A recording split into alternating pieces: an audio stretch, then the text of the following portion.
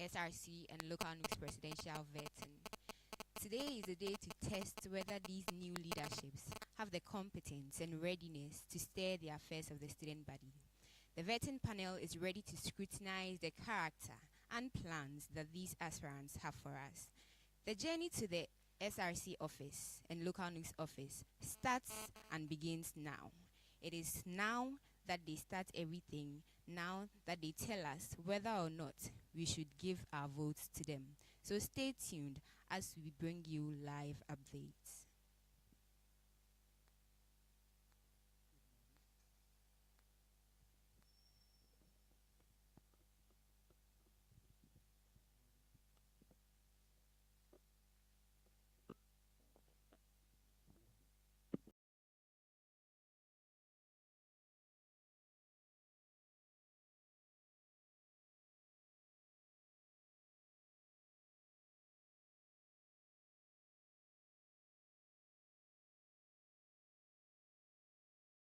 So you are all welcome to the vetting of aspirants for the 2025-26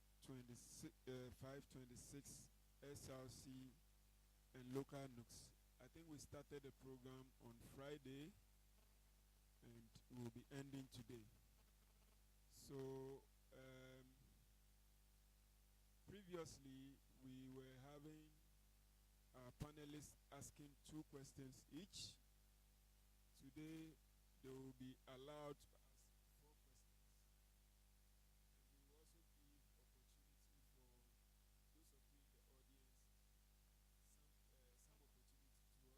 opportunity for those of you in the audience some opportunity to also ask questions. What we have resorted to do is that when the aspirants come in, we will give them 3 minutes at the initial stages to address the student body.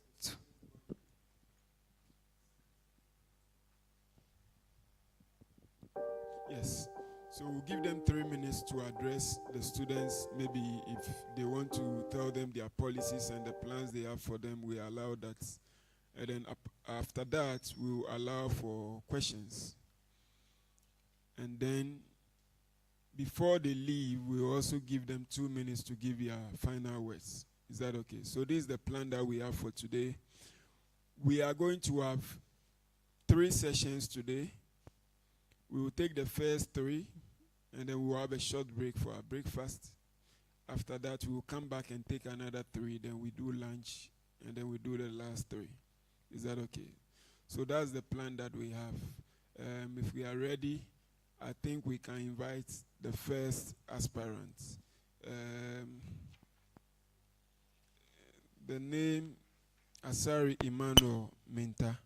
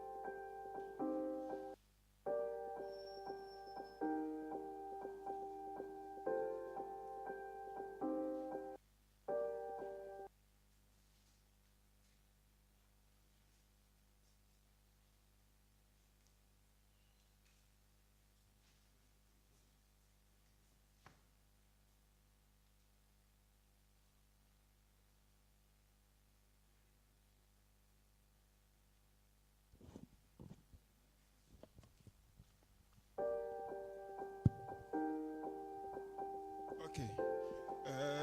Mr. Minta, you are welcome. Thank you very much. All right. So this is a very simple exercise. We are just here to find out what plans you have for the students and how well prepared you are for the position or the office you want to occupy. It's a simple exercise. It's a friendly exercise. It's not a World Cup. Please be calm and collected. I'm here to protect your interest and also the interest of the bench here. Is that okay? So there will be no room for intimidation or whatsoever. So please be calm, be free to express yourself, and then you are good to go. Like we agreed, we will give you 3 minutes to tell the students body, some of who are here and those who are online, what plans you have for them in terms of your policies and whatsoever. So your time starts now. Okay, good morning, dear students of Uenr. My name is Asari Emmanuel Minta, a level 300 biological science student of the University of Energy and Natural Resources. And then this year, I'm aspiring for the position of the local LNUGS president. My vision for local LNUGS is to build a local LNUGS that is united, empowered, and then student welfare driven, to be able to champion the interests of the students and then help them to build more capacity as we go out from the school to become workers and then good individuals as a whole. So here, I am here to humbly ask for your support and then plead with you to choose me as your next local LNUGS president. Thank you very much. Thank you. I think we can put our hands together for him. Yes.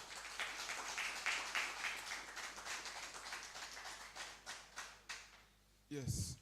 So, thank you very much. Now we will go into the details. So, you have said a lot of things to the students. For us, most of the things you said, they are English language, and they are not concrete. We want you to go deep down. For example, for the first time, why are you interested in becoming the local LNUGS president? I'm interested in becoming the local LNUGS president because I am very passionate about student leadership and then helping my fellow mates to be able to build their capacity. Some of us do not really know what we are capable of doing. So as a local LNUGS president, my main focus is to help the students to be able to build their capacity to a certain level where they can be able to operate on their own as individuals. Passion can be used in different ways. Your passion can still be used if you are the local LNUGS secretary. Your passion will still work if you are an appointee of the local LNUGS president. Why is it that among all the portfolios available, you decided to go for the office of the local LNUGS president? Is it because of the money that is there? Is it because why? The students would want to know. So I see the local LNUGS president's position not as a title, but as a platform to serve the student. So the higher the platform, the more capable you are of serving the student to a certain level. So people have raised concerns. It's like the SRC and local LNUGS, they are almost competing amongst themselves. They do the same thing on campus. So even the local LNUGS is losing its relevance. Maybe some are even suggesting that we should even collapse the local LNUGS and then increase the number of portfolios for the SRC, because you are almost doing the same things. What is your view on this? So my view on this is, I believe in teamwork, and then for a successful leadership, you have to be able to collaborate with other people. And then the local LNUGS has its own functions. For example, serving as a liaison between the SRC and the national LNUGS. So I believe that local LNUGS has a very important role to play in the leadership of the school. So if you are able to work collaboratively, I believe that more of our effort will be more appreciated, because two heads are better than one. What is the primary purpose of the local LNUGS? The primary purpose of the local LNUGS is to see to it that the welfare of the students are championed and then advocate for student welfare. So in the past, can you tell me one or two things that local LNUGS have done on this campus to improve the life of students? Okay, for one, I was also took part of the just ended tech fair, skills fair organized by the current government. And then I believe that some of these skills that were taught under this program will help students to be able to take on skills that they can monetize to help support their day-to-day activities. And then also, the local LNUGS helped with the acquiring Ghana cards and then NHIS cards of some of the students. I believe all these things help with the student welfare. So what is your track record? What is the basis for which you want to occupy this office? Have you demonstrated your capacity in other areas which could serve as a basis for us determining whether you can do this work? Okay, so from my past leadership positions, for example, I served as the health prefect in Oyoko Methodist Senior High School, and then I was able to organize free health screening and then mobilize resources to be able to do these things. So I believe some of these things are what will show my capabilities of becoming a local NUGS president. All the other aspirants who are coming have the same track record. Why should we leave them and push you through? I believe that I've demonstrated this more than one time, from JHS to SHS and even in a church. So across all institutions that I've been to, I've been able to demonstrate these leadership capabilities. So let's come now to your policies. I see a lot of details here. You have ADRIMPA policies, and then you also have what we call student welfare and supportive services. You also have good governance, accountability, and student representation. So let's go to ADRIMPA. Can you practically tell us what you mean by that? You can take one or two of the policies under ADRIMPA and tell us what exactly you mean and what you are going to do. So ADRIMPA means good mind. That means I bear the good mind for the students of the university. Yes. So for example, the education and trail support scheme. Okay. We have seen that most of the students find it difficult to approach their lecturers to tell them how difficult they are finding the course. So with the introduction of this policy, we'll be able to bring on peer tutors, of which we can communicate to easily, to teach us some of the difficult courses that we are facing. And then also, with those who were unfortunate to throw some of the papers, we would talk with the university management and then try to get accommodation for them at a very affordable fee. And then we will bring in peer tutors who are around Sunyani to be able to take them through some of the difficult courses that they throw. Also, with the local NUGS business incubator, we will bring in people or even some of the lecturers over here who are teaching entrepreneurship and other business-related courses to be able to give in training for those who are interested in starting a business or those who have started and are finding difficulty in managing certain aspects of their business. All these things show that have the students a good heart and I want to see them prosper. Students' welfare and supportive services. What plans do you have for the students there? With the student welfare and supportive services, for example, the mental health awareness and counseling. I've been with someone who was suffering from a lot of depression but was afraid to go to the counseling unit to be able to express himself and get the required attendance. So with the introduction of awareness of some of these things, we'll be able to bring down that problem and then make them more comfortable to approach the counselors and then talk with them to get more guidance on how to. What exactly do you mean by awareness and how practically are you going to do that? So without some of the students don't even know we have a counseling unit on campus. Okay. So if you are able to raise the awareness as local NUGS, of which have a large number of database and then students looking at us, we will be able to bring more attention to the counseling unit or the counseling sector of the university. And also we have student counselors at every hall and classroom such that they can easily approach them and then talk to them about some of these problems. So those student counselors, if it's above them, they send it to the head counselor to help them. So you think this has not been done in the past? It has been done, but then... So every year, I'm sure every year, people who aspire for the position you are trying to occupy say the same thing. And then they tell us that when they come, this is what they are going to do. I'm sure last year there was somebody who was saying the same thing you are saying. And you can tell that the problem is still there. What is the guarantee that you would do differently? That is why I'm saying that my vision for local NUGS is to build a better local NUGS. We are looking at progress. So, as I was saying, you introduce some of these students, counselors at the various halls and classrooms. That will help easy attendance to them. Some of these things were not The student included. counselors, do you have them already? Some of them are on campus already. Yes. And then we'll train more to help with that. Okay. All right. I think I will allow some members of the panel to question the aspirants. I think you can go ahead. So, thank you very much, Mr. Chairman. Emmanuel, you're welcome. Thank you. Emmanuel, I feel as though you've not had enough experience in leadership for you to take over this position of president of local NUGS. All your experiences has been in the church setting and in SHS.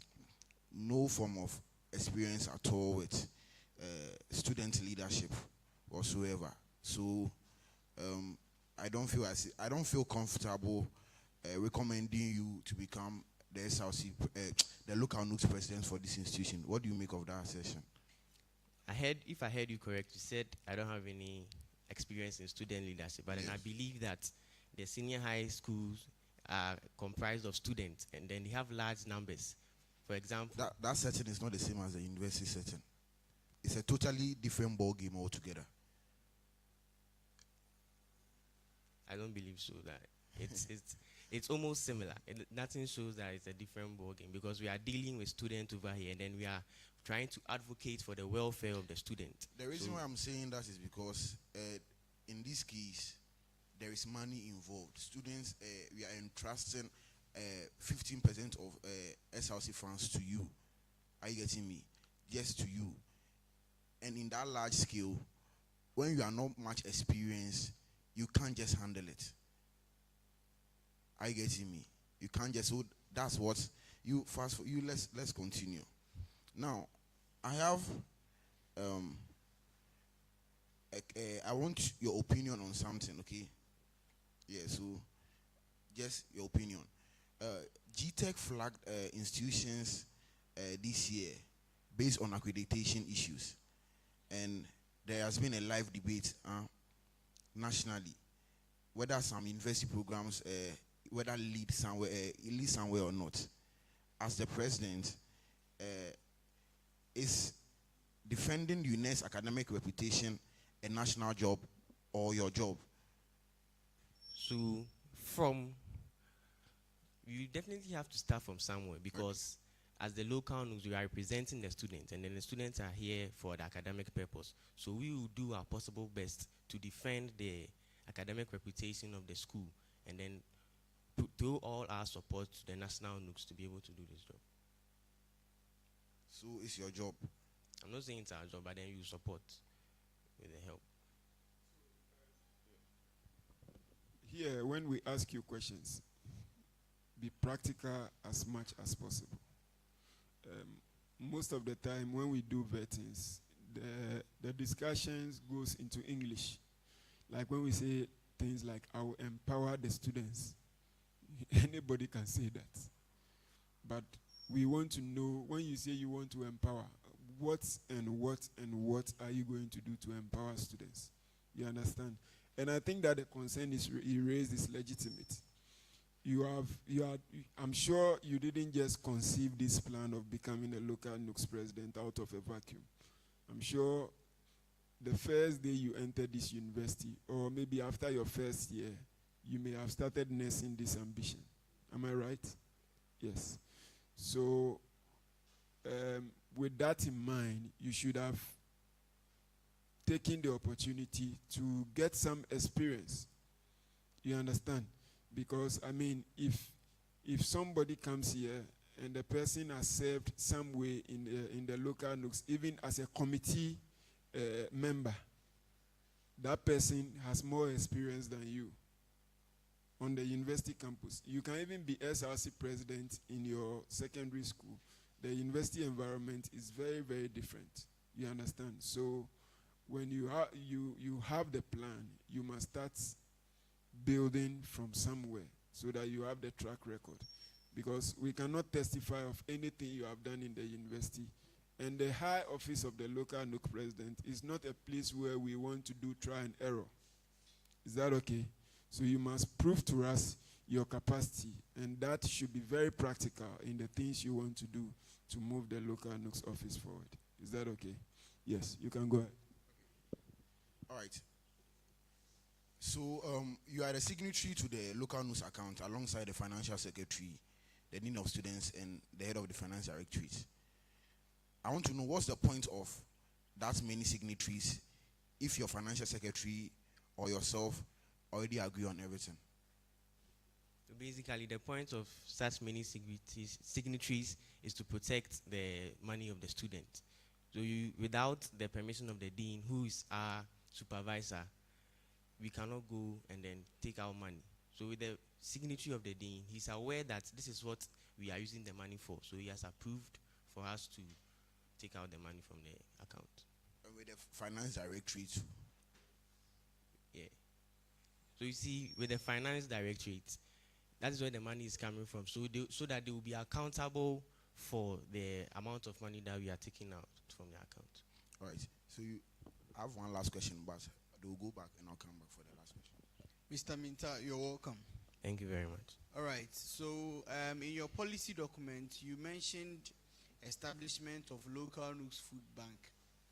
As far as I am concerned, the SLC local NUGS Wukom also has a food bank.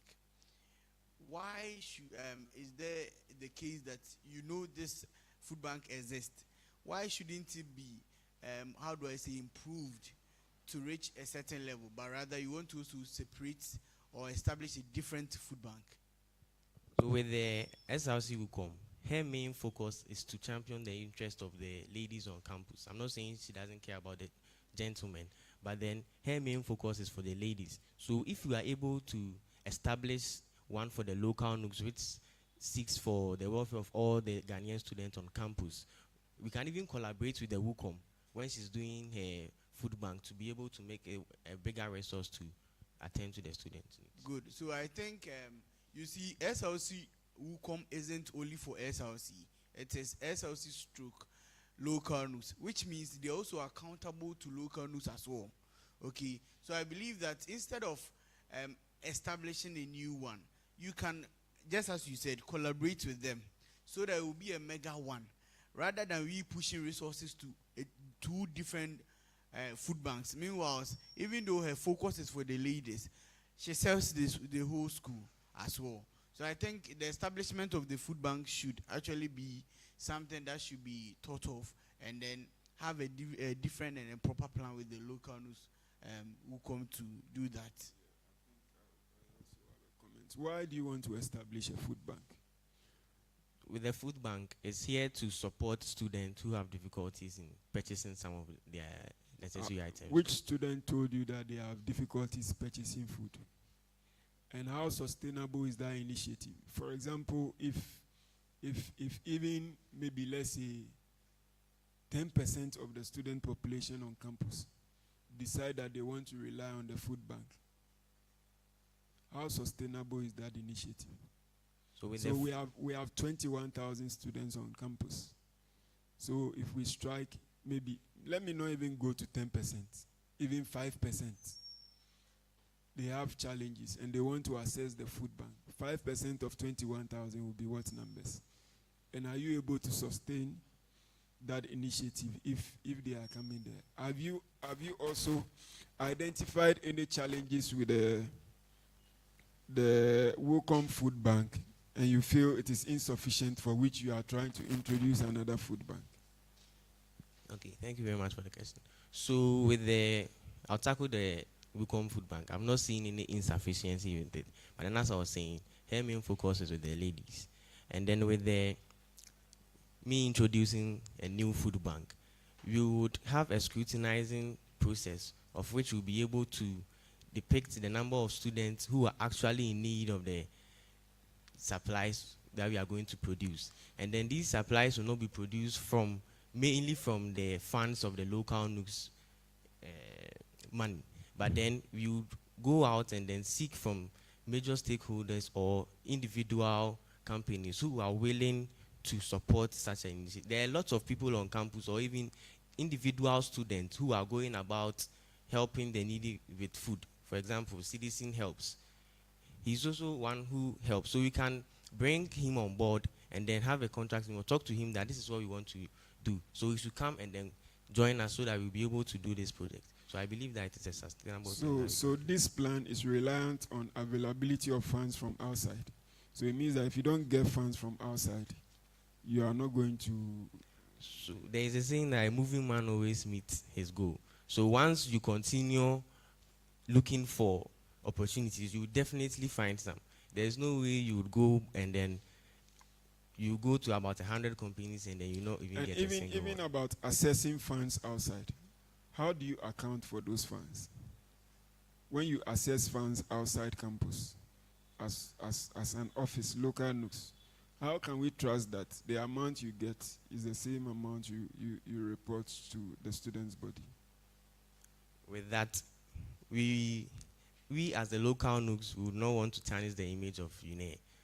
So when we go to the companies to ask for this help, we would talk with them and then they will even publish it on their media channels so that it will help them to propagate their good news. So I believe that this is not an opportunity for me to pocket some of the money into the account of myself. Okay.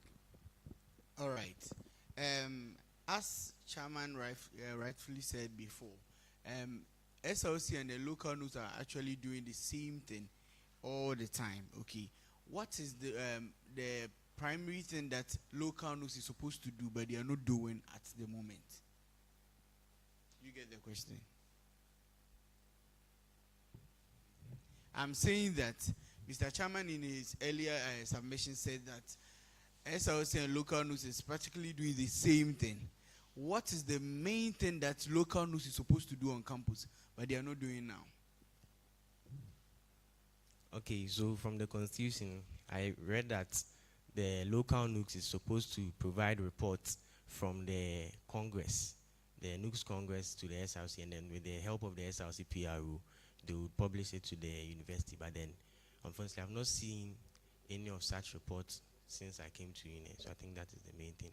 But do you think that this report is actually going to have effects in the lives of students on campus? Of course. So with the report, some of the students don't even know that we have the national NUGS, and they don't even know that we have a president who is in charge of this union. So if you're able to bring all these reports out, they'll definitely vote for someone. So if they see that the person they gave their mandate to help UNE local NUGS has gotten into power, to help them to be able to know that at least there's someone out there who is able to champion their interest. Okay, last question. The national NUGS, as you said, often gets entangled in national party politics.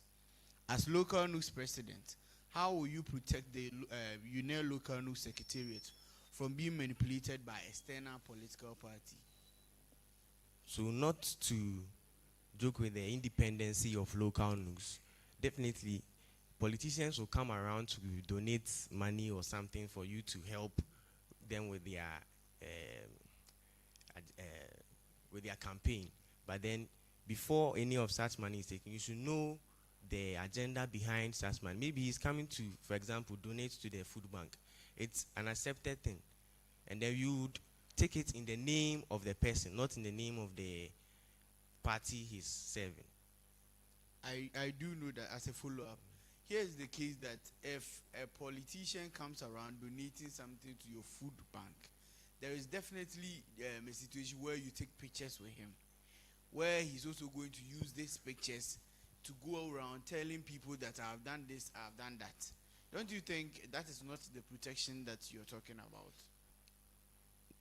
That, to my opinion, that has nothing to do with party politics, because I as an individual can equally come around and then donate to the food bank and then take pictures and even use it as a LinkedIn profile and all of that. For example, maybe he's using it to build his status or something, but then it doesn't really mean that, although it will help his campaign, it doesn't really mean that we are in support of him. Once he has come to help us, we would open our arms and then take this help. So, what are the problems of the students on campus? What are the challenges that students have on campus for which you are going for this position, and how well prepared are you to solve those problems?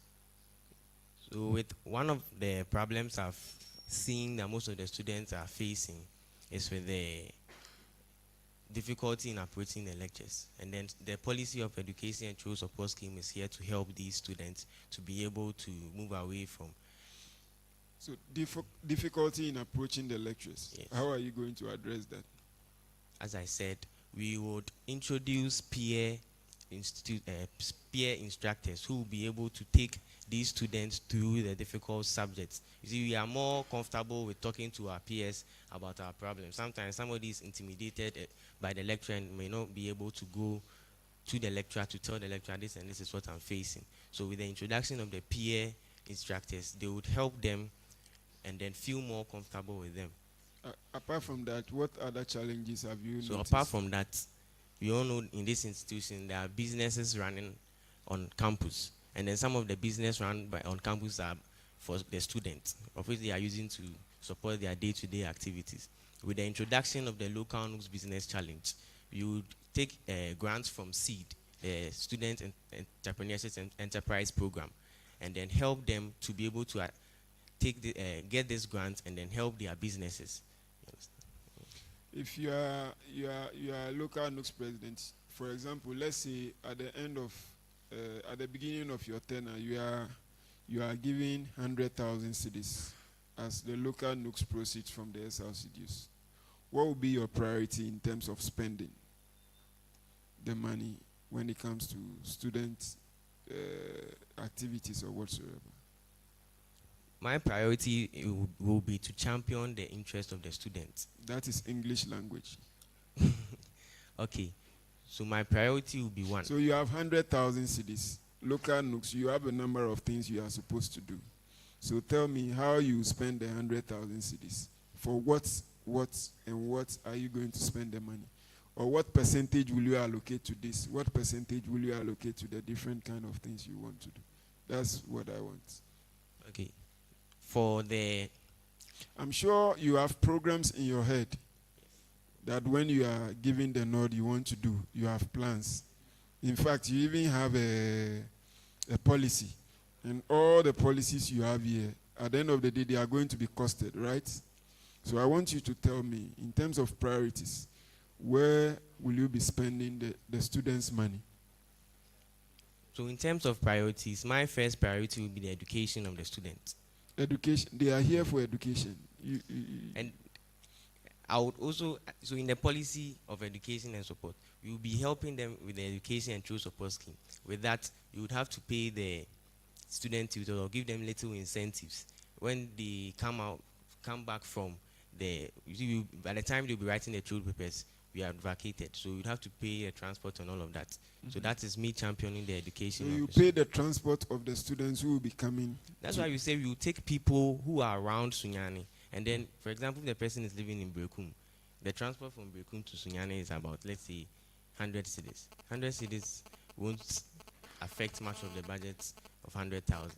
And then we bringing the person on is not just for fun. We are here to help the students. So if we are paying 100 cedis for just one person to come and then help about 50 students, I think it's a good bargain. Okay. So what else will you spend the money on?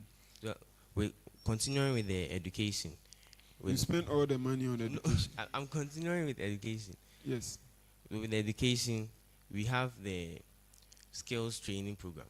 So with the skills training program, we'll definitely have to get some of the materials that will be used in the skills training. For example, maybe data, or perhaps we might be making beads and other things. All of these things help to better get the understanding of the students. So I would also, in my policies, I wrote that we would improve the Uenr Src program. So we would help them and purchase some of the needed itineraries that they will be using for their training so that they can better represent the university at the sports games. They would also improve the local NUGS weeks, the local NUGS celebration week, by including certain activities like cultural nights, a whole lot of activities that will help to better the local. Okay, let me allow. Now, my last question, but before that, I have some assertions to make. During all your examinations, it can be seen evidently that your inexperience in any form of university governance is showing. Your claim for Barson for those who trail like this is practically like not possible. It's just you are just throwing claims all over. Yes.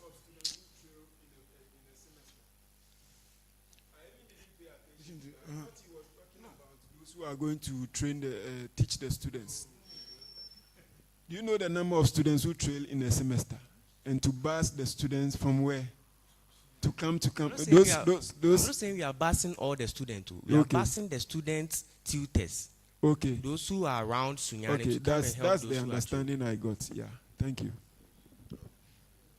Thank you very much. All right. I'm pretty sure you are aware of the current hostel fee freeze by the rent control. Hope you are aware. Are you aware? What is it about? Pardon? Yeah, use your mic. What is it about? So the rent control is here to help students who are being charged exorbitant fees for their hostel prices. There is a current freeze on it, on hostel fees. You let me move to my question. Now, the hostel fee freeze was an agenda that was pushed by NUGS nationally. So if in a situation, an adjacent hostel around a Uenr campus charges a fee next semester whilst the fee freeze hasn't been lifted, what will be your line of action as the NUGS president? For the hostels on campus, we have hostels that are registered under the student in the university, and then we encourage students to go to some of these hostels. So if we have told you not to go to certain hostels, and then you feel that you have, some people have the Mr. President, are you trying to say that there are hostels around Cinco, for instance? See, truth be told, most of them are not registered. Students are there.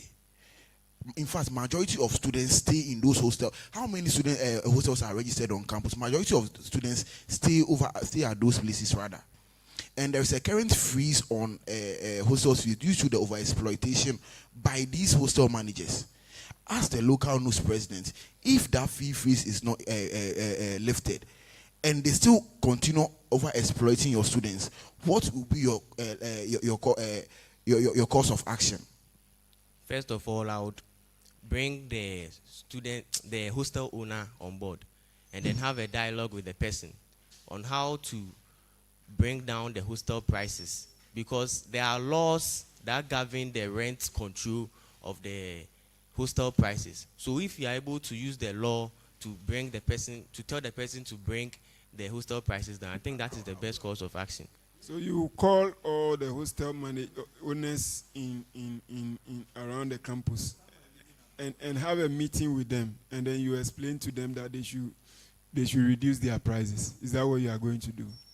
If that is what is needed to be you done. as local NUGS president, you can summon somebody. Course, I've thought about it. You can summon somebody who has millions and has invested in building a hostel. Nobody is above the law. We have, but you are not anybody. You are not the rent control. You don't have any powers. Your power is restricted to the students on campus. So I was expecting you to talk. So some of these questions are practical questions. Locally, you also have connections with the national NUGS, and they have the power to move the rent control to make sure these things are done. Is that okay? So when we ask the questions, be practical with the answer. What you are saying, you don't know. If you even call, they will insult you. You have no power whatsoever to go ahead. So before I would call the national NUGS, I would first of all take an action before, because you can't just go ahead and then call NUGS. So what if the action you take, the practicality of it is what we are asking for. Yeah, so that is what I'm saying, that I would formally write a letter to them, asking for them to come so that we dialogue on how best we can bring the hostel prices down. And if they refuse to come, that is when we move to the, you see there's lines of, or there's a hierarchy we have to follow. So you can't just go ahead and then call national NUGS that.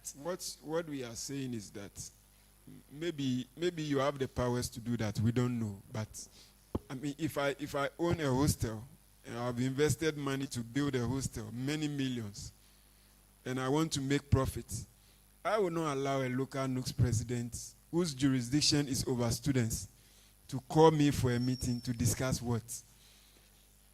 Even if management is calling, maybe that will carry some, because management has a power. I know there is a hostel, there is a place around the roundabout. The people wanted to use the room as a hostel. Management went and saw the place. They said no, they will not allow their students to stay in this kind of building as a hostel.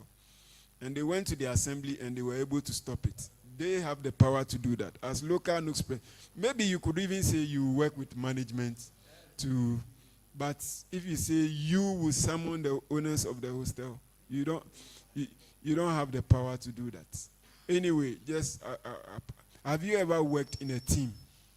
Yes, please. Which team? And what challenges did you have in the team, and how were you able to resolve them? Practical. Okay, so I am the theater head of a group in church. Okay. So a team consists of about 10 individuals. Okay. So some of the challenges we face is when we call for meetings, most of them come late because of the distance. Okay. So to be able to curb that challenge, we sat down and then decided collectively on a time that will help all of us. And then even if you are not able, you will not be able to come early or on time, you would have to reach out and then give us something or a tangible explanation that would let us know why you are not able to come at that time. So in your work as a local NUGS president, sometimes there may be conflicts between some of your executives that can be a cause to hinder some of the things you want to do. So for example, if the organizer in your team has a problem with the financial secretary, or the secretary has a problem with the financial secretary, it will hinder the work that you do. In the case where this is happening, what will you do as a local NUGS president? As a local NUGS president, I'll first of all call both of them and then talk to them. If that is not able to solve the problem, the counseling and guidance unit is over there. They can also help talk to them and then solve this problem. There's no problem that talking to them cannot solve. If maybe I talk and they don't listen, someone of higher authority talk, they would listen. What is the channel of communication when it comes to students' interaction with management? From the students, you report to your course rep, and then your course rep takes it to your patron. Your patron takes it to the HOD, and the HOD from the HOD. Let's drop that off. Students from class to, let's come to student leaders like you as local NUGS president. If you have a grievance, what is the channel that you have to go through to get it to management? Like there is a student concern that has come to you, what channel are you supposed to go through to ensure that challenge is resolved? Okay, so first of all, I would see the SRC president. Okay. And then from the SRC president, we move to the dean's office. So the dean's office. The dean of the School of Natural Resources? No, the dean of students. Okay. The dean of students has a secretary, and then we would lay it to her to be able to talk to the dean of the School of Students, the dean of the students.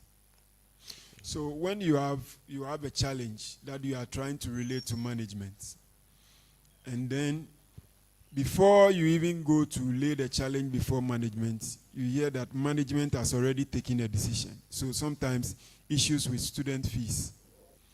So management has taken a decision that this semester, every student is supposed to pay 3,000 cedis for fees.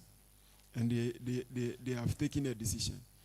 SRC or local NUGS think that that amount is too high and they want to intervene.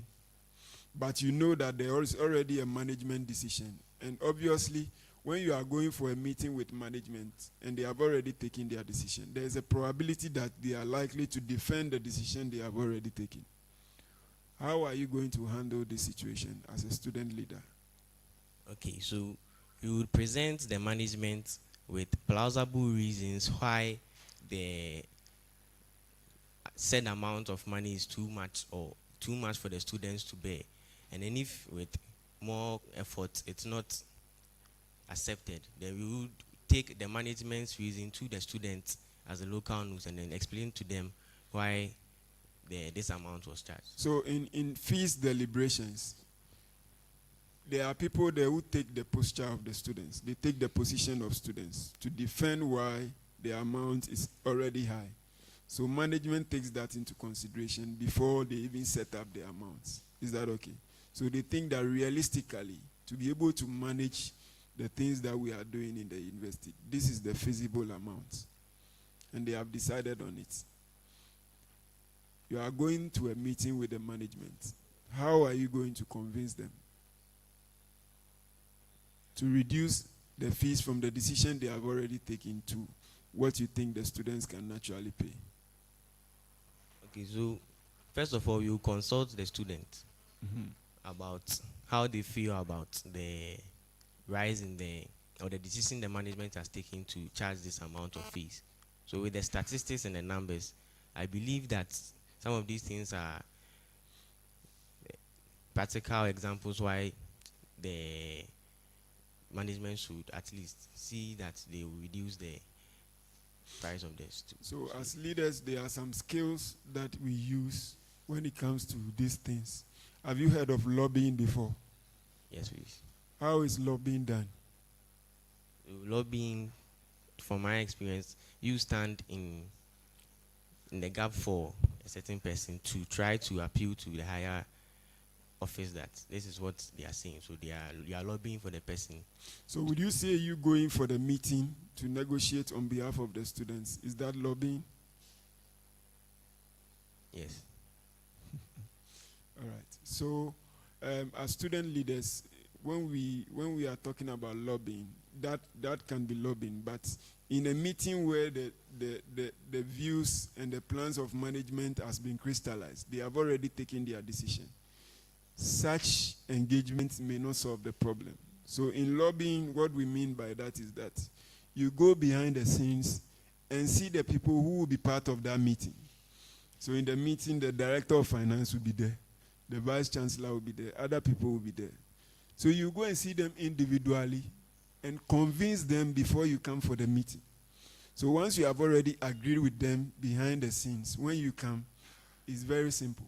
But where there have been no discussion behind, they know that they are coming to defend their points, and it becomes very difficult. So these are skills that student leaders are supposed to use to,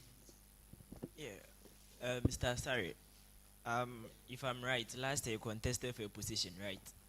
Yes, please. Okay, so why the sudden switch this year? Why not contest for the same position, but now you want to go for a higher one? For the What School of Science presidency election, I contested. This year, a guy from my class is also contesting for that same position. So to make peace prevail, I decided to go for that position. And then I had already planned to contest for the local NUGS presidency election because I feel that that is the best place to advocate for students' welfare. Mr. Emmanuel, please be on your feet. Safety here. Walk forward. Go back. Walk forward again. Go back. Come forward.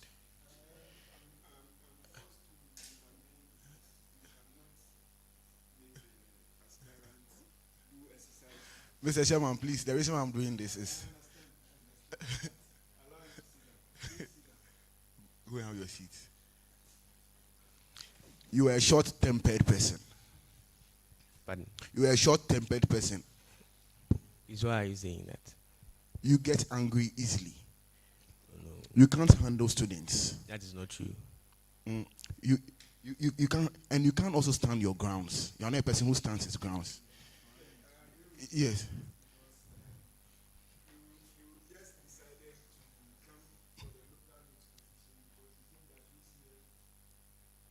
I think that this year it is going to be cheap. Otherwise, you would have still, you think that the contestant for your department's position is a tough candidate and you may not be able to outcompete him. That's why you have come for the local NUGS position. Or you want to make peace. You don't want to have any problem with the people in your department. That is why you are here. Why do you think that we shouldn't fail you and allow people who have better conviction to go through so that they can help the students?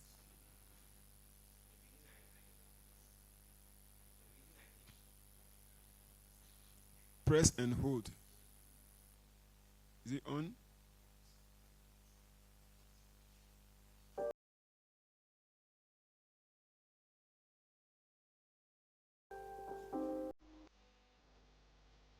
Go ahead. Go ahead. Hello. The reason I think you shouldn't fail me and then allow me to contest for the position is that I've shown leadership capabilities in my past experiences. That gives me the opportunity to be able to contest for this position. But the statement you just made previously makes your conviction for the position you want to shaky. The reason why you didn't contest for the other position is because you want to make peace. So maybe if nobody from your class went for that position, you would have gone for that one. You wouldn't be here. Am I wrong to say that? No. Yes. So please, let's disqualify you and allow those who have conviction to go ahead. I believe that that is not the best course of action because, for instance, these policies... You are for. Yes, please. You are for contesting. You will make the ballot paper too long. Let's reduce it. Let's allow those who have more conviction to go ahead. Anyway, have you made any financial decision in your life that you were not happy about and you will never make it again? Financial mistake.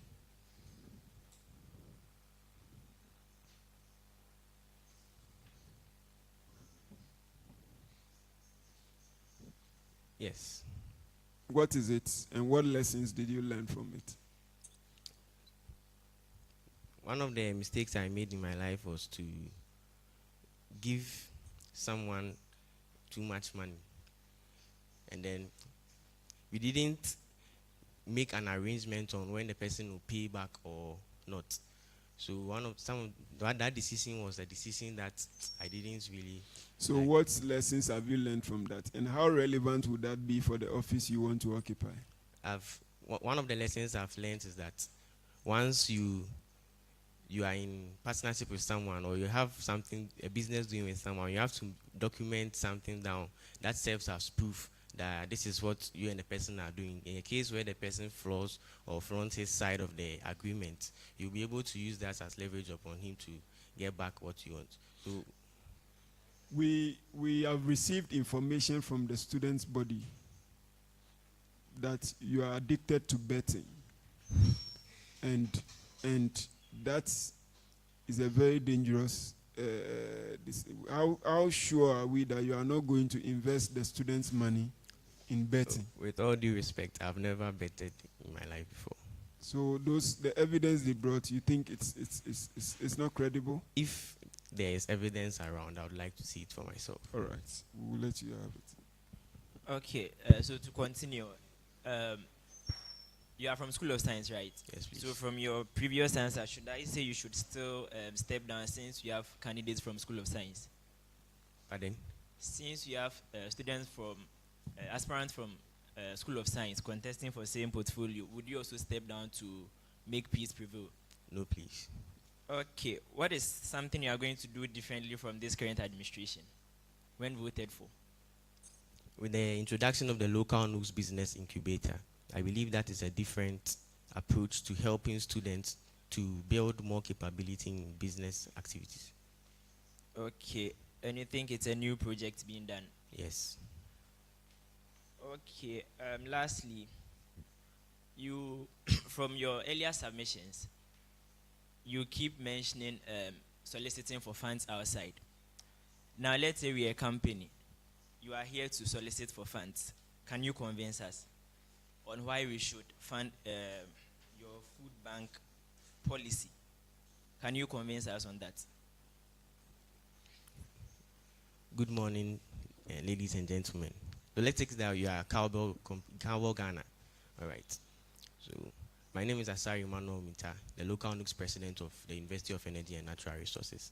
And then we have an ongoing initiative called the local LNUGS Food Bank, where we would want to help students who are facing difficulties in getting some supplies to feed themselves. So we have come to you, Cowbell Ghana, to request for support in this initiative that we are going to partake. And then we know that Cowbell Ghana has new products that they want to introduce onto the market. So I believe this is a great opportunity and platform for you guys to introduce some of these new products onto the market. We are a business, and we always want to get benefit from whatever we are doing. What benefits are you going to give us if we give you whatever products you want from Cowbell? So once these products are given to us and then students give reviews, I believe that it will encourage other students to go out and purchase more of these products, because some of their fellow students have given reviews that this product from Cowbell Ghana is a very good one. We serve a broader Ghanaian community. Our name is enshrined in the hearts of people. Over the years, we have been serving them, giving them good products already. We don't need students to be able to sell our products.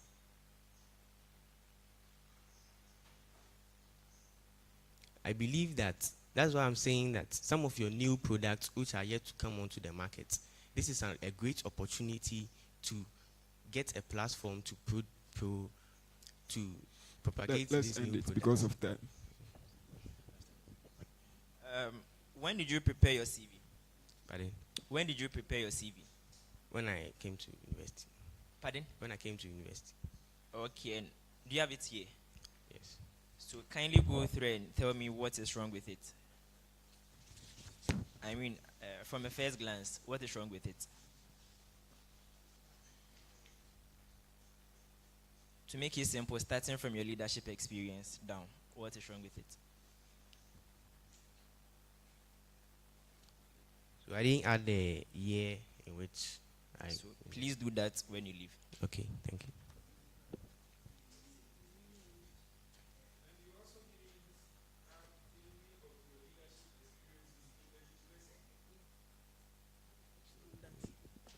You didn't add any of your leadership experiences in the university. You have not been a leader on campus. No. Not even in church. No. All right.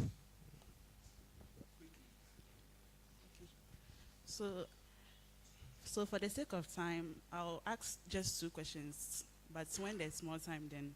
So I have a case study here, and as Chairman said earlier, we want you to be practical. So LNUGS National, they have some problems with the government, and they want government to address some of their issues. So right now, they tell us that all students must go on a strike, like they are going on a strike.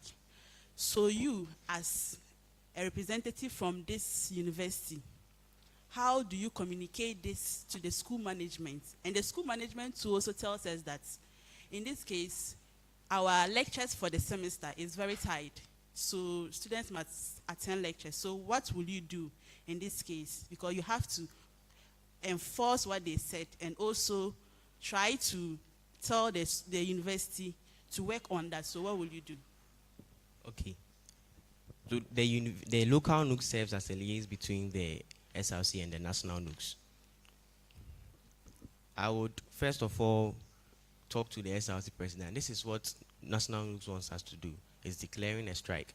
And then definitely they'll have plausible reasons why this strike is being declared. Together with the local NUGS president, we'll go to university management and then present to them the information from the national NUGS that this is what they want to do. And then further on, we will deliberate upon that. If they feel that it is not good enough, then we invite representatives for the national NUGS to come down and then talk with the management.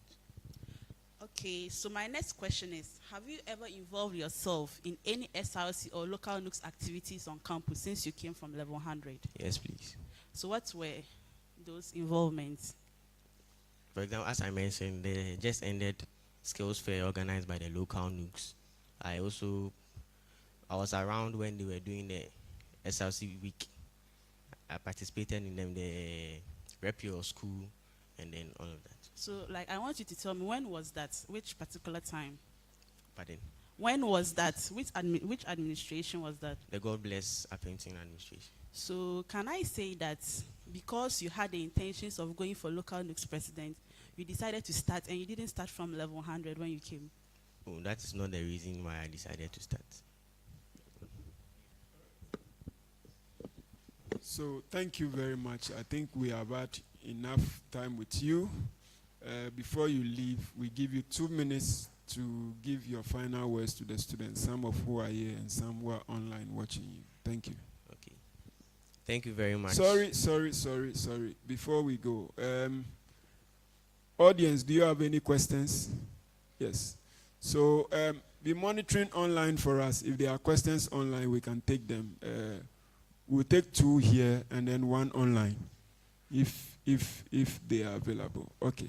So let's have your question. Please help him with the microphone.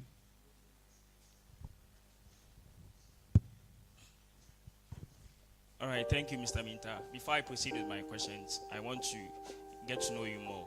Do you believe in authority?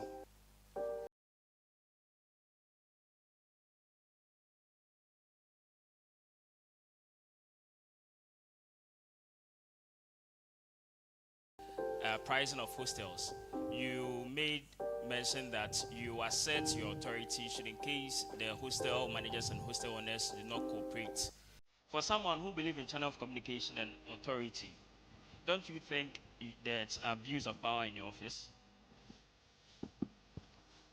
No, I don't believe that there's abuse of power. So how do, as an individual who is a president for local NUGS, I'm not saying NUGS, local NUGS, don't you think the best approach is to work in hand with the SRC presidency and then channel your grievances to the higher authority? And if I say higher authority, that means the school management, before you you approach the hostel managers? Yes. But then, from your previous answer, you said no, that's not an abuse of power. Please, I advise you to go back, assess yourself, and next time, make sure you give credible, reliable, and confident answers. Thank you. Okay.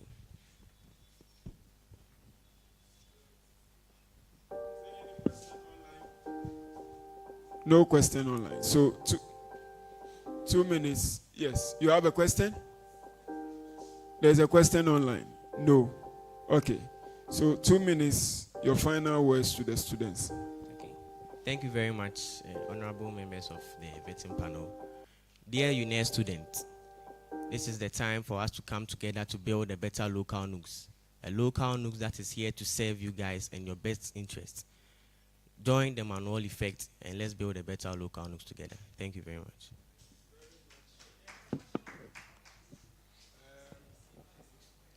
So I think we'll skip that for now. The next we'll take that. All right. Thank you.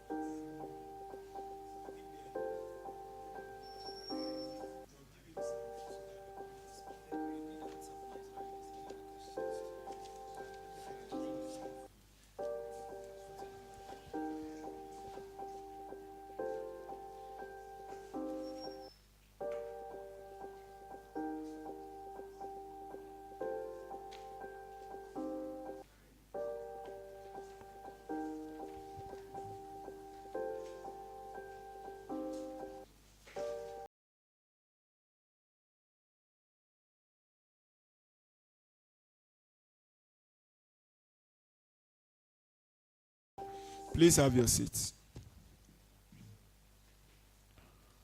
I like your branding. Yes. Thank you. Yeah. So this is a very simple exercise.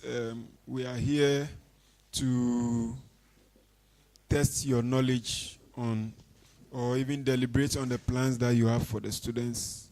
There is, please, let's have some silence. So it's not any difficult process. It's just to ask some questions and then you are able to answer. You shouldn't panic at any point. It's a friendly exercise, so please. So as we agreed, we will give you 3 minutes to address the students, some of whom are here and those who are online, on the plans that you have for them. Thank you. You can sit down. Yes. Mr. Chairman, panel members present, fellow students, good morning to you all. Okay, so my name is Ajiman Godfrey, and aspiring to be the next local LNUGS president. I stand before you today not just as a student, but a student in progress.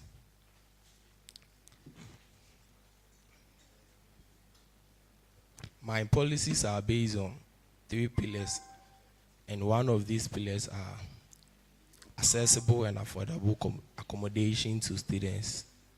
As someone who cherishes humanity and puts their grievances into consensus, I'm here today to be vetted. Once again, my name is Ajiman Godfrey. Thank you. Thank you very much, Mr. Ajiman. So I will start from where you ended. Affordable accommodation to students. You are going to be building hostels and reduce your own prices so that the students can afford the hostels. Or what exactly do you mean by affordable accommodation to students? Thank you, Mr. Chair. So with that, the mother LNUGS, which is the national union itself, has already embarked on that journey, and I want to advocate for them to come to our municipality and help us bring that policy here. So it's basically advocating and taking help from them so that we can bring same policy in Suyan here. So not necessarily building hostels, but talking to hostel managers and relevant stakeholders to minimize the prices and for it to become affordable to the students.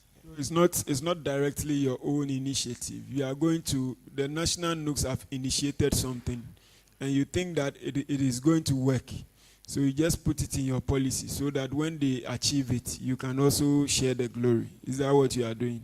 Okay, so they've started in Accra, of which there hasn't been any communique that they will be visiting the other regions. No, but this is public knowledge. The local LNUGS, the national LNUGS initiated this discussion. It has gone to the rent control. They have issued a directive that no hostel should increase. They have even freezed the increment in hostel prices for the next year, the academic year. And they are engaging the stakeholders to see how hostel prices will go in the future.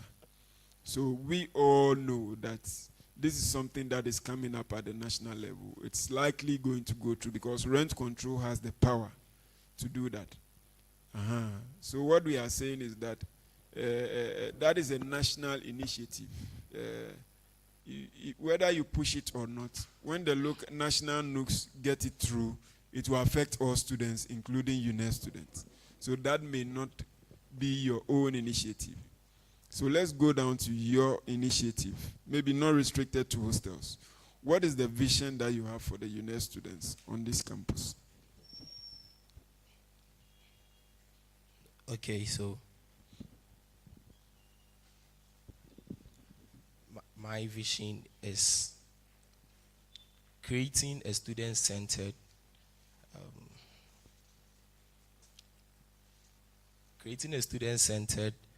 administration where all students will feel comfortable and also be able to achieve their academics.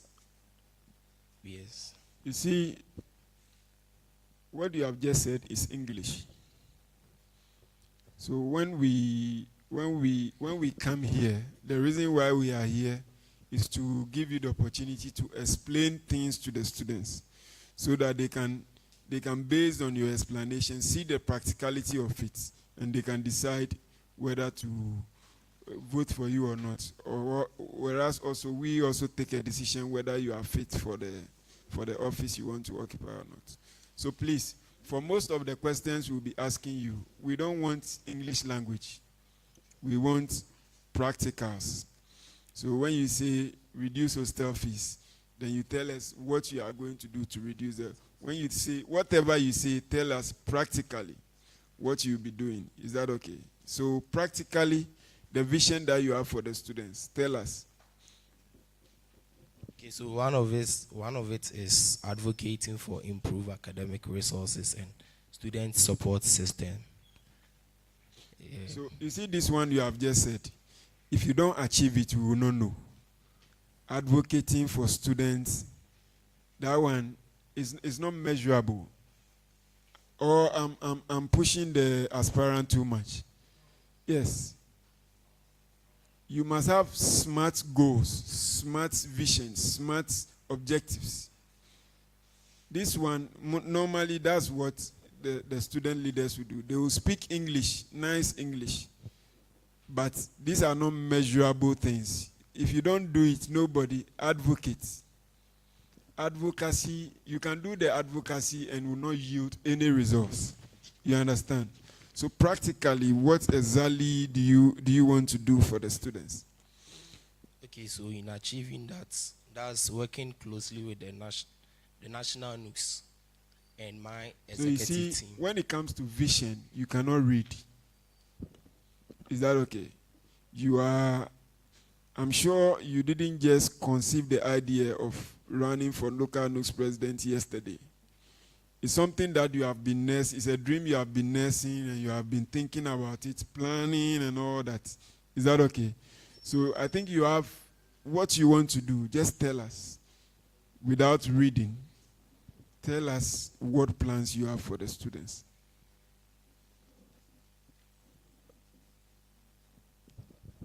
Okay, thank you once again. So, you see, we already have some systems running at the NUGS sectors, basically the local NUGS, and I positively want to add some to it. For instance, when it comes to scholarship scheme, we have some already, but adding some of the slots to it will help so that most of the students will also have the opportunity to access the scholarship schemes. You see, leadership is born out of problems. If there is no problem, we don't need a leader. So adding to existing, obviously next year the student population is going to increase. We will have more money. Is that okay? So adding on to the number of scholarships is something that anybody can do. Is that okay? So please, maybe let's start. Let me help you. What problems have you identified on campus? And what are the plans that you have occupying this office to be able to help the students to address them? Okay, so one of it is the one I stated earlier, the affordable hostel prices. And that one, the plan you have is a national plan. Locally, what plans are you going to implement to ensure that the hostel prices are affordable? Okay, so because let me give you. Otherwise, you'll be behaving like some politicians.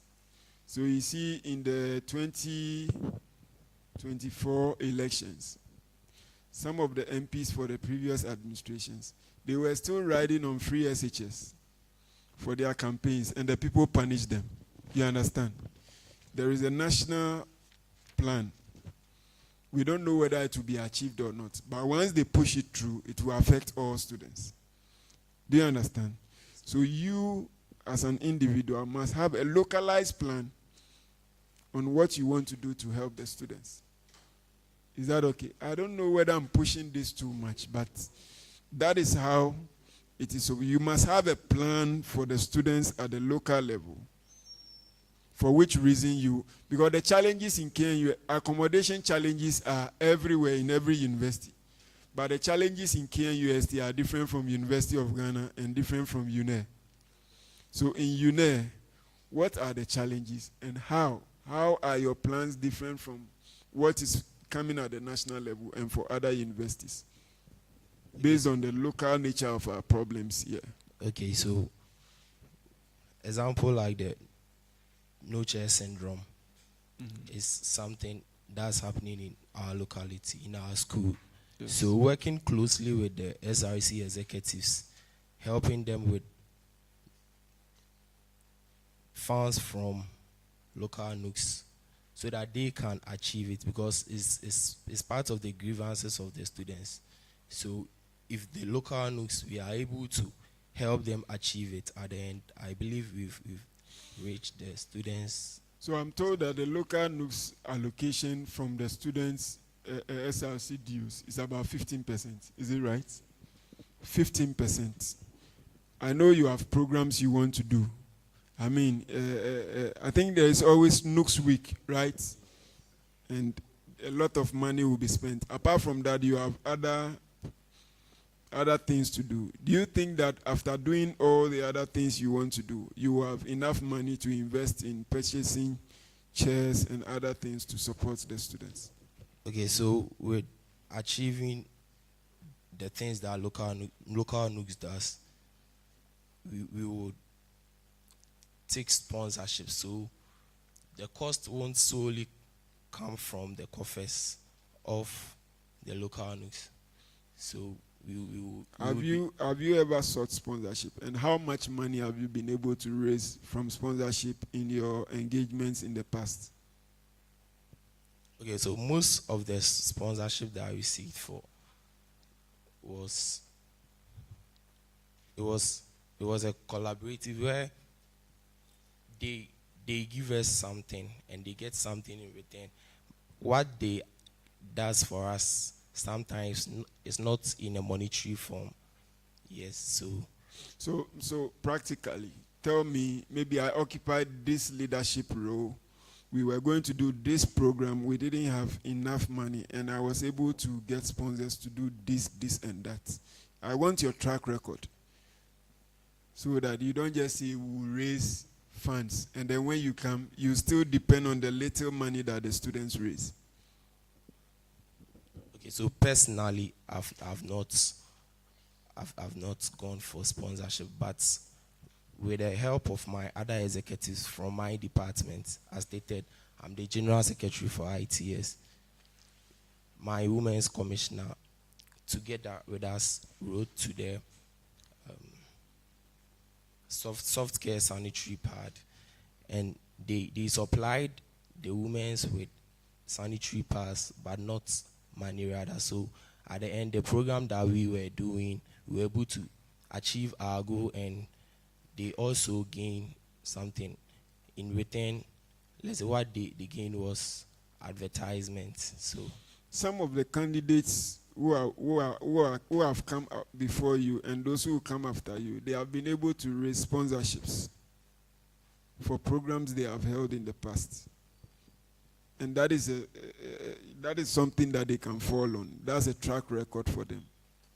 Why don't we allow them to go through, because they have a proven record of raising funds, rather than allowing you, who doesn't have experience of raising funds, to go through, and then when you have the opportunity, you will not be able to raise the funds to support the students.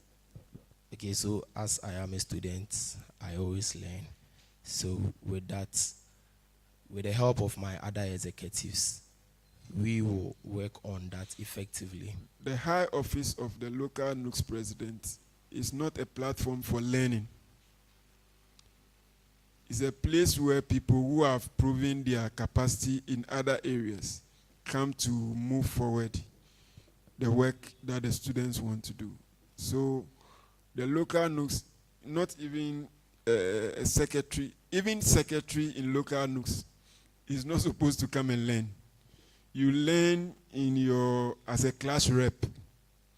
You learn as a departmental but at the high office of president of is not, you learn there, but you must demonstrate some capacity in some areas before you are able to. So let's move away from that. Are you a person of integrity? Yes, please. What is the proof? Okay, so when there is something on board, let's say students, as I stated earlier, students' grievances, when we are able to solve it, I prove to them how we came up with a solution. So with that, I believe it makes me an integrity. It makes me. So give me a practical example where you had the opportunity to demonstrate your integrity and you did. Practical example. Okay, so we embarked on a trip, the executive of ITS to Accra. We visited some member of parliaments, and as part of it, in our return, I was able to give detailed explanation to my fellow students who entrusted me with the position of the General Secretary. Do you understand integrity?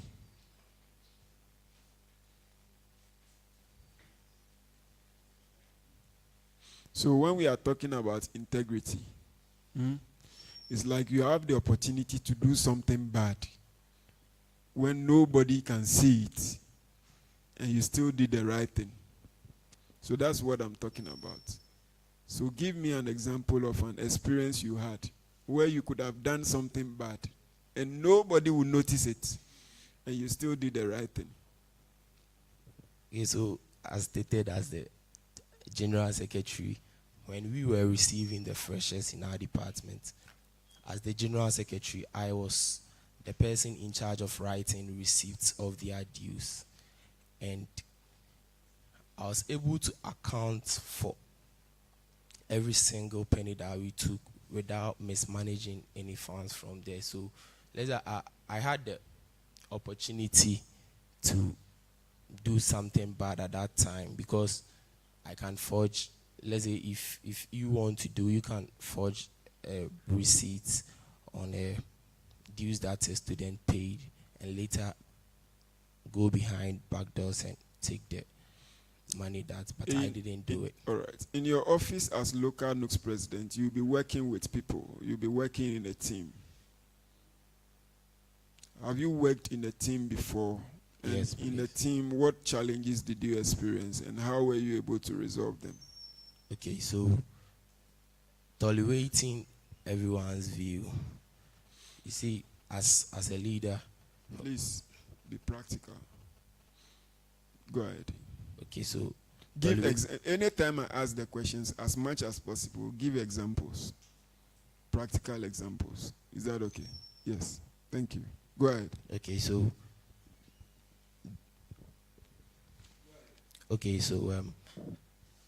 working with my colleagues, you see,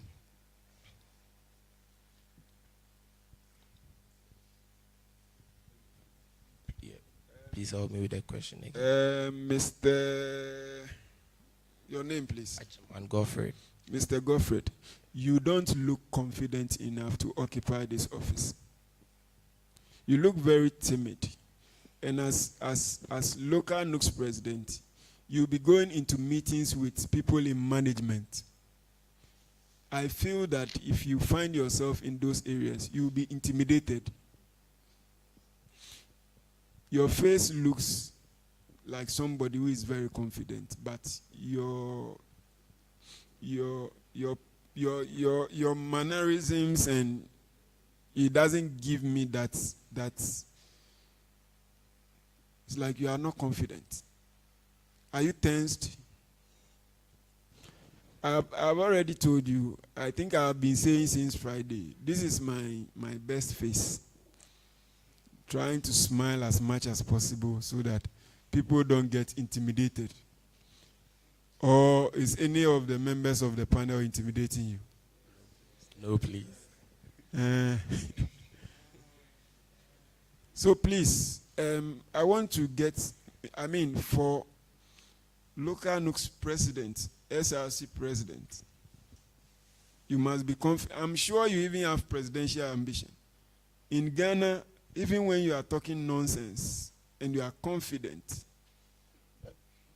you are the person, you understand. So you must be confident, you must be bold and defend. You don't give me that, I want to use the Gen Z words. You don't give me that vibe in your this thing. So please, I'm sure my other colleagues will be questioning you.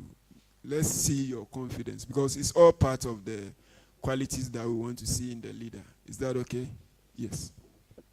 Okay, Mr. Ajman, you're welcome. Thank you. I think as part of the criteria for asking questions, we have this part for current affairs and then student politics. Unfortunately, we couldn't ask the previous aspirant, but I'm going to do justice to this one. Okay, so my question is, who is the founding vice chancellor of Uenr?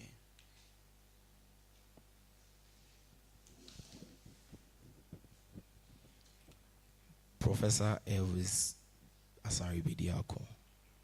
No, please. And then on your CV, I realized that a very big man is a reference of yours who happens to be a coordinator for RCs. So I know very well that you are equipped with news about RCs. I want to also know the founding director of RCs and how he came about the RCs building project. Please, I have no idea about that. Okay. Lastly, I want to also, since you are also in the field of local NUGS presidency, I want to know the 58th National NUGS president, the name of the 58th National NUGS president. Because you're going to have a link with the local NUGS upwards. Okay, thank you. What's his name? Mr. Godfred. Yes, To be please. frank, I'm really struggling to take a positive out of your vetting so far. To be frank, there is with questions regarding your policies, you've not really even touched a single thing that I can even point to right now that, oh, when Godfred comes, this is what Godfred will be doing. And to be frank, I don't know whether the word I want to use is even appropriate right now, but I'll just skip that. It's very bad. Regarding questions based on your policies, now, I've just gone through your policies, and there are traces of AI inside. Are you getting me? There is something called M dashes. They are found in your policy documents. Very, very bad. That means there is no novel idea that you are bringing on board.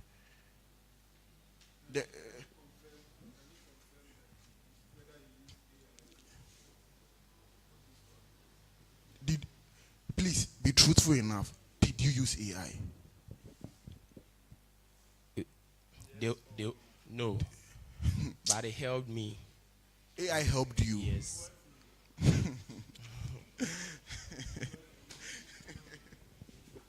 Please listen. Let's not discount AI completely. AI has come to stay. We all use it. But when you want to use it where? Properly. You see, when you use AI to write your policy, it gives a very bad signal. It means that you don't have any plans. or I'm the one I'm trying to.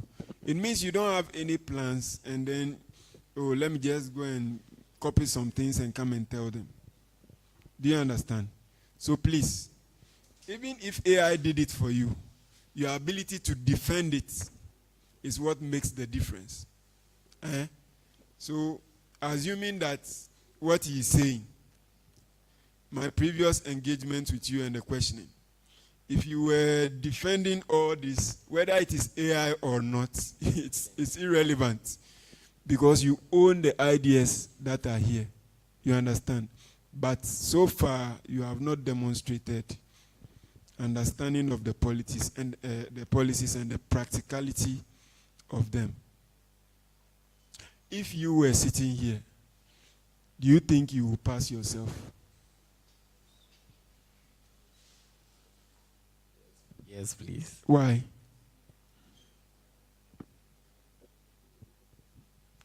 Anyway, let's continue. All right, so let me start with my questions. There is a current major issue on campus right now, and I'm very sure with your position held as the ITS General Secretary, right, you would have faced that issue.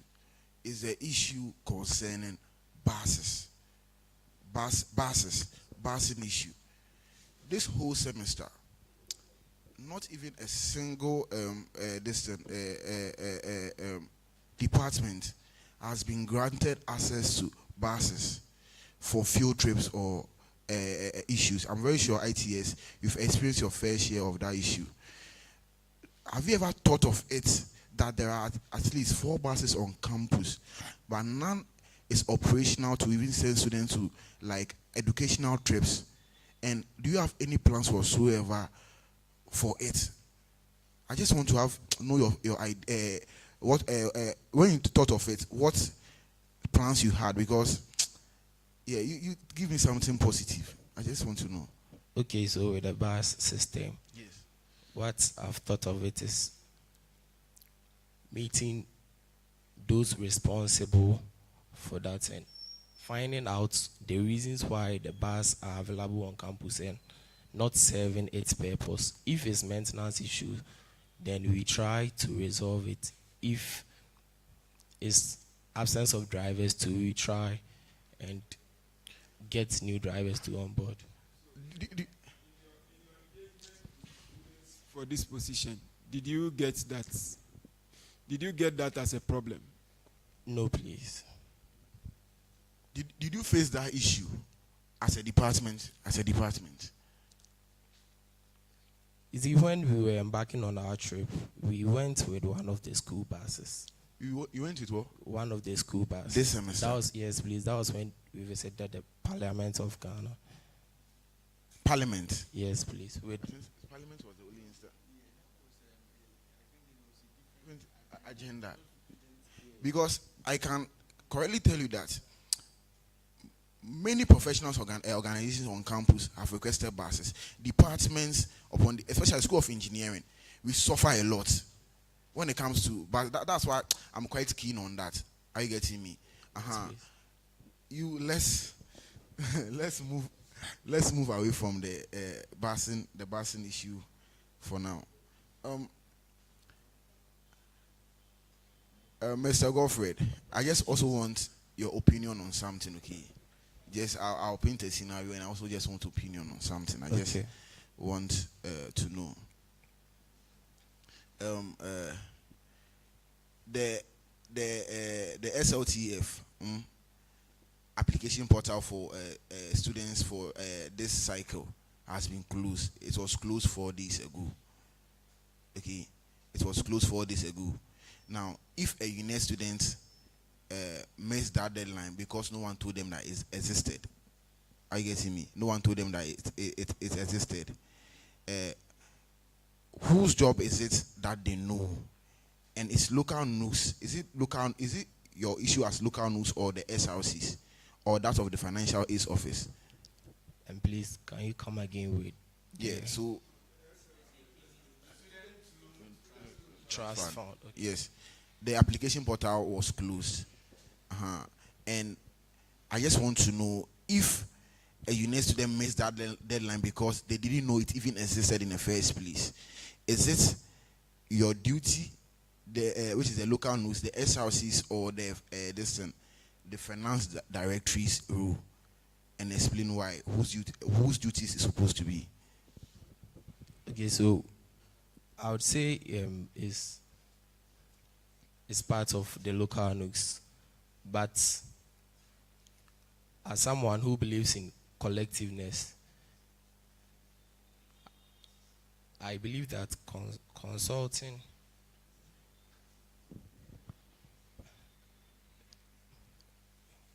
okay, so is the work of the local NUGS, and if students weren't aware of its opening and closing, I think we will have to tackle the issue of publicity and work together as both the SRC and local NUGS to resolve that issue, because at the end of the day, it's serving the students' interest, not. Mr. Godfrey, what's the difference between the SRC and local NUGS? Okay, so the local NUGS serves as a liaison between the SRC and the national NUGS, and also advocate for students. Yeah, I know that's right. Like on campus, operational wise, like operations on campus, what's the difference? I know local NUGS operates as a link between NUGS and the school currently, but like with regards to your operation on campus, what is that clear distinction like? So the SRC represents the students' body on campus. Okay. Yes, and the local NUGS to represent the students both campus and at the national level.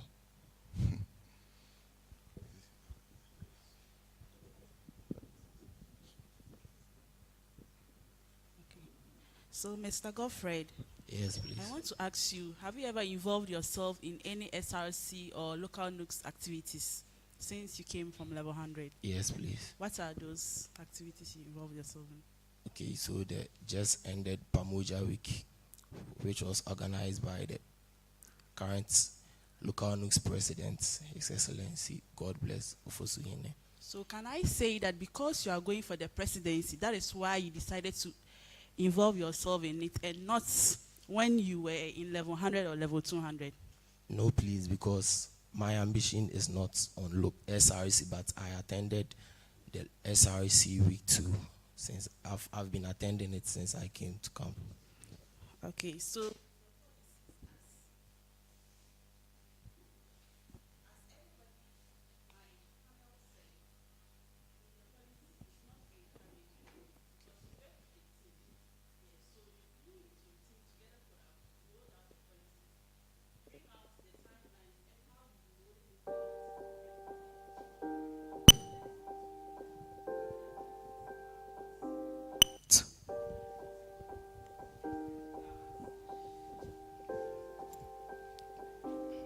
Thank you very much. Okay, Mr. Godfred, Yes, please. I would want to know any problem you've identified so far on campus, and how best will you approach it or solve it when given this position?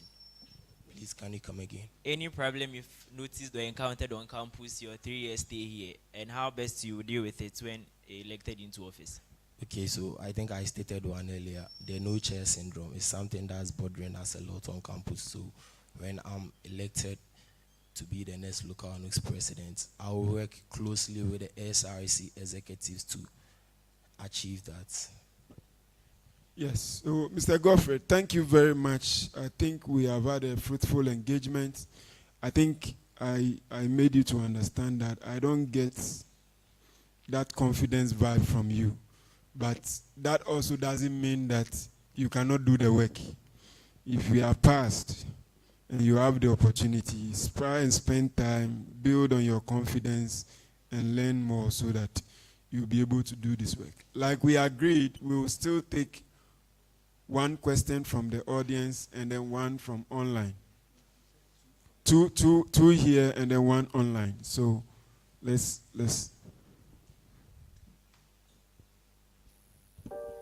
Thank you. My name is Echampon James, popularly known as Darling Boy. My question, don't worry, don't be angry. My question is on student security. Not security in its entitlement includes personal security. And most of the students on campus feels insecure based on the very things that they see on campus, like how individuals portray themselves, the way they dress, which makes it very worse. It sometimes even causes emotional war. Like I see people flashing things around that I don't necessarily have. It causes emotional war. It sometimes even leads to mental distress and a whole lot. I want a solution that have a pragmatic intent or a pragmatic realization in maybe 3 months' time, how well you can deal with that. Thank you. Thank you very much. So, with regards to the security issues, as part of my campaign sessions, I, together with my team, visited the school security and had a close discussion about that, on how we can resolve those security issues rising on campus. So, from the conversation I had with them, they assured me that they've already put things in place and trying their possible best to resolve that. So, please, with that, I think we will do it correctly at my tenure. All right, let's take the last. If there is one online, then we take it.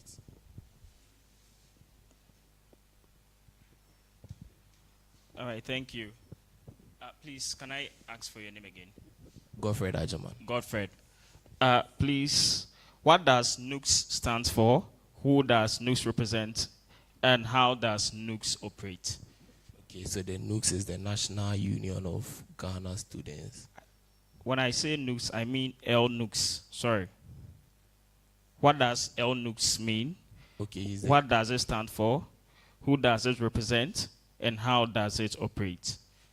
So the L is the locality, then the National Union of Ghana Students. Please, with the second question again. Who does it represent? It represents the students.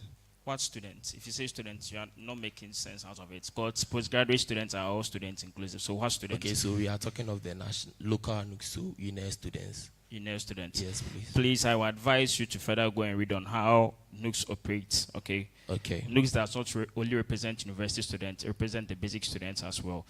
All right. Then, from an online question, someone is asking, given the role you play as a general secretary at your department level, how do you intend on leveraging this opportunity?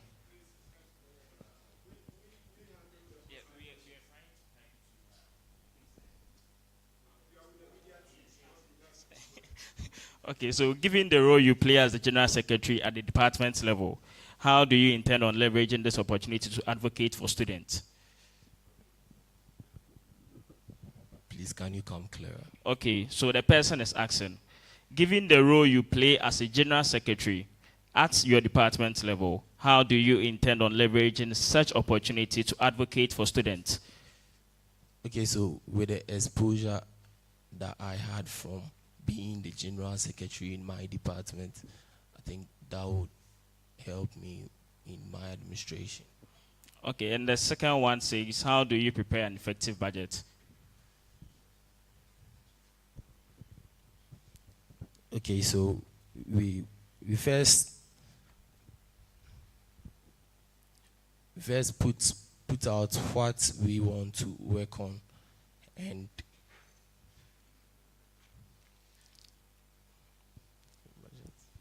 thank you very much, Mr. Godfred. We are very grateful that you came. I think, like we have all agreed, you have some work to do. But to the student body, like we always say, some people are not very articulate, but that is not a pointer to the fact that they cannot do the work. Is that okay? So we will give you the opportunity to address the students as we agreed in 2 minutes before you go, and then we will call it a day. Yes, thank you. Okay, so as stated earlier, my name is Ajaman Godfred, the General Secretary for ITS Department, and also an aspirant to be the next local LNUGS President. I want you to believe and entrust me with this position because it's a vision worth believing Thank you once again. Thank you very much. We are grateful for coming. You will hear from us. Thank you.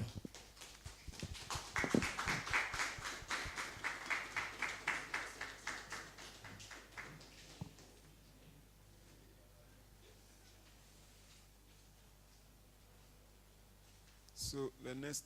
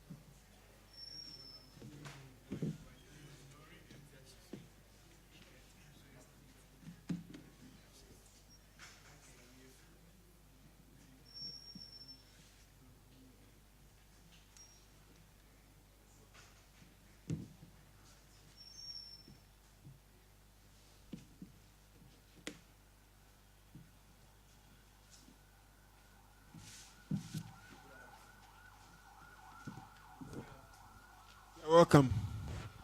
You are Collins Danso Ntiamwa. Please have your seat. So, Mr. Ntiamwa, you are welcome. This is the vetting exercise. It's a friendly match. It's not a World Cup. But that doesn't mean it's not a big deal. It's a big deal. But as much as possible, we want you to be calm and collected. We will ask you some few questions about the plans you have for the students and for the local LNUGS office. And then we are good to go. So as we have already agreed, before we start, we will give you 3 minutes to address the students, some of who are here and some who are watching online. So your 3 minutes starts now. Sir, may I stand up? You are free. But the camera is here. So, yes.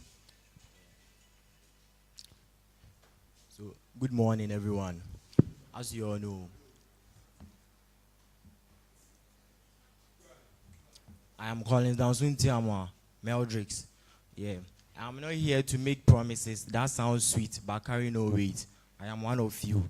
I go to class at SH, LT, and all these classes. So, since I've been engaging you and you've been telling me the actual problems of the school, I've also written everything down. The student entrepreneurship you've been asking for is here. The mental health and well-being is here, and everything. Thank you. Thank you very much. You can have your seat. I would ask members of the panel to start the engagement. Yes. I should start. All right. So, Mr. Collins Ntiamwa. Yes, sir. You want to be local LNUGS president in this big University of Energy and Natural Resources? Yes, sir. Why? Sir, thank you, esteemed panelist. Thank you for the question. I think local LNUGS president is the best for me because I am a student leader and I have high interest in student leadership. And my vision is to build a student movement that prioritizes welfare, transparent leadership, and empowerment. And I think with these qualities and my vision, local LNUGS president is the best for me. You are in which department? Department of Civil and Environmental Engineering. What is the name of your student association there? Association of Civil Engineering Students. You can do all those things you have said there. You don't need to come here to do that. You don't need to be local LNUGS president to be able to do the things you have said you want to do. You can do it at your department. Yes, sir, I can do it though. But if you can kindly pick up my CV, there's a team liaison there. I have that quality. That makes me an intermediate person between two bodies. And Okay. I think local LNUGS is that place. Thank you, sir. Even in local LNUGS, you could still go for local LNUGS financial secretary. That's where there is money. Yes, with my vision, I want to build. And local LNUGS financial secretary, I'm not mandated to build. Everything depends on the president solely. Okay, what do you want to build? Tell us. Yes, a transparent leadership and student empowerment. What you are saying is English language. Oh. When you say transparent leadership, that one we can. What is transparent leadership? Tell us. Okay, tell us your vision for the local LNUGS office. My vision for the local LNUGS office is to build a student movement. A student movement that prioritizes grounded welfare, student empowerment, and transparent leadership. That is my vision, sir. You see all these things you have said. Yes, sir. Practically, what exactly are you going to do? Yes. So we have three main, should I say, keywords. When we take the transparency, students have been complaining that leaders after winning elections are nowhere to be found, and decisions and whatever is ongoing in campus, they don't even hear it. So I want to build that. That is on the transparency issue, and the student empowerment too. I want to empower students. So you see that the thing that when students are talking about transparency is about seeing the leaders on campus. And there's more to it, sir. So what is it? Here, please, in order to make your work very easy, here we talk practical things. We are not talking grammar. Everything you tell us, as much as possible, give us examples. That's what we want to work with. We don't want you to come and speak grammar and then go. So please, everything you say, go down practically. What do you mean? How is it going to be achieved?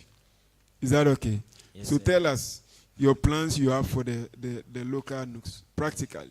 Okay, one is, let's stick to the transparency. When we get them, when I'm elected into office, I'll organize forums, town hall meetings, where students can come there and ask whatever is bothering them.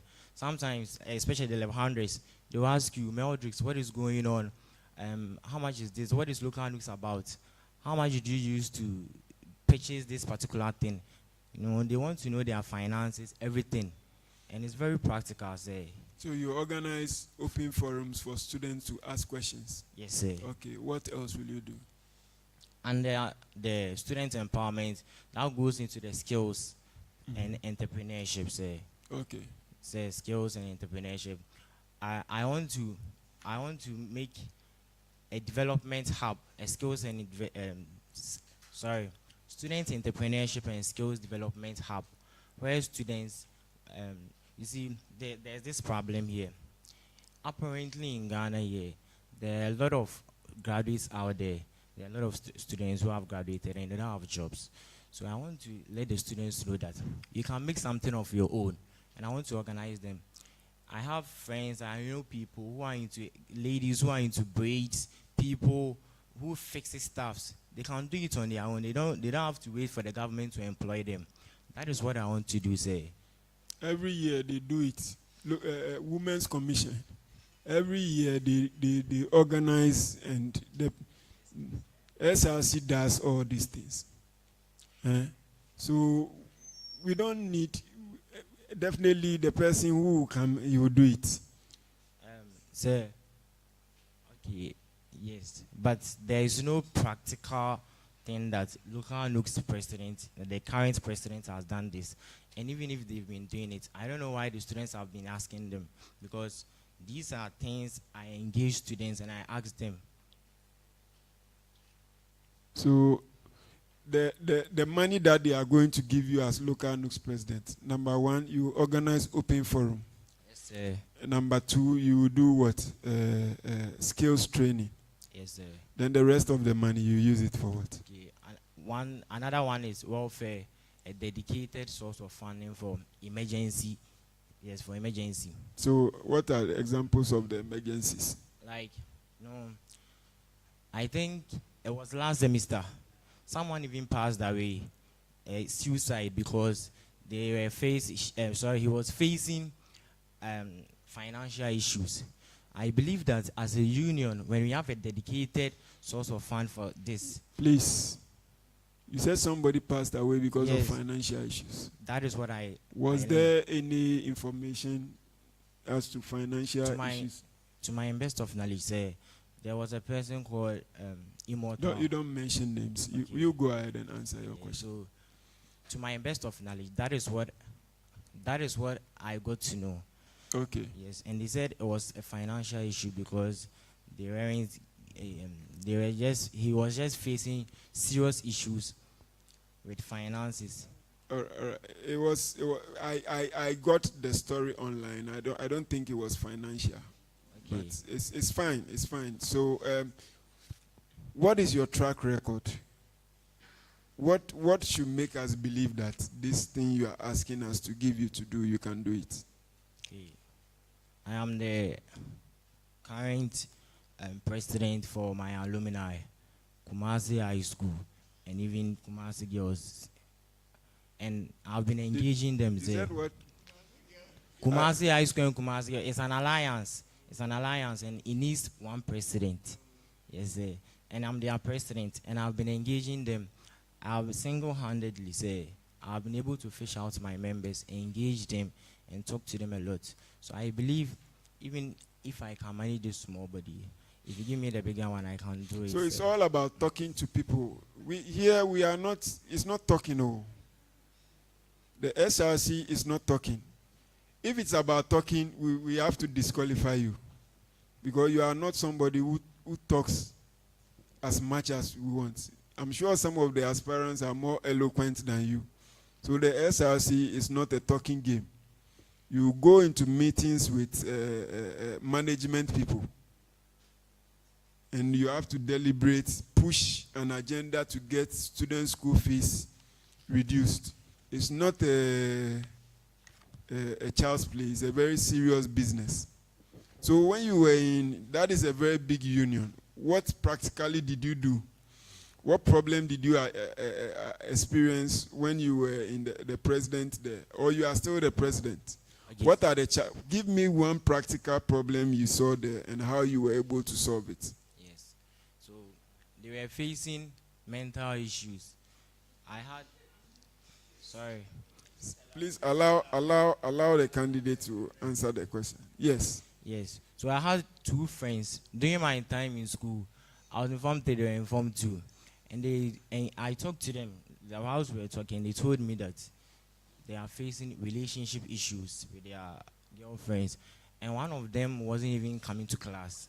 Yes. So I sent the person to the university counseling unit. And we had series of interaction. And since they gave him things that he needs to follow, he did everything, and everything became successful. Your friend is a male or female? A male, sir. A male. Yes, sir. Maybe then we should make you a student counselor.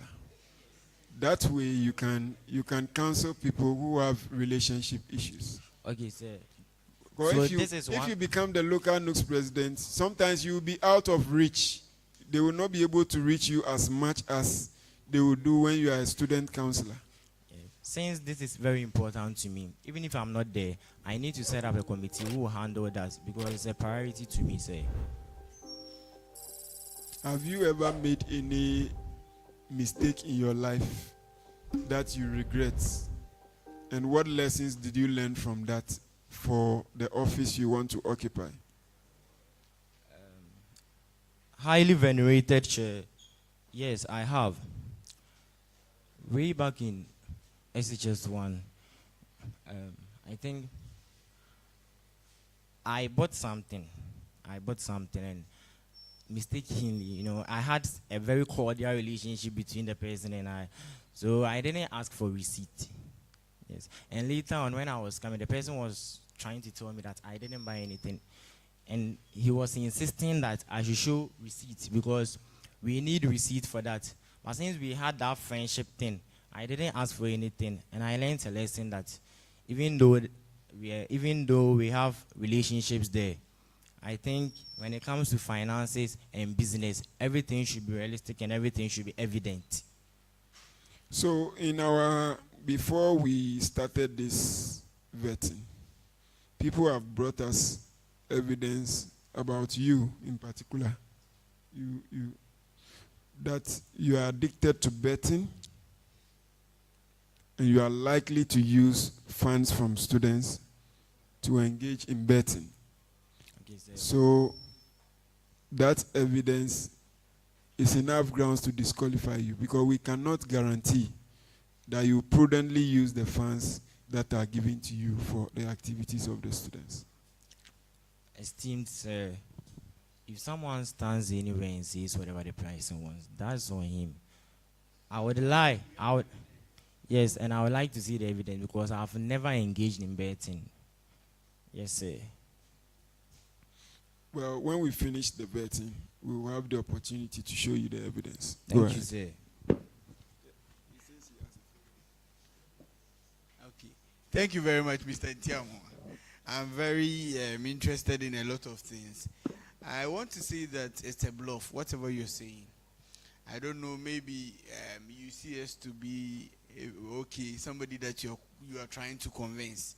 Last year, you contested for Local NUGS Financial. Today, you are telling us that you're contesting for Local NUGS President because you want to build. So can I say that last year you wanted to destroy? Sir, thank you for this question. In life, I believe everything is a step by step, just like my grandma told me, and I've taken it. Sorry. Practically, when you're in level 200, you can't win the presidency. But people have tried that, and they had succeeded in that. Not once, not twice. It has been countless. Yes, and that is their method. I wouldn't use that, say. But what makes you think that you jumping from one particular rule after losing will make you win this one? So you are contesting for Local NUGS President because you are now in level 200. Yes, and because he was in 200, that's why he decided to go for financial. Not necessarily that, say. But that's what you're saying. When you get to level 400, you go for VC. So, presidency was the goal since I started this agenda thing. Yes. So you were using the financial as a leverage. Yes. Growing up, I've been engaged in a lot of financial activities. So I felt like that if I want to get into the place where I need to be, let me pass there because I also love finances. So I can tell from what you are saying that you are just going to use this presidency as a stepping stone to some plans you have in future. You don't really have plans for the students. You have political ambitions, and you think that you want to use the Local NUGS office to build your CV so that in future you can have a rich CV to go for MP, assemblyman, and the like, and even maybe president. Thank you, sir, but presidency is the target and has been the target. The presidency of this school has always been the target, sir. From where? Since when has the presidency been your target? Level 200, first semester. So what have you been doing in the preparatory period? The way you are saying is like even when you were in level 100, you knew at a point you would be contesting for presidency. So what preparations have you been making that makes you think that you are ready now to be president? Okay. So thank you, sir. I've been engaged in a lot of things, a lot of activities, student activities. I converse a lot, and I engage in practical stuff a lot too. Things I believe we learn every day. So if I should come to you to get any sort of information, I will do that. And I've been. I don't, like I said for the previous candidate, you don't look confident.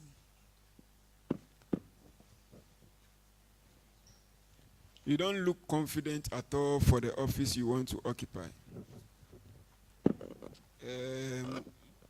Some of the, I think it's a wrong thing to say, but some of the ladies who came for the interview yesterday were more confident than you, who are even occupying lower offices, are more confident than you. Are you intimidated by the panel?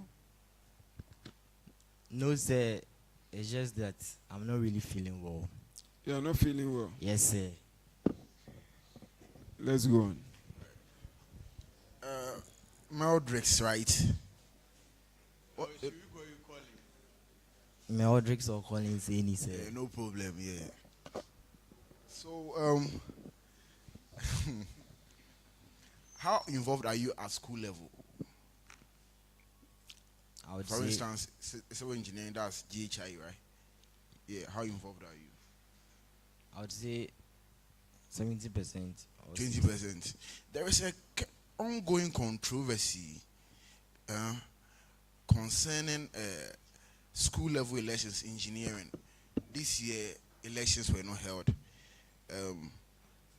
There is an issue with GHI, GISA. That issue is currently ongoing. What do you make of that situation? And Sir, what has been your involvement since it concerns students and you want to represent students?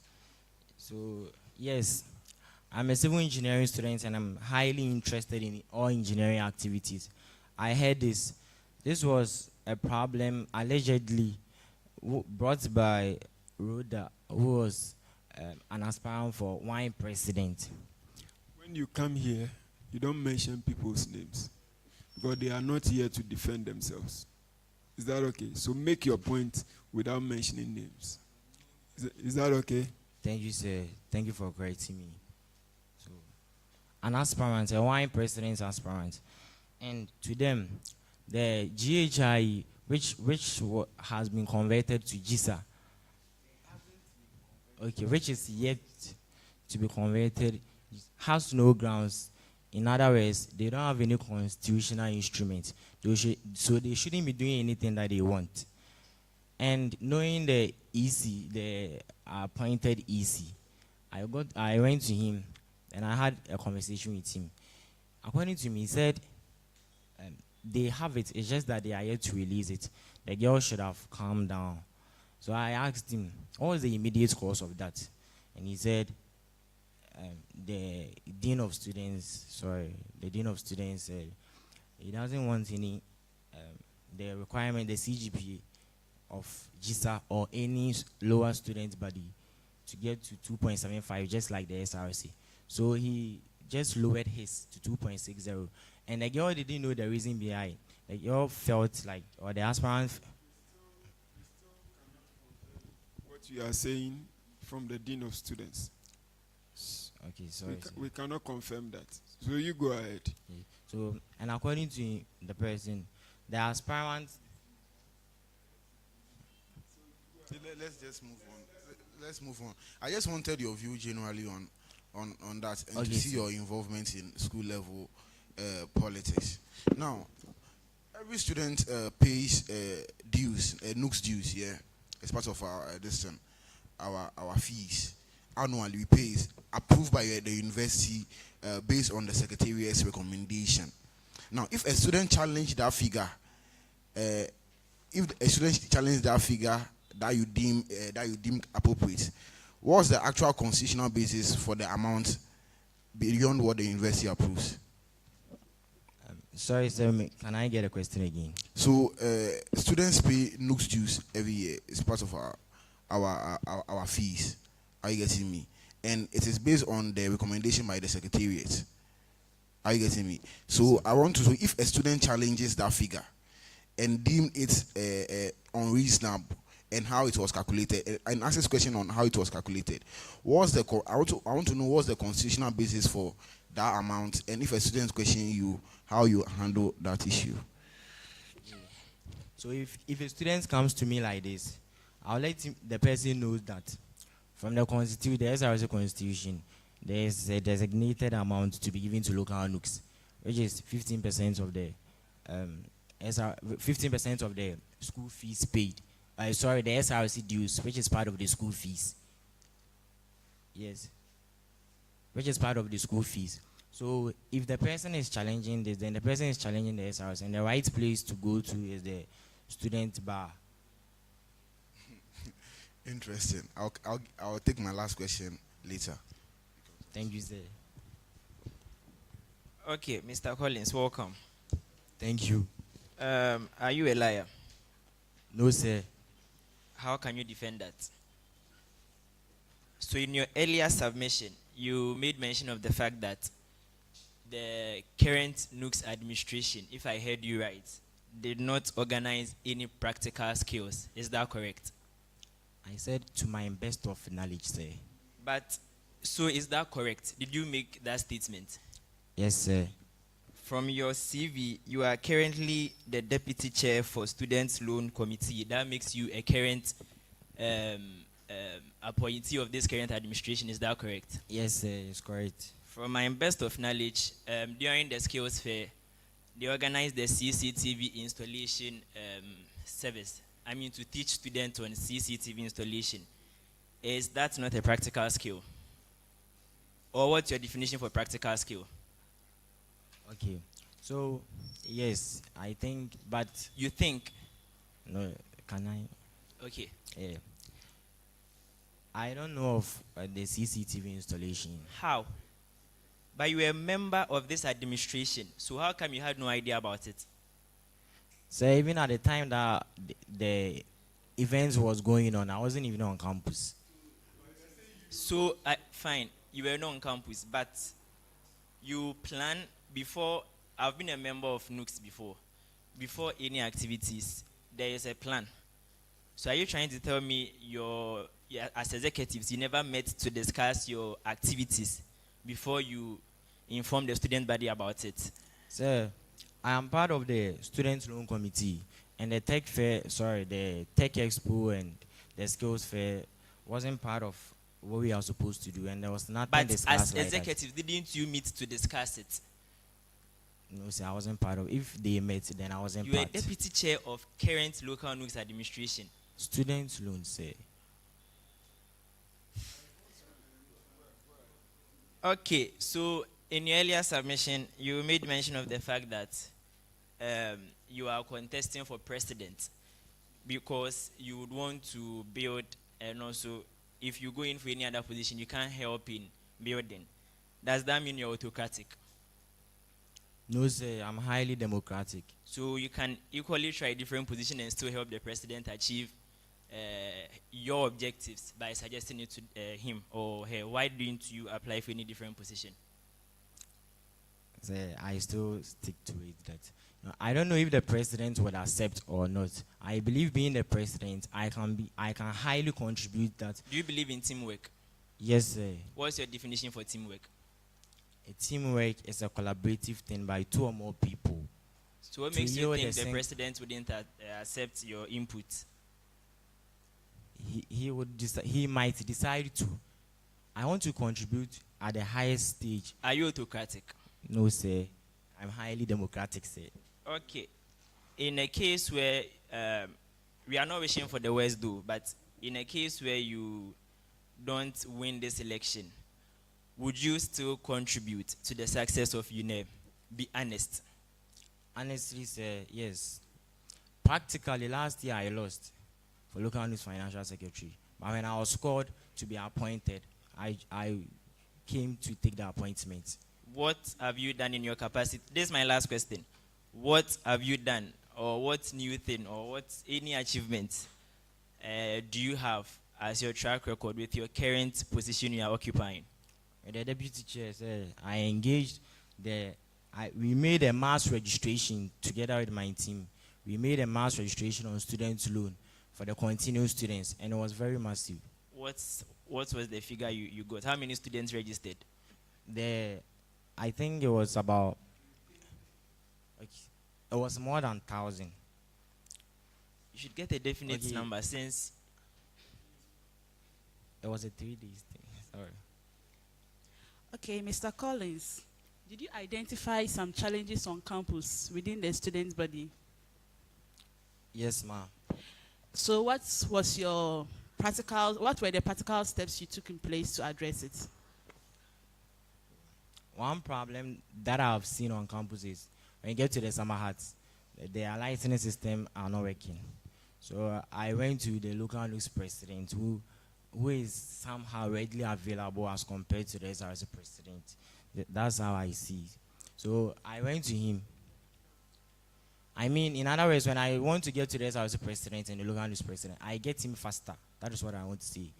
So I went to him, then complained to him, and according to me, he said he will engage SRC and they will see how best they can contribute to that.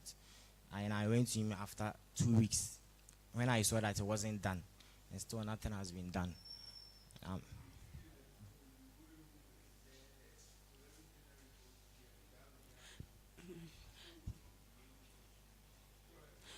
Okay, so who is the 58th president of LNUGS National? The 58th president is His Excellency Daniel Bochi.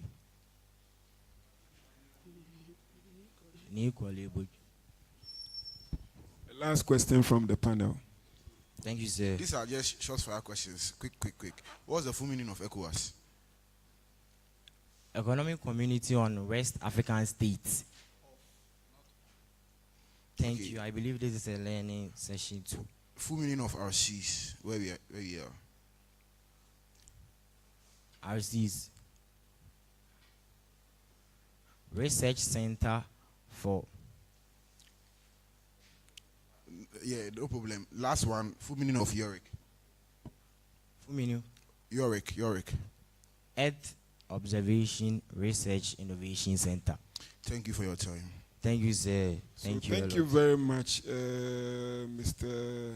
Ntiamwa. So we would take questions from the audience. I see 2 hands. Let's have the questions. If the lady wants to have a question, then I will not allow you because you had your time the previous session. So allow the 2 of them. I am not.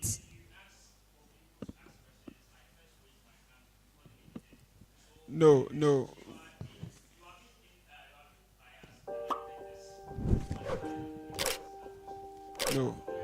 No, when we are doing this, we don't want individuals to hijack the process. So normally, if you have had because we have limited questions, we are allowing the floor to ask 2 questions. And since yes.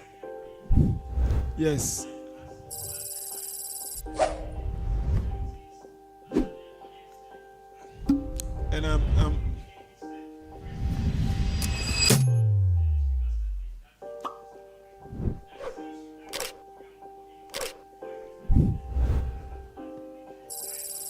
have no problem. I am the chair and I'm working with time. So I will decide who will ask the question and who will not. So please, the 2 others should ask the question. And then next time, if you have the opportunity, we will allow you to ask. Yes. Kindly help us share the microphone.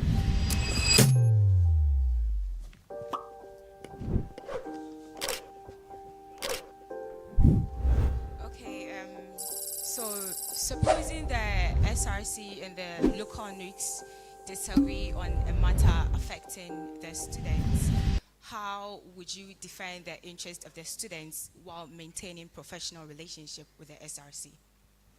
Sorry, come again, sorry.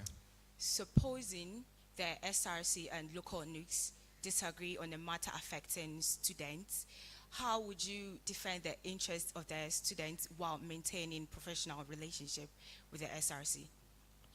So it depends. It firstly depends on the matter itself.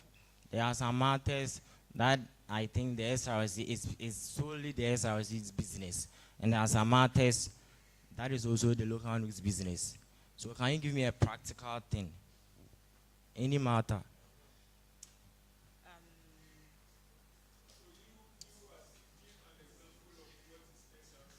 Okay, so an example is the licensing system. That is the SRC. But what I can do as an executive is to collaborate with the SRC executives, talk to them, because we are also executives. Yes, I can do that.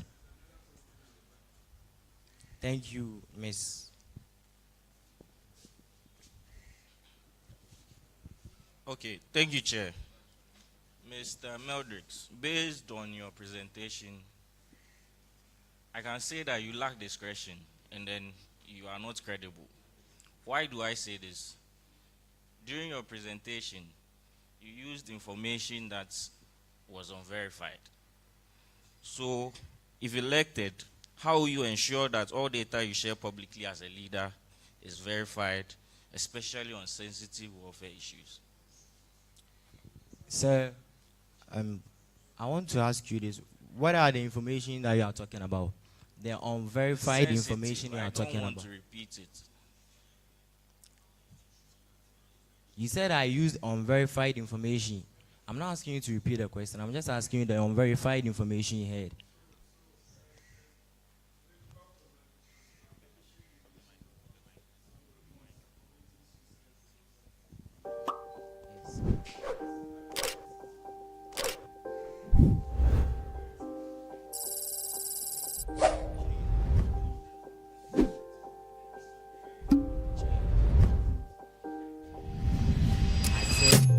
Based on what I heard and my research, I know someone who was closer to the person. And the person told me that.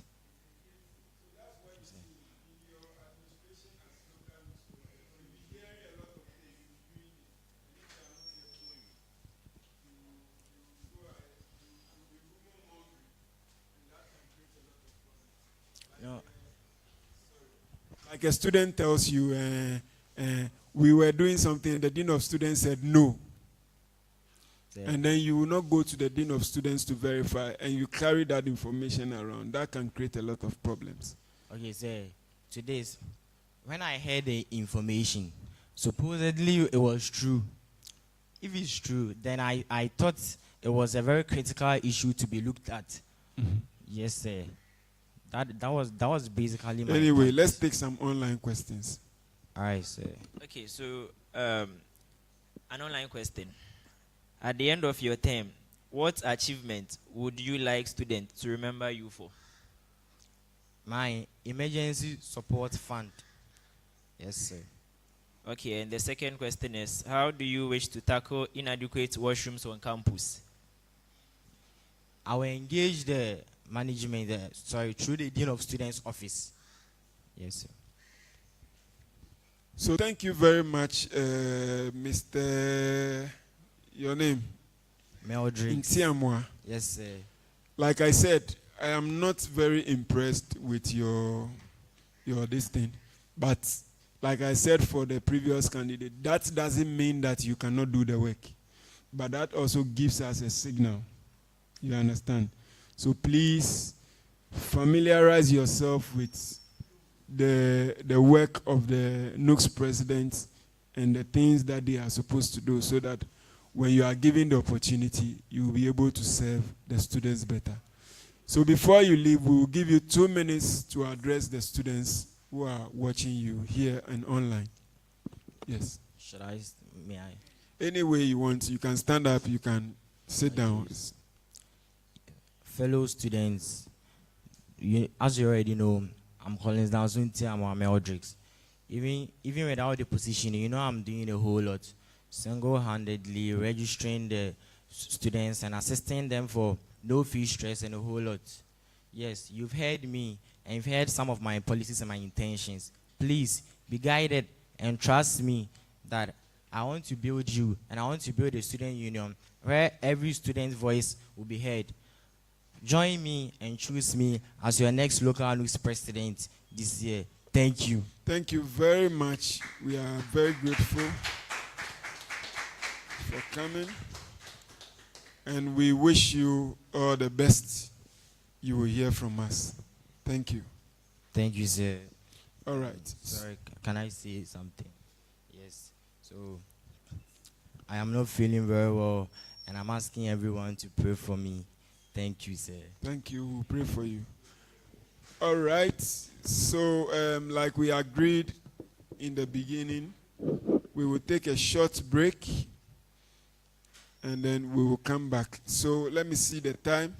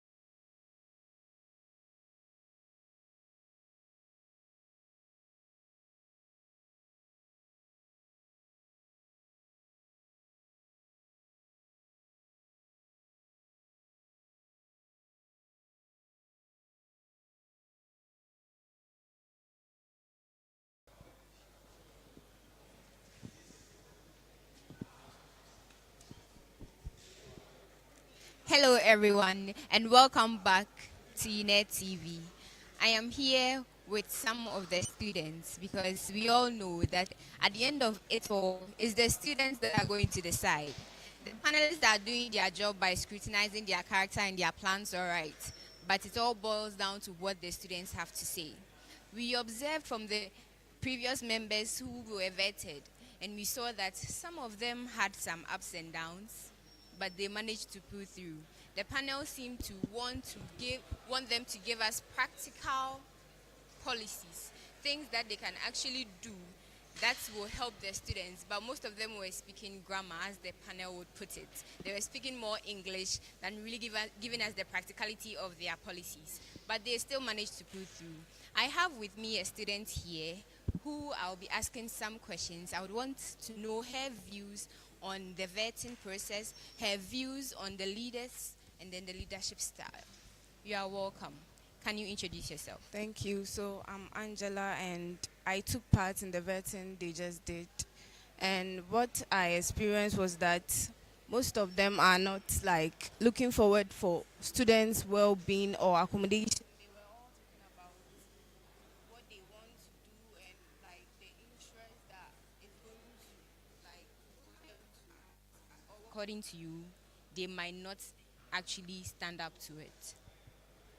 Okay, for the vetting environment, it was like we are all learning, like we were all learning in the room, all right. But then it was like the aspirants are like based on their interests, like mostly purposely, like they were not focused on the students' interest, but their interest. That was what I was like tricked about, because if you want to, should I vote for this person or should I convince any Deputy electoral chairperson.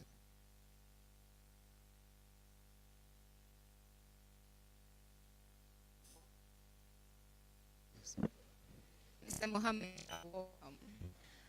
being the Deputy Electoral Commission, I wouldn't want to ask any question that would make it seem that you are being biased, but how do you see the vetting so far? Okay, so we vetted, the school vetted the vetting panelists. Do you get it? So the Dean's Board was able to bring out those that we can trust, and their processes are going through very well. They are doing very well. They just don't want to put pressure or panic on anybody. Just feel free, say what you want to say, and at the end, we just let you go and continue with your campaigns, you know. That means, according to you, the vetting panelists are actually living up to the standards that were set for them, and they are doing absolutely well. Okay. And do you think the aspirants are also putting in the efforts that's necessary for them? Should they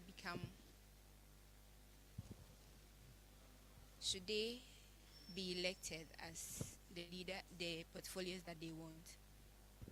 Okay, so with the vetting, it's not necessarily to determine who must be voted for.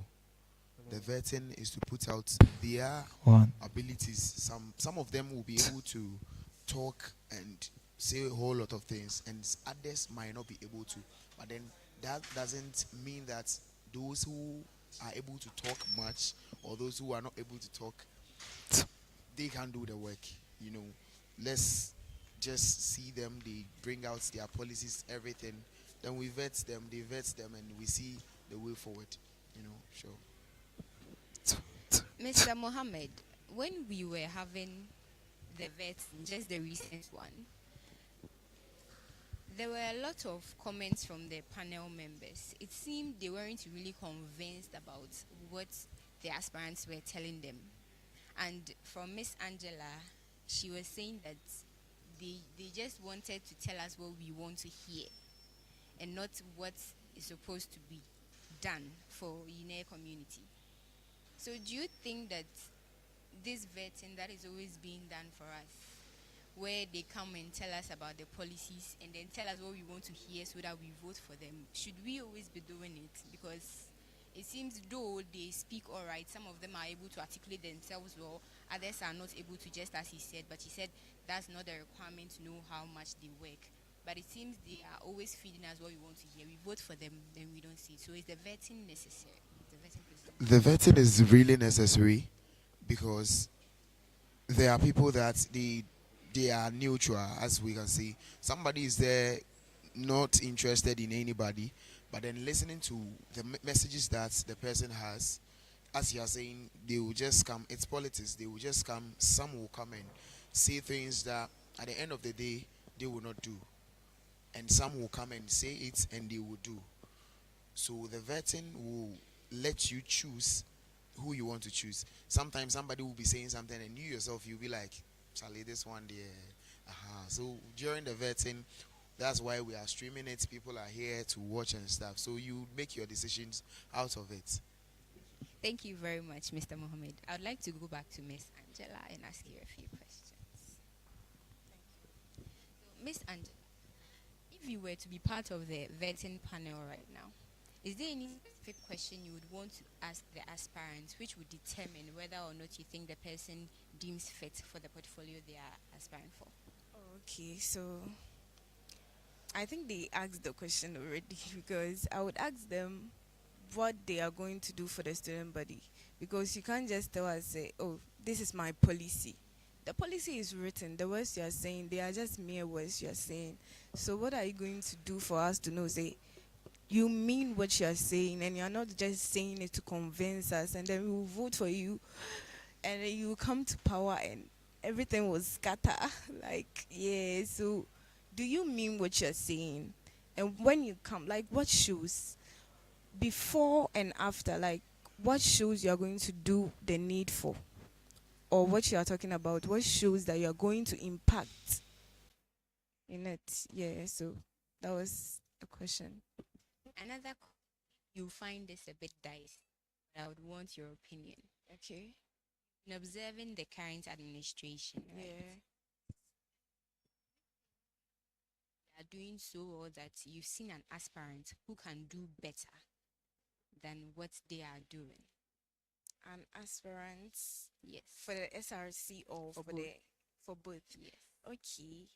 Pay what I've seen and what I've heard. Me, I don't really use what I've heard as an like. Yeah, but then per what I've seen, I would say that Clifford is doing a good job, and I don't just move around going for agenda or anything, but I support people with integrity and people who impact in what they are saying, and people who don't just say mere words just to convince others. Yeah, but people who impact in everything they say. So per what I've seen and what I've experienced so far, I would say that Clifford is doing a good job. You are for Clifford. Yes. Okay. I would like to go back to Mr. Mohammed now.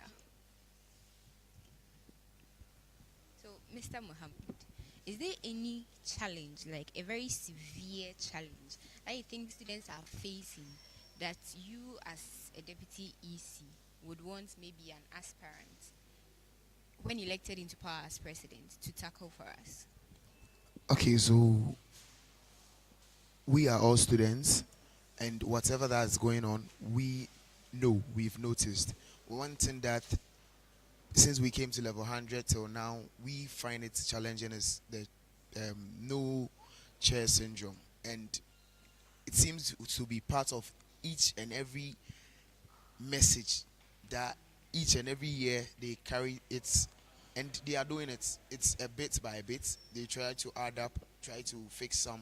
So, well, they should keep it up.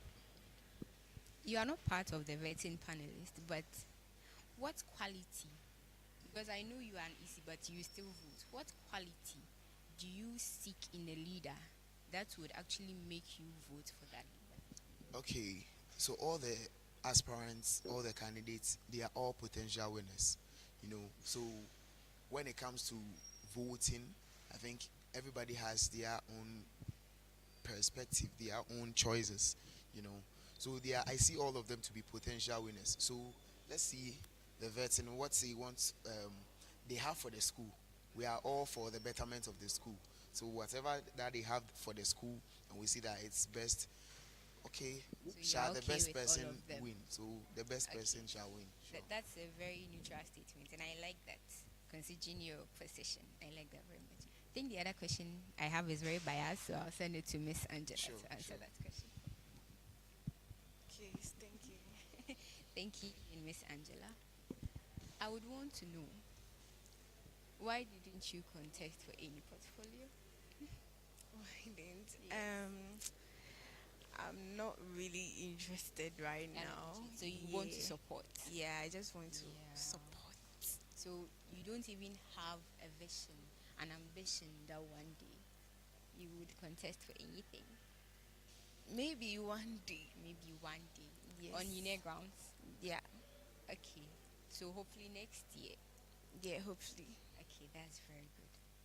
If you have an ambition of such, what would you want to tell the people that you think is a quality in you that they should trust so much when you come as an aspirant, for them to vote for you, that you think should reflect in these current aspirants, so that they Okay, vote I for would them? say that most of like what I experienced so far, most of them are not confident in what they are saying. See, people look up to confidence, so sometimes you don't mean it, but the confidence alone will boost their energy to vote for you. This is a students. Yeah, students are more reliant on what they see or what they look up to. So yeah.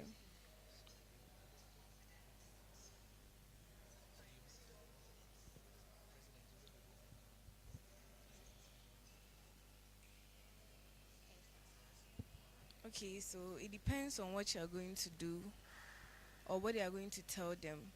And based on that confidence, that energy, you're going to let them see that it's in you. So you are a very confident That alone, person. yeah. Obviously, when they were talking, some people were not confident. Like they Could were, be the pressure. yeah, You mentioned. the pressure, and it was like some people were so rude, if I should say. Like obviously, it's not easy for a single person to like have that confidence to come for such position. Yes. So when someone is in that state, you don't have to like act rude. Some people's tone were so rude. From the panel. Yeah, not the panel, but the members who came. The aspirants themselves. Not the aspirants, the audience that were there. Yeah. Okay, So it was so rude. So I was like, it's not easy, and you are not there. So why are you being rude to the person who have been able to come out for such position? But don't you think the person too has something like the aspirant has a responsibility to make sure that the person actually has faith in what they are doing? Yeah, for that one, it's true though. They have to like show them something. Yeah, that one. But then you don't have to be rude because the person wants to aspire for the position. Yes. Yeah, so. Thank you very much, Miss Angela, and thank you very much, Mr. Mohammed. This is where. Okay, sure. All right, so by ending, I would like to add one or two things. So this year's elections, we are going semi-automated. If I say semi-automated, I think we are not dealing with straight manual, but then with the students verification, as each and every year we do with the ticking of the list, this year we'll be scanning. So I urge each and every one, all the students, that when you are coming around to cast your votes, you come with your exams pass or your student's ID, so that we just scan it and you are able to vote. So that's the new change that we are bringing. So as the university is growing, it will get to a time that we will not deal with the manual again, but then we are doing it step by step. So they should come with all students should come with their exams pass and then the student's ID. If you don't have the student's ID with your exam pass, you add any other ID card to it, then you'll be scanned and you'll be allowed to vote. Thank you very much. Thank you very much, Mr. Mohammed. I think the EC should be commended for such an awesome policy that they actually implemented. During this semi-automated thing is actually very good, and it will help a lot. It will actually speed up things for us because the ticking takes a lot of time. Many people are not even able to vote before the deadline. Thank you all for streaming. This is where we would end the interview. We'll continue with the vetting. Stay tuned. All right.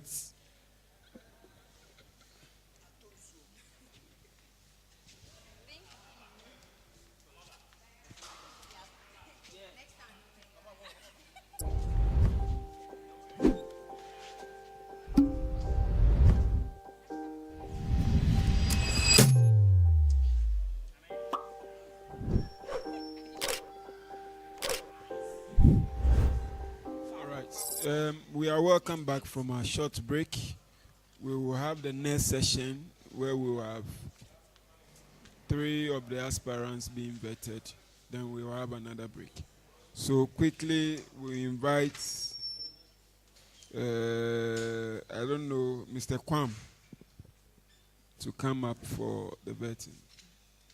The EC, let's help Mr. Kwam to come.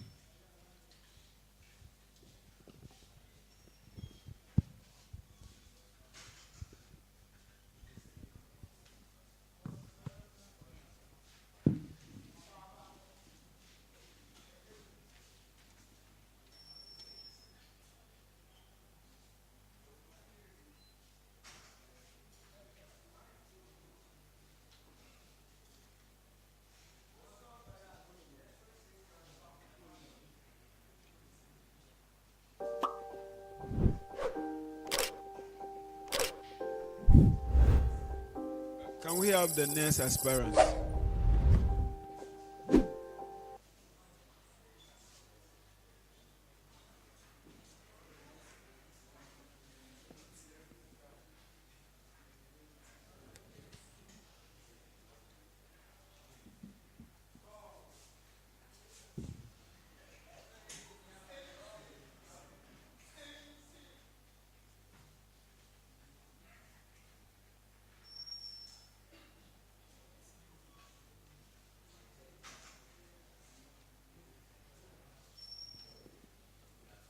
Good afternoon. You are welcome. Please have your seat. Which is your surname? Sam. Sam is your surname? Yes, please. Okay. So, Mr. Sam, you are welcome. Thank you. All right. So, we are going to have this short exercise on the role you want to play in the local NUGS. We are going to ask you some few questions. Please be calm. We are not here to intimidate you. So we just want to test the practicality of the things you have written down. So as we have already agreed, before we start, we will give you 3 minutes to address the students, some of whom are here and some online, on the plans that you have for them. So your time starts now. I am Kwam Sam Justus Dicius, a dynamic and committed level 300 medical laboratory science student who leads in the advocacy of student development. And I have here the baby steps policies, the policies that we drafted with the student populace. I believe in the sense that without the student populace, there is no local NUGS, and without the student populace, there is no local NUGS president. So our vision is to create a united, a well-equipped and responsive local NUGS which will be able to prioritize the safety, the welfare, and the academic excellence of the student populace. So I will start by opening my baby step policies. We have a policy named Student Housing Affordability Policy. And secondly, we have the policy named Student Scholarship and Empowerment Policy. And thirdly, we have the Skills Enhancement and Development Policy. And fourthly, we have the digital campus and smart connectivity policies. And lastly, we have the local NUGS Apatakesia policies. Thank you. All right. Thank you very much. So you have a lot of policies. You have even named some in tree, Apatakesia. That's wonderful. What is Apatakesia? Apatakesia is another name for pavilion. Pavilion? Yes. Why do we need it? We already have pavilions. You want to litter the campus with pavilions? So right now, there is only 2 pavilions that is working currently. Okay. So we have lecture rooms. Students can study there. Lecture rooms, students can study there. But on normal weekdays, students can't use the lecture room because there is a class session going on. So they need a place to rest. They need a place to discuss about certain issues, or they need a place to relax for their next academic activities on campus. They can do that in their hostels. Assuming I have a class at 7 a.m. and closes at 9 a.m., I stay at Abisim. and I have another class at 11 a.m. So you expect me to go back to where I stay and come back again? Can you multiply or identify the financial problem that these students are going through? How many pavilions are you going to build? We are going to build, it's not necessarily pavilion. So I have a picture that I attached to my document. You can check it. You have the document to which page? It's a printed picture. We cannot see the picture here. Here is it. There are two. Okay. We have seen the picture. Go ahead. So there is it. This picture, apata kese. Yes, please. But this your apata is small. It's not kese like that. So we will build plenty of them. Plenty. Yeah. How Maybe many? 5. 5. What is the capacity of each of your apata kese? 15. 15. Yes, please. So even if you build 20, how many students can that take? Times 20 will give you 300. What is the cost of one apata kese? How much are you going to spend on one? It depends. Right now, we don't have the budget here. So it's also possible that by the time you get to office, the money that will be allocated to you cannot build this. And you will put it in the policy to come and deceive the students. And you end up not doing it. We will seek sponsorship from NGOs and alumni. Alumni? Yes, please. Have you sought sponsorship before? How much money have you been able to raise from sponsorship in your previous engagements? We've been able to raise a lot of money for my department, medical laboratory science students. And how much have you raised and what have you used that money for? For organizing activities. Currently, we'll be having our mental health advocacy next 2 weeks, of which we are collaborating with Regional Health Directorate and one hospital. You see, if you continue like this, we will have a back and forth. Here, when we ask you the question, listen carefully and be practical as much as possible. Tell us exactly what you have done. The question was that, how much have you raised in your past and what have you used the money for? Because of confidentiality, I can't name the amount here. No. We are asking you. You are telling us that you build apata kese. You will build a number of them. Yes, please. We are saying that the local NUGS dues, the amount of SRC dues allocated to the local NUGS is just 15%. You do NUGS week. You do health screening. You do a lot of other programs. I'm sure if I go through your house, yes. You do a lot of, I'm told you even do programs on Val's Day because of red. You may not have enough money to build this apata kese, and you are telling us that you will raise money from external sources. And raising money from external sources is not easy. For us to know that you can do that, you should prove your track record. You cannot tell me that the money, I'm not asking you to mention the name of the company that gave you the money. I said, tell us how much you have raised in the past and what you have used the money for. Okay. I can't give you a fixed amount, so I will just give you a range. You give me a range? Yes, please. Okay. For departmental level. Okay. 3,000 to 5,000 Ghana cedis. 3,000 to 5,000. And you use that money for what? We use that money for, we collaborated with our WUCOM to organize adhere program. You see, we are, as part of this vetting, we are also testing your credibility. Yes, please. So, we are going to verify this. Okay. My panel help me verify this claim. Maybe not now, but later. And that will... All right. You have something? Apart from the apata kese, what other practical initiative do you have and what influence that initiative? I have skills enhancement and career development policies. What is influencing that? I believe in a sense that as all students on this campus, we don't need to graduate with just certificates. We have to be equipped with many things, and we should get some skills which will aid us in the outside world. Yes, so what are those skills?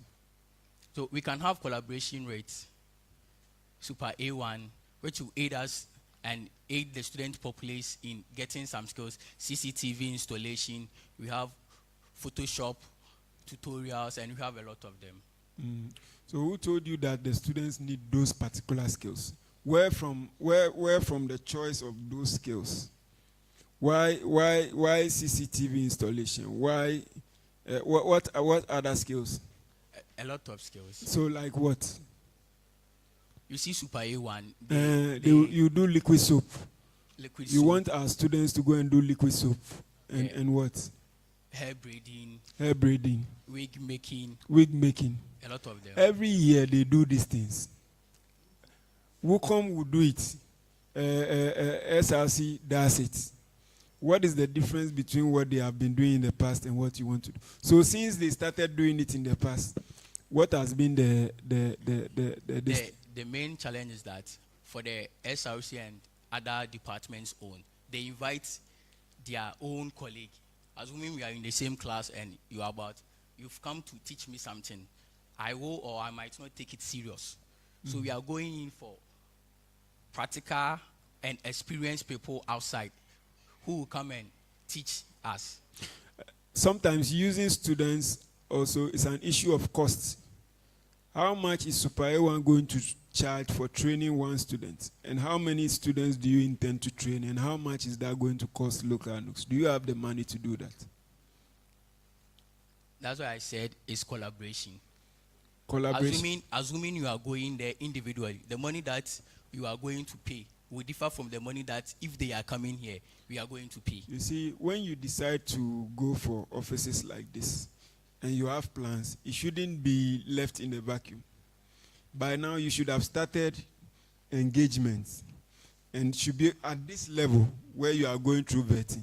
You should be able to tell us how much Super A1 will charge one person for the training so that we can put some figures.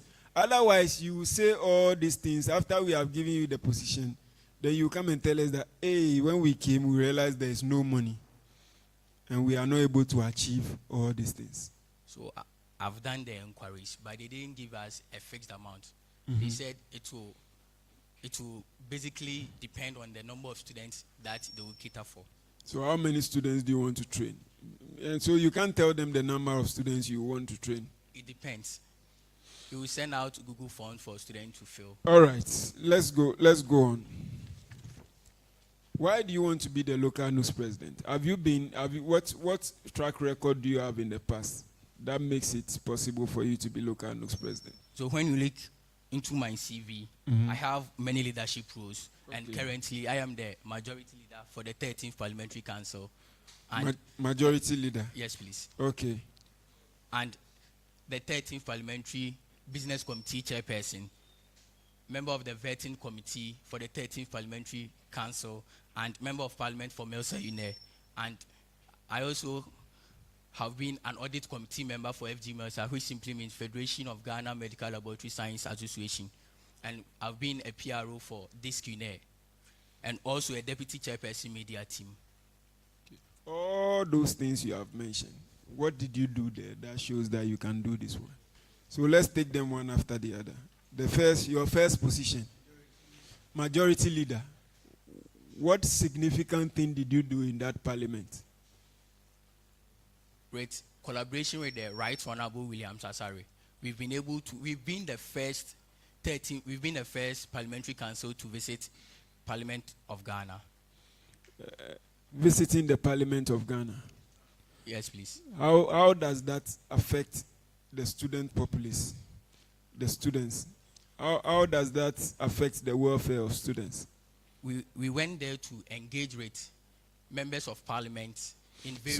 So that you'll be striking your political links your future, not for the students. No, please. Yes. So and we went there to see Honorable Millicent Amankwa and we were talking about food bank policies, of which she decided to establish here. So she has established the No, food bank. please. When, Not yet. when is she going to establish it? I don't know. What are the other roles you have played? What are your achievements? So you mentioned your CV, all your positions. As a member of parliament for Melsa Uenr, for the Industrial and Science Scholarship, we were getting small numbers, as in before the list will come, we'll be getting around 10 or 20.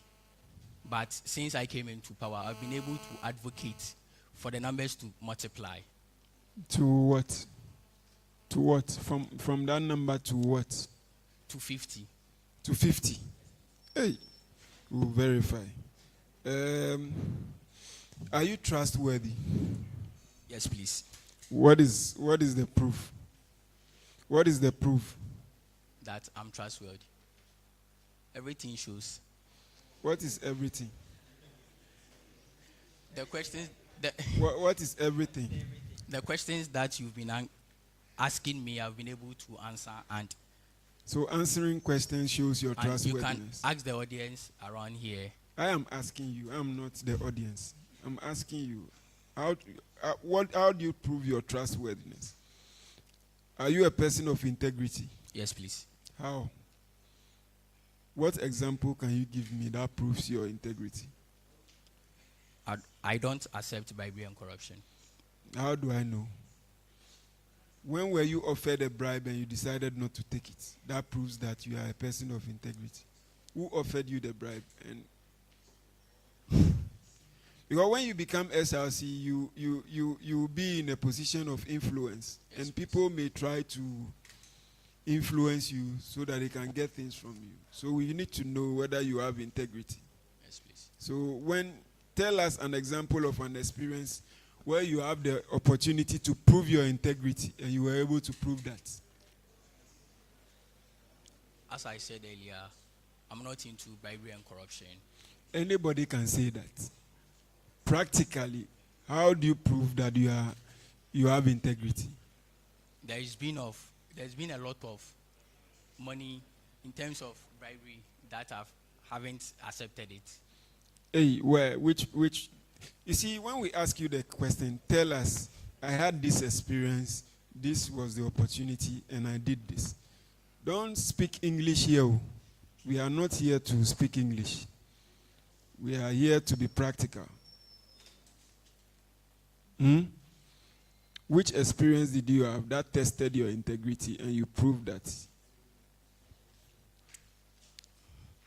I was driving in Kumasi.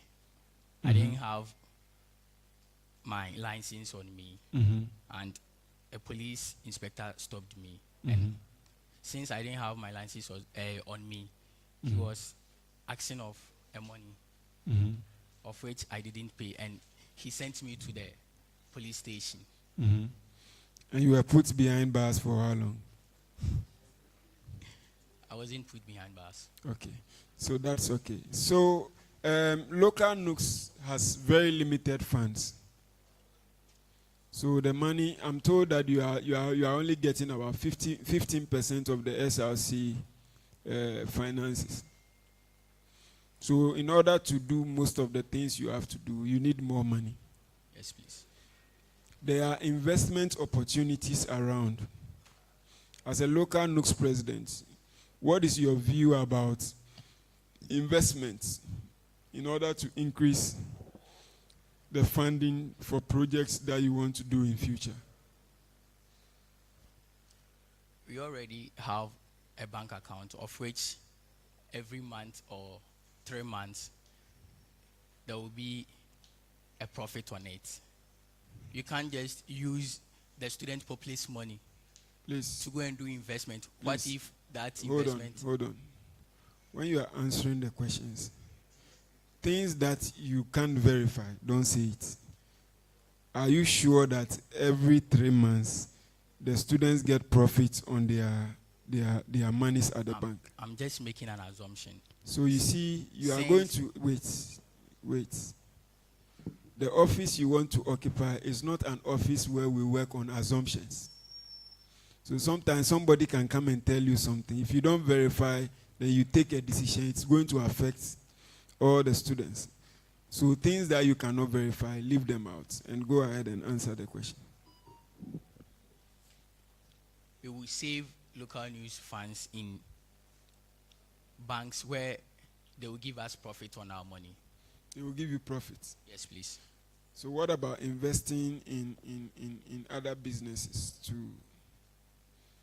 It depends. For investment, you have to cross-check the background of the investment company you are dealing with. So if you... Because we have a lot of investment companies that collapse each and every day.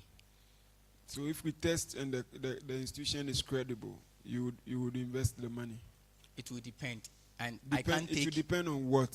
Depend on my other executives. I can't take this decision alone. So if the other executives agree, you will invest the money? Then I don't think so. See, I don't think so. See, those kind of responses are not acceptable at this level. You must know.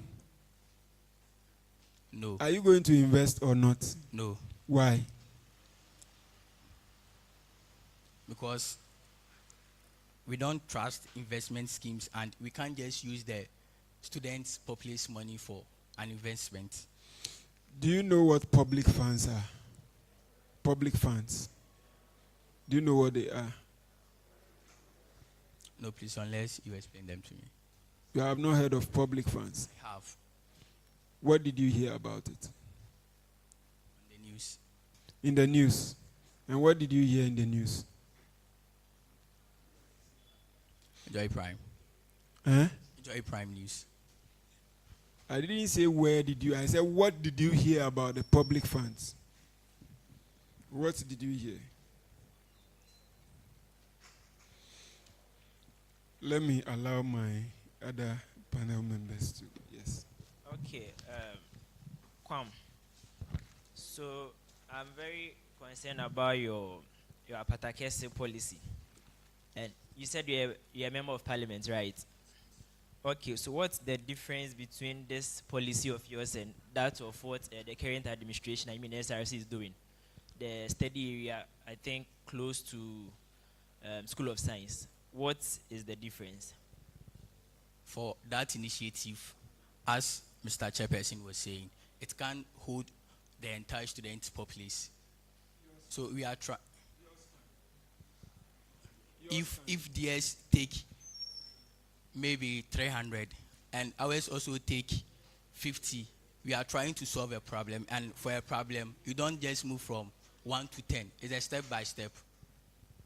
Okay, so you made mention of bringing Super A1, right, for a skills fair. Now there's this issue on campus. It has to do with both. In fact, it starts from department level down to the school level, where when programs as such are being organized, seminars, skills fairs and all that, students don't show up. I mean, the numbers are relatively low. What will you do to change the narrative? I think I've already answered that question. It's because you've answer it again, because I don't remember you answering that. The students believe their colleague coming to teach not them. Just with skills fair. It has to do with every single program being organized on campus. You organize currently, if I'm not wrong, we are around 21,000. And you organize a program and you are not even getting 100 people attending the program, which I know you know. What are you going to do to change the narrative? The problem is from the publicity. Okay, so what will you do to change the narrative? We'll publicize the program that we have to do for the student to have a knowledge about it. So you think most of the programs are not being publicized well? The problem is with the publicity. You will also do publicity. Yes, please. So you see, that's why I said when we ask you the question, be practical. Maybe at the publicity they did it this way, this way, this way. That's why it didn't work. We are going to do it this way, this way, this way. That will work. But if you say publicity, it's English. Is that okay? Yes, please. Yes. Most of their publicity, the way they do their publicity is sharing flyers into various groups, of which many students have archived those groups. So you go into their various classrooms, talk to them, give them the benefit, the reason why they should come for this program. You think that is not being done? You think that is not being done? As in executives moving from classrooms to classroom, you think that is not being done? Yes, please. Are you sure? Yes, please. Are you a liar? No, please. And you think executives don't do that? Yes, please. For just this ended administration, I was an executive, and almost every program, NUGS goes around to inform students about it. So, on what grounds are you saying that they don't do that? When we find SRC executives to doing same, almost every program. So, on what grounds are you saying that they don't go to classrooms? I haven't seen them in my classroom before. Okay. Okay, that's okay. So with your policy number 2, student scholarship and empowerment, can you please explain that? I'm not really getting anything from this policy. Can you summarize it, and then also how are you going to achieve that? We want to expand educational opportunities by giving scholarships to students who are less endowed and financially unstable. So currently, I think you are going to ask this question. Currently, the SRC is doing the same. Here is the case: someone will apply for a scholarship, and that person is owing a school fees of 2,500 or 3,000, and the SRC, after bringing those who have qualified for the NIDAS One Science scholarship, the SRC will allocate a money of 500 cedis to that person. How is it going to pay the school fees that the person is owing? So we want to collaborate with SRC. If they are giving the scholarship to 50 students, we will collaborate with them so that the scholarship that they are awarding will be in full, not in some percentages. So how are you going to achieve that? What measures have you put in place, or are you going to put in place to achieve that? So we will supervise with the SRC, since they have board of trustees, which is being headed by integrity people, and we will supervise with them to conduct. You supervise in what? We will work hand in hand with them, with the SRC welfare committee and the board of trustees for the NIDAS One Science scholarship. So on that same policy, I think you said partner with corporate organizations, alumni, NGOs, and other financial institutions. Is that correct? Yes, please. Okay, so let's say we are an organization. Convince us to come and help fund students who need help financially. Convince us, the panel here, to help in funding the fees of students. In order to convince someone, you have to be prepared. And are you not prepared? Didn't you know you'll be coming for vetting today? I know. You prepared this policy yourself, right? Yes, please. And I know you have laid down measures to achieve these policies, right? Yes. So you are prepared. We will submit a document that shows track records of students who are not financially stable and the reason why you should give them the scholarship.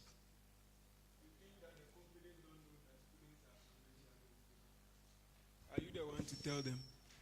You think that in Ghana, like MTN, they don't know that there are students in our universities who cannot pay their fees? Are you the one to tell them? They know. So how are you going to convince them to give you the money? So one thing about sponsorship is, if the person gives you the sponsorship, what are you going to offer to the person? Okay. So what are you going to offer? And it depends on the organization that you are talking with. MTN. Publicizing their network on campus. How? Right now, a lot of students use Telecel. It's not true. It's very, very true. It's not true. Because of the data allocation. That is a backup. Many students use MTN. They use the telecell for data. For me, every day I'm using my telecell. And that's you. Anyway, it's because of time. Are you done? Yes. All right, Mr. Kwame, you're welcome. Thank you. I am much interested in the current affairs. So let's dive in. Who was the 57th LNUGS president? 57th? Yes, please. I don't know. All right. The founding vice chancellor of Uenr. Mrs. A.C. Odro. Come again. Mrs. A.C. Odro. Unfortunately, no. Who wrote the Uenr anthem? I don't know. All right. So for education's sake, is Professor A.C. Awua, the founding vice chancellor, is the same person who wrote the school anthem. All right. My last question.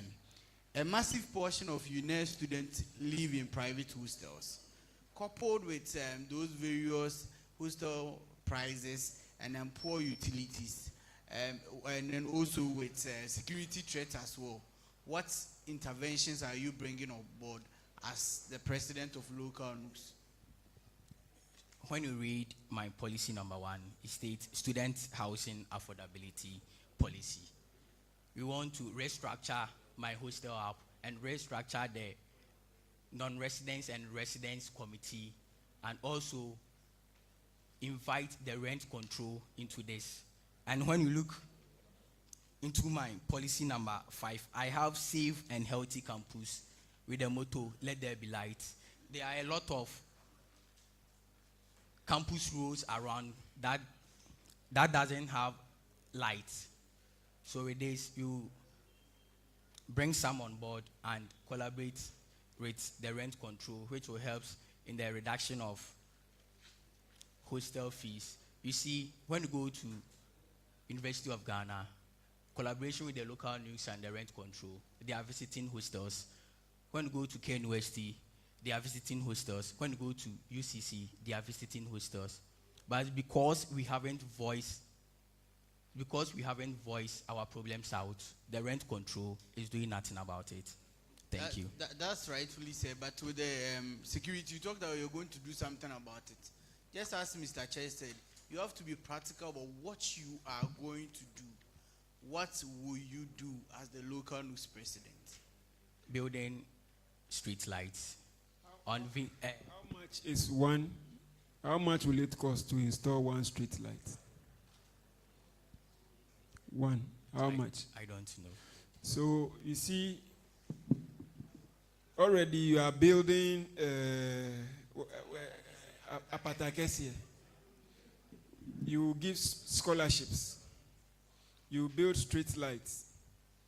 Your allocation is 15%. Out of your 15, I'm even told 5 will go to WOCOM. Are you not biting more than you can chew? No, please.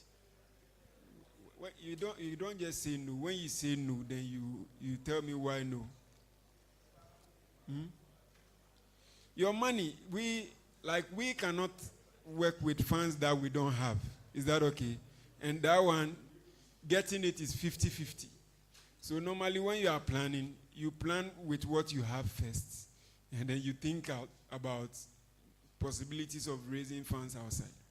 You seem to be talking about a lot of projects, but you don't have the money, and you don't have the track record of raising money. When we ask, you talk about 3,000 to 5,000 in your department. I'm not sure whether you were the one who raised it or not, but I'm sure one of these apatakes here will cost more than even 5,000, which is the maximum you have been able to raise in your lifetime. No, please. No, it will not cost up to that. How much is one apatakes here? But this one is apatakitwa, so change it. Yes. How much is it? Are you from Kumasi Academy? You schooled in Kumasi Academy? Yes, please. What were you doing in Kumasi Academy? I mean, which student leadership role did you have there? I was the house rep for Sadler Boys. Yes. What was your nickname? Gicious. Gicious. Yes, please. That's exactly where I was going to. We have received a report from one of the students that during your days in Kumasi Academy, you were involved in a theft incident.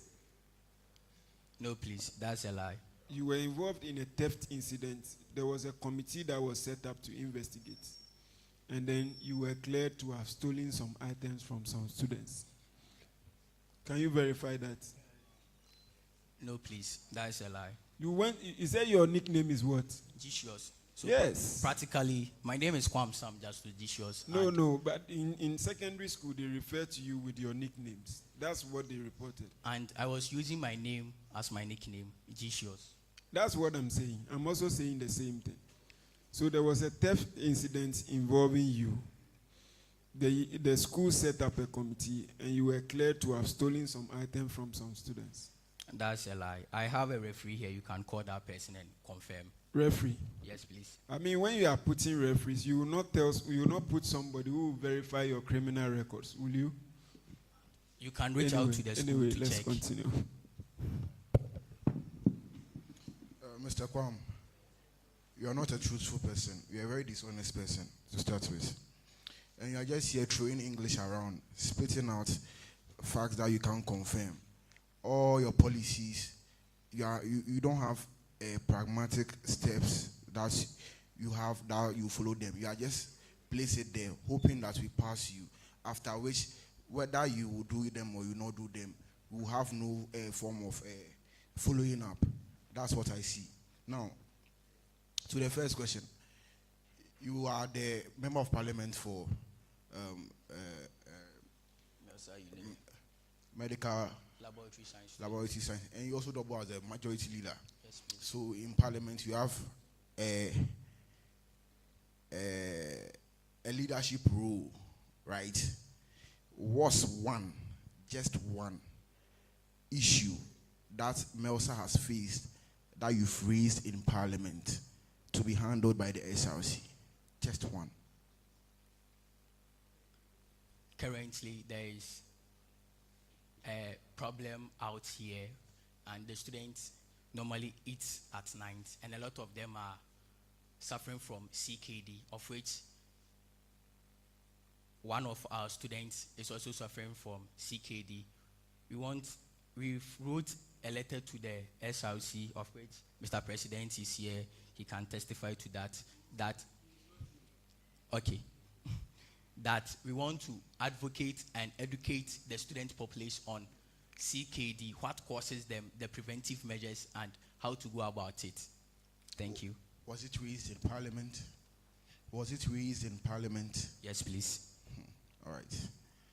Thank you. To my second question. So LNUGS won the hostel fee initiative. They championed it and they won that initiative. I would say they won it because currently rent control is handling that fee, the hostel fee freeze initiative. Now, when elected as the local news president for Uenr, what's one main initiative that you sent to LNUGS to champion? Hostel pricing. That's what they've just won.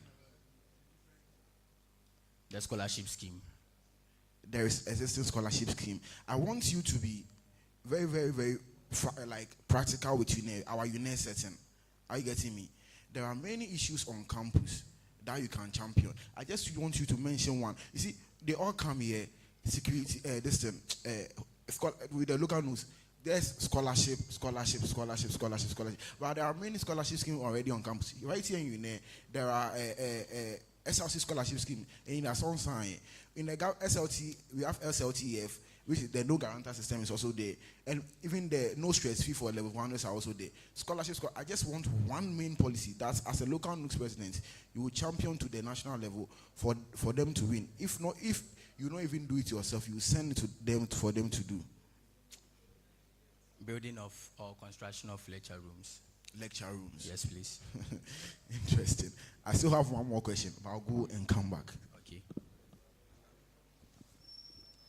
Okay, Mr. Kwam, please, I would like to know, were you the only contestant for the member of parliament for your association? No, please. We were two.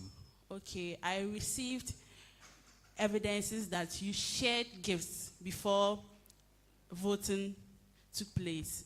Can I see the evidence? Yeah, I want you to confirm. I want you to tell me. No, please. I didn't share anything. You didn't share anything? Yes, please. So, I would like to ask, you said you played a role in going to Parliament of Ghana. I want you to tell me specifically, what did you do? What was your involvement? What did you do specifically in going to the Parliament of Ghana? We plan on the sending of letters and the approval of it, and how to communicate it to Dean of Students and... I don't want the we. I want you. You are here. It is not we that are here. Submission of letters. So you personally submitted a letter? Yes, please. Okay. And you also stated in your policy document that you organize NHIS registration. Do you want to tell us that it's not done here? It has not been done? It's been going on, but we want to enhance on it. You want to how? How? But letting the people know the reason behind or the main motive why they should get NHIS card. So you want to say that previously they've not been doing that? I think so. Always when you are contesting for positions, give us measurable objectives that can be verified. Say, I will inform the people to register NHIS. That one, how do we verify if you have achieved that objective or not? You understand? If you tell us that you use the local NUGS money to register 20 students on NHIS, we can verify that. Is that okay? But things that are abstract, they are very difficult to measure. Have you worked in a team before? Yes, please. What team? What were the challenges you experienced in the team, and how did you resolve them? They weren't coming to meetings. Mm-hmm. So I visited them one by one, listening to each other complaints, and we all came into one mindset and we solved them. In case you have a challenge with the financial secretary of local NUGS when you start your administration, how are you going to allow the work of the local NUGS to continue aside your differences? I won't have any problem with him. And besides, if there will be a problem, we will talk about it, then we solve it. How? How do you do that? How do you resolve? What I'm asking basically is to find out your conflict resolution skills. How do you resolve conflicts in a group? If I have a chat with him and he seems to go wayward, I will involve a mediator, of which we all know the father of our school, which is the dean. So I involve Dean, then we talk about it. All right. So one more question from the bench, and then we are good to go. Yeah. Mr. Kwam, I repeat, you are not a truthful person. Now, my question. I'm testing your knowledge on the Constitution. Hope you read the Constitution before coming. Did you read the Constitution before coming? Use the microphone. Use the microphone. Yes, please. All right. So, does removing the local NUGS president follow the same impeachment of vote of no confidence process as removing the SRC president, or there is a separate mechanism for that? There is a separate mechanism for that. Which is? Are you sure? I don't know. So but why are you? I know. What I know is there is a separate mechanism for that, and it's not clearly stated in the Constitution. Mr. Chairman, I raise my case. He is not a truthful person. Thank you very much. Because of time, we would allow the audience to ask questions. I see 2 hands. I think we are good to go. Then online, we will take 1 question from online. Thank you.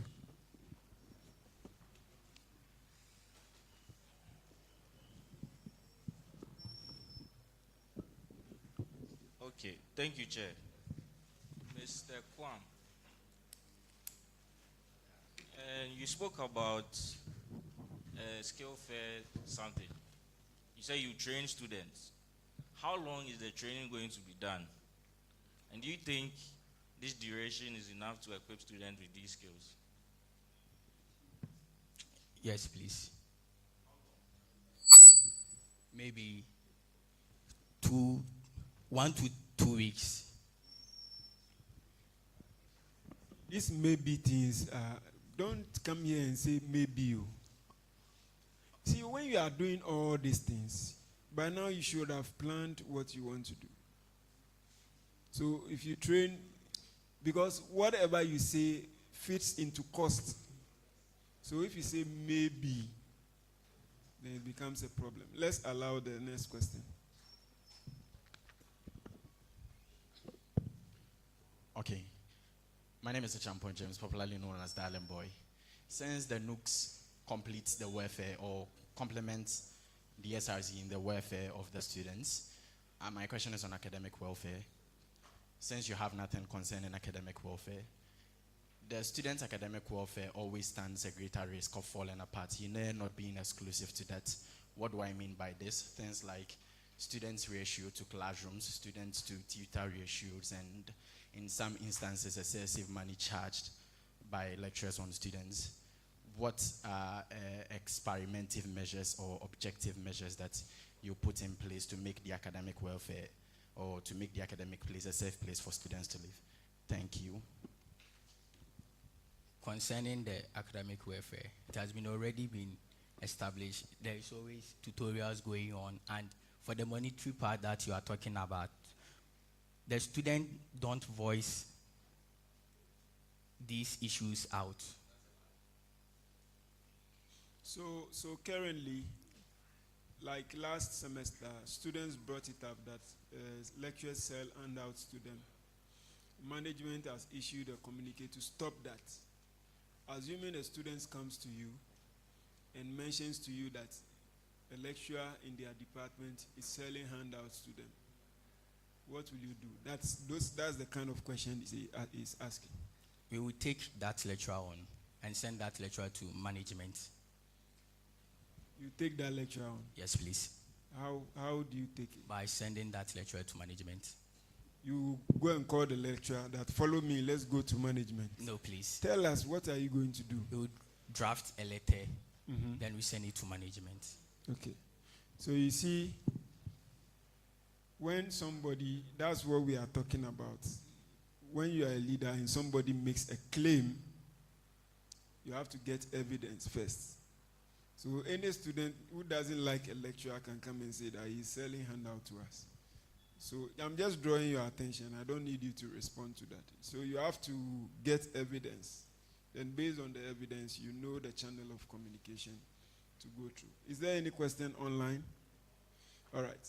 So there is no question online. We will allow you to go, but before you do that, we will give you 2 minutes to address the students on your last words. There's a question online. Go ahead. We will take it. Yes. Go ahead. I am Kwamsam Justus Dicius, a medical laboratory science student, of which I am in level 300. I am aspiring to be your next local LNUGS president. I seek for your support and your ideas so that you come into power and join the campaign and make Kwam the decision. Thank you very much. Thank you. We are very happy and we appreciate you for coming. We wish you all the best, and then you will hear from us. Thank you. Thank you very much. All right. So I think we are done with the local LNUGS now. I think that we are now going into the moment most of you have been waiting for, the SRC presidents. So without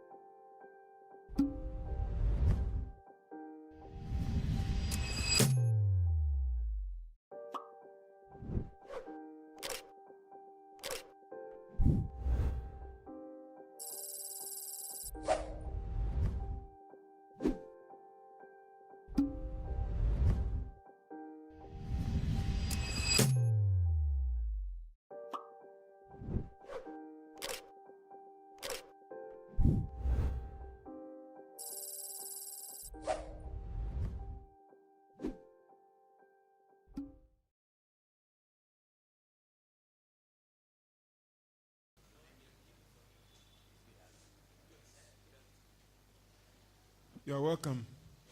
You can have your seats.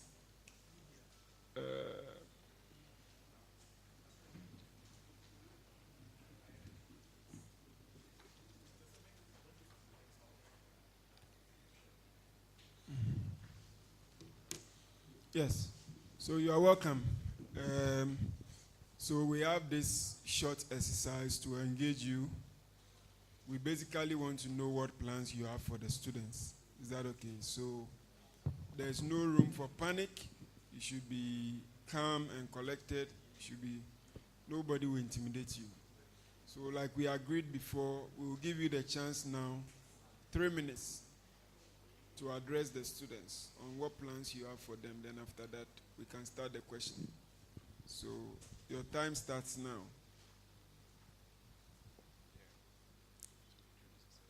Thank you, Mr. Chairman, for the opportunity given.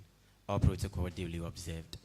My name is Ababiga James, a level 300 medical laboratory science student, and also an SRC presidential aspirant, together with. And I'm also Abayuri Philip Uwedaga, BSc Civil Engineering. So we are here to be vetted as the SRC president and the SRC vice president respectively. And we have a vision being called bigger. So the bigger actually means building inclusive governance. And we are focusing on championing this vision in order to make sure all students' voice is being heard. So that's why we are basically here. Thank you. Thank you. Who told you that the students, their voice is not being heard? Thank you, Mr. Chairman. Yes. So, to some extent, To what extent? We've actually engaged the students, and with some of them, their concerns, they raised some concerns. So they raised some concerns about that they feel that their voice are not being heard. Okay, so in which areas are the students' voice not being heard? Which areas have you identified that the students' voice are not being heard? And what solutions do you have? Tell us. So challenges like, academic challenges like, when I was heading here, I met one student, a biological science student, and she told me that their class is divided into two. So they have A and B, the level 100s. Yet, when they organize Zoom meetings, just 150 of them are able to join the meeting, while the remaining 50 of them are not able to join because of the restrictions of the Zoom app. So that's what she said, and I said I will verify that and get back to her. So these are some of the challenges. Then I think also some of them were raising concerns with regards to the chairs on campus. Chairs? Yes, please. So you have raised two issues. Yes. Let's tackle them one after the other. The first one, about what? The Zoom and Google meeting. What are you going to do about that? So the lady just informed me. Thank you, Mr. Chairman. The lady just informed me, of which I'm about to make inquiries about it. Then we see the way forward, how to go about it. Thank you. What plans do you have personally for the students, apart from the problems they have told you? I'm sure it's not only today. You have had previous engagements with the students. They have been telling you problems upon problems upon problems. You yourself, you are a student. Yes. So I'm sure you are experiencing some of the challenges. We leaders are born out of problems. So which problems have you identified? And practically tell us how you are going to address the problem. So like the issue of chairs, what are you going to do about it? Thank you very much for the opportunity given. So with regards to the chairs, we've walked the same path together from level 100 to level 300. We faced the same challenges. So we are facing the same challenges as they are also saying.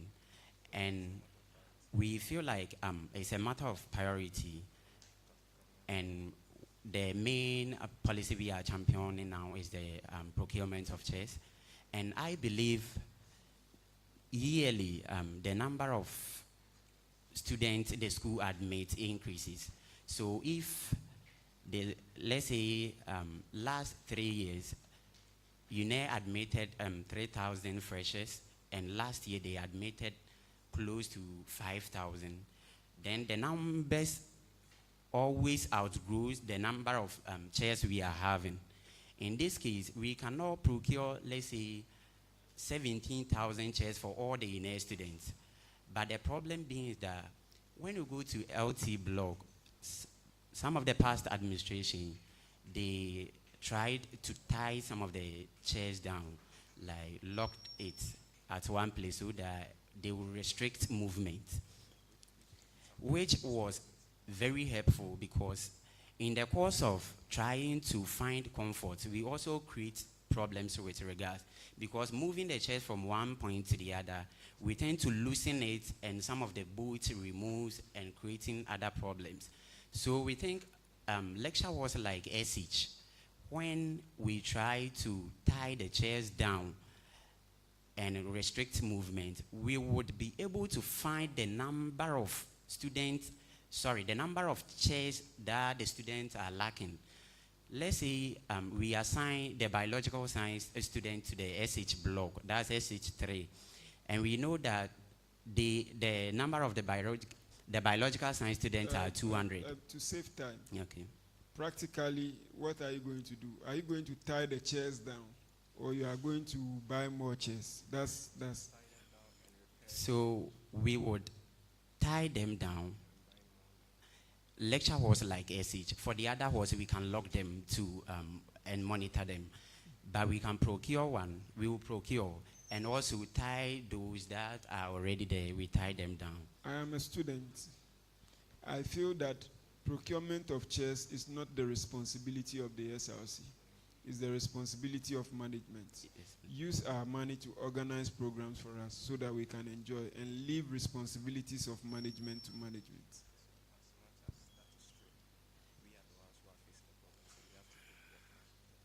Thank you for the opportunity given in. Sir, you are very right, but then it all boils down to matter of priority, as we said.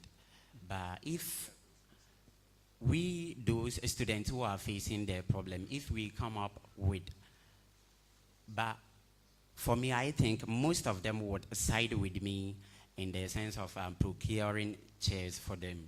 So that's what I was saying. So our student numbers keep growing. Yes, please. Apart from the issue of chairs, which other challenge did you identify with the students? Thank you. So before this day, we started engaging the students and they came up with numerous things. So one, that's the procurement of chairs. They talked about the summer hut renovation. Then they mentioned about the pavement. They said there are dust on campus, so the pavement system and a lot. What would be internet connectivity at the traditional halls and campus. So how are you going to address all this? How are you going to address all these challenges? Thank you for the opportunity. So for the network connectivity on campus and the traditional halls, when you go to hall 2, I think they have Wi-Fi system over there and it's really assisting them. So some of us, when we are on campus, especially in hall 1, and we are having online class, we tend to move to hall 2 to access the Wi-Fi system to be able to connect to internet and join the class. So I think extending the Wi-Fi connectivity to hall 1 would also help, and extending it to the campus to some points on campus, like the pavilion. Then this thing you are saying, I don't know, I have not been following student politics recently, but from my time as a student, from 2014, they have been talking about this every year, extending Wi-Fi to the hall 1, almost every year. They have been talking about it, and it never gets done. You are also telling us the same thing. What is the guarantee that you are going to do it? Thank you very much, Mr. Chairman, for the question. So I'll commend some of the past administration, like Oleku's administration extended the Wi-Fi network to hall 2, and I think they did well. The current administration also did some of the extension of the Wi-Fi network to some points on campus, and this has been enhanced. So I think we can also continue with this part, and it will be very helpful. Are you Ababiga James? Yes, I am, sir. You are the president aspirant, right? Yes, sir. That's your vice. Yes. When I go through your CV, you look inexperienced for the position you want to occupy. You have no track record so far in the university. All your experiences are in the secondary school. The work here is is different. The demands are different. How sure are we that you can do this work you are talking about? Thank you very much, Mr. Chairman, for the question. So, I have leadership experiences from my past, and even now, I'm still serving the good people of Uenr. So I believe leadership isn't just about the positions that someone holds. It's mostly about the trend that the person follows, the values, the core. So it boils down to service. If someone is keenly ready to serve the good people of a certain institution, or let's say Uenr, giving the opportunity to the person, I think the person can best deliver more than someone who just who is a position to satisfy maybe his own interest without any values. All the people who are in the line to come after you, they can say the same thing you are saying. So if some of them have a track record of leadership experiences, things they have done in the past, why do you think that we should allow you ahead of them when you don't have any leadership experience in the university? I mean, for SRC presidency, that's the highest office. And for somebody to be able to be in that office, the person should have had experiences at lower levels, so that at least they come into contact with some of the challenges they are likely to face in leadership. You have not had any experience. Does it mean that your ambition to contest for presidency just came and you have not had that in the past? Thank you for the question, Mr. Chairman. So, I have had experience in this school. I've been an instrumental part of our administration, that's our departmental administration. Okay. I'm the current project manager, deputy for our administration. And whatever goes on, since we work collectively, hand in hand, we know all the things that the challenges being faced in the... So you see, you are shooting yourself in the foot. It's like you have information and then you keep it. Sorry. Somebody brings the information and you do better than you. Because if you are a project what in your department, you think that that is not fit for your CV? You didn't capture that on your CV. On your CV, all the things is basic school and then senior high school. But you have some leadership experiences in the university which you didn't capture. Thank you, Mr. Chairman. That's a mistake. I think it's a mistake because Okay. Thank you for rectification. What is your legacy project for the university or for the students you are going to lead? What do you want to be remembered for? What projects do you have which when you go to bed, it will always be giving you headache, that until you achieve this one, you are a failure if you leave office? Thank you, Mr. Chairman, for the opportunity given. So first, as we stated, for the procurement of chairs, it's one of our main things that we want to leave. When we are, even when we leave office, we want people to remember us for.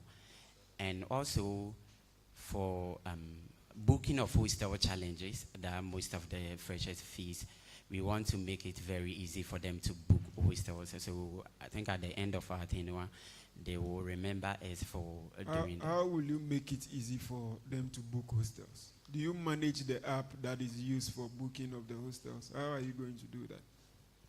Thank you, Mr. Chairman, for the question. So, for the past years, we've had most complaints that students make that when they are about to book hostels, they pay it through some agent that they don't know, student agent. Yeah, middleman. Then they pay the money to them. And when they come to school, that's when they report and they are trying to find the person. They find challenges to find the person. It's either they don't get the hostel or the person get lost.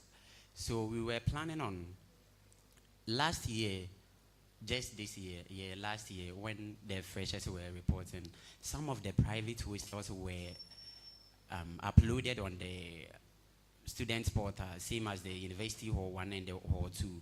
So most of the people were able to book. So I think we can equally engage some of the private hostels and bring them on board. So they would also come on the app and we would be able to secure these hostels for them. And that would save them from fraud. Yes, please. If you are giving 100,000 cedis as your income for your administration, what will be your priority in terms of spending? Assuming your income after they have collected monies, the dues that is due you is 100,000 cedis. What will be your priority in terms of spending? Where are you going to put these monies for the welfare of students? Thank you very much for the question. So, as we earlier mentioned. So be very practical. What I'm asking you, I want you to tell me, I'll put 20,000 here, 10,000 here, 5,000, that's what I want.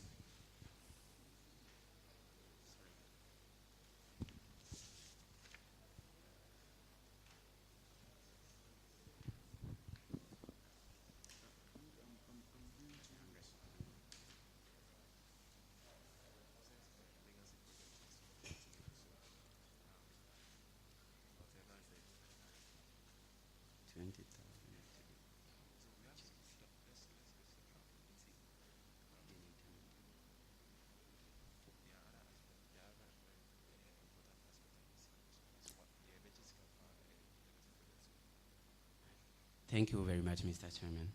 So if we are giving 100,000, as we have our main policies to deliver, we would first of all consider the procurement of chairs because we think that has been the main concern of the students. Then boils down to that of the pavement system on campus. So I would like to express it in percentage.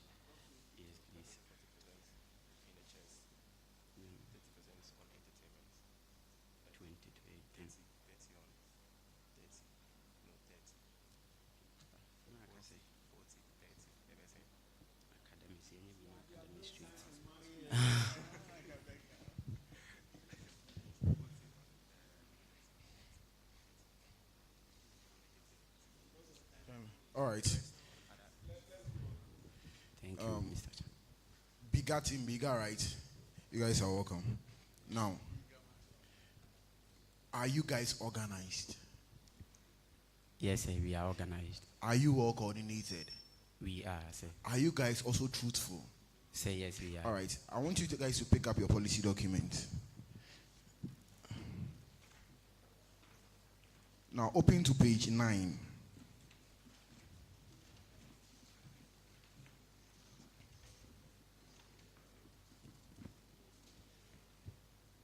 First of all, open to page 4, okay? Page 4.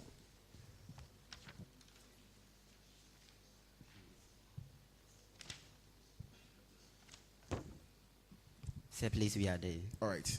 So, when you look at page 3, for instance, you started your policy documents with headlining them as the pushes. Now, you move from push 1, straight from push 1 in the document, straight, you move to push 11.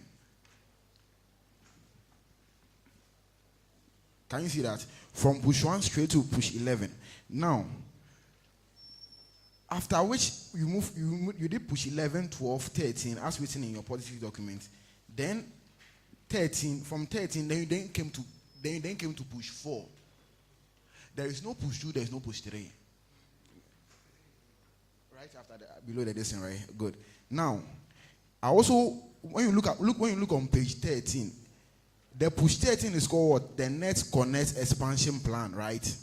Now, open to page 9, you realize that there's another push 13 over there, which says that Mental Health Intervention Network. Are you guys organized? Yes, sir, we are. All right, explain to me. Thank you, sir, for the question. All right.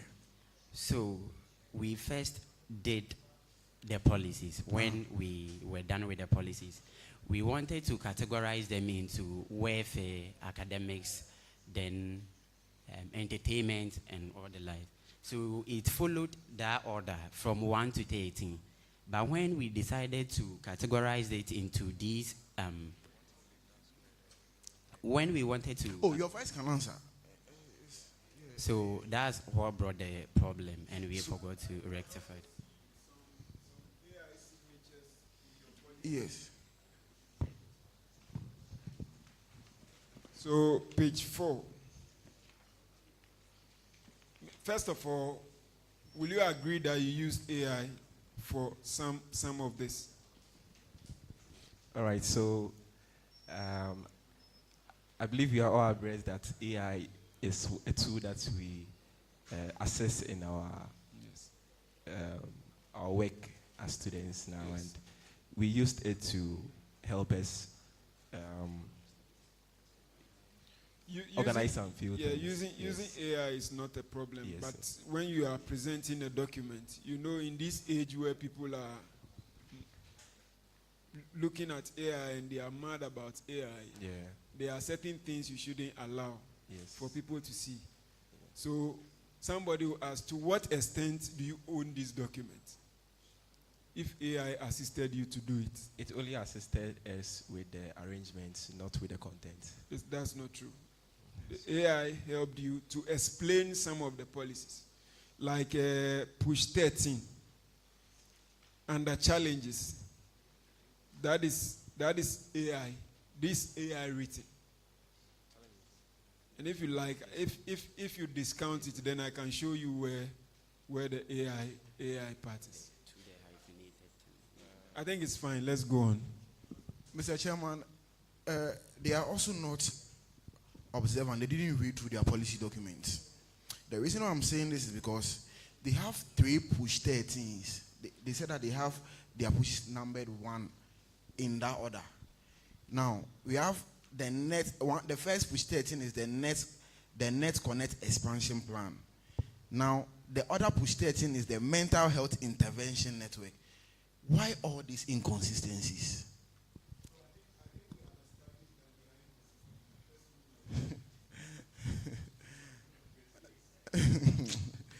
All right. Thank you.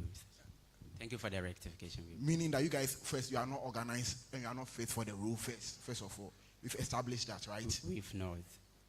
Oh. It was during the arrangement that we made the mistake, but we we've stand to be established that fact, corrected. but the fact that you have 2 push 13s. In fact, Mr. Seman said I should move on. Okay, so I would. Now, thank you.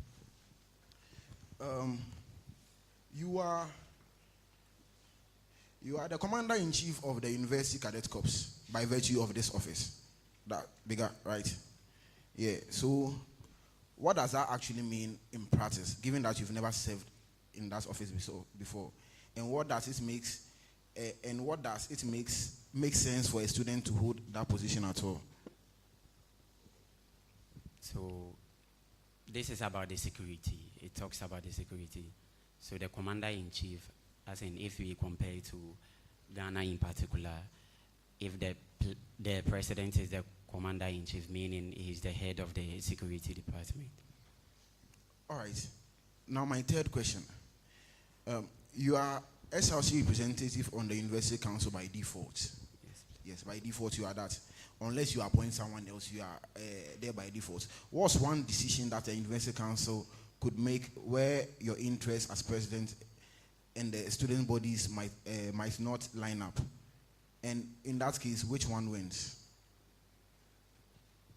Please. When a decision by students, when a decision by council and the interest of students doesn't meet at council level, which one is paramount or which one wins?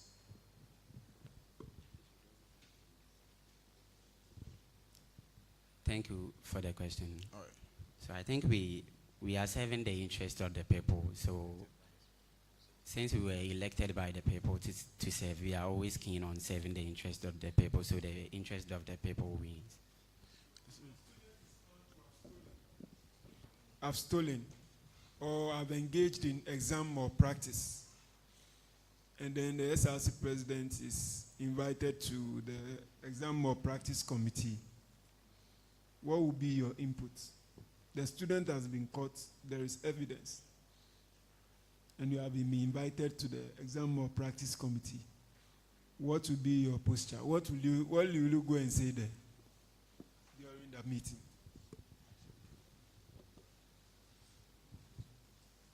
Thank you for the question. So we would also have to look into it before we make any further. And if it is obvious that the person was involved in examination or practice, then we will leave that to the management for him to face the law. Set up your own committee to do another investigation or what? So be very practical. This is a practical question. You can face this when you come into office. So looking into it means what? You open your eyes. Or what is the looking into it in this sense? So it's about we also finding our own information, like engaging the student who is found in the act to also see because how best we can also assist him or her. All right. Yeah. All right. Now, did you read it? All right, Mr. Chairman. Did you read the Constitution before coming? Yes, we did. We read. You read the Constitution before coming, right? We went through it. All right. Now, if Parliament passes a resolution, or Parliament passes a resolution, and as president you thought that that resolution was reckless, what's the actual constitutional recourse? Not what we want to do. What is the Constitution? What does the Constitution allow you to do? Please, the question again. Now, I'm asking, if Parliament pass a resolution as the president and you think that resolution is reckless, what does the Constitution allow you to do? Not what you want to do. What does the Constitution allow you to do? Please. If you don't know, don't speculate. For the last time, if you could kindly ask the question again. We are working with time. One of the key leadership skills is paying attention to details. So I know that sometimes the question again is an opportunity to think about the question and answer. It's not a problem. But when you keep asking us, it means that you are not paying attention. So please, pay attention when the question is being asked so that you can respond. Is that okay? Thank you, Mr. Yeah. And the last time I'm repeating the question. You know Parliament passes resolutions, right? Now, if Parliament passes a resolution and as presidents, you deem that resolution to be reckless, are you getting me? What's the actual constitutional recourse for that? Not what you think. What does the Constitution say about that? Your line of action. Yeah, we do remember there's the right thing that has to be done according to the Constitution, but we can't recall exactly. So you don't know? Yes, we don't know for that. Good. One. Thank you. So, Mr. Chairman, before I hand over the mic, I want something to be clear to the general populace. One, they are not organized. Two, they are not observant. Three, they use AI in their lesson. And four, they don't know anything about the Constitution. Thank you very much. And five is that doesn't mean they cannot work. So let's be measured. I think establishing credibility is very important. I'm saying that somebody not knowing the Constitution doesn't mean that they cannot function as SRC president. Is that okay? But you are supposed to know because that's the basic document you'll be working with. And also explaining your policies using AI gives us a bad signal that you don't own it. Is that okay? But I think you have done well by explaining some part of it, which means that you work hand in hand with AI. AI didn't do the thing completely for you. Thank you very much. Thank you very much. Okay, bigger man, you're welcome. All right, Mr. Vice President, let's go. The Vice President often supervises internal campus affairs.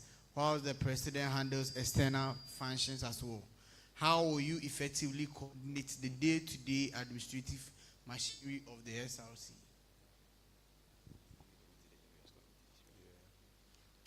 All right, so thank you very much for the question. And one of the rules also for the vice president is to chair the committees. So to make the committee very vibrant in their respective committees, like the committee chairs, making them responsible for their committees is one of the ways that I'm going to make sure that they work within the committee.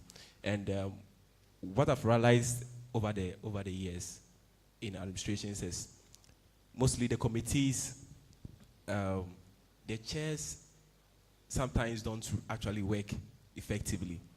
And most of the duty is always on the vice and the president. So what the measures that we're going to take is that we're going to let the chairs understand that if they are not working effectively, they'll be reshuffled or they could be changed. We could resign them from the position. So with that at the back of their mind, we believe that they will work effectively within their committees as chairs. Somebody has helped you in your campaign and you have promised them chairmanship position. You think that when they are not working, you have the muzzle to remove them? Okay, so the agenda boys, sometimes when I'm coming to campus, I see them. When you are sleeping, they are in the junction showing your flies. Yes, so because they know that there is something in it for them. So if they are not functioning as committee heads, you will be able to remove them. So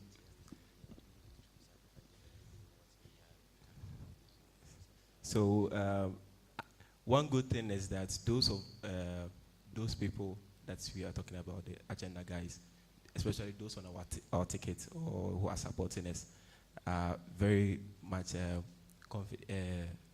effective. And we believe that if we assign it to them, it's something that they can actually work effectively. And if they can't work, they know the principles that we move with. And the principle is to serve the people of Uenr. So if they are not functioning well, then I think the right actions have to be taken. Okay, thank you very much. Another one again. You see, earlier today we were talking about the fact that SRC performs and a local, they literally do most of the things together. Okay, Mr. President, as SRC president, you are surely going to work with the local NUGS president as well. How do you intend to manage overlapping responsibilities to ensure there's no friction or duplication of student-funded projects?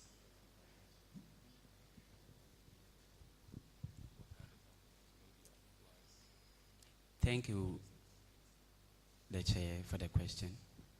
So, situations like this, working hand in hand with the local NUGS help cut down cost. Because let's use example. Let's say the SRC organize freshers Aquaba night for the freshers, and also the local NUGS do same. It's the same freshers Aquaba night. So it's about proper engagement with the local NUGS president, that's the executives, to know their priorities and their plans too. So we could either use one of the budget to save the student on the ticket of, let's say in the form of freshers Aquaba night. We can use one's budget for the freshers Aquaba night, and if the other, let's say the local NUGS president also, their plans to, we look into their plans, and if we feel there are some projects or some other events that one would also work, we would collaboratively bring them on board, and we channel that budget into that side too. Thank you. Okay, well said. I think I have to go to my sector, which is the current affairs. Okay, so who is the first president of Ghana of the Fourth Republic?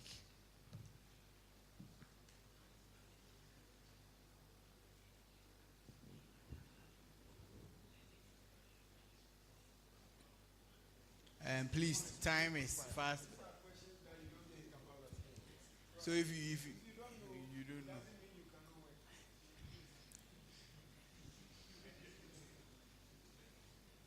His Excellency the late President John Evans Atamils. I'm sorry, Flight Lieutenant Jerry John Rawlings, the late. Okay, I think you have heard about USAC before. Yes. What is USAC? So USAC.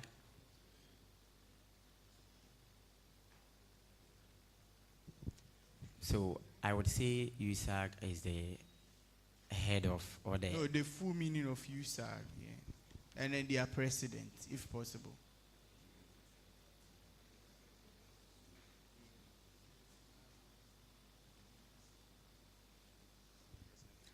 So it is University Student Association of Ghana. And then their current president. Mr. Christopher. Come again. Mr. Christopher, that's what I remember. Okay, for education's sake, due to some unforeseen tendencies, we haven't been having elections though, but the current president who has been for the past 2 to 3 years is His Excellency Patrick Kusi and not Mr. Christopher. Okay, my last question. Who wrote the Uenr anthem?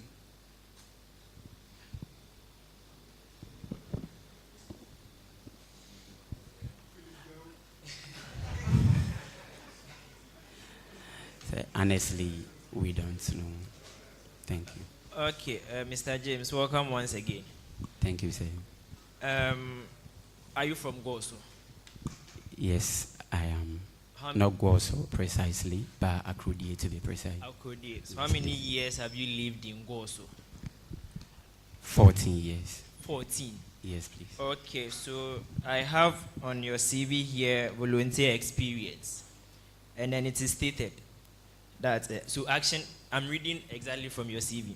Action plan, communal labor participants. Organization, Goso Township, during annual festivals. Is that correct? Yes, sir. What festival is being celebrated at Goso?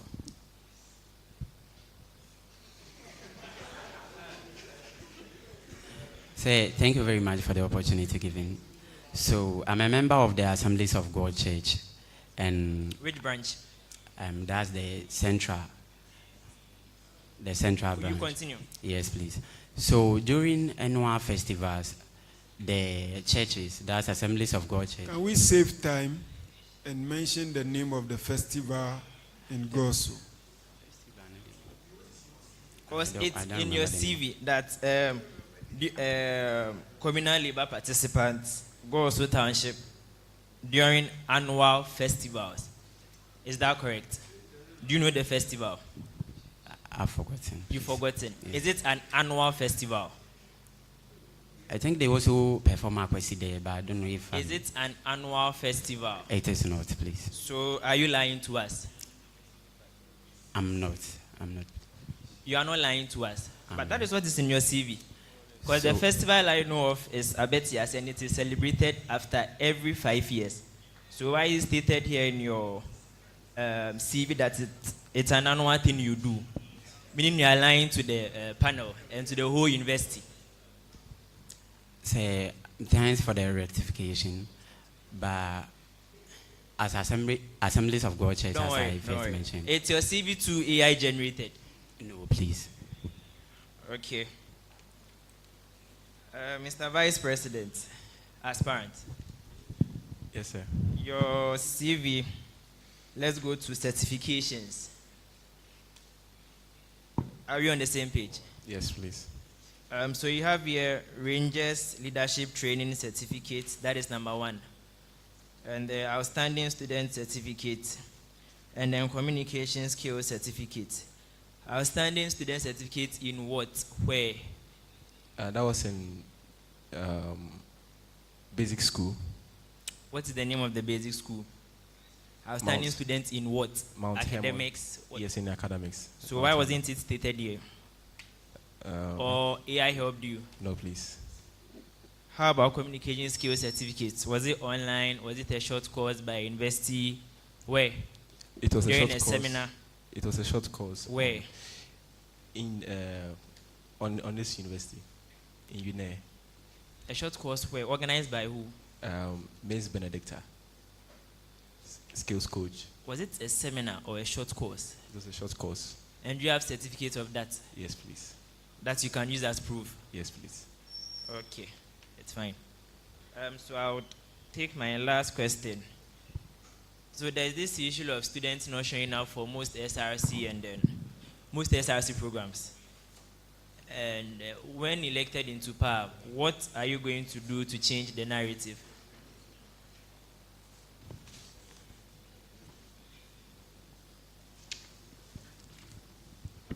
Should I repeat it? Yes. So there is this issue where students don't show up for most SRC programs. What are you going to do when elected into power to ensure that students show up for programs? Yeah, so what we've identified is that though most of the students are interested in artist nines and the likes, but we also realize that not everyone comes. So what we're going to do is we've engaged some of the students, and some have even raised concerns that they even if they can get some programs like even JAMA sessions, JAMA, very good. Sorry. No, this other indoor internal games too. Indoor JAMA session? No, indoor games. It's been done already. Local NUGS does that, SRC does that. So this one is going to be, well, it's going to be general. So it's going to include everyone. How is it different from what previous SRC administrations have done? How is your indoor games going to be different from what has been done already? Okay, so there are a number of games that we can introduce, and like games like. So like TV games. It's okay. It's okay. Okay, Mr. James. Here, I would like to take you back to one of your policies about the no chair syndrome. I want to know, have you done anything about it?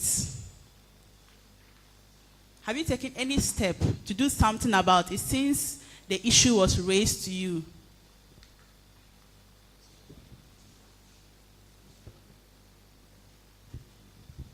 Thank you, Madam Chair, for the question. So, yes, we've done that. What did you do? So, first of all, we engaged the students, and they brought to our notice that they have this challenge. Yeah. And also, as a good, let me say good student, we also try to embark on advocacy. So we have made inquiries about why there is always a shortage of that and how to go about it. Inquiries from which people? So from the estate department, please. Only estate department? Yes, and what were their responses to you? So we will verify. Yes, please. So some of them, they raised concern about the student theft, that's stealing some of the chairs from campus to their various houses, and also the broken chairs and movement of the chairs from one class to the other is also causing the breakages of the chairs. And that's why we want to initiate a policy that would ensure servicing of these chairs regularly to ensure chairs are mostly on the classrooms and the chairs are also not moved. Yeah, it's fine, it's fine. For the sake of... How many chairs do we need to solve the no chair syndrome? Thank you, sir. So as we said, until we tie the chairs down, or until we get to know the number of chairs that we have in the lecture halls, it's very difficult to estimate the number that we would need for now. So, yeah, but I think filling all the lecture room would be helpful, I think. Okay. Another question. I want to take you back to the part that you said when you have confidence in your agenda boys, that when you give them a position, they will be able to work well. But there are some cases that still they will fail you. So I want you to tell us, what steps can you still take? Thank you for the question. So honestly, our agenda boys are embarking on this agenda completely volunteerism. They are doing this just because they believe in our policies that we are bringing on board, and none of them is interested in giving appointments or something. So they are pushing behind me just because they feel like the policies and what we can implement is going to help the whole student body and not just them. So the student body as a whole, and they are not interested in I understand that you are policy. repeating what you said. So I want to ask, in cases where they fail you, what do you do? So this doesn't go to my agenda boys, it goes to those we will appoint. Yes. So we first mentioned that we will do reshuffle. So we will tell them, for them to know that maybe at the end of the first semester, at the end of the first semester or in the middle of the first semester, we will do reshuffle, and whoever has not performed in their respective committee would be removed. Oh. Learn what happens at the national level and bring it here. When we are doing reshuffle, do you know what it means? Say, I get it. Some of them might be working in their respective aspect, and some of them might also not be working. So, but it's not because they cannot function, but we might have not assigned them to their respective posts. Let's say we assign them to the sports committee and they are not functioning well. If we do reshuffle and bring them to the academic committee, they might do well over there. How sure are you that if somebody is not working well in the sports committee, when you bring them to this thing, they will function? What will be the basis for taking that decision? Say, it boils down to their strength and capability. So you didn't assess their strengths before you put them where they are. So this happens nationally. When somebody is failing somewhere, instead of sacking the person, then they will take him and put him at a different place. Then the problems he was creating at one place, you bring it to the new place, and we end up not solving the problem. So reshuffling is not most of the time the best way to deal with inefficiencies. And I think because of time, last question. Okay, so my part, with regards to your CV, you don't have any records of involving yourself in SRC or local NUGS activities. Is that true? Yes. Activities. Yes. I have involved myself. Yes. I'm always part. I've always involved myself. Yes, please. As participants. You said that. But no official roles played. No, please. So you have developed this interest out of a vacuum. All of a sudden you are interested in SRC, or from level 100 till now, you didn't have any interest.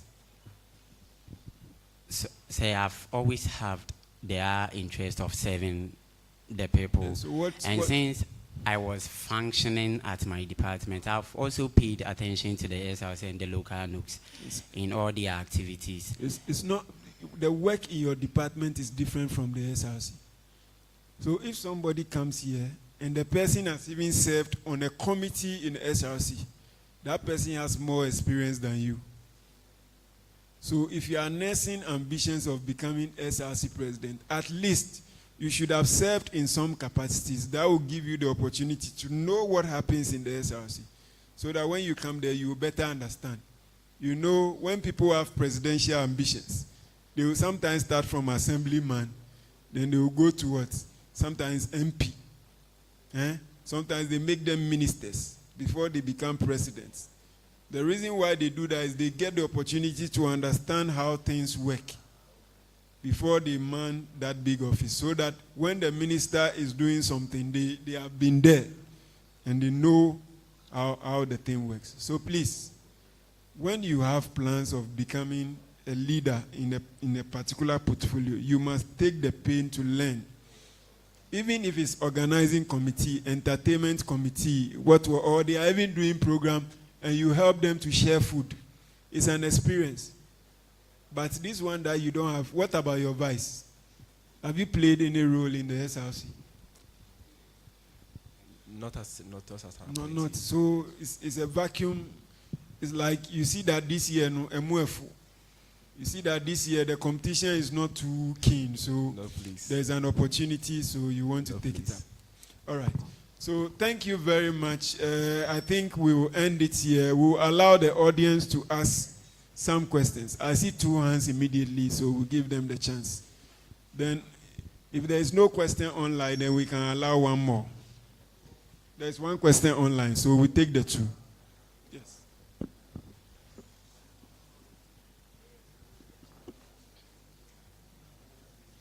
Thank you. My name is Echampon James, popularly known as Darling Boy. Good morning, Wedega. My question is two-layer questions. My question falls in social and cultural maintenance, since it all falls under social welfare of students.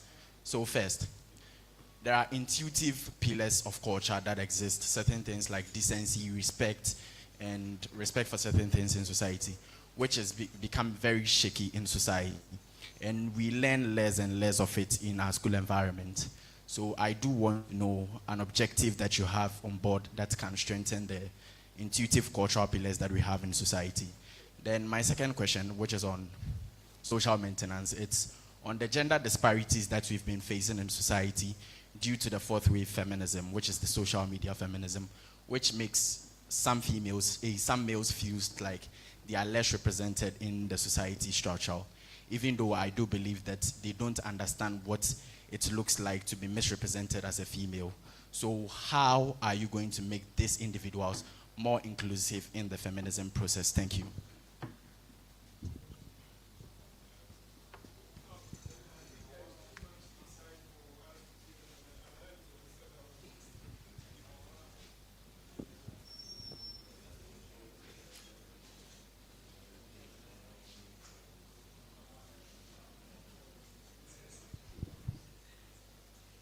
Yes, go ahead. I think your second question is about gender inequality, right? Okay, if you can give me. Sure.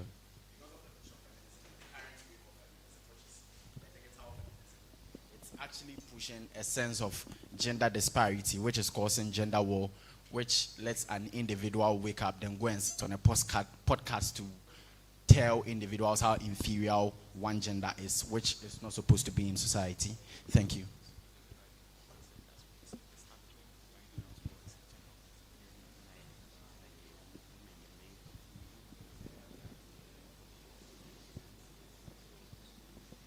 So I would want to know whether that's a problem that we are facing right now in this school that we would want to know, or it's a general question that's happening in Ghana here that you want us to rectify. So my question is student-based. If the SRC will come as here, he would have testified. I've even called them to rectify on how best we can solve this problem. Like, it's something that do exist, that you go to classes, especially African studies class, then you are doing maybe course like society, like gender and the role society gives to male and female. Then it tends to a debate where individuals want to prove how their gender is so superior over others because they feel like they've been misrepresented or they are being less represented in the society hierarchy, which necessarily don't have to happen, because I do believe that a sane society is the kind of society where both genders work hand in hand. If we are now fighting over who becomes more superior in society, I feel like we will get to that point where the society breaks down. And it is actually happening in the school environment, because we are the one that uses the social media. We are the one that gets to know the digital wave of feminism. Thank you. Yes, please. Thank you. Thank you. One of the WUCOM aspirants raised that are concerned, I think is a good idea that we can base on and support men too on that. Because men too some of the men are going through challenges that they can't share their opinion. So we have some of the policies that will make allocations for students to lodge complaints about what they are going through, like things that they are facing mentally. So this one is not just subjected to women in particular, just everyone, for them to come on board with it. So I think the MENCOM policy is very good. That one too can be. So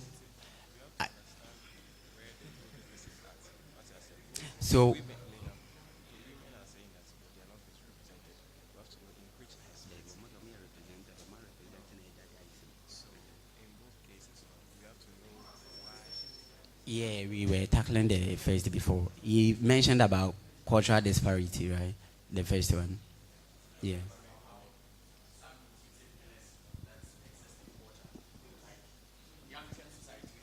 Some intuitive pillars like respect, decency, certain things that exist to make our culture very rich.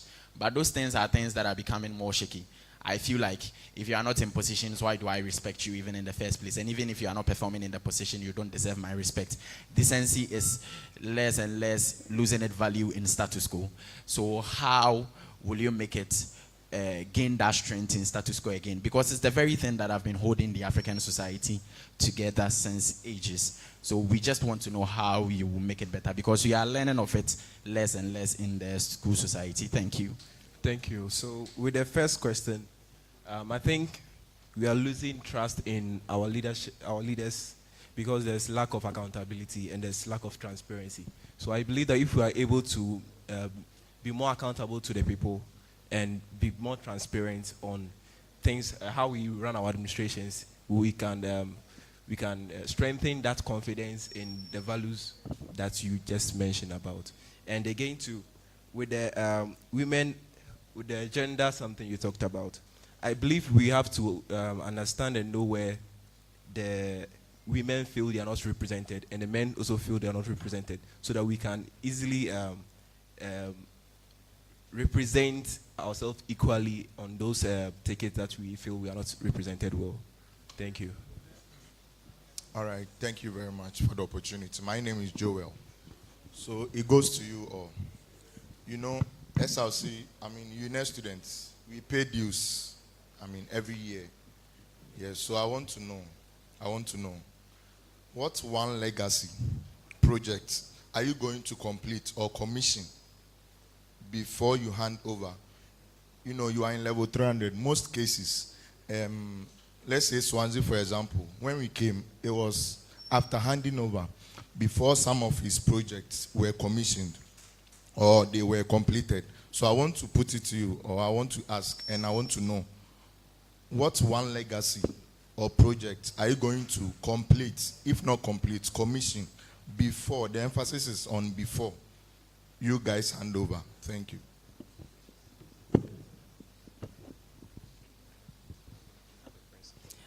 Thank you very much for the question.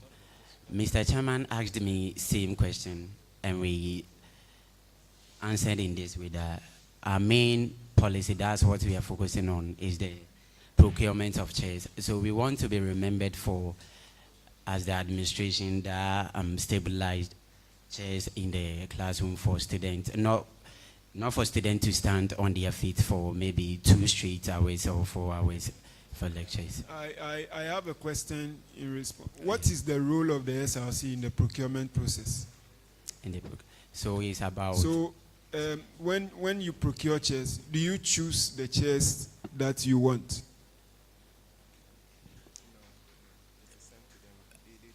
It's engagement. I think it's engagement, so we can...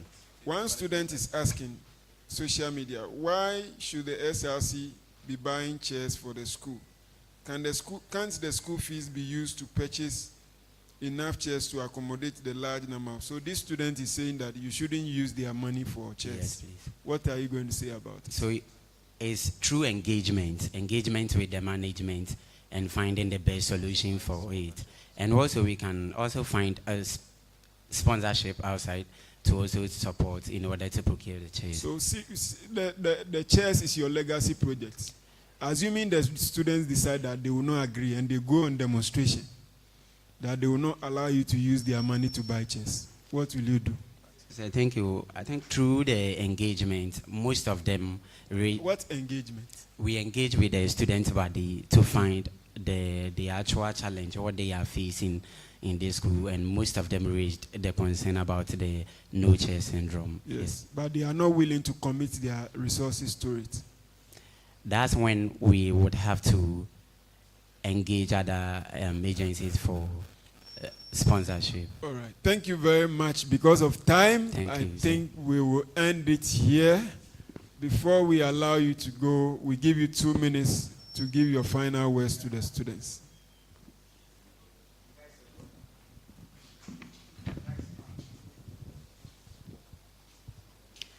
Good afternoon, good afternoon, good people of Uenr. The name remains Bigger Dagger Agenda, and we are here to serve the interest of the good people of Uenr. We are not here to sentence it on our whims and caprices. So, as we've been always saying, a vision set, a genuine unfolding. Next is you. Bigger is a brother, Dagger is active. Thank you. Thank you very much for coming. Thank you, sir. You will hear from us.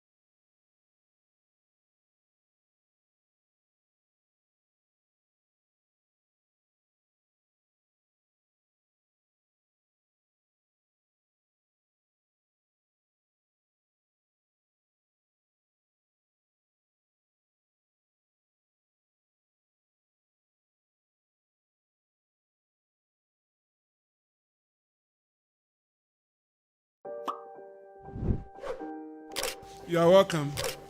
So we will be vetting you. Basically, we want to find out what plans you have for the students. Is that okay? As much as possible, we want you to be practical. There is no need to panic. We are very free. Is that okay? And we have your interest at heart.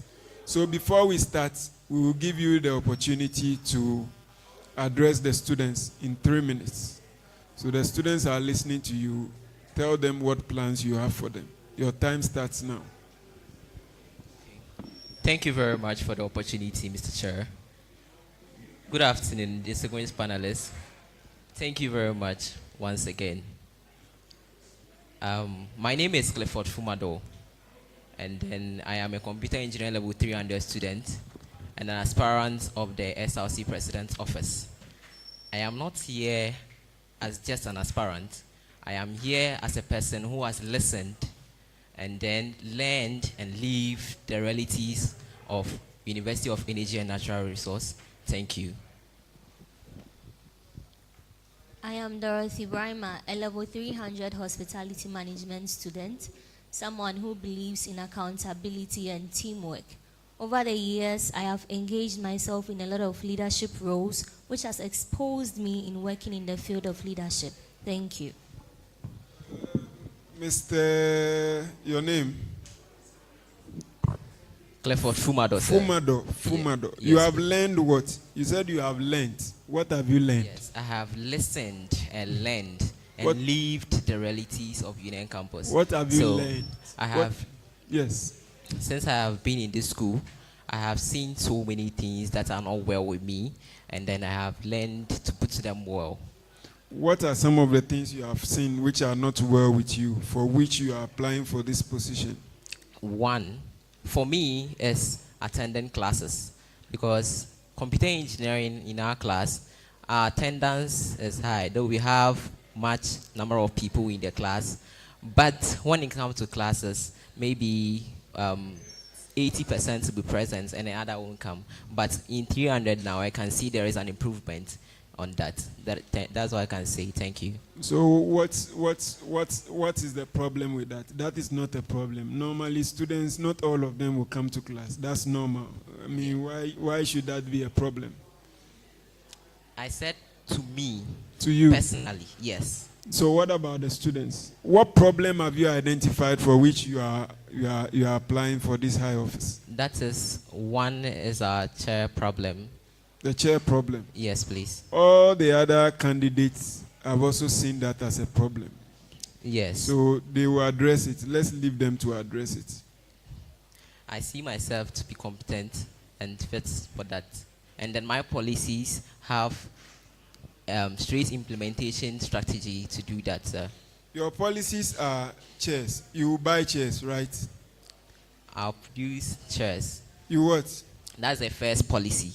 You buy chairs? Not buy, but produce it for the University of Venice. You produce it yourself? No, please. How? What do you mean by you produce that chairs? That will be the funding strategy of how to produce those chairs for the university.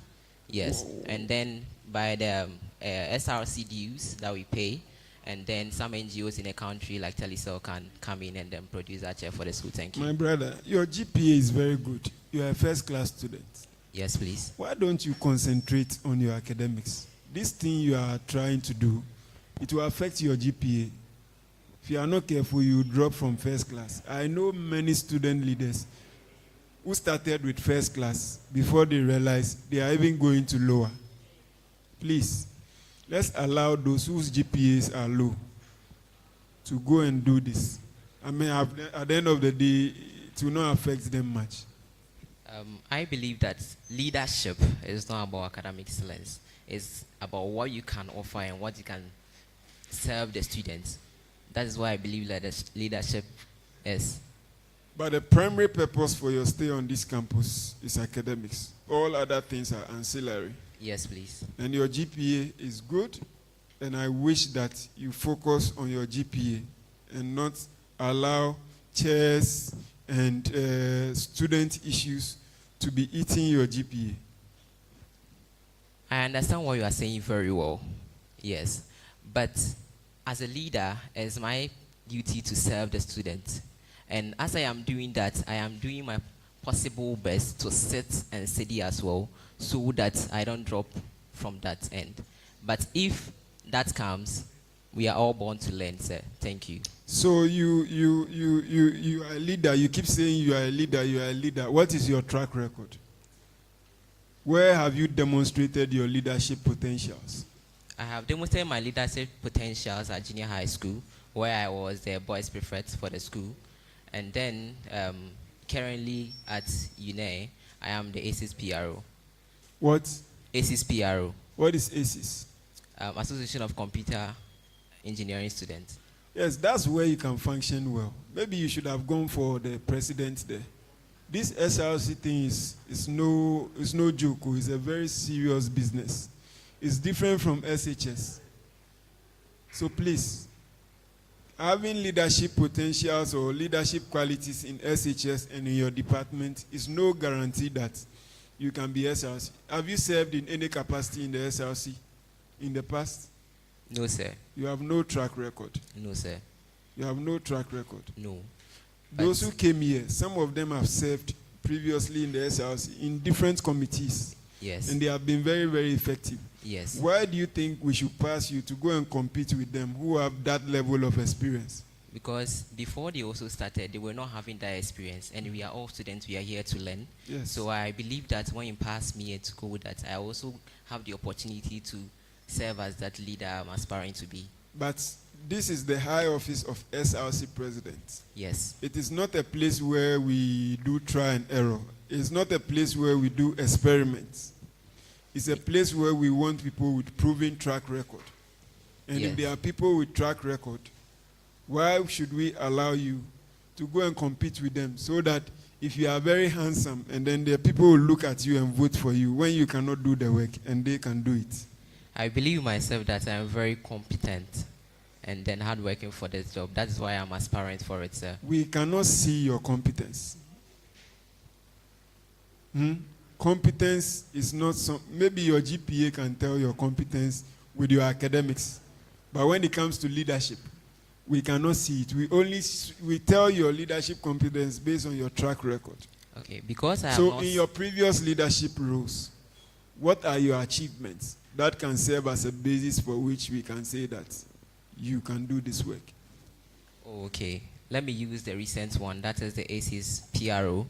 As a PRO of my department, that is Computer Engineering Association, I was able to create all social media platforms for them, including TikTok, Facebook, Instagram, and X, of which I engage students and relay information from the president to my students. So. You look too young. I feel that when you go on council, you'll be bullied. You will not be able to push the agenda of the students. Leadership is not about age. It's about what you have in your but integrity. Leaders must be wonderful and also fearful. I may look young, but I am not that young. Okay, so apart from the seats, agenda 1,500 seats, what influenced your decision of 1,500? Where are you going to get the money to buy the 1,500 seats? How much is a seat? One of the seats, how much is it? Okay. Why influenced my decision is that since I'm from level 100, I have encountered that same problem. That when I come to lectures, I do stand for the whole 3 or 4 hours. So to save time, I agree to the problem of chairs. But why 1,500? How do you know that 1,500 can help us to solve the problem? It is because we have a number of chairs in the school already, and I think that 1,500 can suit that. And you see, we don't have much infrastructures. And then if you bring chairs that are more infrastructure that we have in campus, the chairs will be left there. But this current administration, they produce 1,000 chairs for the school, and then the chairs are there, all right. But it is we, the students, that take the chairs to our various hostels for our personal use. and still complain that there are no chairs on campus. So that is why in my administration, I'm saying that I am bringing those chairs and make sure that those chairs are stuck and immovable like the LT. So we can easily say that let's go to the students' hostels and go and bring the chairs. We don't need to spend more money to buy chairs when we know where the chairs are. Let's go and bring them. Let's bring them back. You might go. Because before you came, a student sent a message to question. He said that he doesn't want you to invest their money in procuring chairs. So if we know there is a solution where we know where the chairs are, why don't we rather go and get those chairs rather than taking another money to buy chairs again? And for all you know, those students who even stole the chairs, when they finish, they will leave them wherever they are, and then that's all. Yes, so thank you very much. Those chairs that are cleared by the students, you go and then the hostel manager will see that the chair is for them. And then if you go in to pick those chairs, the hostel manager won't agree. So how sure are we that the ones you procure, they will not end up in students' hostels and we'll come back to the same problem? That is why the chairs will be stacked, and then the students cannot pick them to their hostels. They will be stacked. Yes, it's in immovable. the various, like, apart from chairs, which other initiative do you seek to implement? I see Smart Campus Internet Initiative. What is that? Okay, so the Smart Campus Internet Initiative is that our internet connectivity on campus is poor, because I have a practical experience of which I came campus to study one day. And then the lecturer said we should do an online class because it's not available. So I am supposed to use my phone to access that online class. And then that moment, my data bundle is low. And then I have to use the school Wi-Fi to access that online class. But here is the case that the Wi-Fi is very slow, and I can't get what the teacher is saying or seeing at that instant. That's why I brought that initiative, that Smart Campus Internet Initiative. Thank you. That is English. What is smart internet? If you say smart internet, we don't understand it. What are you going to do to improve the internet situation on campus? Thank you very much for the question.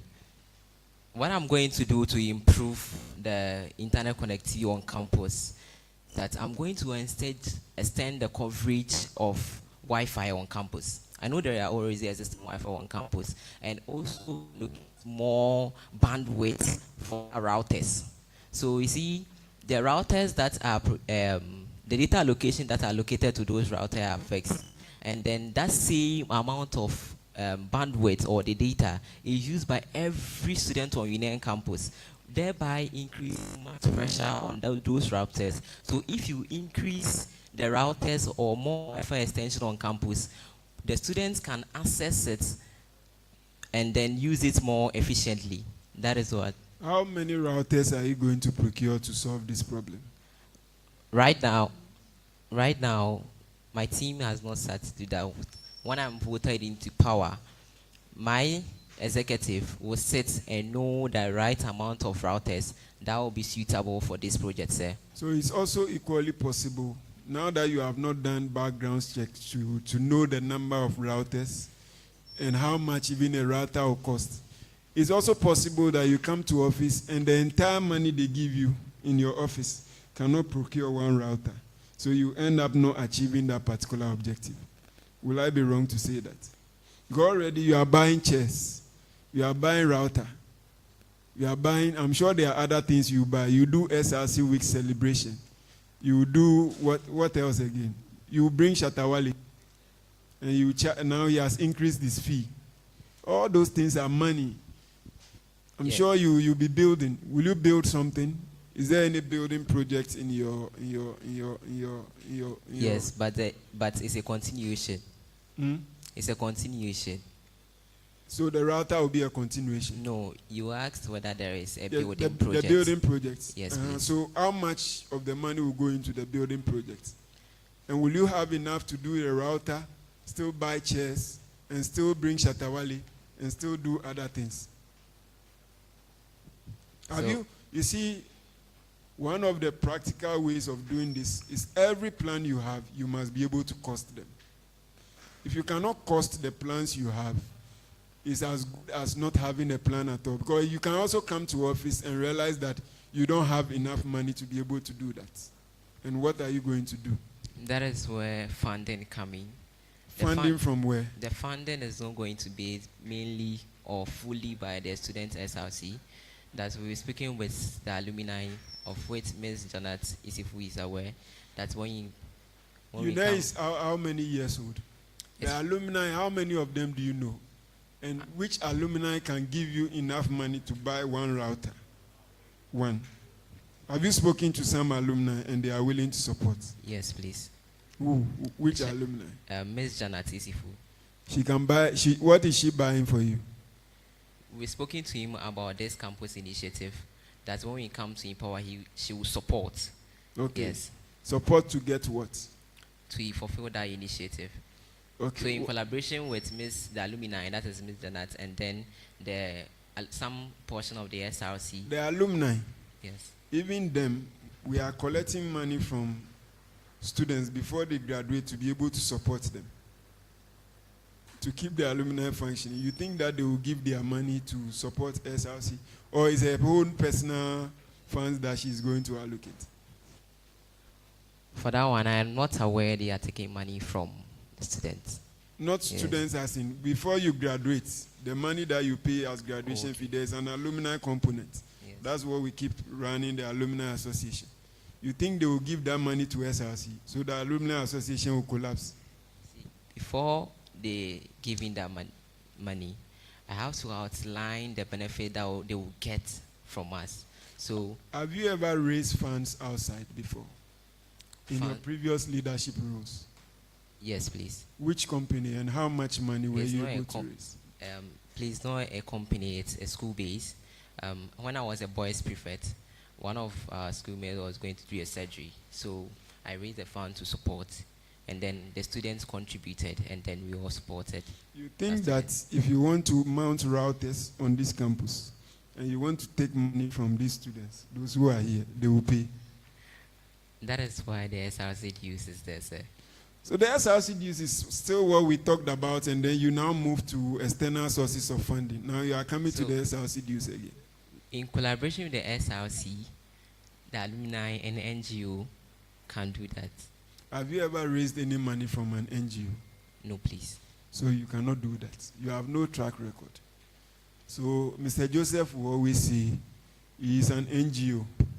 You are coming to look for funding. Convince him how you will be able to. Yes, before I will be able to convince Mr. Joseph, I have to know the company he's working in. I'll send. Okay. MTN Ghana, so suppose he's the CEO of MTN Ghana, I'll send a proposal to him, explain the mutual benefits that you get from us and what you also get from them. Then after explaining that mutual benefit between them, and I'll then go by to seek sponsorship. The mutual benefits will be in a case that there are content creators in this campus. I can say that, oh fine, MTN come and sponsor us with this amount.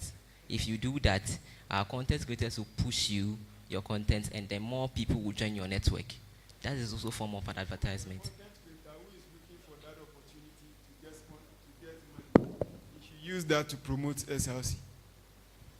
It's promoting the company as well, sir. That's what I'm saying. That if I'm a content creator, I do adverts for companies because I want them to give me money. Is that not it? Then I use my platform to promote content that SRC is benefiting from. Is it? Is that practical? Please, can I? The student content creators, they are upcoming, right? And then because they are students of the University of Energy and Natural Resources, we can speak with them, and then they can run that promo for the MTN Ghana. They can run that promo for MTN Ghana and promote MTN Ghana for them to also sponsor us for that amount that we want. Okay, thank you very much. Madam Vice President, it seems you are quiet because your president is not allowing you to voice out. I have a question for you. If the president makes a policy decision that directly violates your shared manifesto, but insist it is for political survival, will you publicly voice your dissent or silently maintain executive solidarity?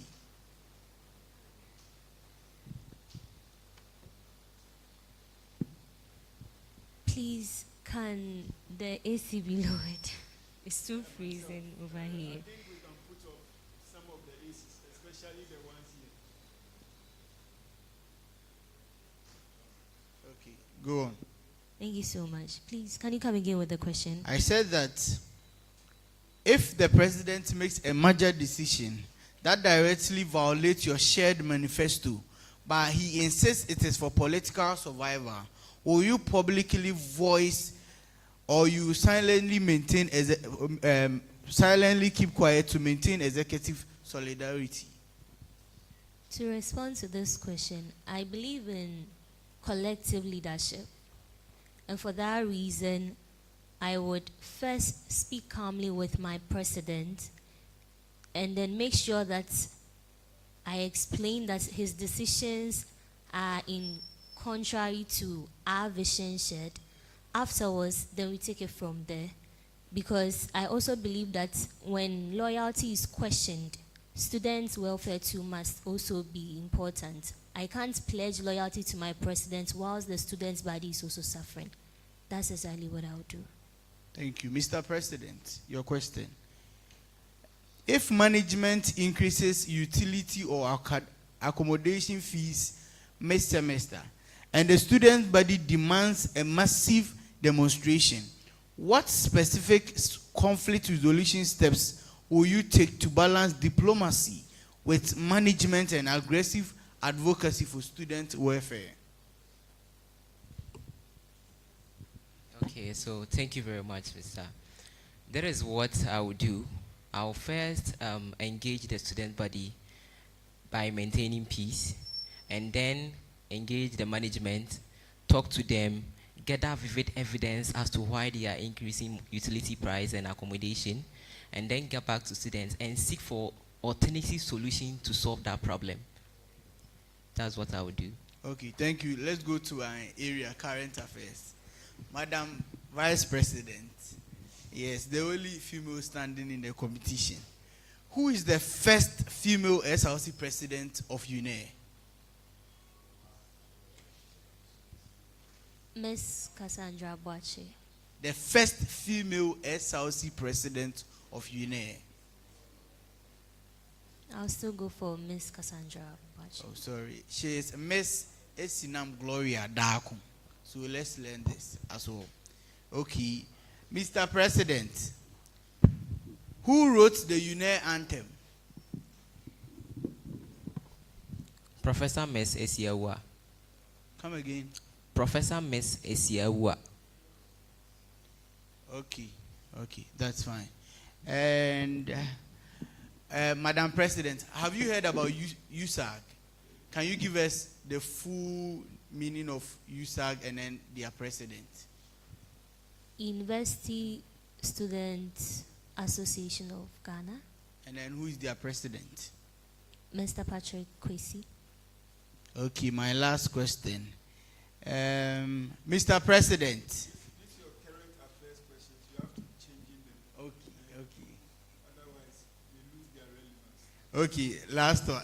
I think this one, I really like this president very well. The first president of the Fourth Republic of Ghana, Mr. President.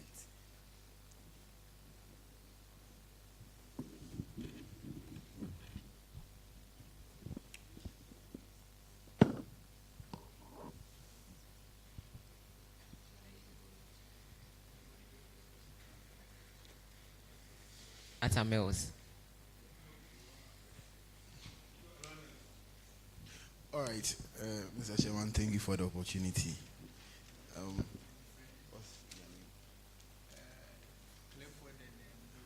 Clifford and Dorothy. Mr. Chairman, I think I would agree with your earlier assertion that he should step down and focus on his academics. Yes. Yes.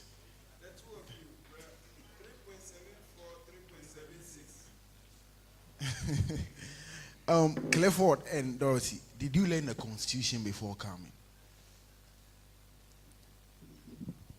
Yes, please. All right. Now, this question goes to either of you. So, article by article, the Constitution splits power between you, that's President, the Vice President, Parliament, and the Judicial Council. Where's one place you think that balance is currently wrong, and who has too much power?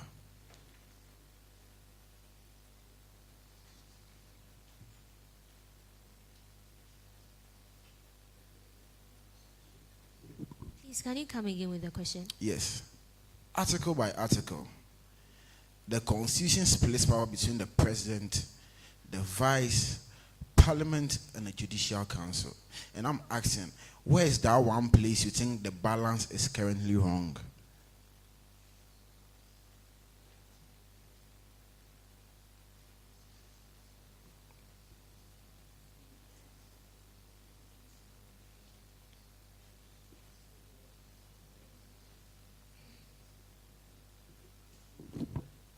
Okay, so as you rightly said, the Constitution divided powers to the President, that's the Executive Committee, the Judiciary, and the Parliament.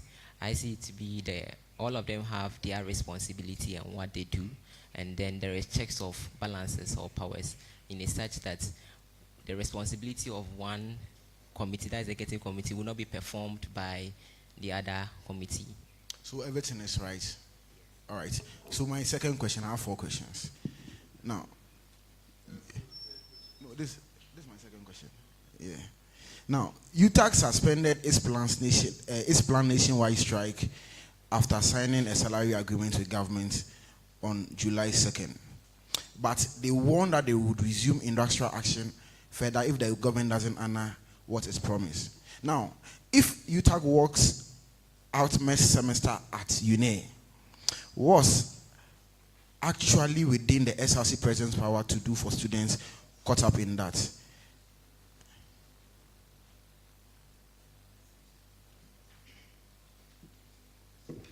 Please, can you repeat the question for us? I would.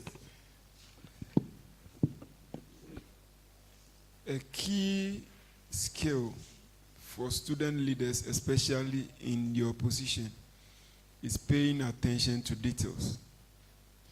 I know that repeat the question is a strategy to think about the question, but it also sends a signal to us that you don't pay attention. So please, when they are asking the question, pay attention and give a response. Don't keep saying, repeat the question, repeat the question. Is that okay? All right. Thank you very much, Mr. Chairman. I would repeat the question again. Now, UTAG, which is the Universities Association of Ghana, now suspended its plans on a nationwide strike. And there was a consensus reached between them and government that their salaries will be, or their requests would be met.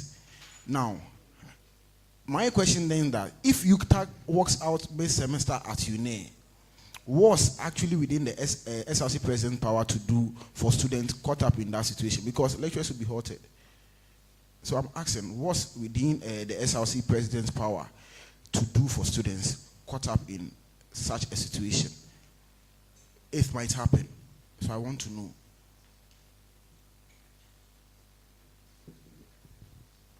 Thank you so much. Since the SRC is the mouthpiece of the student, we would speak with management, liaise with them, and seek for alternative ways to solve the issue and help, not necessarily pay UTAG. It's a union problem, and I don't know how you see. I don't know how you know unions operate, but unions are very strict with their members, very, very strict. When they give a directive, you must follow. Teachers have no, lecturers have no power or authority to disagree with them. So I want something that you do as president in such a situation. Because to the lecturers, see, let's be serious. There is nothing you can say to the lecturers. Because even they government itself can't handle them. How much more the SRC president? So I want to know what in such a situation you do for the students. Tutorials can be organized. Very well. Now my third question. After this question, I'll give it how. Now,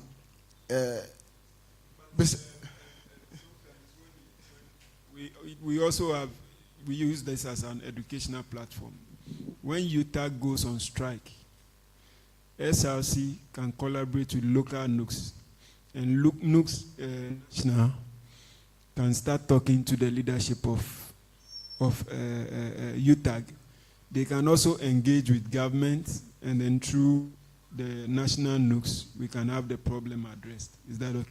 So such problems are not localized. So you use the national platforms to be able to address them. That's okay. Thank you. Okay, thank you very much, Mr. Chairman, for the education. Now, my third and maybe final question. Mr. President, you give a final authorization on financial disbursements the Executive Council or the Executive Committee approves. Please, I will not take the question again, so please pay rapt attention. You give the final authorization on financial disbursements that the Executive Committee approves, but Constitution also says disbursements above a certain amount need to be approved by Parliament. Needs to be approved by Parliament first. Now, I want to know where's the line in practice between the one you can approve and the one that Parliament needs to approve.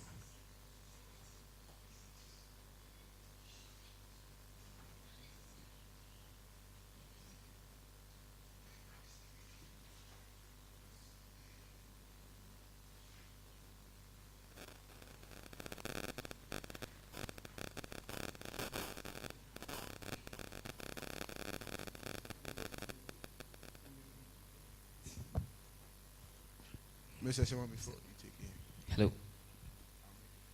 Yes, so as he said, the one that the SRC can approve is the one that is within the Parliament, that is within the SRC.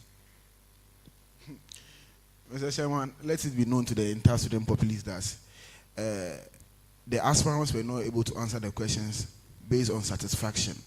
They are not able to think on their feet, and hence they are not fit for the position. Thank you very much. I, to some extent, agree with you, and I think that, but that doesn't mean that they cannot do the work. I will give the opportunity to Joseph. Yeah, welcome, aspirant. Okay, so Ms. Dorothy, did I get it right? Yes, please. On what grounds did you decide to vice your president? What did you consider? What factors did you consider before you decided to vice him? Clifford is someone who has good ambitions for the school, and when he brought up his roles, it resonated with what I also wanted to do for the school. Almost, not everything. So something like 80%. And due to those and then his values as well, I decided to follow him on. Decided to follow him. You know that he's been building a political this thing, and you know that in future he's going to get big political positions. That's why you are following him, so that you can rub some of the shine. Not necessarily. I also have my own ambitions and something I want to do for the school. That's why you are here. So this platform is just a stepping stone to your bigger political ambition. You don't really have a plan. You know that at least to be an MP, you should have started from somewhere. That's why you are here. Am I telling lies? No, please. So it means you don't have any plans for the students. You just came here. Wait. You just came here because of your parochial interests. So when we give you the position, you just do lassie, and then when the time is up, you go, because you are looking at building your CV for your political future. That might not be it, Mr. Chairman. That might not be. Yes, please. It means that there's an element of that. That is not it, Mr. That is Chairman. not it. What is it? I also have good dreams for the school. And I believe that the only possible way as a student to achieve that is by getting a higher position, which will give me the platform to work. And then with Clifford being the president, working hand in hand with him would give me that opportunity. Have you served in any SRC capacity before? Yes, please. Where? The academic secretary in Oleku's time. In? During Oleku's time. What did you do? So beyond paperwork, I also engaged in many of the plans that were executed academically for the students. An example was the tutorials that was organized. When it was getting to examination time, we sat down and then implemented that for various departments. So you were facilitating the tutorials? Not necessarily. What did you do in that? I was part of the people that thought about it before the plan itself came out. The president didn't do anything. Give it to him. You didn't do anything. You have not done anything for SRC. For SRC, yes. But I was part of the GHI academic board. Yeah, that's different. That's a different. You Yes. have no track record with the SRC. Yes, please. So you are not fit to be in this. You don't know anything about SRC. I may not have any track record in the SRC, but you all know that we are born to learn. And then Those who have already learned, we should leave you to go and compete with them so that your friends will vote for you. They have learned already. You are now coming to learn. before they also learned, they were unlearned before they learned. So I'm now also coming to learn what. I think we have even talked about this already. We are going back. Yes. The SRC President's Office. We learn at your department. The SRC place, we want people who have learned already. And what they are learning is for a bigger platform. But that's not the place to come and learn basic things in SRC. Before you serve as SRC president, you should have served somewhere. I served at my department. No, in SRC committee or somewhere. Okay. What role, maybe apart from holding a position, what have you done for the SRC? Apart from holding a position, have you ever volunteered to do anything during an SRC program?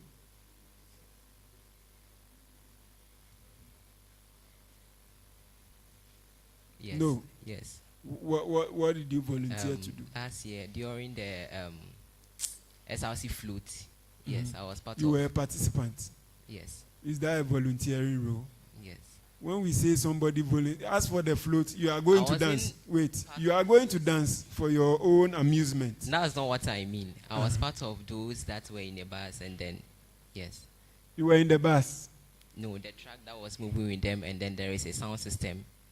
That's what I'm saying. It's for your personal amusement. When we talk about volunteerism, somebody playing a direct role, maybe they are sharing water, and you go and collect some to share. You are volunteer. But if you are just a participant, also collecting water from those who are sharing, you are just, anyway. Okay, thank you, Mr. Chair. Clifford, I think, looking at your CV, I think, why don't you step down so that as a panel, we'll help talk to the other aspirants. When they win, they appoint you as the PRO for the next administration. Because all your present portfolios at the moment are into public relations. So I'm suggesting you step down, or we just disqualify you, and then we talk to the other aspirants, so that when they win the election, we will lobby for you so that they appoint you as the next PRO. What's your take on this? Okay. As they say, leadership is not about what it's not about what you hold. It's about the service and what you are made of, your integrity to serve the student body. Being a PRO, I may not have any track record in the SRC, but I know that deep down in me, there is this leadership skill that I have, and I can do the SRC work. Okay, Thank that's you. fine.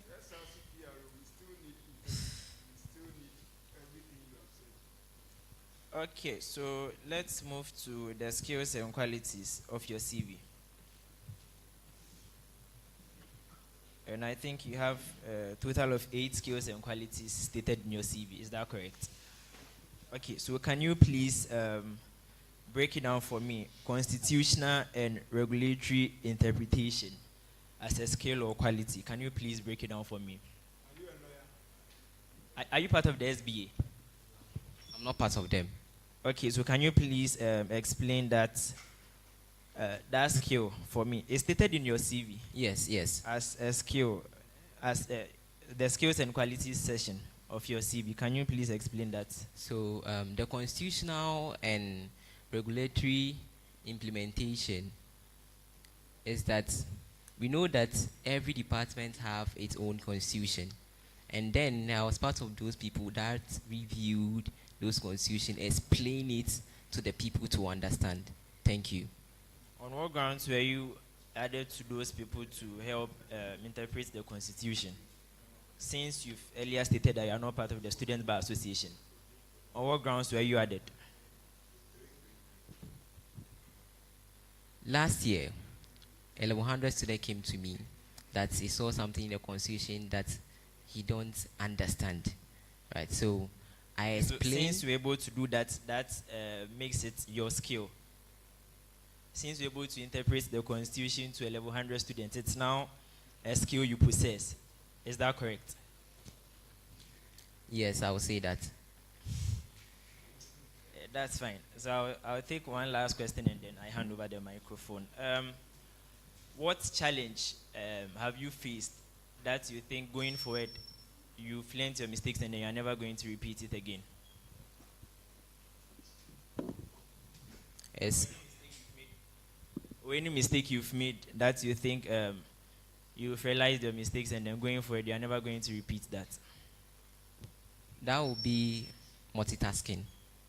When I am given a task, I'll try to bring perfect in every task. That's multitasking to me. So I cannot deliver to my full. And then I have learned from my past mistakes to be able to enhance on that. Thank you. Yes, but now I can do.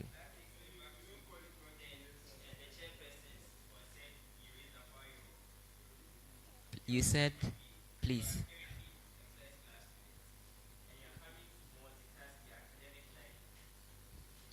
Please.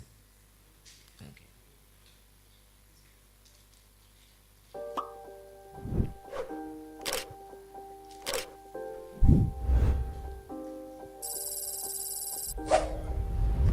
Okay. You said something that I have done, a mistake that I have done, and I have learned from it. Yes, so now I can multitask.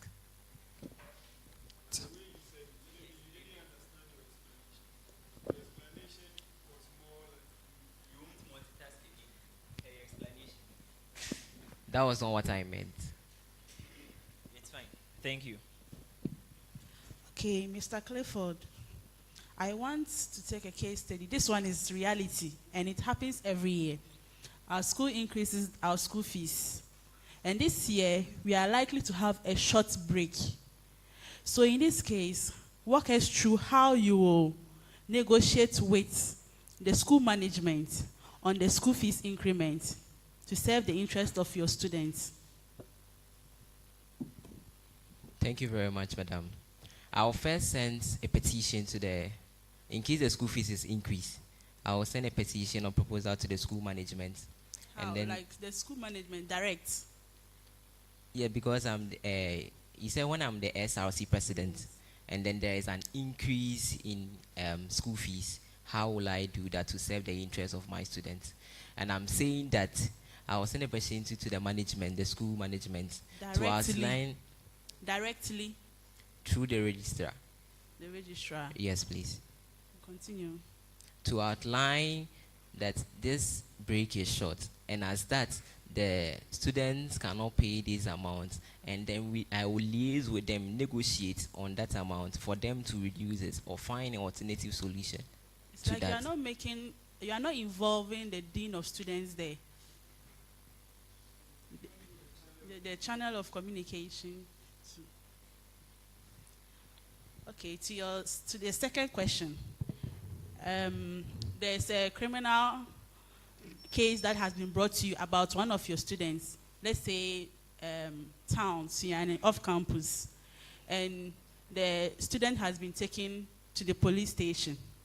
As the SRC president, how will you handle that situation? Okay, so as the SRC president, there is how I'll handle this situation. I'll first go to the dean of students, talk to him about that information that I have received, and then we do investigation as to what grounds and what happened at that moment, and then we visit that student as to wherever the person, whether it is in the hospital or any place. I said the police station. Police station. Yes. Oh, sorry. He has been arrested. So I want to know your grounds, like the boundaries to your position, because this one is off campus. So it means that the Sunyani, let's say Sunyani is the regional level. So how are you going to handle that? Because you are the SRC president for the campus, not outside. You get it? So how are you going to handle that? Do you understand the question? I should take it again.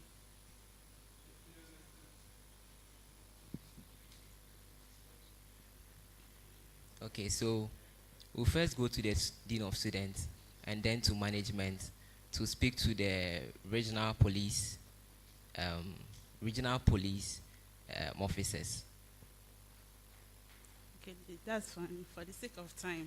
So we are moving on to the constitution. I want you to tell us, in cases where you present your speaker nominee to the parliament and they reject him or her, what will you do?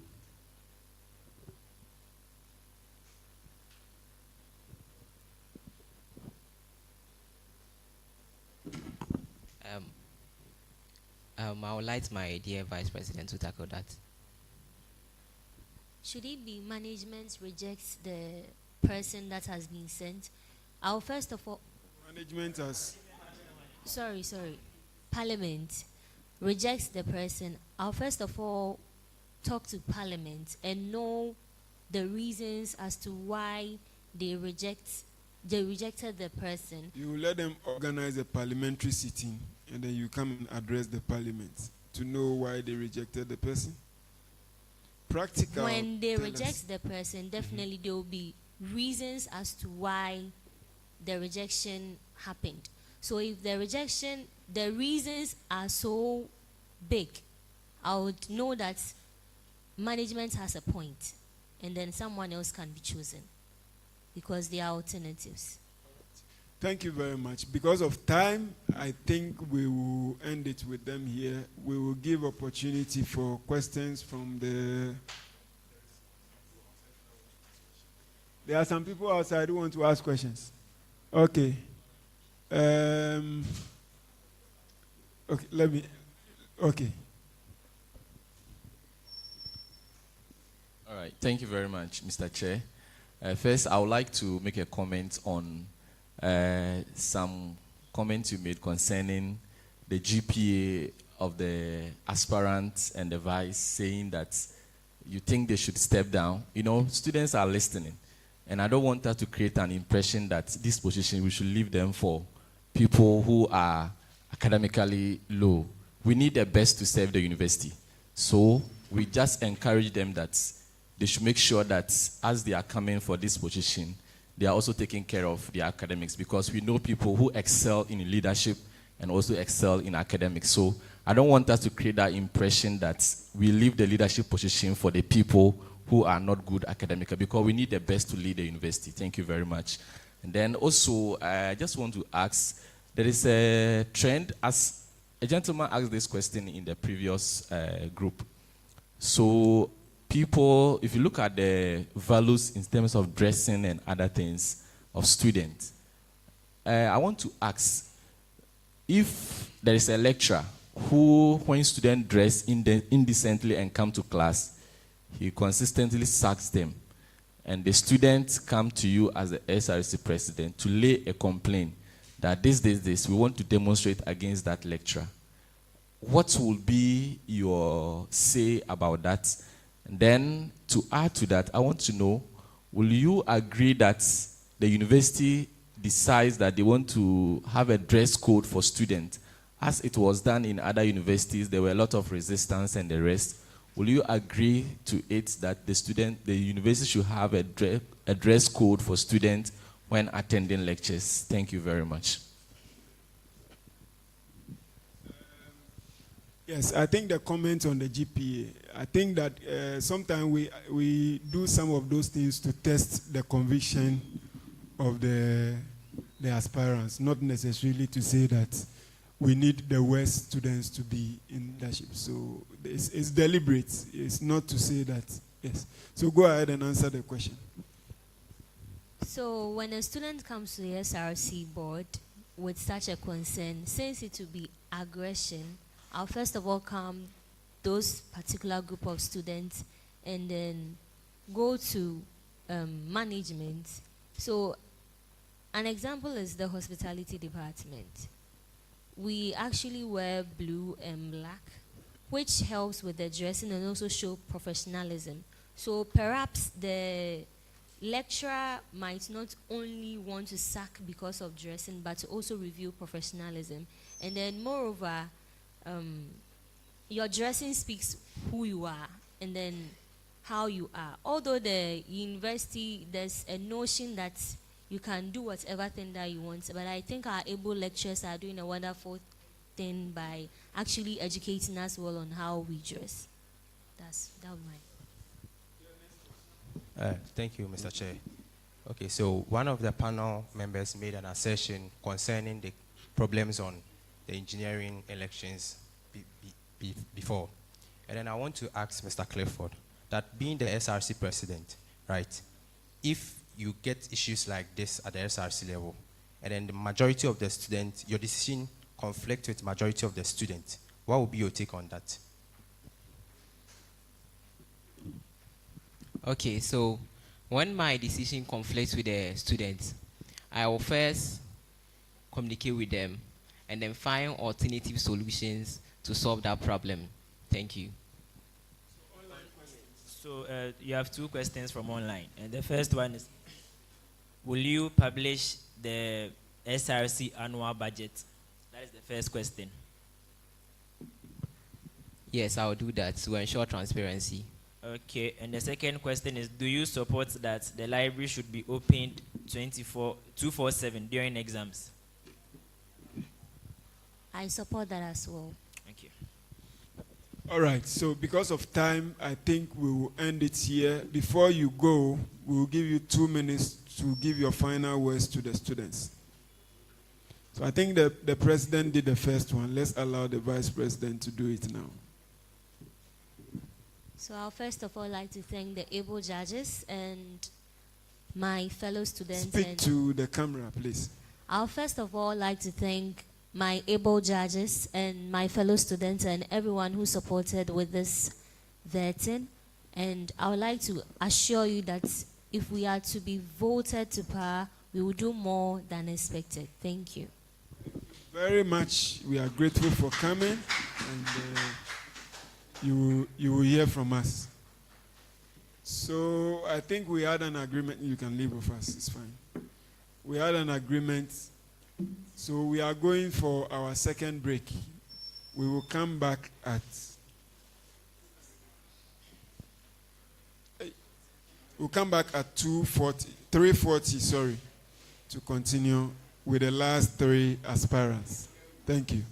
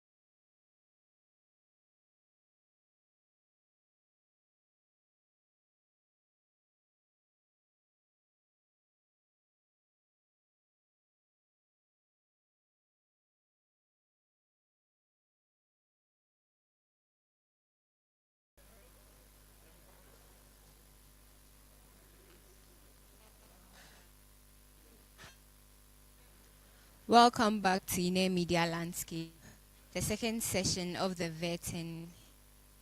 The atmosphere seemed tense and fun depending on where you stand. So far, we vetted presidential aspirants, and I have with me two gentlemen here who have followed the vetting review, and I'll be having a very brief discussion with them what went on. Frank Atta, CEO of Master Sponsors.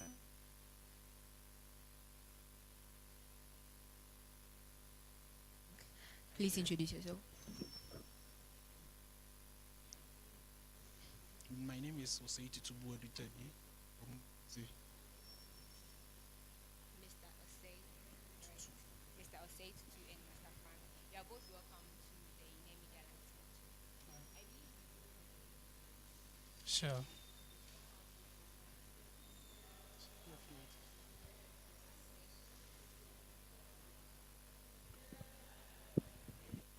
Hello.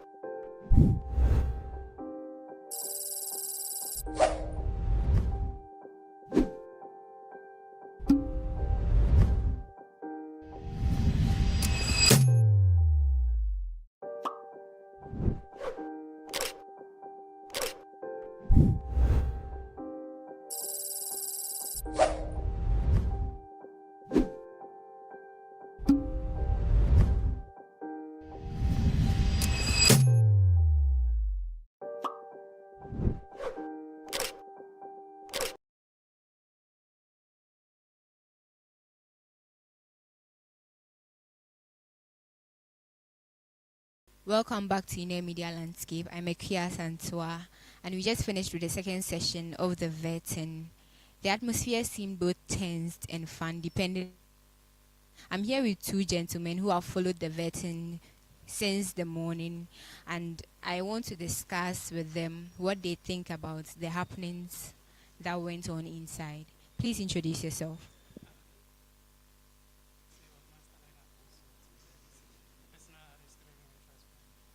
Welcome, Frank. And my name is Osei Tutubu Odutegi from Kumasi, and I am working at Technology Solutions Center in Kumasi. Master Frank and then Master Osei Tutu. So I was informed that you followed the vetting and you are both aspirants, both SRC aspirants that have been vetted so far. You know what went on inside. So I want you to give me your assertions on them. Okay, so we came earlier and then we saw how each of them performed. And so far, I would say they've done well. Looking at their composure and then their articulation, most of them did well when it comes to that. But as to giving the accurate answers to some of the questions that was a bit difficult for some of the aspirants, it seems some didn't do their due diligence, and then the others too came prepared. So I think averagely I would say 8/10. Yeah. That's very good. 8 out of 10 is a huge number.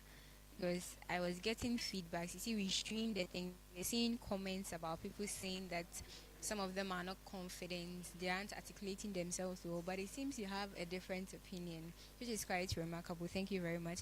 Mr. Osei Tutu, can you give us... So far so good. I think when it comes to things, some of the aspirants, I have issue with them, and confidence is something that is needed when it comes to vetting. Yes, confidence. I think their policies, everyone has a good policy, and they also did well, as my brother was saying. Some of them did well when it comes to answering, and I will rate them 7 out of 10 on a scale of, yeah, I think 7 out of 10 is okay. 7 out of 10. So I'm waiting for the, is it third or fourth and fifth aspirants. I'm expecting them to do better. Yes, I'm expecting them to do better. Thank you. Thank you very much, Mr. Seitutu. That means you are putting pressure on the remaining aspirants because they are yet to come, and you feel the first two have set a bar that they should overcome. You expect that by the time they are done, the scale should be about 9 or 10. And you have a strong belief that that's possible, seeing that you followed from the very beginning to now. You believe that the remaining aspirants have what it takes to actually do that. Yes. You can do it. Thank you very much. Mr. Frank, you heard what Mr. Osei said. He said he has high hopes for the remaining aspirants. Do you also have the same thing for them? Okay, so this is an added advantage to those that are to come, because if you are to go, you should be doing much as compared to those who has come before you. Now you have your clue as to some of the questions being asked, because some of them are watching via YouTube, so they have a fair knowledge as to how the question is being asked. So they should be more prepared to, answer the questions confidently and then articulate well, because as he said, these interviews requires that confidence. And if you're a leader and you don't have that confidence, it's hungover with you. So we expect much from them. Sure. Back to the vetting. I believe you heard most of their policies, if not all of them. And do you think the policies that they brought are feasible enough for Uenr students on campus with you? Okay. Yeah. So I've been here for almost 4 years, and I think their policies, they are the things the student needs. Yes, because they are all having the good policies. They are having the good policies, and I know that they did their research well. Yes, they did their research well, and I think if there is a possibility for them to do it, I think it will be the best. Yes, it will be the best. It will be the best. So I'm praying that policies brought, at the end of the day, if one gets a date into power, please, I beg them, because Uenr students, we deserve better and we want better. So I'm pleading with them. I'm pleading with them. Their policies are good. They should work on it. And at the end of the day, Uenr will be one of other schools. Yes. Thank you very much, Mr. Osei. Mr. Frank, what's your take on that? Do you also think that their policies are feasible enough for this Uenr community, or they don't seem realistic? It's just something that they want to tell us so that we vote for them. What's your take on that? Okay. So when we say something is feasible, that means it's achievable. So if you are bringing a policy that is, let's say, feasible as you stated or said, that means that policy is able to tackle the needs of students. So as an aspirant, you should be able to go on hosted or let's say ask students their needs, what challenges that they are going through. Then you base on that to formulate your policy, because you're coming to serve the people. So if your policies are not of the interest of the people, I think it's not going to go well. And then most of them, what they do is that they only take the previous policies of previous aspirants, and then they do edit few of them and bring it, forgetting the goal of the school or management. Let's say you want to build a, how do you call it, a new facility, okay? And then the priority of the management too is to build a, how do you call it, let's say a lecture complex or auditorium, let me put it that way. If your goal is not in line with what management wants to do, you might not be able to execute it. So always they should look at the needs of the students and then assess what the management also had, and then they bring them together to come up with a great policy that will be attainable. Because it shouldn't be a situation whereby you have your policy and the management to have a different goal. You won't be able to achieve that. So always they should look at the needs of the students and then the goal of the institution. Then they blend both. Let's say you take two of the management side and then two of the student side. You blend it to form your policy, and I believe if they are able to do that, it will go a long way to help them come out with the better policies. And then also, when they are voted into power, they should go by the policy. Maybe your policy is good enough for students, but if you are not able to explain it for management understanding, they will not accept it. Or if, let's say, your policy is good and the students who don't accept it, there is no way you'll be able to execute it well. So they should look at both sides of the coin and then formulate their policies. Thank you. Thank you very much, Mr. Frank. He made a very serious and valid point, saying that some of the aspirants take policies from the previous aspirant policies, make it to the panel. That means that most of them want to tell us what we want to hear. Because if they are going for previous aspirants policies, then it means that those were entered in the first place. That is why it's legitimate for them to bring it and work in the system, because it wasn't attained. Those policies were not implemented, they weren't put in place from the previous aspirants, and they went for them. So is it like a cycle that every aspirant does? The US policies that weren't implemented, tell us about them, we'll leave without implementing them, then the next one will come, the next one will come. Is it like a cycle or something? Okay, like I indicated earlier, some of the students are complaining about the dust nature of the campus. And as SRC president or aspirant, you don't have that capacity to construct road. So what you need to do is to collaborate with management, and then you execute that. And then also, there are needs like, let's say, hostels. Okay, students are facing challenges with regards to that.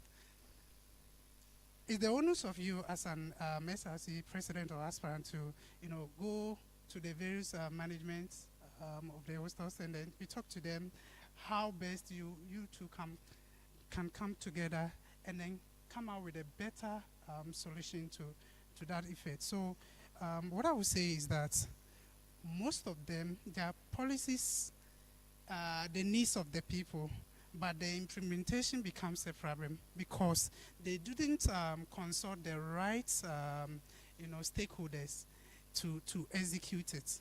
Sure. Thank you very much, Master Frank.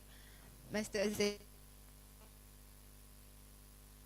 just recycle policies for us every year, or do you not like that, and they actually bring what is deemed fit in a community? So I think so far I haven't noticed it. And so if some of the aspirants are taking policies from previous governments, for me, I don't think it's bad. Yes, I don't think it's bad. If the previous SRC couldn't achieve their aim, and those coming things that, oh, for these policies, I think I can do it. I have the strength. It is not beyond the SRC. Then why not? They should pick it. But my only problem is someone was having it. They couldn't achieve it. So if you come, are you going to do it? And it's not that they cannot do it. When they come, they change everything. You see, I was having a policy, but the moment they are elected, everything changes. Right now, they are having a good intentions, but after election, their intentions are something. So I think for them adding some policies, which is not their policies, to right now, their current policies they are yet to present, I don't think that is bad. I don't think that is bad. So Frank was saying that he thinks that when some of the aspirant takes the previous government policies, they are not able to do it. It's just that they are not willing to do it. We are all humans. We are all humans. They have the true intention in their hearts. You see, you know how politics works, and junior politics is not far from what we see in this country. Yes. So the moment they will come to you and tell you that, oh, this is my policy, this is what I want to do, you being a student, ask yourself that, does that person have the ability to do it? And if that person has the ability, ask the aspirant that, how are you going to achieve it? Because some of the aspirants, they have taken it from books and other SRC president, but they don't have the knowledge. Yes, they don't have the knowledge. They can just tell you that, oh, if I come, I will make sure that I will do this, I will install that, and those kind of things. But when you ask them how, there becomes the problem. Because they don't know how to act. I think it's very good. It is not beyond SRC. Yes, the policies they are having is not beyond SRC. They can do it. Thank you.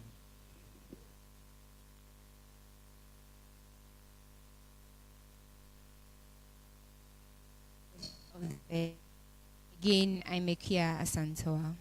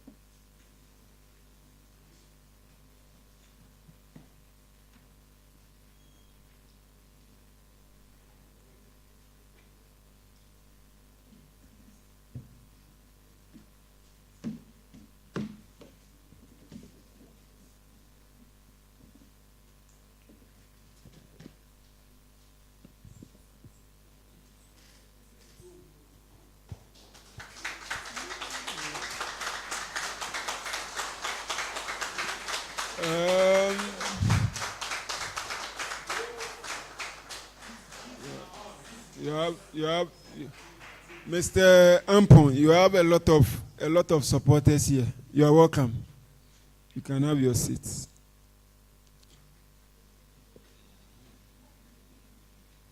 All right. So this is a very simple exercise. We are just coming to question you on some of the things or the plans you have for the students. It should be very simple and straightforward. So as we already agreed, before we start our own questioning, we'll give you 3 minutes to address the students. Some of them are online, so you can look into the camera so that they can hear you. Can you please bring their microphone?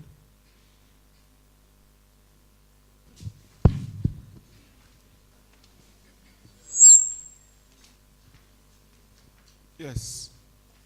Zampon, go ahead. Hello.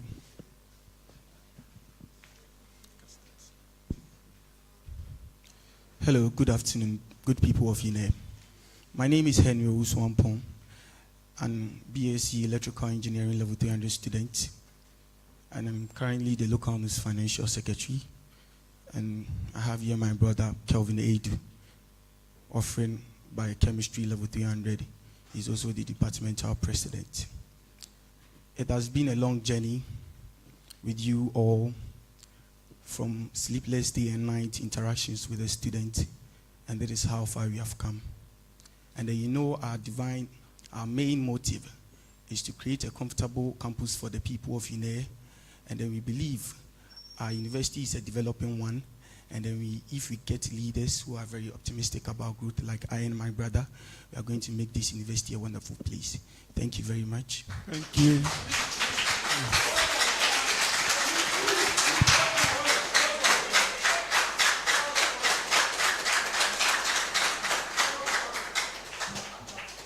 All right. So now let's have some time with you. I see here the 7 pillars. What are these 7 pillars, and how relevant are they to the students' welfare and well-being? So we named our policy the 7 pillars because we are focusing on the 7 main things that relate to the student life on campus. That is, if you see, the first pillar is about academics. We have health and well-being. The third one is security and sanitation. And the fourth one is transportation. Fifth one is student welfare and governance. And the sixth pillar is entertainment, sports, and creative development. And the 7th one is special initiative and infrastructure development. Wonderful. So now let's go into those pillars. Pillar 1, academics. Let's go into specifics. What is your vision for the academic well-being of the students on this campus? So as I said earlier, we want to create a comfortable campus for the people of Uenr to be able to improve and achieve their goals in life. And then we all know that the main aim of coming to this university is because of academics. So we are going to make sure that the students of this university have a very suitable space and a very conducive environment to study to be able to achieve their main aim on campus. What you have just said is English. We hear most of the questions we are asking you. I mean, we can read the document in front of us, but we want you to be as practical as possible.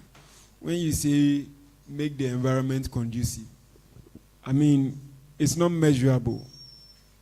If you don't do it, we will not know. So what do you mean by you want to make the... Who told you that the environment is not conducive? The environment is already conducive. We don't need you to make it. So tell us what the problem with academics is and what you are going to do to solve that particular problem.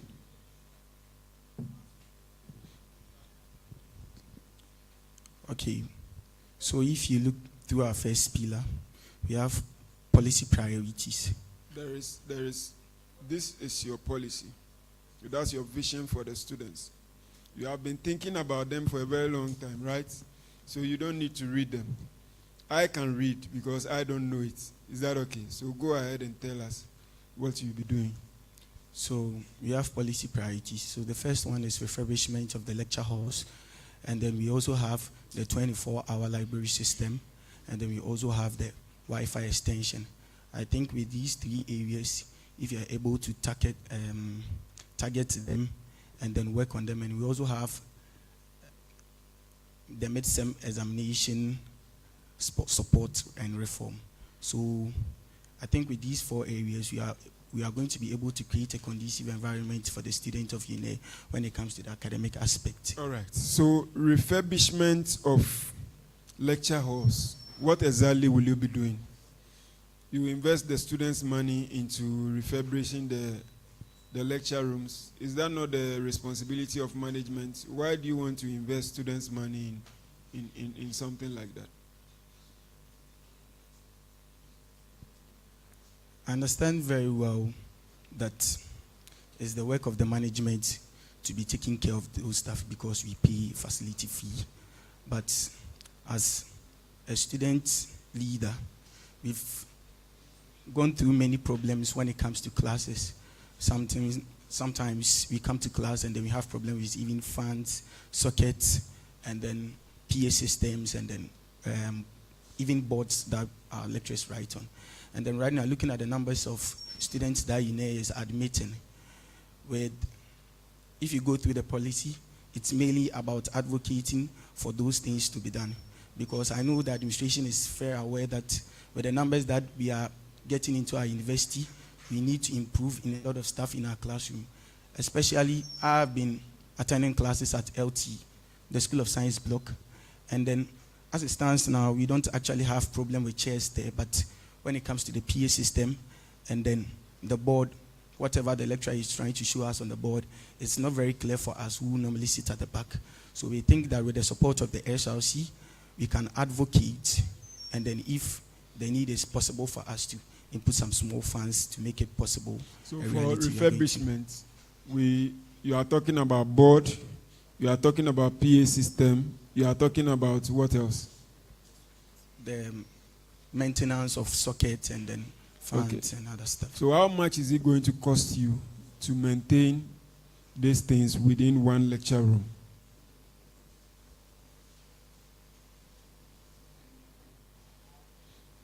And how many lecture rooms have you identified that need these maintenance works to be done on them?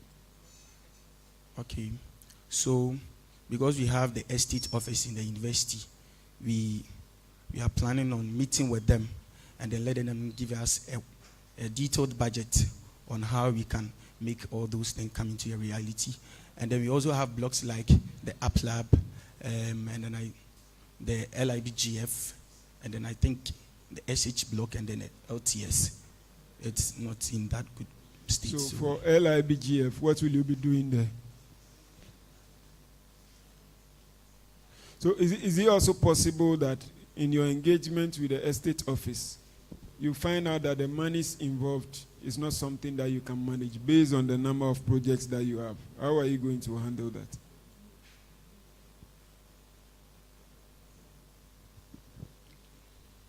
So if you go through the policy on the refurbishment, our main aim is to advocate first and then see how the management can help with that. So with the kind of help that the management is going to bring, we are also going to support with what we have. So we are going to also solicit for funds, and then that is why if you look to our CV, you have financial management there. So it means we have that small experience to manage funds around those areas so that we can spread it across all the projects that we have in our policy documents. How much funds have you raised in the past? How much have you raised in any of your previous leadership roles? How much money were you able to raise to solve which particular problem for us to think that you are able to raise funds to do whatever you are saying you want to do? Okay, so we had a program the other time, which is a Tech Expo by the local LNUGS.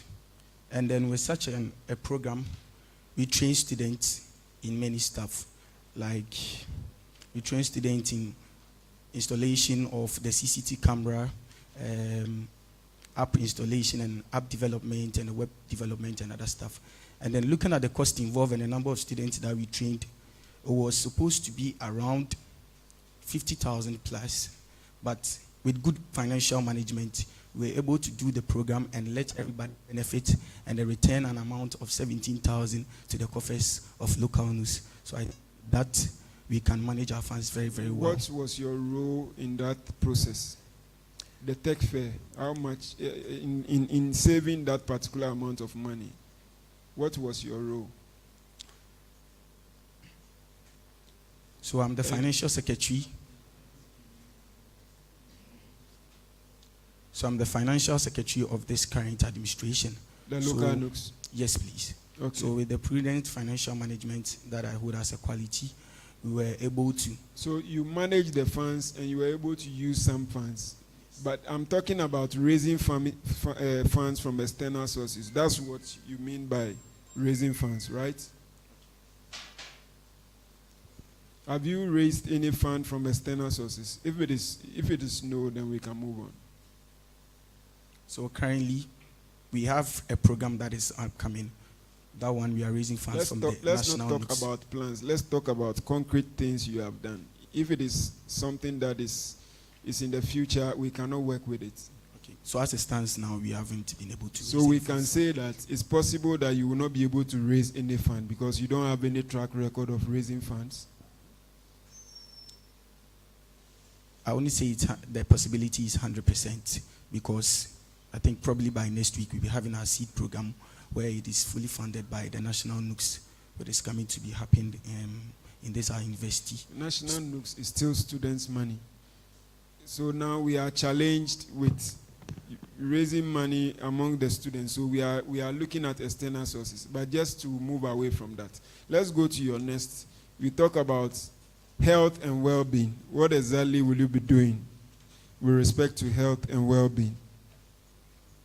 So under health and well-being, we have engaged with a lot of students, and then we've known that most of the students, when it comes to critical moments where students get ill in their hostels, they find it very difficult getting a first aid at that moment before they are sent to the hospital. So it sometimes worsens the case and other stuff. So we are introducing a toll-free school clinic hotline, and then we are also introducing the SRC Health Care Fund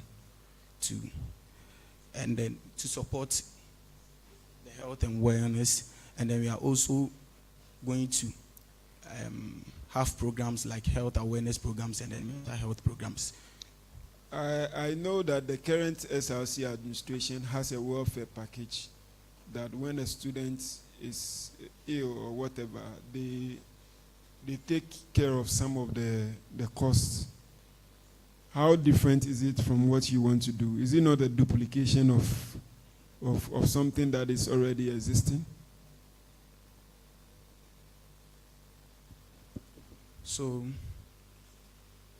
with the SRC Healthcare Fund, we are going to take care of students who have critical illness, like students who are suffering from serious diseases that need huge monies for operation and other stuff. So I've been in this university for 3 years, and with the small experience that I've gathered, I've noticed that with the welfare funds, it's mostly sent to the Nidason Science Scholarship, and then for disease students mostly. And then with those cases, we have to make flyers and then solicit for funds outside before we are able to take care of all these students.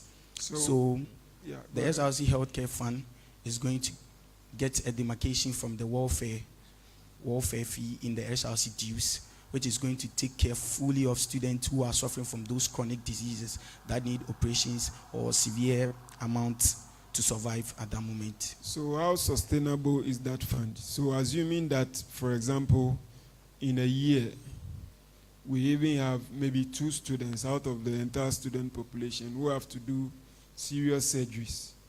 You know, sometimes even these surgeries cannot be done in Ghana. The students have to be, they have to travel outside to go and do these surgeries.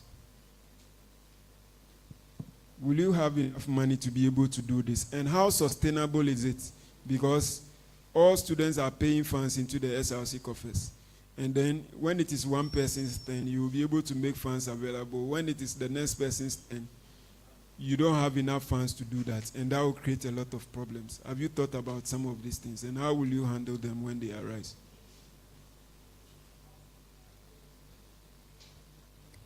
So I think it all boils down to student financial management, because with the welfare demarcation in the SRC dues, I think it's quite a huge sum of money that can take care of all those activities. What is the percentage of the SRC dues that goes into welfare?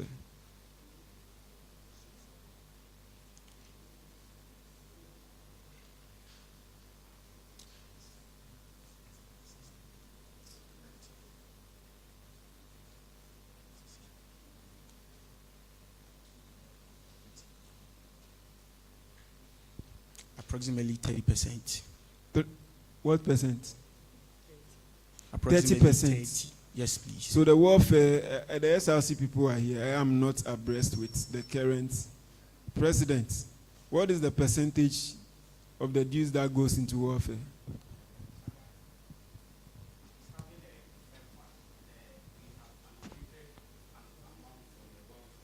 Okay. Okay. Okay, so now the welfare as a separate. Okay, okay, I understand. So assuming that at the end of at the beginning of your tenure, you are able to raise about 100,000 Ghana cedis, which you'll be using for all your activities for the semester, for the year. Tell me how you are going to prioritize the spending of this money. So tell me what exactly you'll be doing and how much you'll be allocating to that particular thing.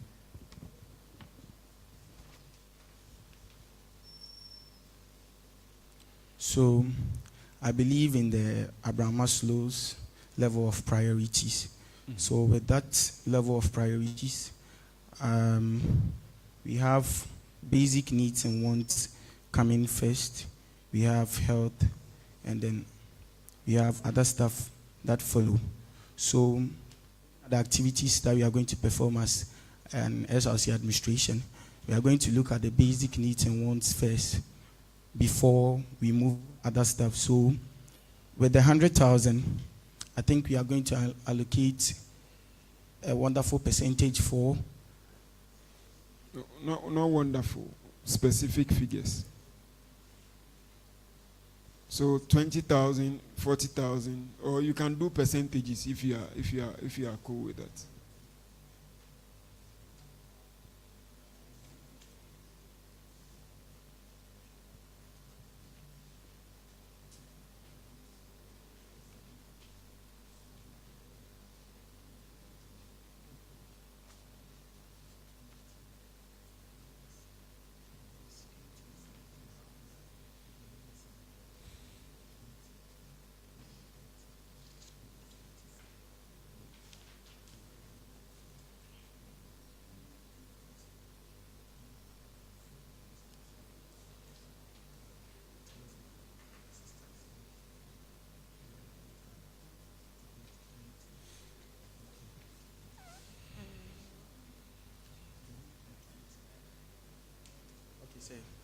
Yes, go ahead.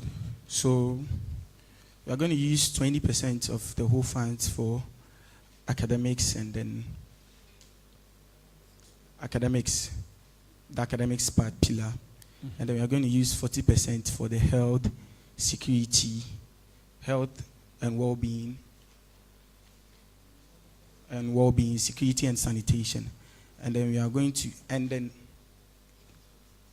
use 10% for transportation and then student welfare and governance. We are going to use 20% for entertainment, sports and creativity, and then we are going to use the remaining 20% for the special initiative and then infrastructural development. In your previous leadership role, you were in which local NUGS? Yes, please. As a financial secretary. Financial secretary. What is your major achievement in that role? So my major achievement as the local NUGS financial secretary, when we came into office, because of how small the funds of local NUGS is, mostly the administration that leaves is not able to leave funds for the upcoming administration, and then also not able to finish some activities that come at the end of the semester.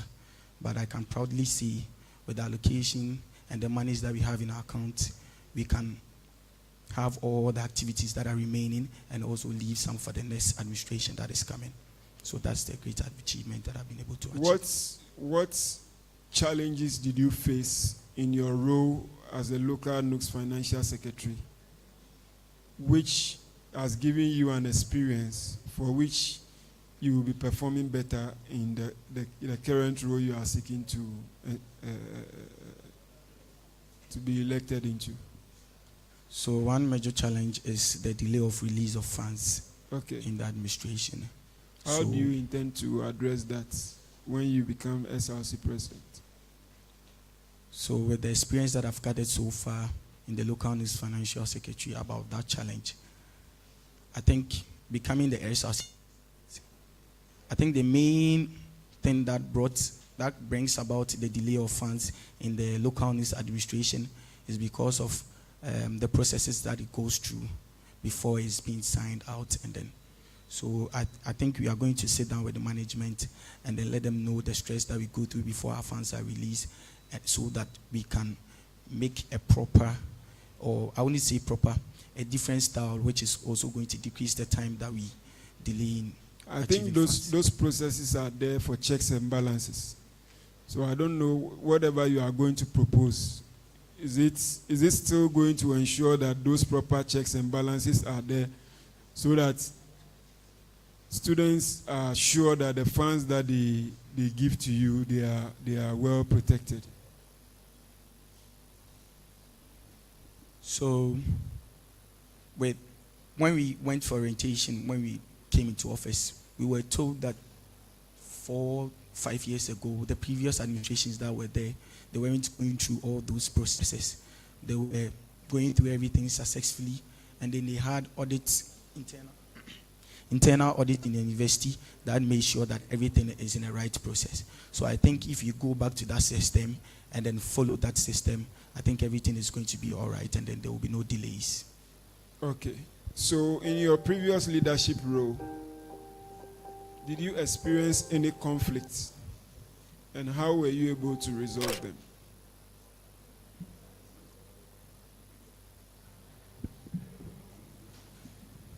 Okay, I have.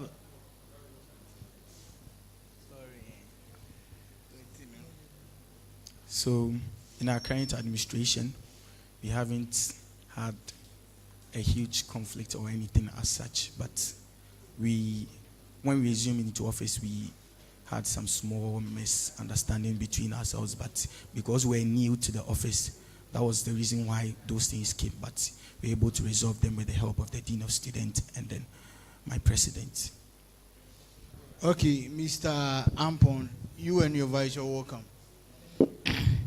On 11th of February, the Parliament of Uenr approved your budget, which included the purchase of condom, almost 2,000 to, that's the range, 2,000 to 3,000.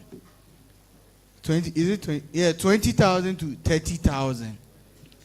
If that is true, we are also aware that Ghana AIDS Commission supplied condoms for free. How accountable are you to this claim? Thank you very much for your question. Go ahead. Thank you very much for your question. I think that is a false information. Yes, I wanted to say that we cannot verify that claim. So, no, but we don't have any document here to verify that claim. Okay, that's fine.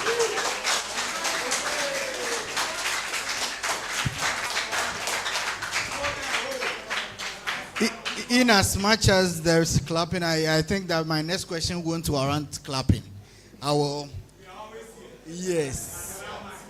So since you are seeking to be the SRC president, I think you might as well tell us the first SRC president of Uenr.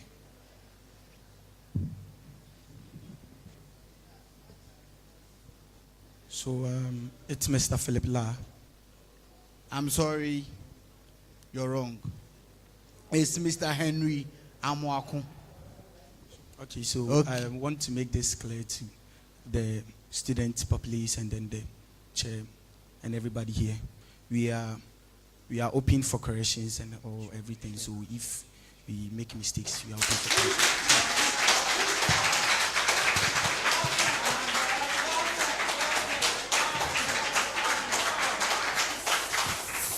All right. All right. And then I have a line of questions here too. Okay, I want to know the former Speaker of Parliament of Ghana.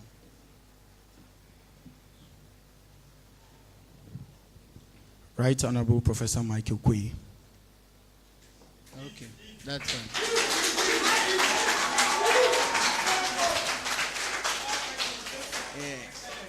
Yeah, my last question, but it's Right Honorable Professor Aaron Mike Okwe. All right. Thank you for the And question. then currently the FIFA president. We want to know the name of the current FIFA president.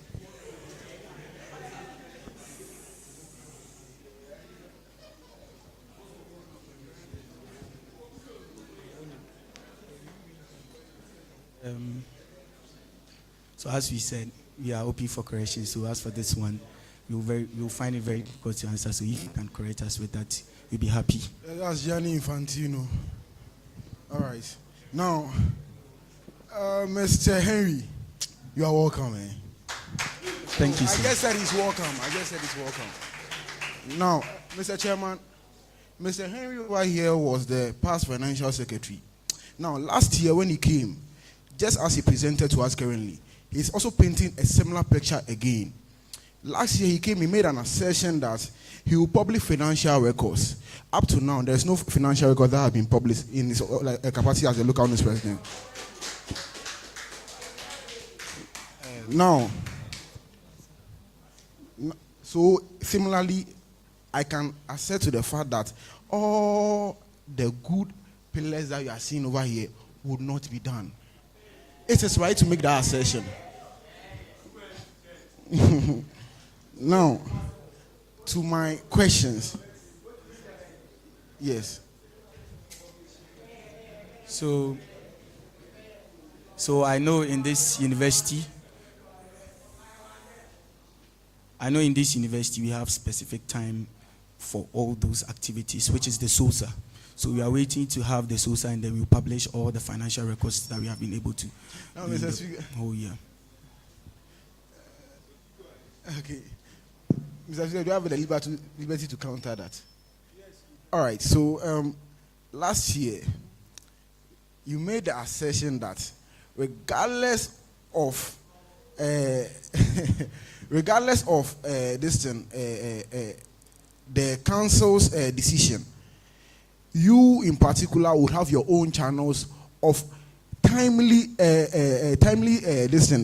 showing the students how their monies are spent. But up to now, not even once not even once, has students seen how their monies are being used. All right, so that was just a claim. Now to my first question. When you come into office, I'm very sure you'll be appointing executives. Now the Affirmative Action Act, that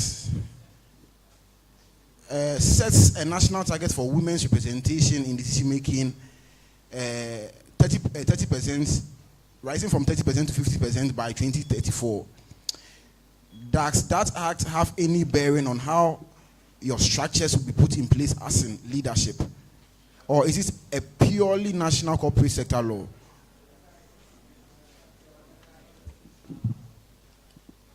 Thank you very much for your question. So, I know the Act is a national framework for all institutions and then as an SRC president, I only say it's not relevant in our administration. It's really relevant to have gender equity in our administration. So we are going to make sure that in our appointment, we have a percentage of 30% to 50% number of females representing the students in those appointments. Okay, thank you. All right. Well noted, Mr. Henry. Now, Mr. Henry, you are an executive member. You are still an executive member, part of the council. Now, which one decision made by university management in this current administration do you think was handled badly? And what would your presidential pressure have realistically changed that?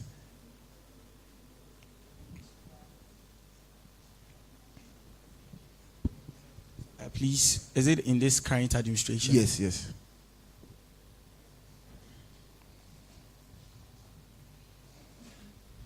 So, with the encounter that we've had with students and from the feedback they gave us, their main cry is about the penalty that was added to the school fees. I think the SRC has been able to advocate for an extension of time, but most of the students are still crying that that decision wasn't a wonderful one. We understand the administration needs funds to manage the university. That's the same way we also have to understand the students of this university, that some of them also have to struggle and go to extra mile before they are able to pay for their fees. So in as much as we are looking at the benefits that the management is also going to gain, we also have to look at the welfare of students. So in my administration, I'm going to make sure that that penalty is dealt with and then find different ways of approaching that issue. Thank you. So this year we don't have a long vacation. There are some students who pay their own fees, and what they do normally is that during the long vac they go and work to raise money for the next academic year. This year we don't have a long vacation, and that is likely going to have an effect on the students in terms of payment of fees. In school fees negotiations, what would be your proposal in order to address this particular issue so that the students whom you represent are not negatively affected? Thank you.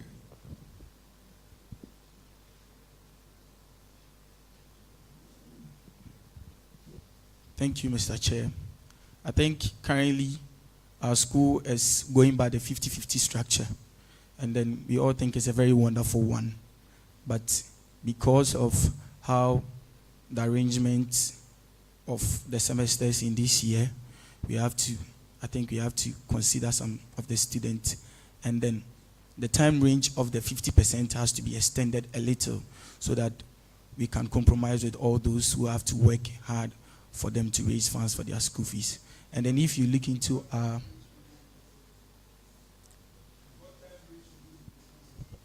what percentage will you be proposing, and what timelines will you give for the students to be able to register to prevent penalties being added and compounding their financial challenges. So with the first half, we are going to divide it evenly, which is 25-25. But we are going to focus on a time range, which is before midterm, you have to get that 3 weeks after vacation, you have to get that 25% in your account. And then the next 3 weeks, you have to get also that 25%. This is why we have in our policy the restructuring of the NIDA sign, which is under the student welfare. We all attest to the fact that I'm even a beneficiary of the NIDA sign in level 100.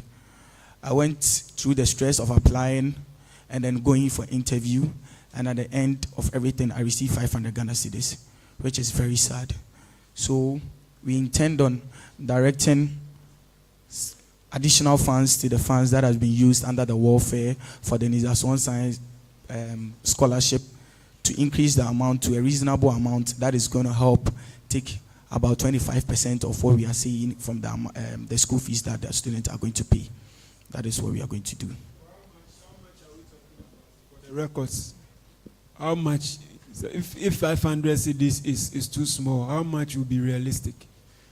And looking at the number of students who apply for this scholarship, how much do you think that will be realistic to give to them, which will suffice for the challenges that they go through? To be realistic, I think 1,000 Ghana cedis as an average amount, it's very possible with the SLC. So let's say in a SLC president is here, maybe you help us. In a year, how many students apply for this scholarship? And if we cost it, will you have enough funds to be able to support? If you are giving 1,000 cedis per student, will you be able to? So you see, some of these things, before you take the decisions, you should have costed it behind the scenes. So yearly, these are the number of students we have. Assuming we don't even increase the number, and we want to give this number of scholars, how much? So those are questions I would have asked you, but I'm sure you have not done anything like that, have you? We have done some small background checks about everything. So how many students are on the industrial science scholarship? And how much money is the SLC putting in currently? Approximately, I know around 200 to 250 students are on the scholarship right now enjoying. The SLC president says share. That's why I said approximately. So I know large number of students apply. Maybe to help you. Normally, when you are doing these things, you have to get concrete numbers. Otherwise, you say things that you cannot do. So check. It's even possible that 1,000 cedis you are saying it because you are sitting here. When you come to power and they open the accounts and you know the finances, then you'll be running away. But by which time you have already promised the students and then they are waiting for you to deliver. That's okay. Mr. Chair, I'll ask just one last question. And since we started, the Vice President hasn't spoken, so I would like you to give him the opportunity to address this question. Now, this is a question that I've asked other aspirants. I just want to have a knowledge on something, okay? Now, GTech, hope you know GTech, right? Yeah, so GTech flagged institutions over some few months ago over accreditation issues. And there's a live national debate on whether some degrees lead anywhere at all. As the SRC president, if there is a case whereby GTech counsels or flags an existing Uenr program, are you getting me? What will be your course of action to mitigate that situation?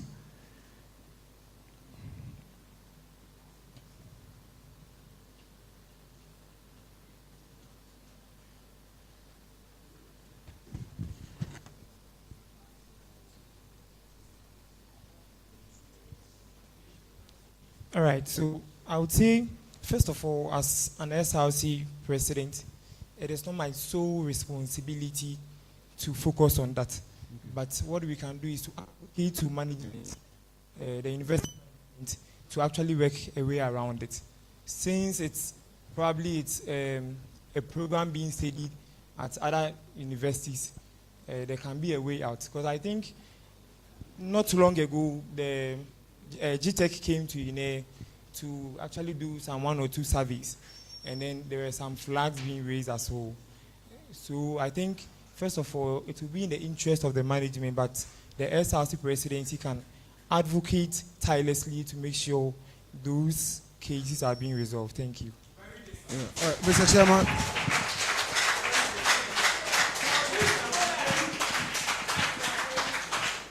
So, Mr. Chairman, I will repeat what I said earlier on.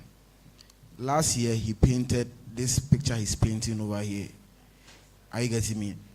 Mr. Chairman,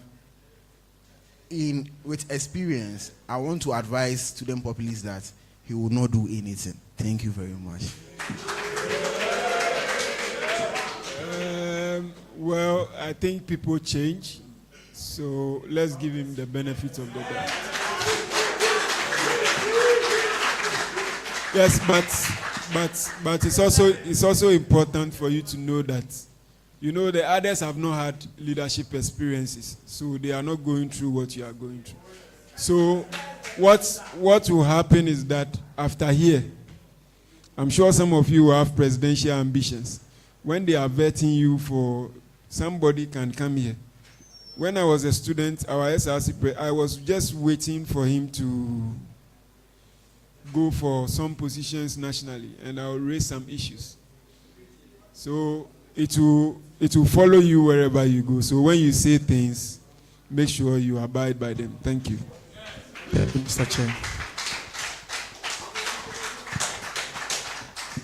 Okay, Mr. Henry and Ekiob, welcome once again. So you made mention of the fact that there will be extensions in periods at which students pay their fees. That is 25%, first 3 weeks, and then I think the next 3 weeks after mid-semester. Is that correct? You answered a question to the chairperson. First 3 weeks for 25%. Okay. And then we have a small break before the mid-semester, another 3 weeks for the 25%. Okay, so considering you having, you needing funds to run your administration, and with this method you are proposing, how can you run your administration?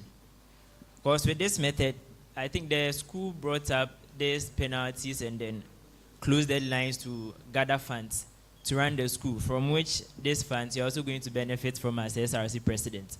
How then do you run your administration if students are now not paying 50%, but rather 25? Please, do you get it?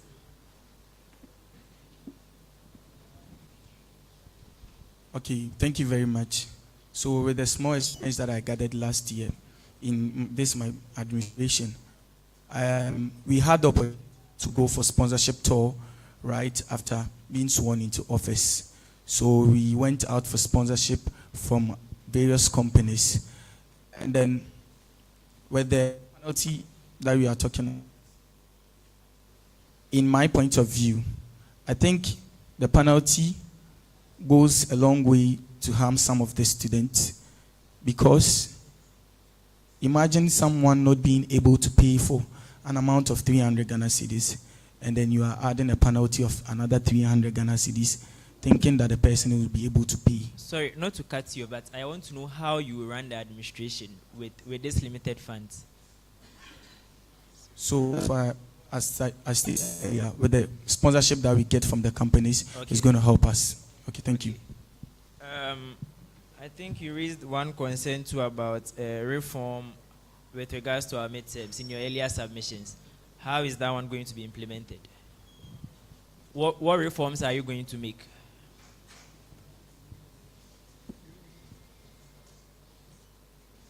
So yearly, when our academic calendar is being released, we have a period for the midterm examination. But for the past 3 years that I've been in this university,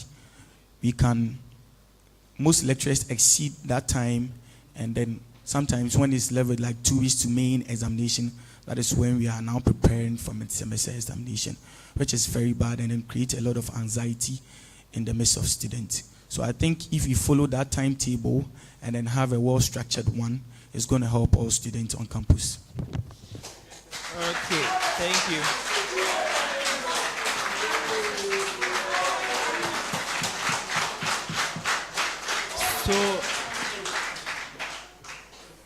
So from your CV here, which stated that you are the LNUGS Financial Secretary, I think one of your roles stated here is that implemented an expense tracking system to ensure transparent disbursement of student funds. Can you please take me through that? What system was being implemented? And so in this our current administration, the system that we implemented is most times we have the audit committee being appointed in most of the administration, but it's like we don't see the work of the audit committee in the administration. So in this administration, we made sure that the audit commissioner of our administration takes track of everything that is being happening, the funds that we are allocating to other stuff that we are doing in the administration. So with the help of the auditor, the president, the financial secretary, and then the general secretary, we were able to keep that track record for transparency of disbursement of funds. okay, Mr. Vice President, aspirant, on what grounds did you decide to vice Mr. Henry? What inspired you or what motivated you that maybe based on these few points, I want to vice Henry? Okay, so that we all share similar goals and then aspirations to make a better place. But with the exposure of him being serving as the local LNUGS financial secretary, serving the entire student populace, I believe that he had a first-hand experience more than me. So although we have similar aspirations and then goals, I decided to vice him. Okay, so a follow-up from your CV. I know you are the second deputy. You were the second deputy chief of staff, which implies you also have fair knowledge about how things are done. So why didn't you let him vice you instead? From the point you made, you are saying because he is the current local LNUGS financial, but you've also been an executive within the local LNUGS. So why not the other way around? So first of all, I stated earlier that I can equally be the face of this journey, and then he can also be. But being second deputy chief of staff, comparing it to local LNUGS financial secretary, local LNUGS, he's more involved in the local LNUGS secretariat more than the second deputy chief of staff. Thank you. Okay. So last one, and then I'll leave. So from your CV, should I conclude that you are still the protocol prefect for Top Basic School? You are still the deputy general secretary for Infantipim School. You are still the first deputy entertainment and planning committee, JSCS department. You are still the second deputy chief of staff, local LNUGS. Should I make that conclusion? I stand to be corrected. You have all the right to make those conclusions, but I think it's... Okay, so going forward, please work on your CV arrangements, both aspirants. Thank you.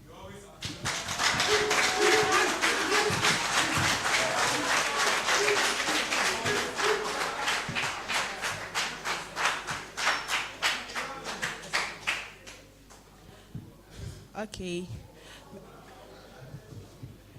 Okay, Mr. Henry, can I say that you are power drunk?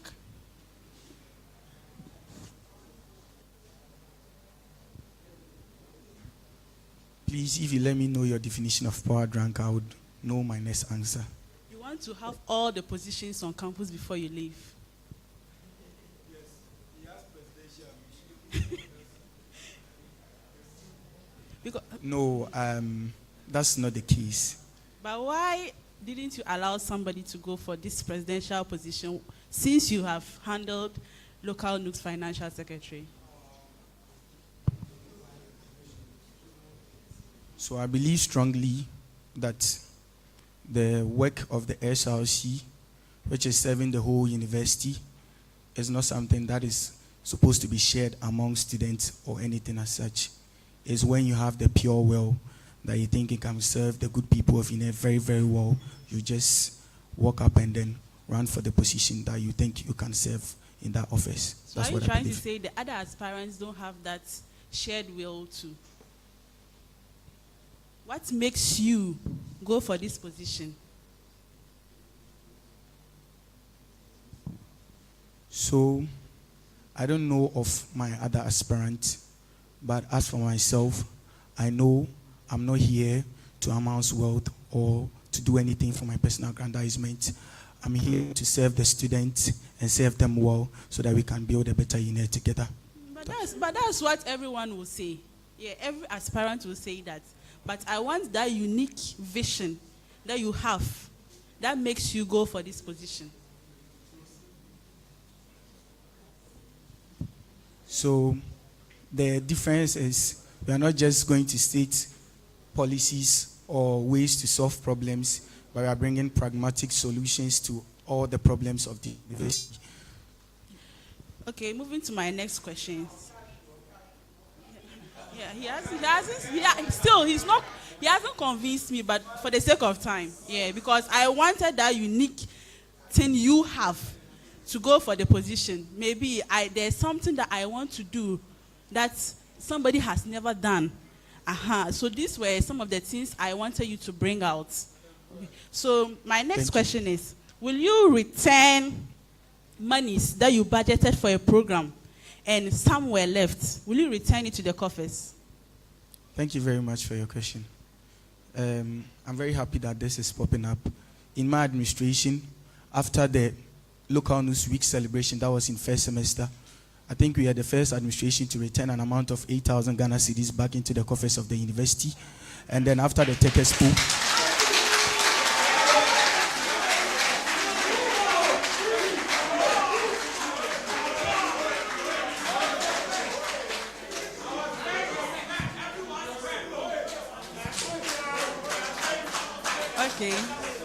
Okay.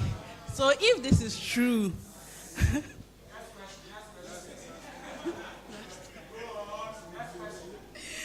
okay, every year SRC faces poor attendance to seminars. Let's say tomorrow like this, there's a likelihood that the seminar to be organized, there'll be a low attendance. What will you do to change this thing when you assume office? so if you go to our policies, for the entertainment and then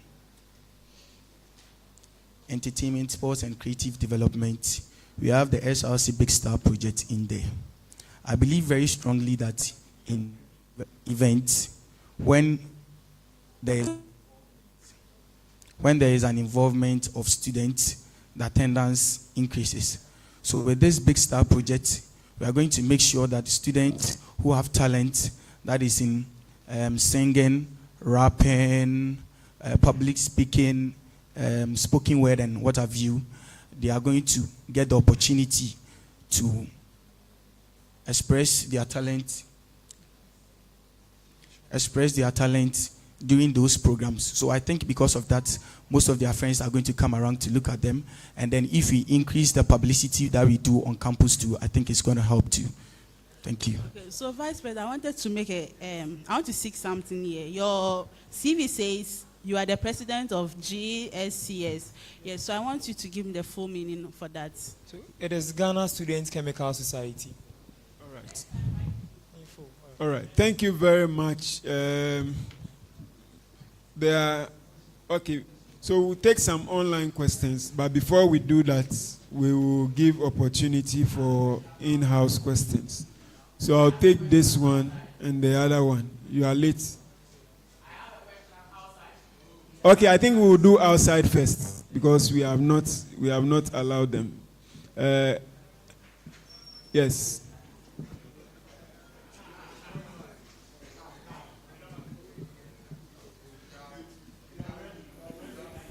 Thank you for the opportunity given. I want to give a shout out to EC. EC is doing well today.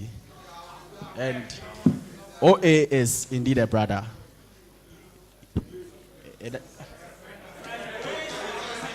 Sorry. He might be a friend to you. He's a brother to me because you are in the same department. I stand to be corrected though.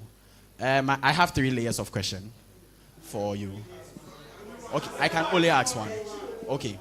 Even though there are social welfare questions that I want to ask, I believe that you've dealt with them during your vetting. So I want to ask the personal question that I do have. I've been privy to some of information that are credible enough that you can even affirm that you are actually a vindictive person, starting from your retaliation during the LNUGS Congress to an incident that happened in your senior high school that led to your demotion as dining hall prefect. And the SRC space is not a space that is calm. You face a lot of challenges that will need you to talk, actually speak, use the prowess that you have. You face a lot of heckles. How sure should we be, or what is the practical assurance that you can give to us that indeed time changes people and you are now a new being and you will not react vindictively to the very things that will happen in your administration? Thank you so much.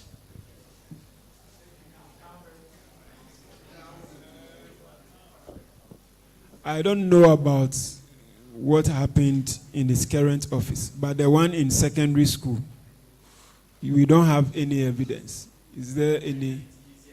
Eh? No, but when you allege,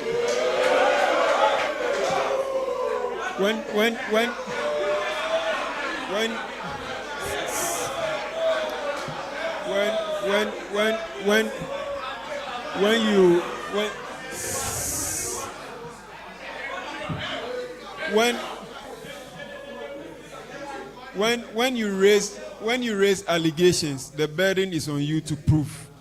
You don't expect the person who you are accusing to be the one to prove.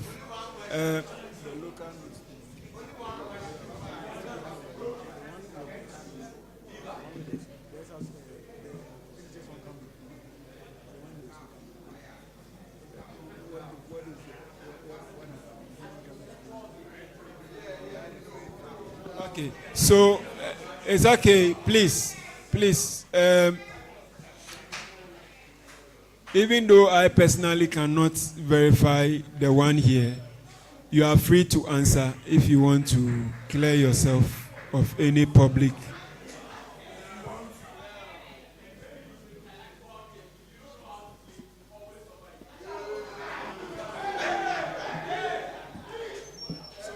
Let's know if you want to respond. Otherwise, we can move on. I think we have to move on. Yes, go. Come again. I think we have to move on. Move on, yes.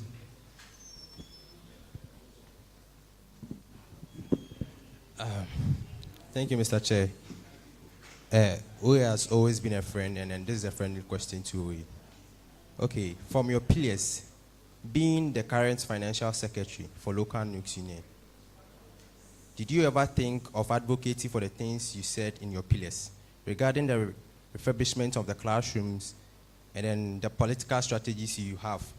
Or did you turn a blind eye to those pressing issues so that you would use that as a political promise to satisfy your political goal?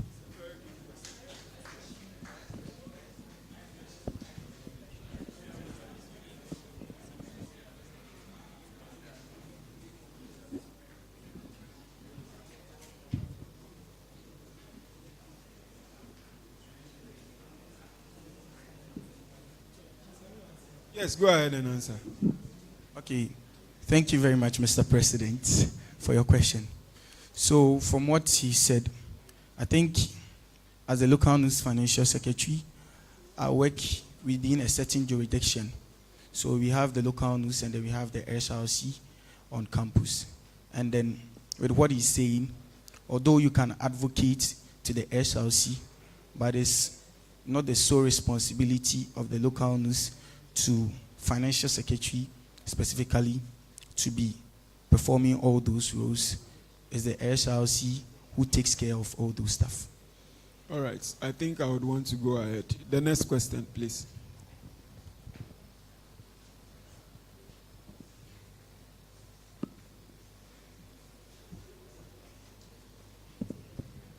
Okay, thank you, Mr. Chairman.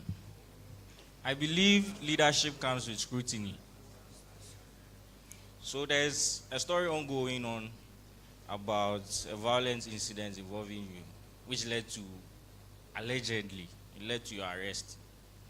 Can you tell us, or can you walk us through what happened and what you learned from it, and why students should still trust you with this responsibility?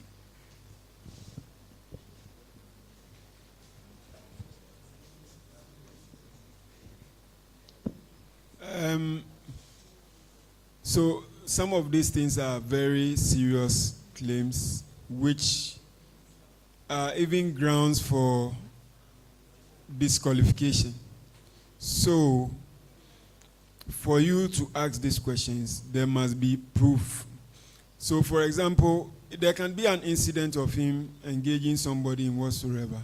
This is an academic institution. I think that if something like that happens, it may be reported to management.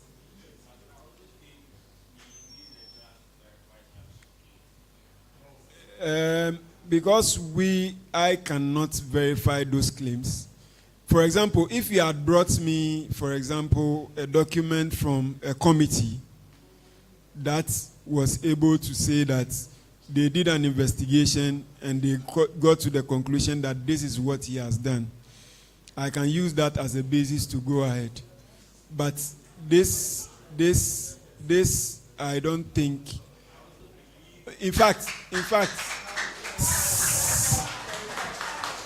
he has already been asked that question by another person, and he refused to answer. Is that okay? So let's not go back and forth on that. Yes. The last question, and then we end this session.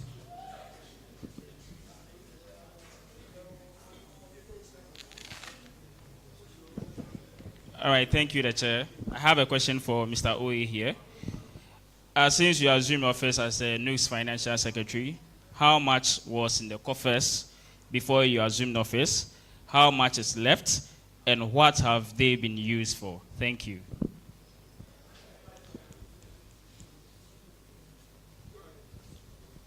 Thank you very much for your question.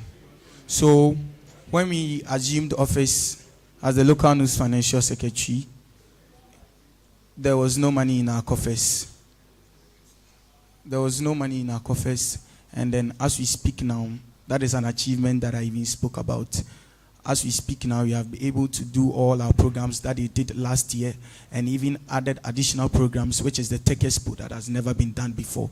And we still have huge amount of money that can be used for the upcoming programs and monies that will be left for the next administration that is coming. Thank you very much. Okay.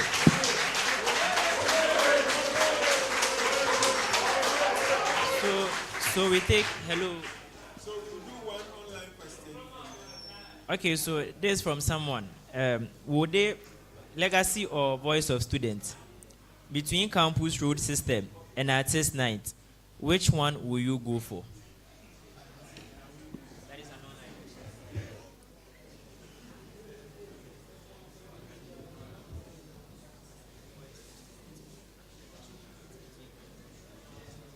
Okay.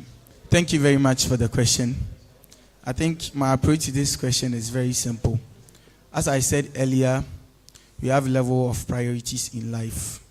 In as much as the road system is prioritized more on the Abraham Maslow's level of priorities, I'm still going to look at entertainment. That is why I have prudent financial management on my CV. So we are going to make sure we manage our funds very, very well so that we will be able to deal with the road system and also entertainment. Thank you very much. So you have not answered the question. It's like when somebody asks you that when your mother and your wife, they are singing, which one will you save? Then you say, I will save my mother and save my wife. The person says you have a chance to save one. So which one will you save? And why? So quickly so that we can go to the next aspirant. Yes. So as a student leader, we serve in the best interest of this university. and all the student populace. So I think with this kind of decision, we need all the students to partake in this kind of decision. That's why we have general meetings. So I think we are going to use that general meeting as a ways and means to get the students' view about all those things, so we know how to do with that. All right, I think we can. Let's put our hands together if we want to do that.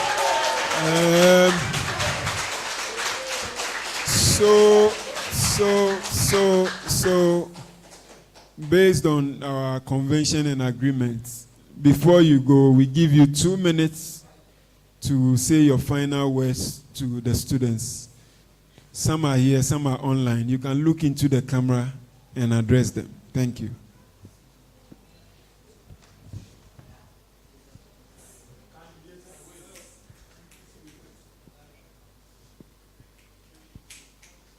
Good evening, good people of Uenr. As I said earlier in our submission, you can see that our policies and everything that we have good things for the good people of Uenr, and that we are not going to do things for our personal gains, not to get funds for ourselves, but to create a comfortable university for everybody. I know you are watching me out there. You have an issue. You have a problem with things that are going on. We need people who can move further ahead and solve these problems for us. With I, Henry Owuswampong, popularly known as Mr. OE, and my brother Kelvin Edu, I think and I know you are convinced that we can solve all these problems for you. Thank you very much for your time. Thank you.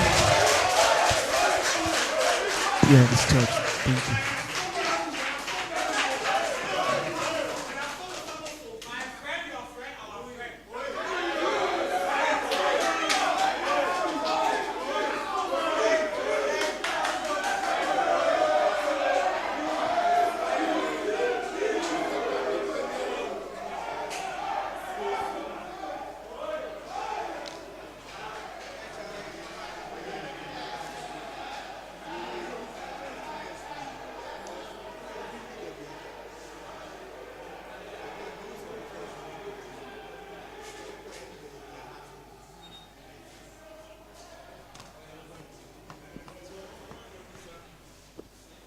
All right, so please, let's have the next group. I think we have 2 more groups, and then we are good to go.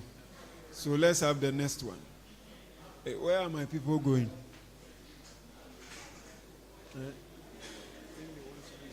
Myself, I want to.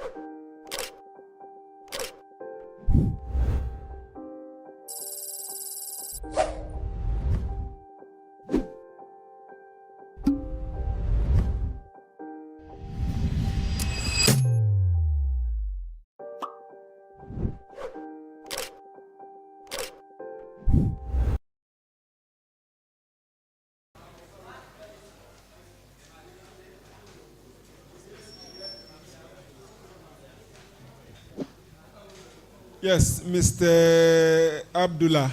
Yes. And Miss, you can have your seat. Yes. You are welcome. So we are here to do this short exercise. Basically, we want to find out what plans you have for the students. So you shouldn't panic. You should calm down. All that we want to know is what you have to for the students and how practical they are. Is that okay? So as we have agreed from the beginning, we will give you 3 minutes to address the students on the plans and policies you have for them before we now begin with the questioning. So your 3 minutes starts now.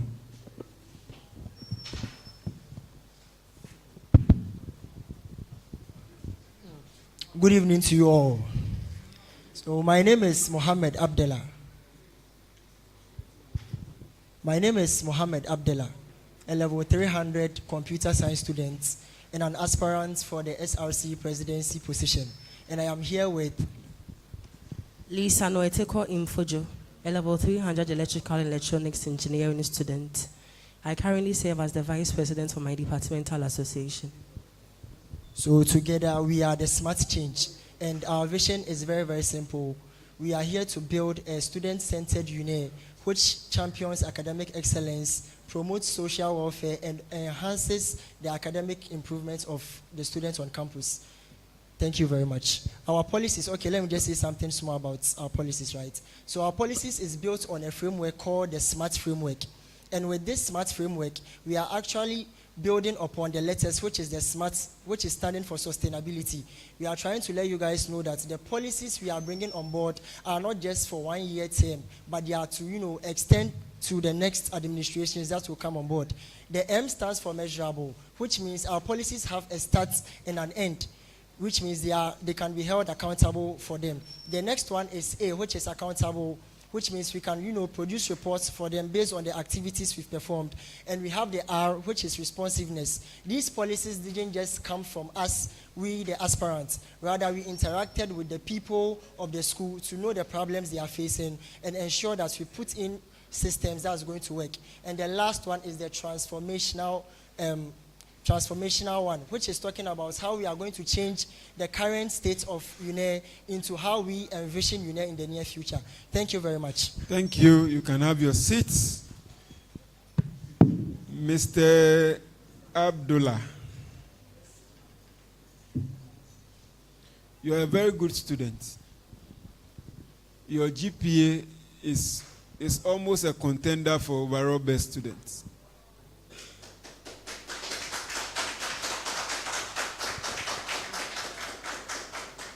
Why do you want to worry yourself and drop your GPA by engaging in student politics? Why don't you focus on your academics so that you improve your GPA and become the overall best student and probably get a car from Domahini? Why do you want to reduce your GPA? Thank you very much, the chair. So I know building a very good GPA is very instrumental when it comes to my academics. But I have this selflessness in me that I always seek to ensure that the people around me are also having such opportunities to also excel. All this aspiration to become the SRC president stemmed from certain challenges I faced with my people at the beginning of level 100, which was the academic problem. I realized some of the problems we face as students, academic problem is one of them. And we weren't having any support externally. So I took that initiative upon myself to help my people, and eventually this help descended to those in their junior levels as well. And I believe with every good you do, there is always going to be a blessing for it. I've always done my best, I've always put in my best, and I'm always doing my best. Thank you very much. You have very good intentions, and I don't discount that. Your other aspirants have similar intentions. And they don't have some of them don't have a GPA to protect. You have a GPA to protect. So allow them to solve the problems while you focus on your GPA. Probably we can help them we can talk to them to give you an appointing position in the SRC, which you can still do whatever you want to do, and you have enough time to study. So that, I'm more concerned about the car. You know, last year there was a car. I wish I come back to level 100 so that I will get a car. Please. Please. Okay, so thank you very much for your concern. I know probably you would be very concerned about my academics, but I also believe that I've really served since I began this school, and I'm willing to do extra more because I know the benefits and the blessings I've gained. I serve out of passion. I don't serve for anything. And I've started it not just because of this aspiration I have up front, but I started this way back, which means I have the ability to multitask when it comes to leadership and serving, and also when it comes to my academics. So I believe there is not going to be a drop, and I'm going to do very, very well. Thank you. Why do I have the feeling that all this you are doing is just because of your political ambition? I feel that you look like a politician, you have political ambitions, and you think that for you to get to that political ambition, you must start from somewhere. So you are trying to use this position as a stepping stone to that political ambition that you have in the future. Thank you very much, the chair. So your opinions are valid, but I don't have aspirations in the future to be a politician. As I said, all these initiatives stem from a place of selflessness. I really want to impact people around me, and I've already done that, but I believe I can do more than that. As I said, when we came to level 100, there are so many challenges we have gone through, and still most of them are not yet resolved.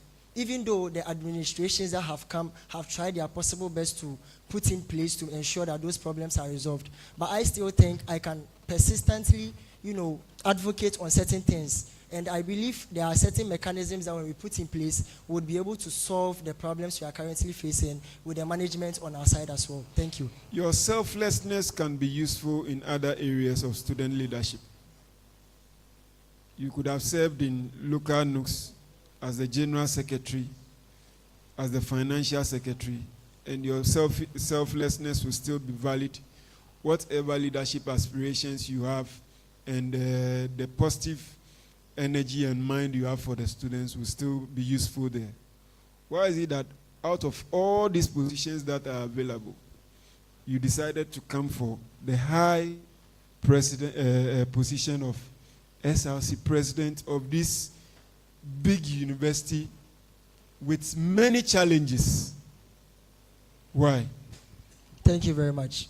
So, as I said, as it stands now, the goal is to impact the masses. I know I've tried to impact a lot of people, and you've also made reference that I could have, applied for the local NUGS. But I believe SRC currently precedes all the people under the SRC. And with SRC, I would have the power, in collaboration with management, to bring on board whatever plans I believe would benefit most of the students on campus. The goal is to create a bigger impact, not just a few number. I want my name to be known for that impact because I know the blessings that comes with it. Thank you very much. So you just want to make, you want to make a name for yourself. That is why you are looking for the bigger position. Not just a name, Mr. Chair. I know the blessings I've had from it since I started, and I want to increase it. Now let's go into the details. What exactly do you want to do for the students?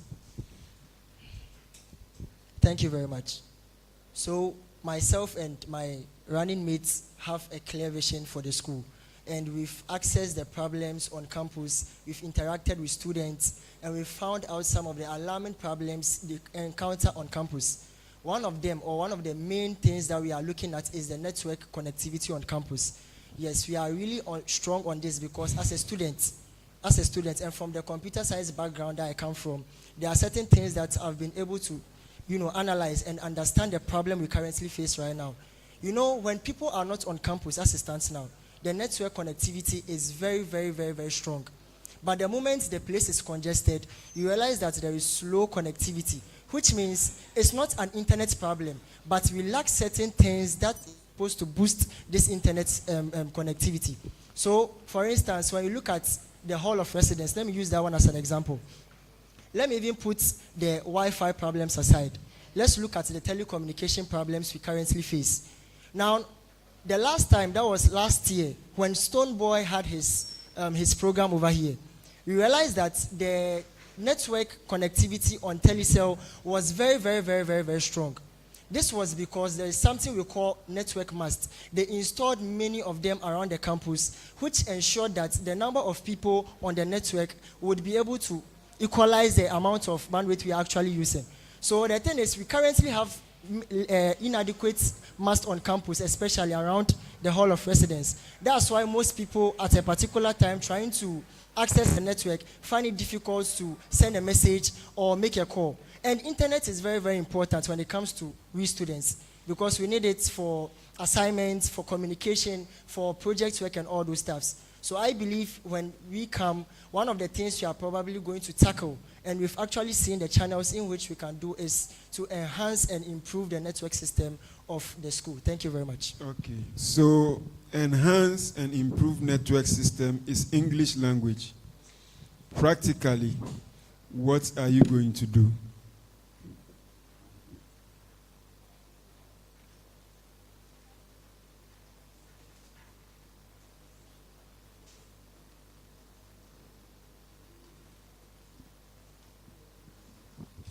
Thank you very much. So first we'll look at the telecommunication aspect, which is we using the Telecel SIM cards and the MTN SIM cards. Now we all know that currently the school is having a contract with Telecel, and with the Department of IT or the IT Directorate, we can actually come together with the management to advocate to the telecommunication companies to help us with mini masts on campus, because we know that when they are able to bring these things on board, it will actually boost up the network connectivity that we have. It's not everything that we are going to take funds to, solve such problems. But since we already have this existing relationship with Telecel already, we can actually advocate to them and let them know that, oh, this is the problem we are facing. We actually need a few more masts to be able to enjoy the network on campus. You know, Telecel is a business. Yes. And I think they are also very concerned about customer experience. But all these things feeds into costs. So, I mean, I'm sure if there was no problem, like when Stoneboy finished the program, they will leave those masts here so that we can enjoy them. So, you should also realize that these are issues of cost. And when you leave that in the hands of Telecel, like if you say you are going to work with Telecel to get these things done, and you work with them and they say maybe they have not made a budget for this for the year in which you are going to be in office, and therefore they cannot do it, that means that within your administration, the problem you have identified will still be prevalent. Am I wrong to say that? You are not wrong, but I would want to raise a concern, if you would agree. Go ahead, okay, go ahead. So the thing is, I know with Telecel, we have arrangements with them. And we are not necessarily saying we are going to solve the problem at once. But I believe probably securing just a mast alone could actually boost the current system of the network we are having right now. And it's not that we are going to just go and talk to them for them to bring these things on board. We have contracts with them. I believe with good negotiation, we would be able to let them know that we need a few more masts, even if it is one. At least half a loaf is better than none. It would actually improve the current system that we are having than to just stay idle and watch things go. All right. Thank you. Because of time, let's move on.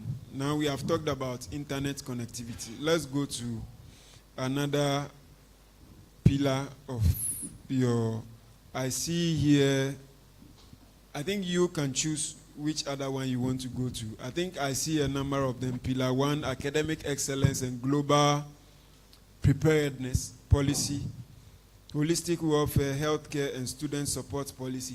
Any of them that you want to address, you can go ahead. Thank you very much. So I would want to touch upon the security systems we have currently, some of the problems.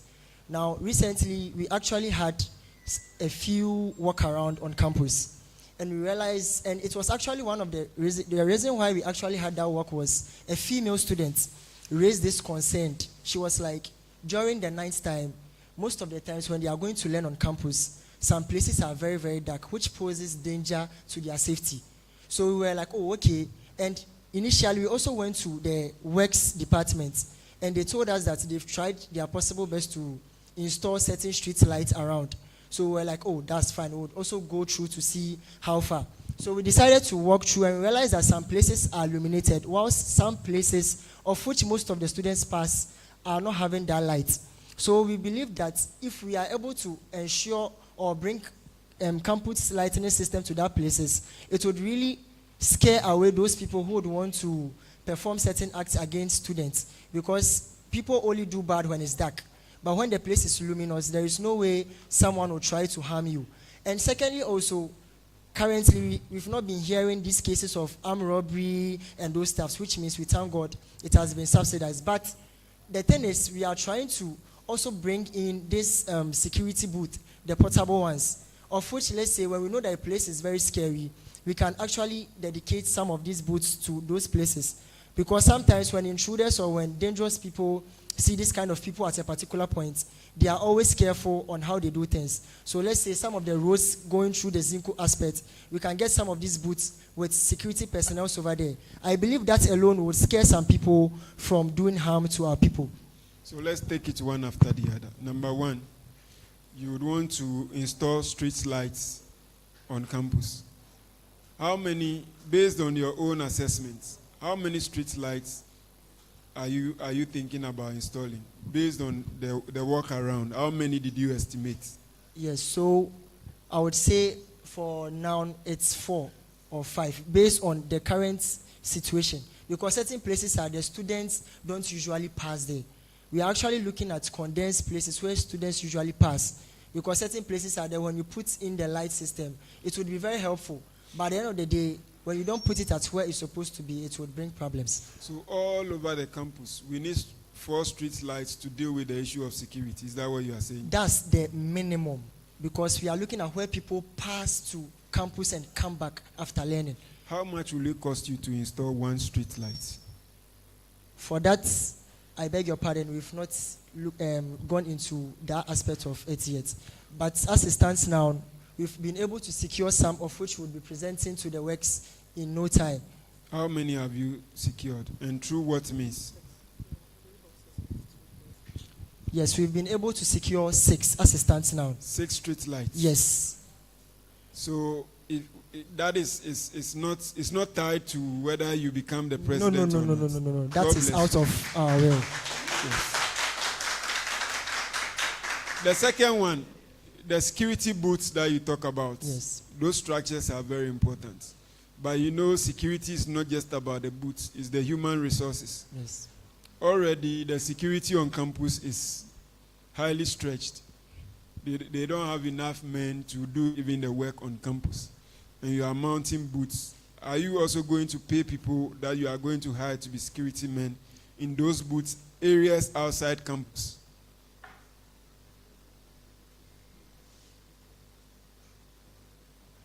Thank you very much. So I believe with persistent advocacy with management, we can let them know that safety on campus is something we shouldn't take, as in we should take it very, very serious. And we'll let management know that we need these people on board, because the lives of people have actually brought their children to campus to learn. And whatever happens to a child over here would be accountable in the name of the school. So I believe this would be a very good initiative when we advocate on behalf of the students to their management that we would want more security personnel in order for them to, secure the place and also get people who can also patrol around if possible. Thank you very much. All right. So let me go to one more, my last but one. You have a pillar 7, cultural diversity, creative arts, and revenue generating entertainment policy. Yes, sir. What do you mean by that? And how do you explain that practically to the students?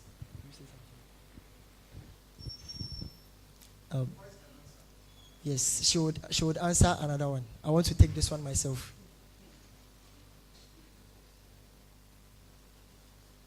Please, with your permission, can I open? Yes. Sure.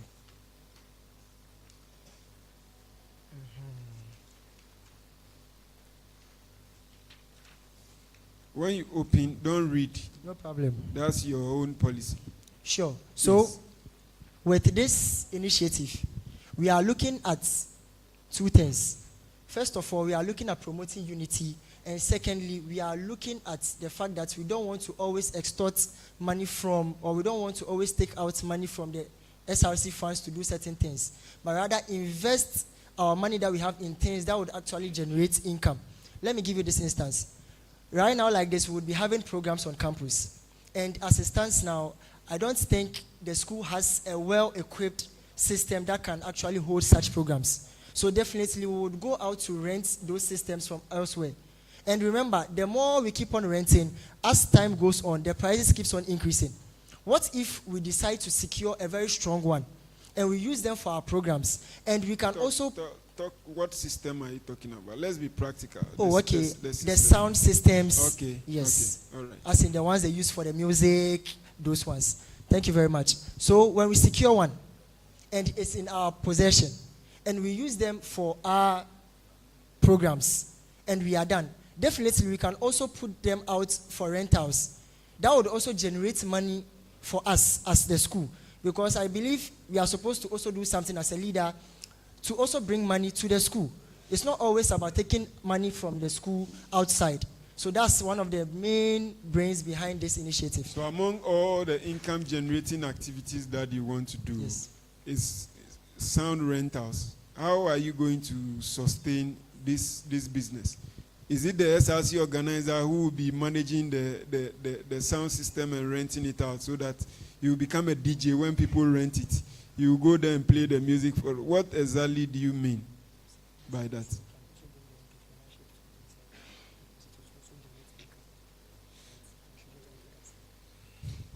Okay, so thank you very much. As you said, it's not like this is the only way we can generate income. But I've realized that it's a pattern that we normally follow.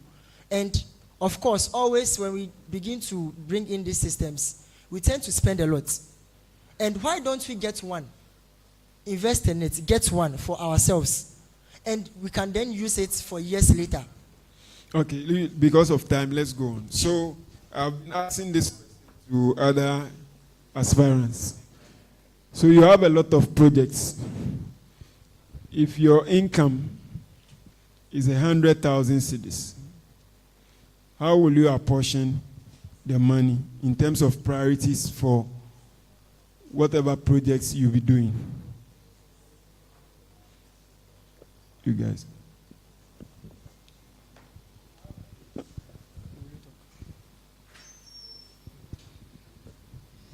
Thank you very much. So when this money is being given in the cost of doing the things that matter to the students, in our policy documents, we have certain policies that have high priority, and we have some to...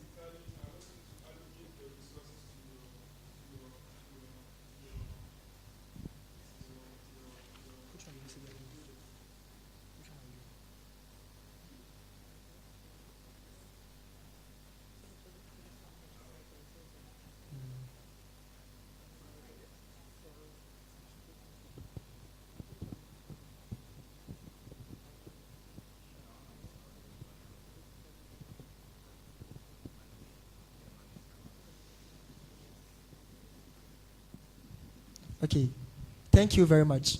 So when we are being given this money to actually do something, first of all, we would look at the dynamics of the problems as it stands now, of which we know.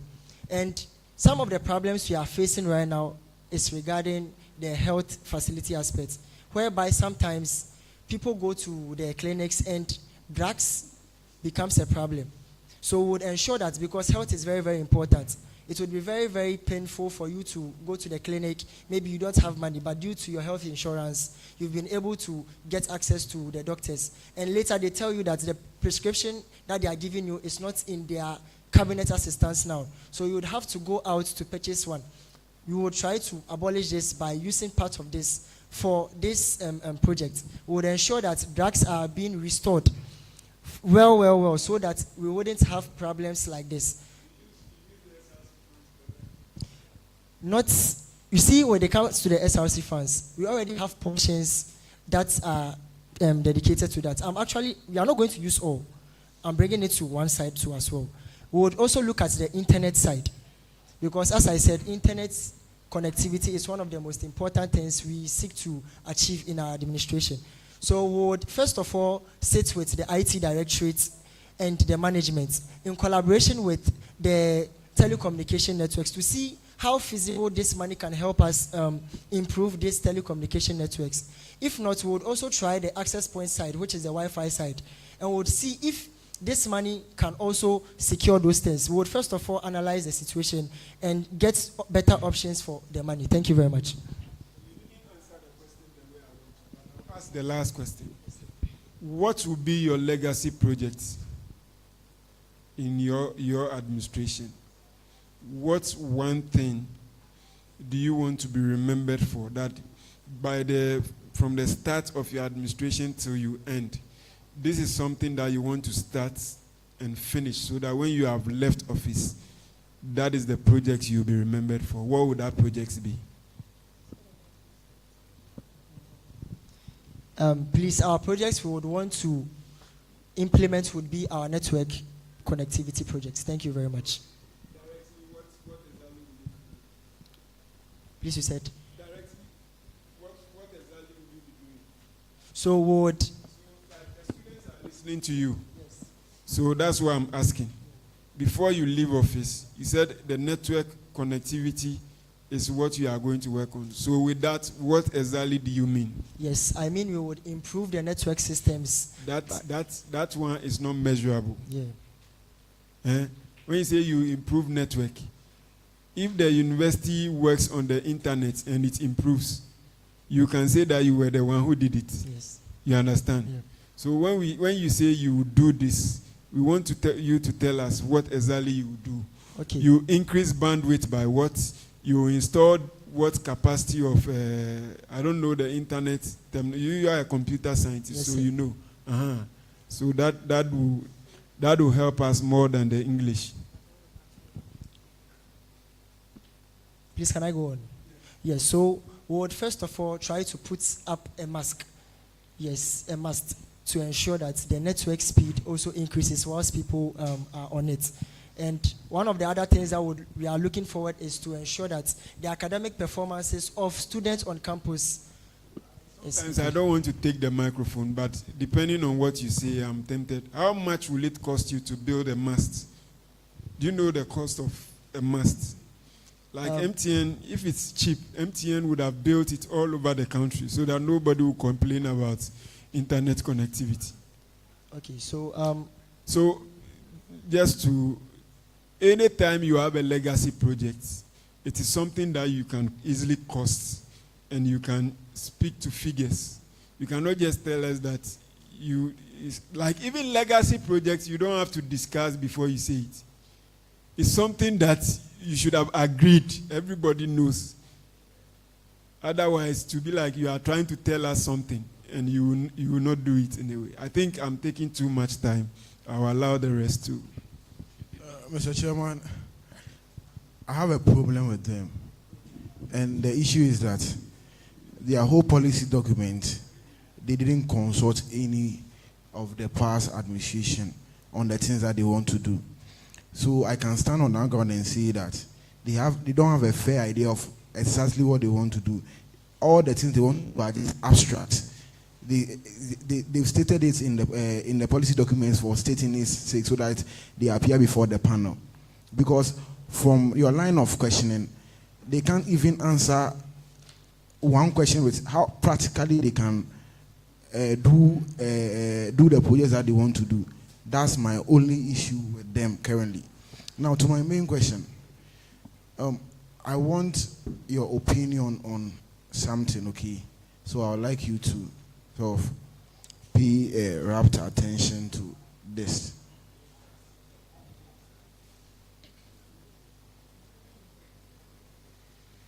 What's one existing SRC policy or program that you would kill entirely if you had the power?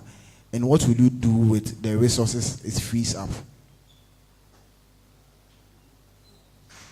Okay.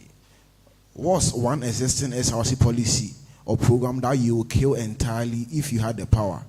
And what would you do with the resources that killing frees up?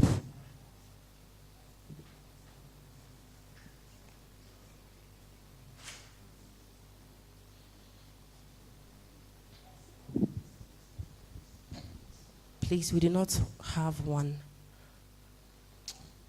You are content with everything that SRC is doing now? Yes, please. All right, well said. Now, I have only 2 questions for you. My second question is, also I just also want your opinion on this too. Now, the Bank of Ghana has been cutting its policy rate of, has been saying that the rate of inflation has fallen from 15% down to 14% this year. Now, with this, an assertion can be made as borrowing gets cheaper with this theory. With inflation dropping from 15.5 to 14, borrowing gets cheaper. Now, with this theory, have you checked actually whether the Students' Loan Trust Fund own interest has moved up with this trend, or you assume because it is a headline, they are good, like the existing numbers are okay? Have you paid attention to SLTF, their interest, their interests? No, please. But we know of such thing existing on campus. Okay, then with that, that means I still have one more question because you did not answer any of my questions. Charlie, yes, I'll come Mr. back. President and Vice, please, you're welcome. Mr. President, I have a question for you. How do you plan to build a productive relationship with the Vice Chancellor and the Dean of Students without appearing to be compromised or bought out by the administration? Should I go? Okay. So, like I've told the others, paying attention to details is a very key skill you need as a leader.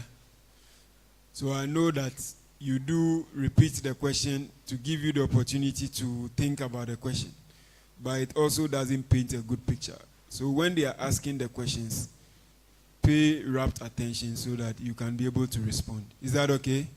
All right. So my question is, how do you plan to build a productive relationship with the Vice Chancellor and the Dean of Students without appearing to the students to be compromised or bought out by the administration?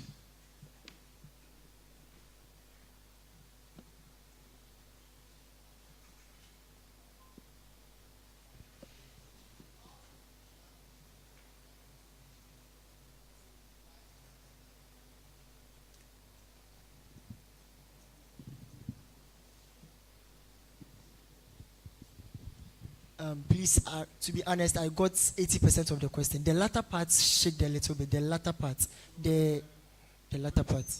What he's saying is that when you have very good relationship with management, students will think that you have been compromised by management. So how are you going to ensure that you have good relationship with management and in the same way you don't appear to be compromised in the eyes of the students? That's basically the question.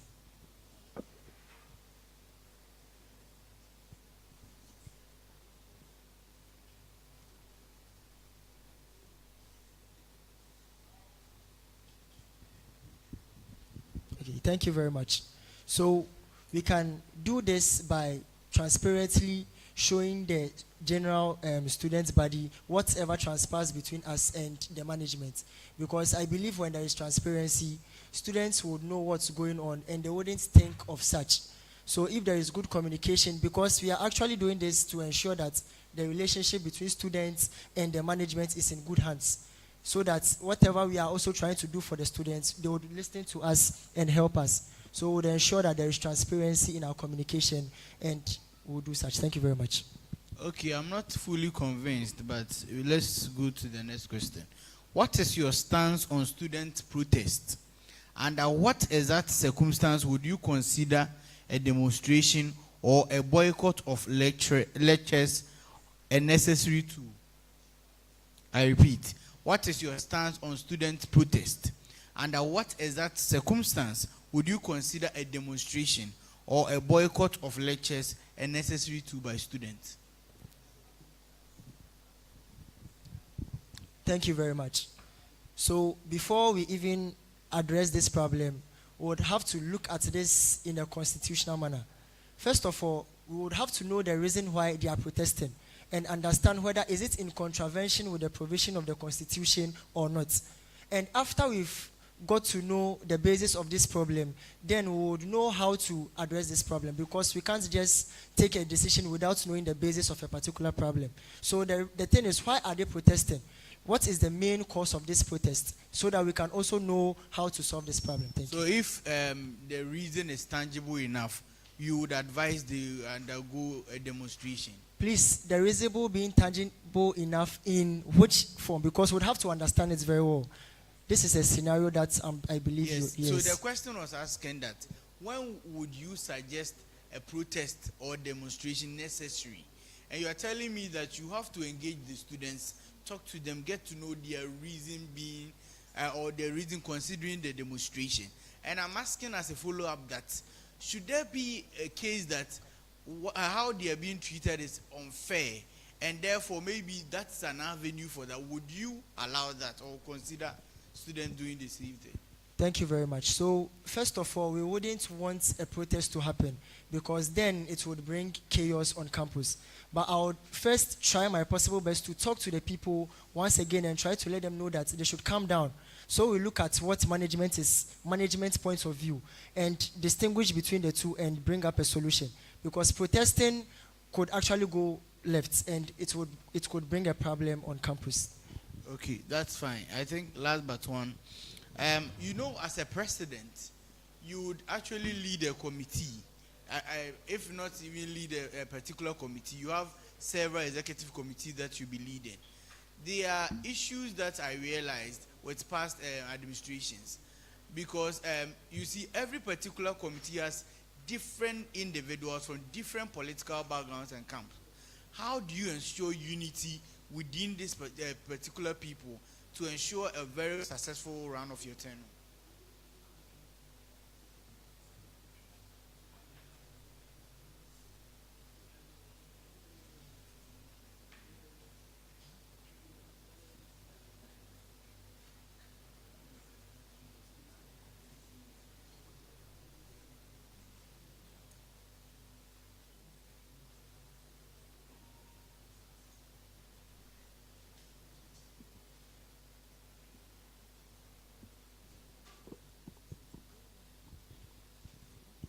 Okay, I think. Okay, so that, thank you very much for the question. So first of all, we would, as you said, God, what was the question again? It's fine if you don't. Please, we had the answer. We had the answer when you said so, and we had the answer. For the last time, please just, we had the answer. We had the answer. You had the. We had it, yes. So I should. Just something small from the question. I'll continue from okay, there. so it's about unity among your executives. Very good. So the thing is, first of all, you know, we are bringing different people from different places to work together. Yes. They would have to first understand what teamwork means. We would have to illustrate to them the importance of this administration, because we can't work in divided attention. We would need everybody on board. And we would also let them know what the Constitution demands of them, because you are coming in to work in a committee, not because we are bringing you in just to work, but there are certain guidelines you are supposed to follow. So we would ensure that, first of all, they understand the benefits of teamwork, because when they graduate, they would work with different people. So they would have to know the benefits of teamwork and also know their roles as to what the Constitution is saying. Okay, that's fine. So my last one, Madam Vice President, I think I normally do this with current affairs. So I want to know the first female Speaker of Parliament of Ghana.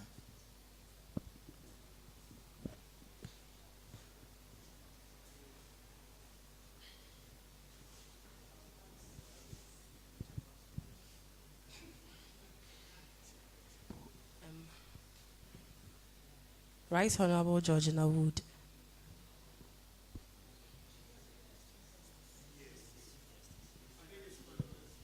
Okay, welcome once again. So, Mr. President and Madam Vice, let's move to your pillar 1.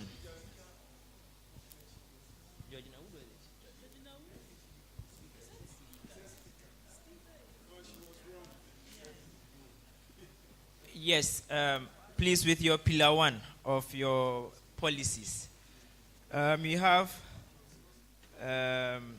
specific operational directives, which A of these directives aims at standardized academic support systems.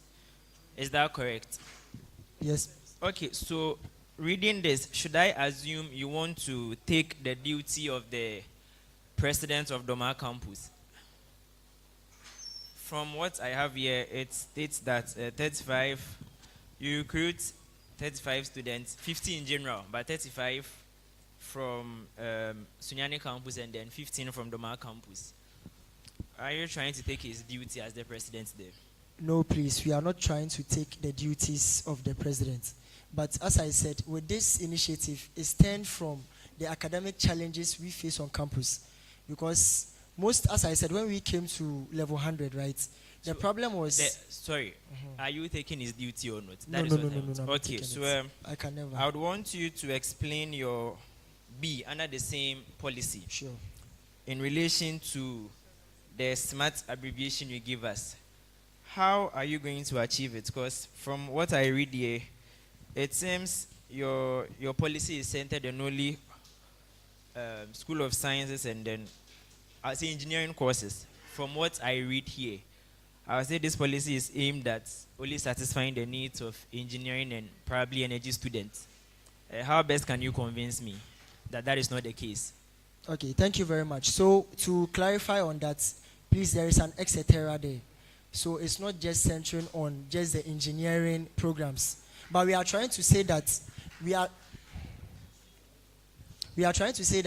looking at the courses that disturb most of the students on campus. When you come to the School of Science department, don't worry, that's fine. Thank you very much. That's fine. So your pillar 2, you have this under your specific operations B. There is Warfare Emergency Response Team, abbreviated WET. Is that correct? Who are you going to? Which group of people are you going to recruit to be the 10-member committee?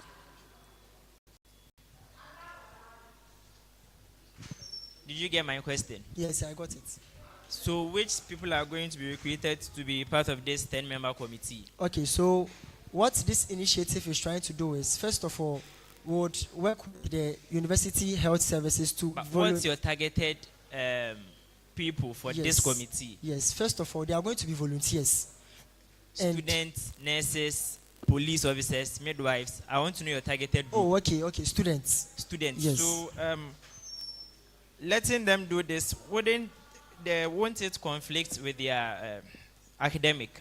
Nope. How? Very good. The thing is, we've sat down to structure this carefully. And with this one, we realize that sometimes there are emergency situations where we would need people to help. And with these voluntary people that we are going to get on board, we would make sure that we know their academic structure and we will know how to assign roles to people per day. Are you aware sometimes lecturers can fix impromptu classes? Yes, please. In a case like that, and then I'm part of the WET committee, and ideally I'm not supposed to have a class today, but because my lecturer traveled, he fixed the class today, and there's an emergency, how do I respond to it? Please, there would always be a backup. But it's a 10-member committee. Yes. Yes. Please, the thing is, you see, they are not going to be from the same place. They are not going to be from the same place. Because probably if one is busy in class, there will definitely, the possibility of all of them being in class at a particular time would be very, very, very low. That's fine. Sure, That's fine. thank you very much. For my chairperson, I have one more question. I wanted to go beyond, but this is to the vice president aspirant. On what grounds did you decide to vice Mr. Mohammed? Is that correct? I decided to vice Mr. Mohammed because we do possess the same goals, we have the same mission, and when I sat with him, I realized that we are very compatible and then we complement each other because we know the roles of the students and then we almost brought exactly the same initiatives on board to solve it. Yes. Okay, that's fine. So to add up, I would like to commend you for a very good CV. I like the arrangement and everything, and so far I would say this is one of the best CVs I've seen on this panel. Okay, and also I really like the outfits. Thank you. Okay, so I would like to ask. I've checked from your CV. There's no any involvement in SRC or local NUGS activities, or is there a need but you didn't state it there?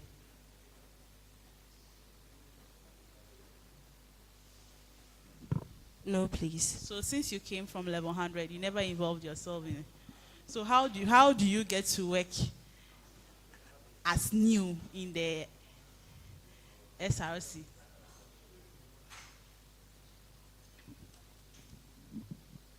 Please, it is going to be a teamwork, given that we have the constitution to work with and also the legal affairs to direct us as to which path to take on certain matters. Okay, so to the vice president, yes, so I would like you to state 2 roles, your function in the constitution. Okay, thank you. One of my roles is that I assist the president in carrying out his duties. Also, I chair the academic board, which involves all departmental academic board heads, and then represent them on the university academic board. Thank you. Okay, so to the academic board, as you said, you'll be the chairperson. What are your plans for it? What is your vision? My vision is inculcated in the SMART policy framework, which is from our pillar 1. We are talking about the standardized academic support system, where we will be consulting the academic affairs committee in conjunction with the dean of students as well as heads of departments to help us identify students of good standing academically, who would in turn help curtail the problem of students not understanding so many things taught in class. Okay, so to the last question, okay. So every year, school fees is always increased. But here's the case that this year, we are likely to have 3 semesters. So there's going to be a short vacation in which students will not be able to get much money, I would say, and they have to pay hostel and all that. But here's the case that the school is likely to increase school fees. Will you support this idea from the management?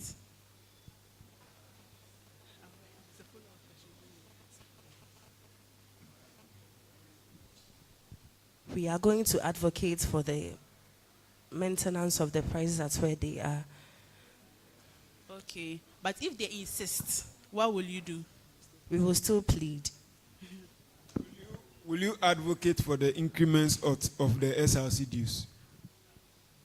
No, please. Given that what it covers do not go up, we are not going to.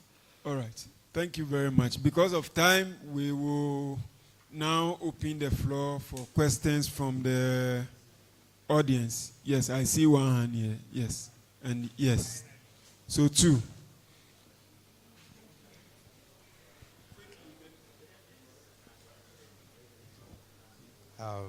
Mr. Smart, about your policy on security. Yes, sir. If you want to install security booths on certain roads where you think danger would happen, don't you think that would add expenses to your coffers? And then, are you looking at using the SRCDUs to solve those issues? And then don't you think that using your office as an SRC president, you can engage the security agencies already in play, such as the community watchdogs, so that they would intensify their jobs rather than building security boots and then adding up to your expenses? Thank you very much for a very brilliant question. I would accord you for that. So the thing is, as it stands now, we currently have, as I said, we already have some of the street lights in our custody as it stands now. So for that part of, or the places where we intend to install, there is no need to even take in funds from SRC to, we have it like a DAHO. So what you see, so you don't even have to worry about we taking money from the funds. We are going to install it without a CD taking us from the funds. Thank you very much.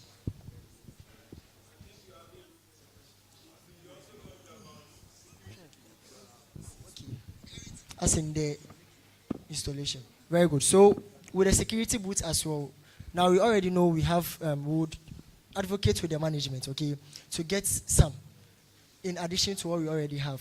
Because as it stands now, we have some, and as made mention, there is less number of security personnel on campus.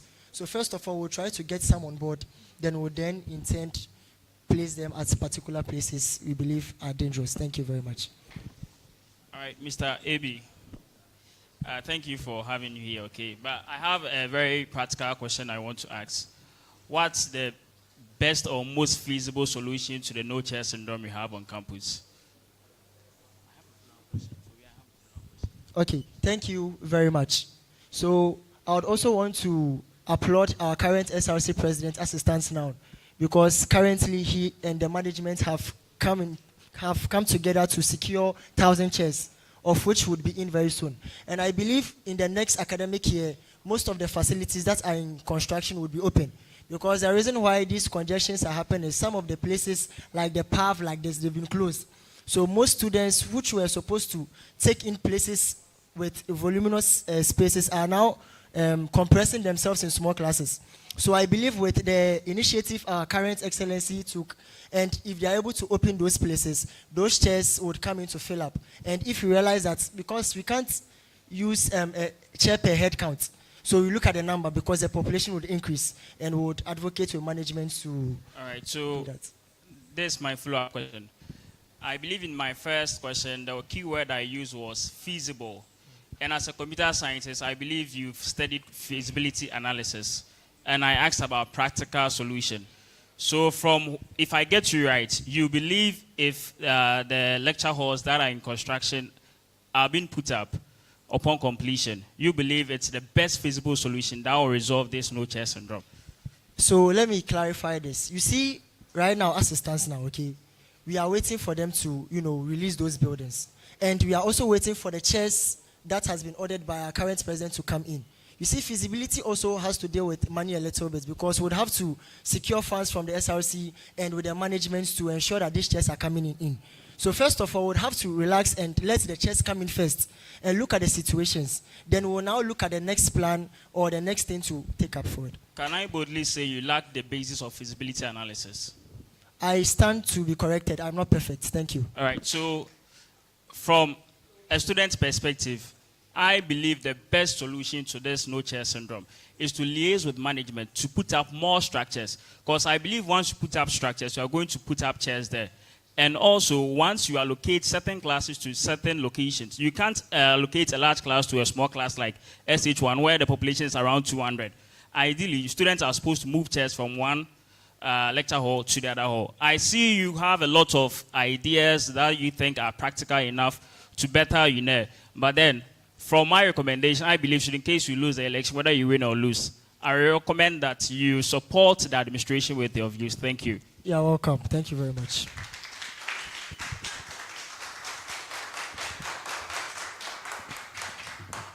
Thank you very much. I think we are almost coming to the end of our interaction with you.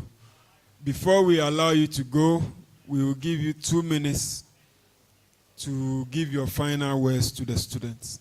So look into the camera and then tell the students whatever last message you have for them. Thank you. Good evening, students. Thank you very much for joining this session to listen to the good message we have for you guys. Well, you've all seen our policies that we are bringing on board. It's in every student leader to ensure that there is improvement in the current academic or the current school system. So I want to urge you all to render your support to the smart change. Believe in us and give us the chance to lead you guys. And we believe when the mandate is being given to us, myself and my running mate on my vice, we will do very well with the management to ensure that all problems are well resolved. Thank you very much.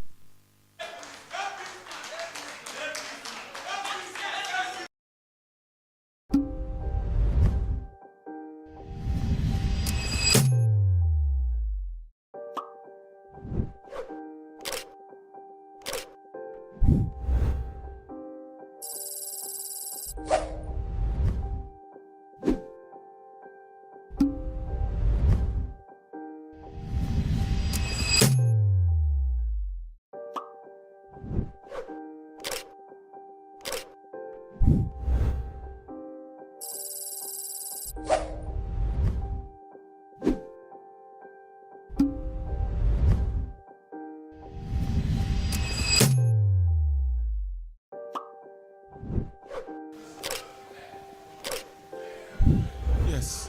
Yeah, it's fine. No, for him. So we have one last group, and then we'll be done for today.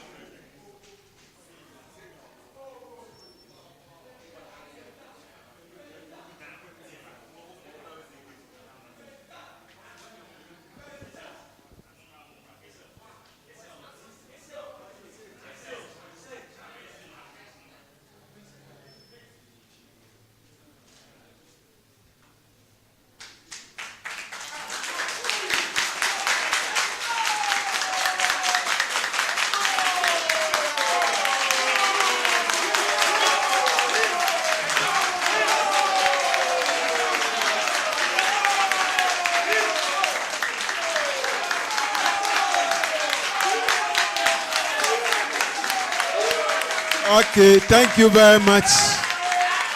Thank you, thank you, thank you, thank you, thank you. Thank you very much. Thank you, thank you, thank you. All right, Mr. Vincent and your running mate, you can have your seats.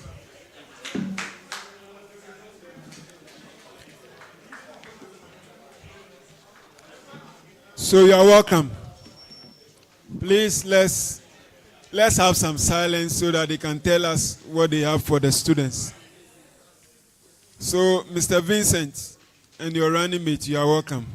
Thank you very much. All right. So, you are the last group, and I hope that the last will be the best.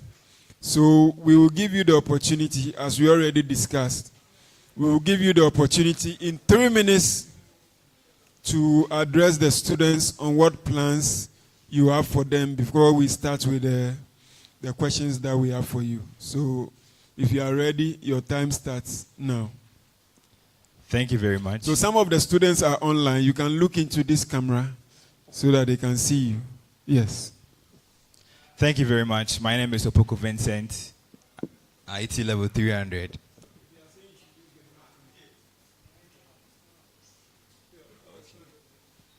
My name is Opoko Vincent, IT level 300, and the current IT president, an aspirant for the SRC presidential portfolio. I am an individual that represents students.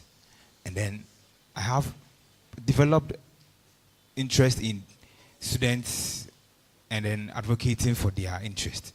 So that's the reason why I came here this.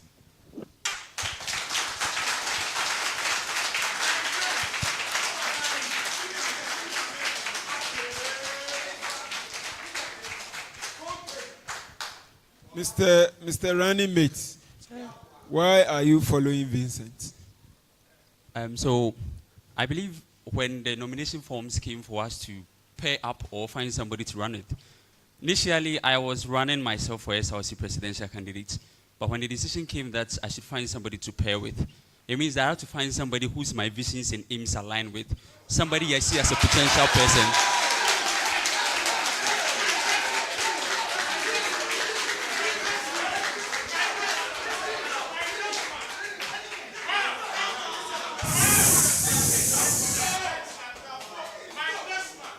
Let's have some silence. Yes.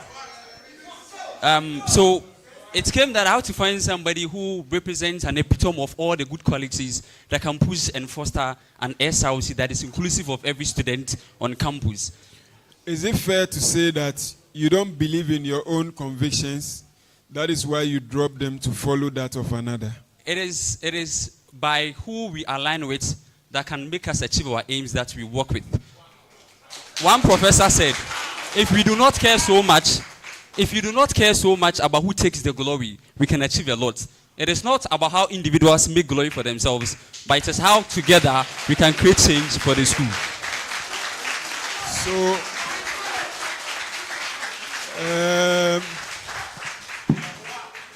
this is the last group. We want to close on time. The clapping is good, but please limit it so that we can make progress. So now let's come to the real issues. So leadership is always born out of problems. So I'm sure you have identified some problems on campus which serves as the underlying motivation why you are coming for this position. What are these problems? Thank you very much. I'm the current president, as I said. In my department, an incident happened at Zinco Road. And then it was as a result of mid-semester. A student came to write an examination at 8 o'clock, which was the mid-semester, and then closed at 10 o'clock. On his way to his hostel, he got robbed and then was stabbed. This issue got to me as the president. I reached out to the student and then he said the problem was because the message came to them very late that they should come to campus to write the mid-semester. So I engaged my patron of my department that the world is evolving around technology. The world is evolving around technology. Why don't we do something to ease our burdens? Why don't we do something to release our overload on our heads? So we came up, myself and my executives, with an online mid-semester called Pro Plus. It's a professional mid-semester online.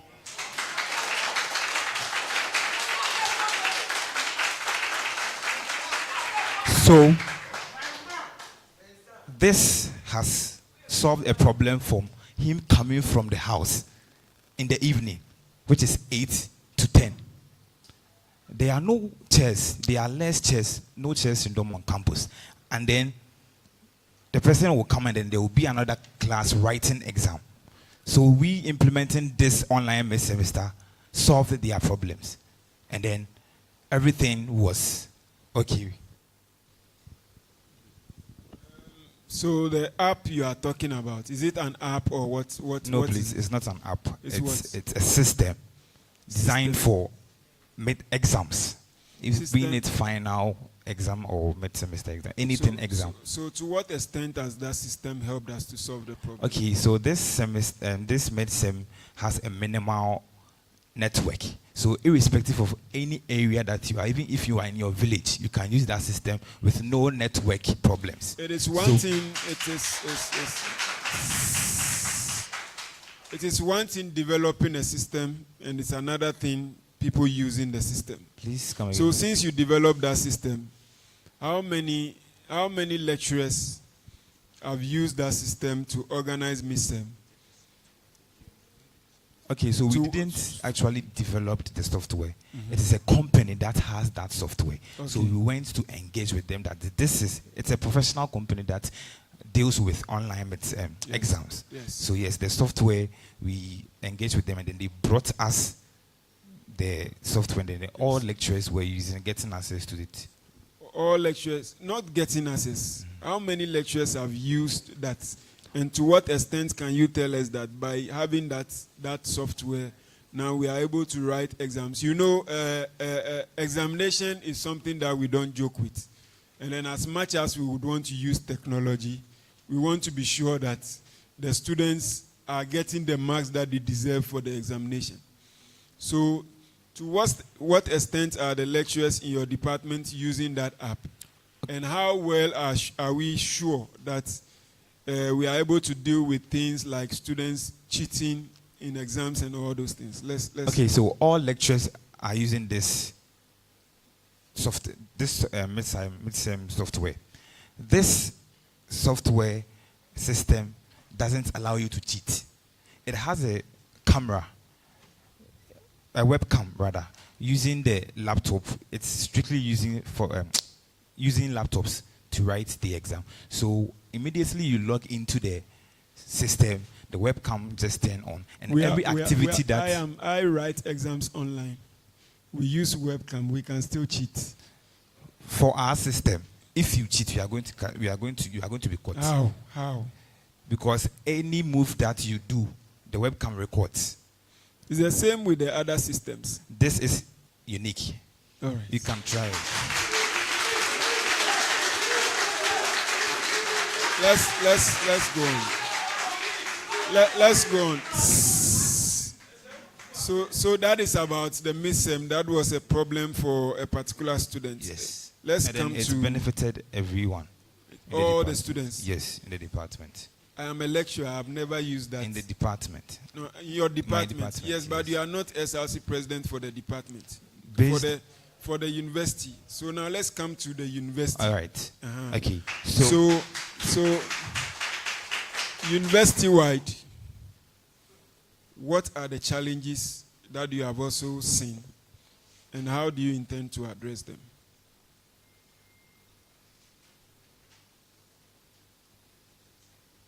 All right, so there are chair syndrome on campus. I am a victim. I can go to class at 7 o'clock a.m.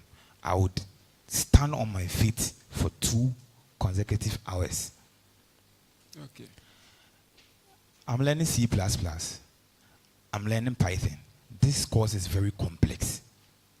What are we doing to solve this problem? We actually went for a feasibility check for the chair syndrome, and this being that we want to implement this policy that any student is to get a chair in the classroom during lectures. Every student is going to get a chair. One student, one chair in lecture halls. Okay. During lecture halls, yes. How many students need chairs in the university currently? How many? I would say everybody need a chair because you can't go to class. No, but we have some chairs already in the system. So based on the feasibility studies that you have done, what is the chairs deficit that we have in the university currently? So we can't put a number to it because we didn't particularly go around counting one by one the number of students. Then whatever you are saying as every student will get a chair is English. Yes, sir. It's not something that you can implement because you cannot even tell how many chairs we need. So even if you want to buy chairs, it is possible that you can decide to procure even 2,000 chairs So, and some students will still not have chairs. So, Is that a possibility? No, sir. So mathematically, it will be conclusively not right to put it that way. Why? Because if you have 1,000 students, you cannot purchase 1,000 chairs because all students don't come for lectures at the same time. So the idea is at a time where the students are in the lecture hall, every student should have a chair to sit on. It is not by. So listen, what I'm saying is that there is a chairs deficit on campus. Yes, sir. Before you can solve a problem, yes, sir, you should be able to understand the problem. Yes, sir. If you don't know the amount of chairs, the deficit of chairs that we have on campus, and you come here and tell me that every student will have a chair under your administration, that is like fiction. You are conjuring it from nowhere. And how much will it cost you to even buy a chair based on your own feasibility studies? So this, as you said, this is a policy, and we have a policy implementation for it.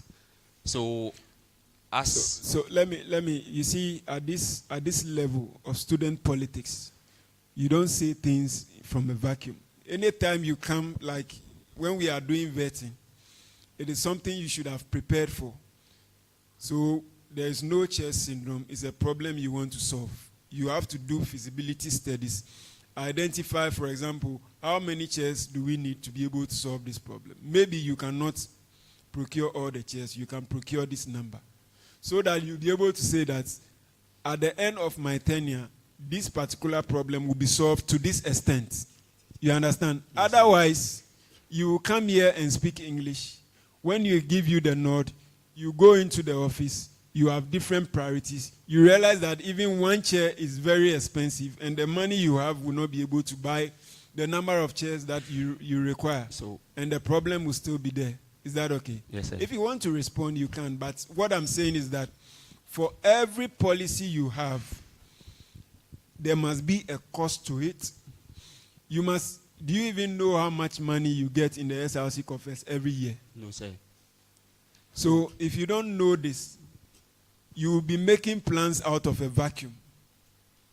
You will come, you know, at a particular point, our current president, when the previous administration were out of office and they were saying a lot of things, he said they had no right to say that because they have never been in that office before and they don't know the realities in that office. You understand? So it's very easy to accuse people. Like I'm sure the SRC president here, people accuse him a lot. But when you come into the office and you are now in the water, you begin to understand. So it's just a comment. Okay. Pastor, I want to say something. Go ahead. So this current administration is actually working on it. I think Honorable Zakaria has already initiated that. It was something that started. He purchased 400 chairs. Administration, he advocated for administration to purchase 600. If you look into our policy document, one chair, one student, one chair is under continuation project. It means that it's a project that is done already. We are not saying when we come, we automatically solve it. But because previous administrations have already made efforts to do that. Your president said one student will have one chair. So that's the basis for my back your and question. forth. Yes, I get you from that angle. So what we are trying to say is that it is an initiative that has already been started by all previous administrations that we have seen. And we want to push that agenda further and target it as one student, as one chair. It is the aim it is something we aim to achieve. And we push it. We pray that we're able to do the best of it. If you're able to do everything, we thank God. But if you're not able to do anything, we believe that the next administrations will come and do well.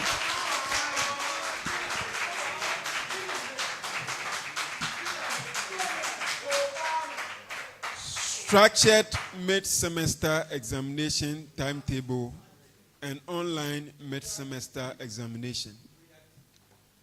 I've been on this campus for some time. There have been times where we have had structured mid-semester examinations. The university moved away from that because of issues of cost.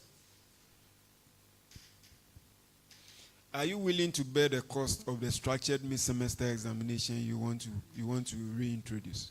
I would want to ask a question before I go on. Yes. I think we had a bit of discussion, but I want to know from your angle, what do you mean by cost and what type of cost? When we do structured mid-semester examination, it's just like we doing end of semester examination. There are costs involved. We need people to clean the washrooms. We need invigilators to be there. We need to be moving examination scripts around. All these things have cost implications.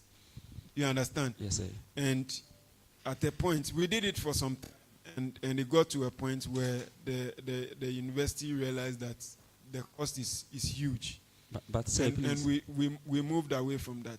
So this is not a plan of the university. It's yours. Yes, sir. That's why I'm asking you. But sir, please, I stand to be corrected. Yes. But to the best of my knowledge, as it stands, even though the midterm is not structured as before, the questions are still printed like examinations. We still use the examination sheets during the midterm, just like the examination paper and all of that. There are invigilators that come around. Maybe mid-semester exams of 200 students, you can get invigilators like 10 invigilators. So I'm sure those invigilators you are talking about are TAs and those people. In a structured mid-semester exams, TAs will not be allowed to be involved. The University Exams Office will man the whole process, and they will provide invigilators for all those things. All these are issues of costs. Do you understand? Yes, sir. So that's why I'm asking. The university may not have plans to commit resources to this now. Since it is your initiative, what is the plan? So assuming you come to office and the management says, this is a brilliant idea, but we want you to bear the cost, what will be your response? So, say, as he said, there are teaching assistants who man these exams currently. And I think that as a lecturer, you believe in the teaching assistants that you employ and that you... No, we don't. We even discourage that completely. We don't... I mean, sometimes out of stress, lecturers are forced to use teaching assistants. But we, during end of semester exams, in fact, when we meet teaching assistants in exams, or it's like he's a criminal. We don't encourage that at all. So if we structure it, because it's not structured, maybe a lecturer is teaching a class that has 200 or 400 students, and he cannot do the invigilation alone. So if he has teaching assistants, he makes them to help him with the conduction of the exams. But in a structured university exam, that will not happen. So, say, as you said, it is an advocacy. Moreover, there is attached to the same policy the online examination. Yes. So I don't think they are mutually exclusive in that particular manner, in that regard. We think that as we are facing this one out at this point in time, why we rule out the online, because as you said, it's an online something, and not everybody wants to hop onto something technological because of system failures that can be impromptu at any point in time. So as we do this, we think we can be complementing it with the structured one for the time being, where we think that we can be able to help to subsidize the course if the need be until we roll out the online examinations. I am sure within your budget you have something on internet issues. Yes, sir. And you still want to do online mid-semester examinations. How do you marry the two? Internet connectivity challenges, and then now you going into online examination. So I'm glad the ECs are here, because when they brought out the new verification system, we complained about network, and they educated us, and we realized that that was something we can employ. So there are different kind of network connections that you can actually use, right? So there are some systems that do not actually demand high connectivity. As you already said, the ProProf network is not one that demands you to have a very high or very fast internet network in that particular regard. So with very minimal speed, you can still do it. And the proof, this is not something abstract. The proof is that the information technology students right now currently write midterm examinations online. And it's the same system they use as the same network, and it's working perfectly. So we think that expanding the capacity of Mr. Vincent Opoku into the SRC presidency, he can enlarge his scope with these policies to include everybody in the school so that we can channel all of those things there.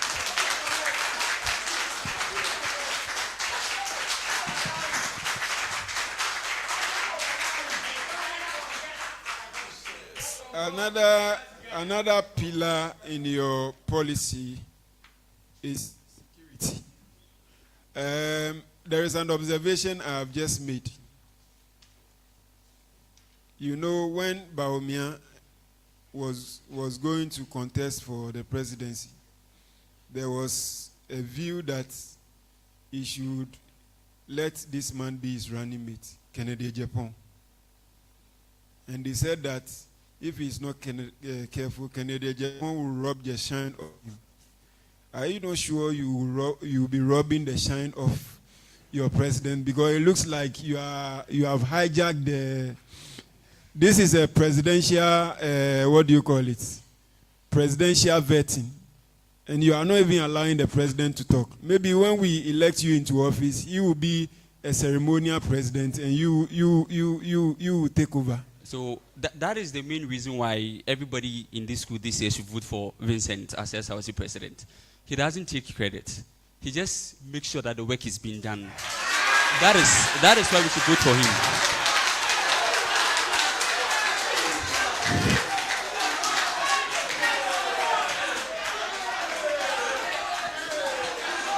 Go on. There is one of the pillars of the 48 laws of powers is that never outshine the master. I am not outshining him, but we spoke about this, and he said when he comes and I can talk about it, I should talk about it. What about somebody who says that he is not competent? That is why you are taking all these responsibilities. What about other groups? Maybe the president is more competent. Why shouldn't we allow them to go ahead? And then leave you people? In terms of competency, I believe you have a CV in front of you. The CV doesn't prove competence. Yes, sir. It speaks a lot, even though it doesn't prove real world work, right? Yes. So the things he has been able to do, just in the capacity of the ITS president, I won't talk about that so that it's not expand to outsigning him. He have the chance to talk about that as well. Let him talk about the things he has done. ITS president, tell us your achievements. Thank you very much. We have already talked about the mid-sem online. Yes. Let's hear. I believe you heard about the biggest tech event in Ghana. That is the Uenr Tech Fair. Mm-hmm. And then things that went on for this biggest tech fair in Sunyani to be a popular event is that myself and my executives paid a courtesy call to policymakers, stakeholders, tech companies to actually come to support this program. This program is basically for students to showcase their ideas, what they've been able to innovate.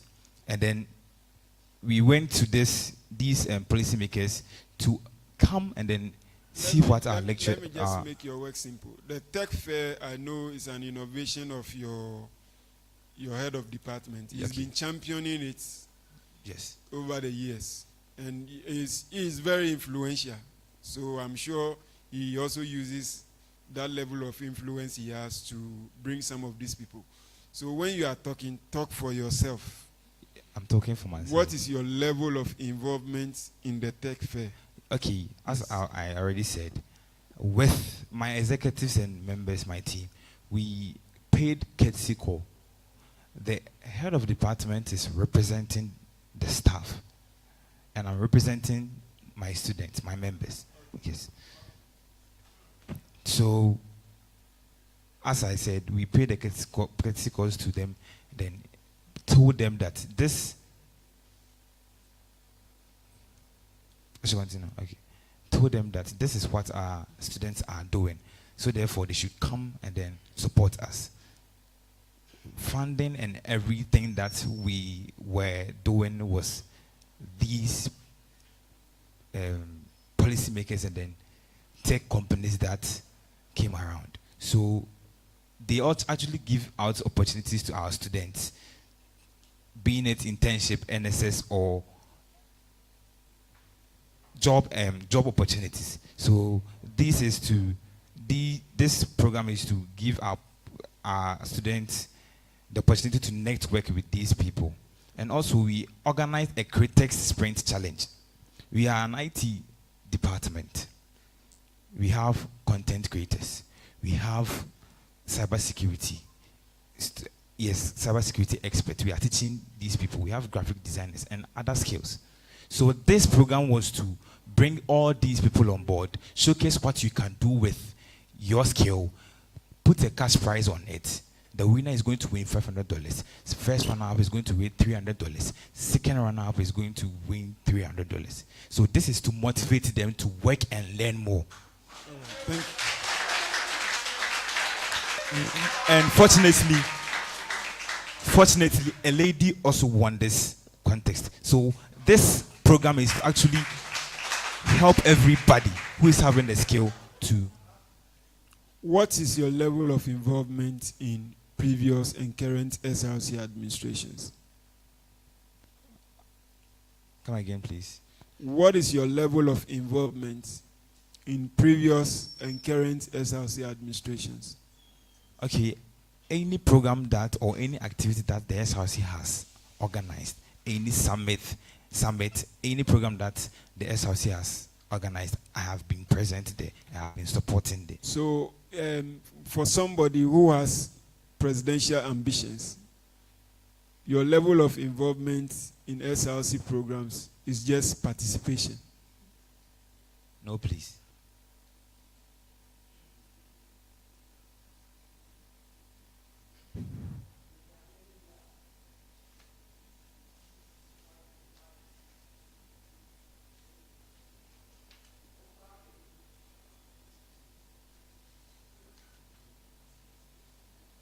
Okay, so I've been participating in their programs, but what I have also done for the SRC that have not, should I say, get credit for is that I have organized tutorials for students, not only in my department, but across any department on campus.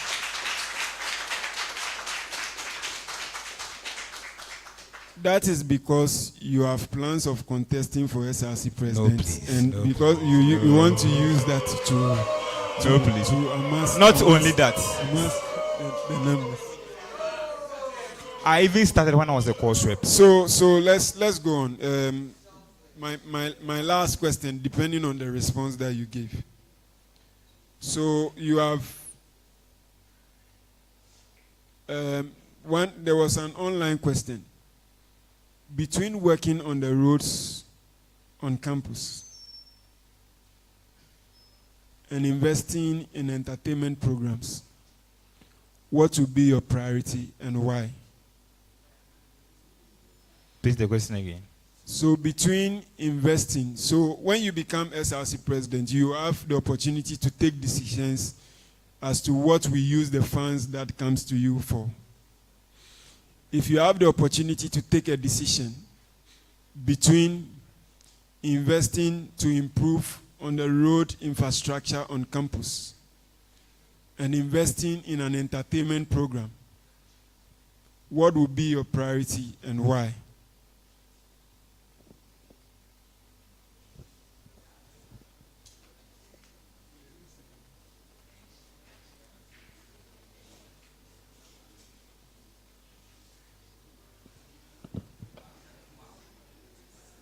Okay, so with the construction of roads and all that, there are certain things as an SRC president, it limits me to. So what I would do is I would advocate to the management and then see how possible we can do that.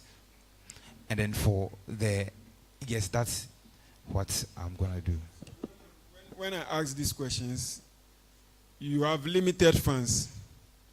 You have the decision to do two things. You have road, and then you have entertainment. There's an opportunity cost. You either do one or you do the other. What will be your priority and why?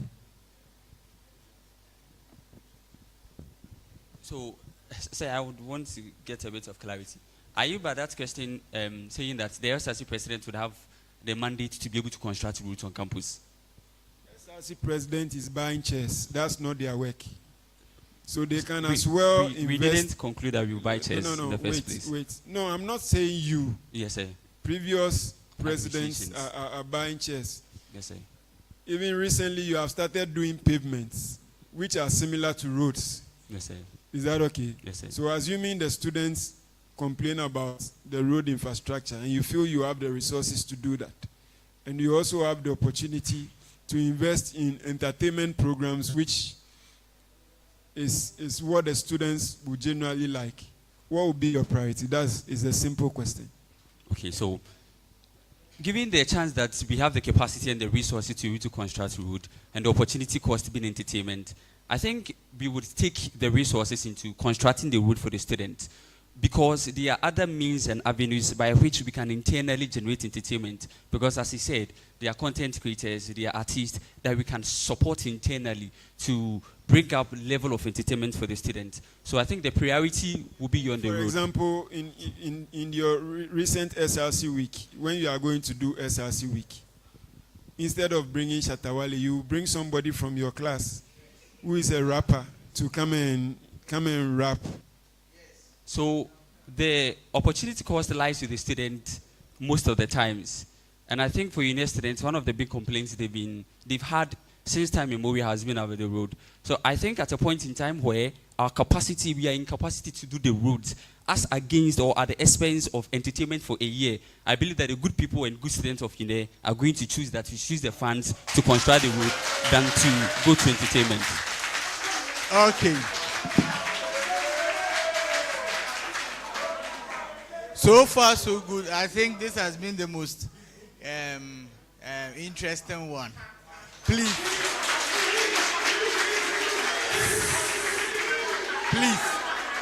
With that being said, please. This question is directed as the president. Okay. Thank you very much. Because I know you are very good when it comes to handling cases for your president. Mr. President. Often have we seen the SRC president and then the parliament speaker clash over boundary of powers, executive powers.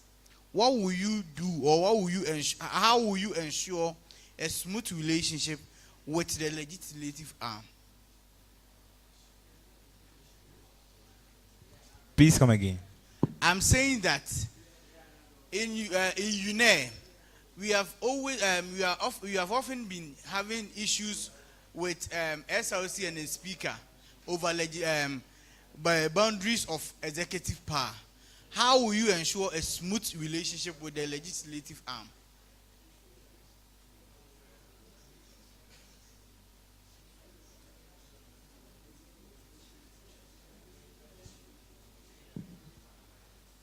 Okay, so we are going. Thank you very much. We are going to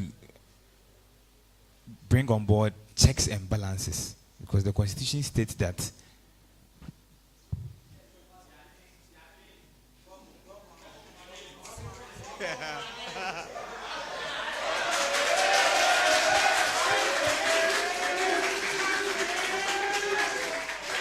okay, so the Constitution states that the Constitution states clearly what the president is supposed to do.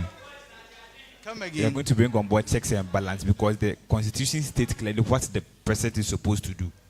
How do you bring in check and balances? Because always there is this conflict, because this person feels like, okay, I have the right to, because as a president, if a budget is sent to the parliament, I am in charge, I have to do this, I have to do that. How do you bring this, your check and balances? I want to really understand. Please come again. I'm asking, you're talking about check and balances.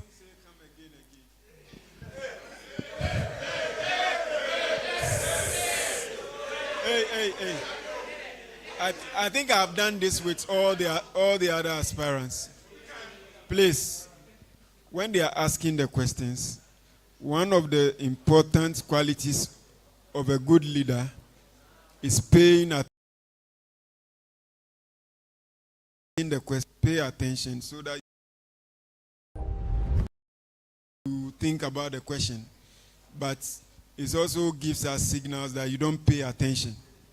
So pay attention to the question and answer it. Is that okay? You talked about, Mr. President, you talked about the check and balances. And I'm asking how you're going to initiate this check and balances to solve that issue.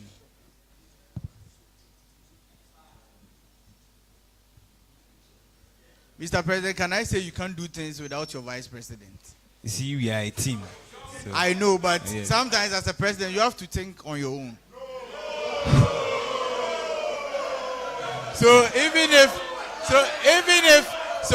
if the vice president isn't around and is unable to, reach him, he cannot act on his own. Mr. President, answer me. That's the reason I said the Constitution states clearly that the president Which part has, of the Constitution states that?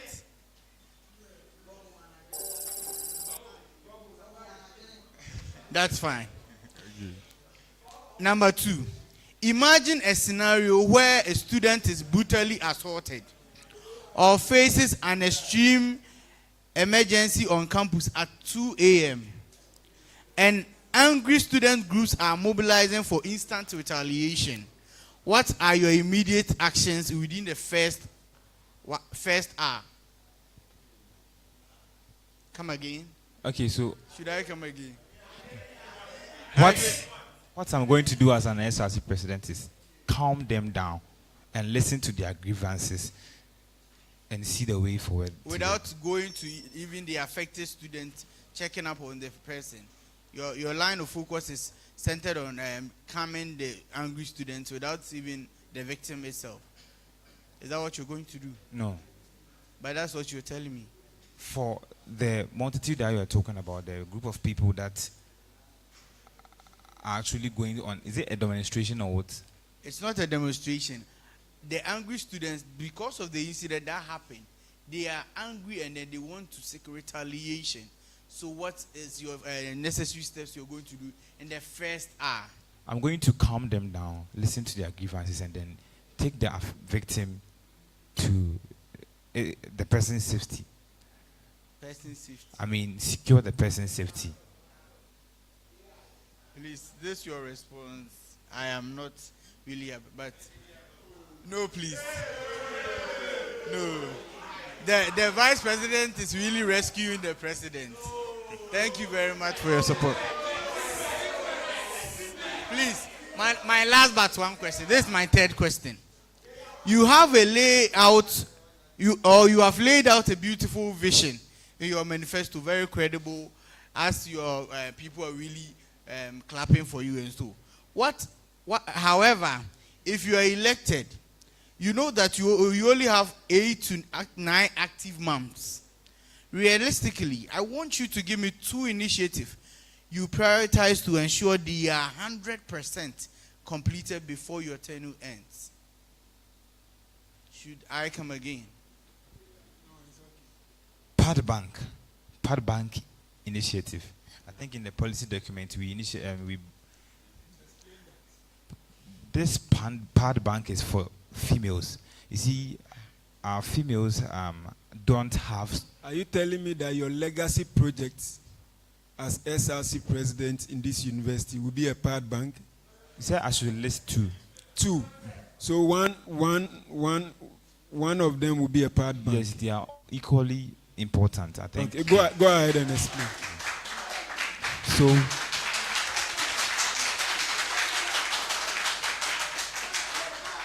I believe there are ladies here, and then they will testify that their menstrual cycle are not, should I say, static.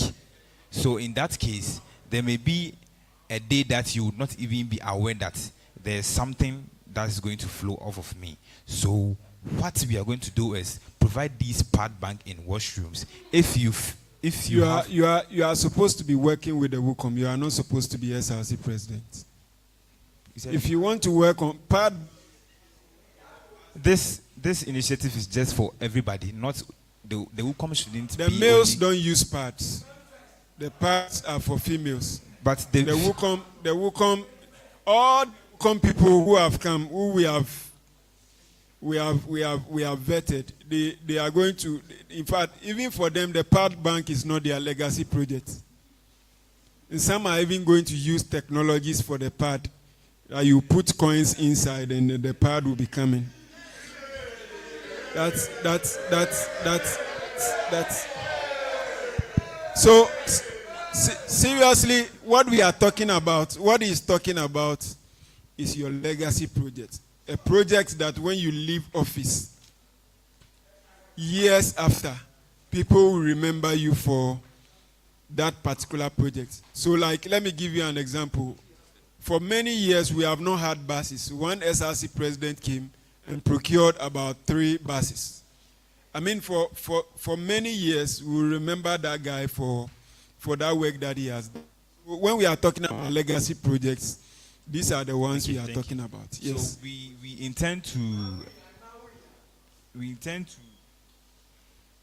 bring PA system for, like, purchase PA system for the SRC. So with this, if you are interested in hiring of sound system, anything that is PA system, you would come to the SRC, come to hire them with a subsidized price. SRC president. I'm talking about legacy project too. Yes, this is. I don't know.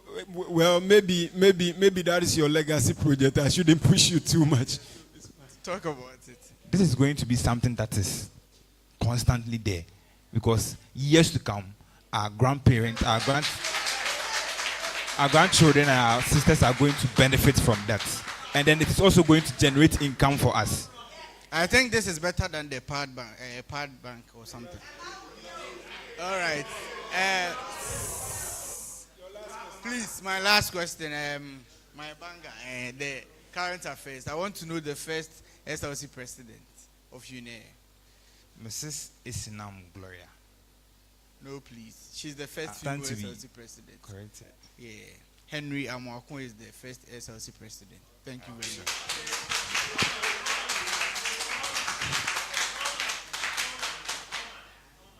Thank you very much, Mr. Speaker. I have 4 questions. Yes. Now, my first question is with respect to, it's a question I've asked almost all the aspirants, okay? Now, it is an initiative that LNUGS championed. They championed a hostel policy, whereby currently the rent control has placed a freeze on hostel prices. Yes, currently there is a freeze on hostel prices. Now, that's my question. There are many students that are being exploited with regards to their hostel fees around. Most of the hostels are also not registered. Now, if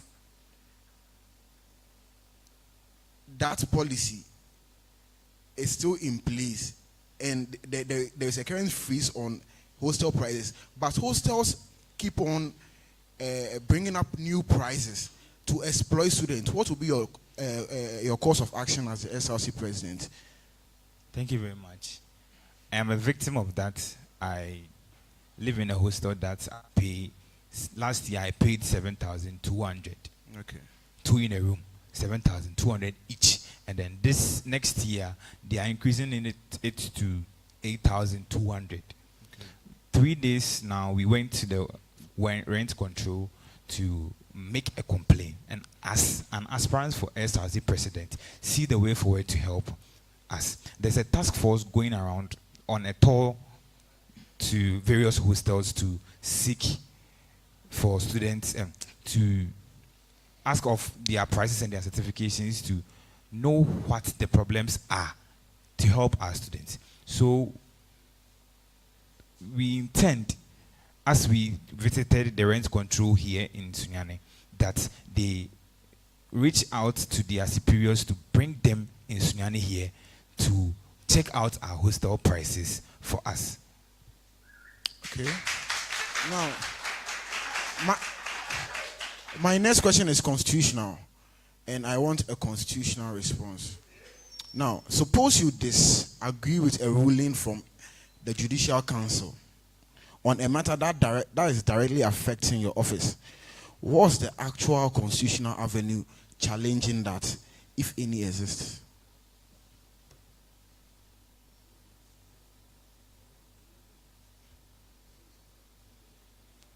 I don't really get the question. If you could come again. No problem.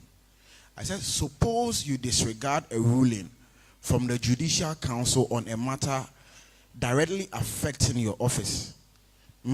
What's the actual constitutional avenue for challenging that?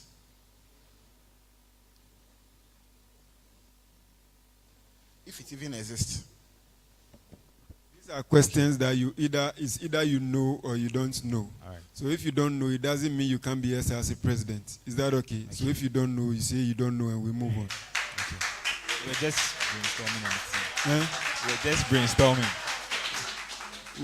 To save time, if this one you will know it or you will not know. All right. These are questions that are direct. All right. All right. So ask the next question. Now, let's go to current affairs, okay? I hope you've heard of the Iran-US war, right? Yes.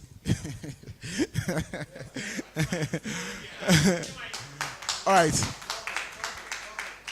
Tell me about it. You tell me about it first before I ask my question. So, I mean, the war is basically between US and Iran.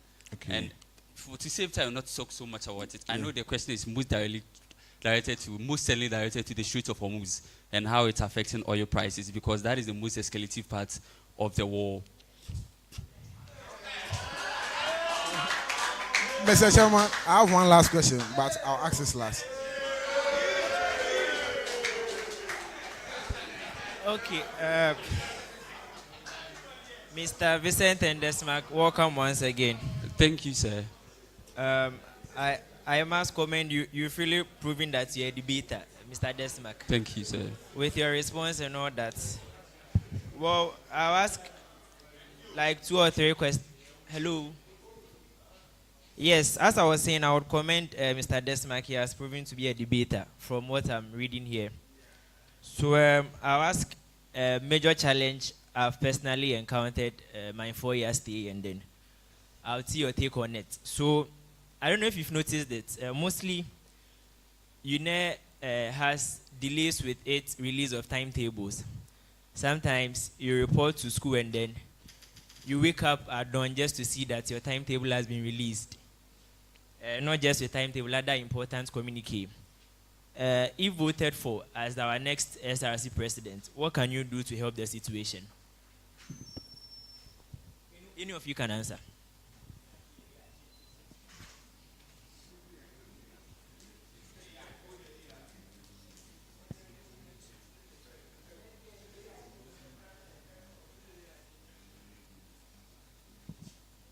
Okay, so we would advocate to the management that since the semester or the year is structured, they should release our timetable and other communiques very early so that we would know how to go about stuffs.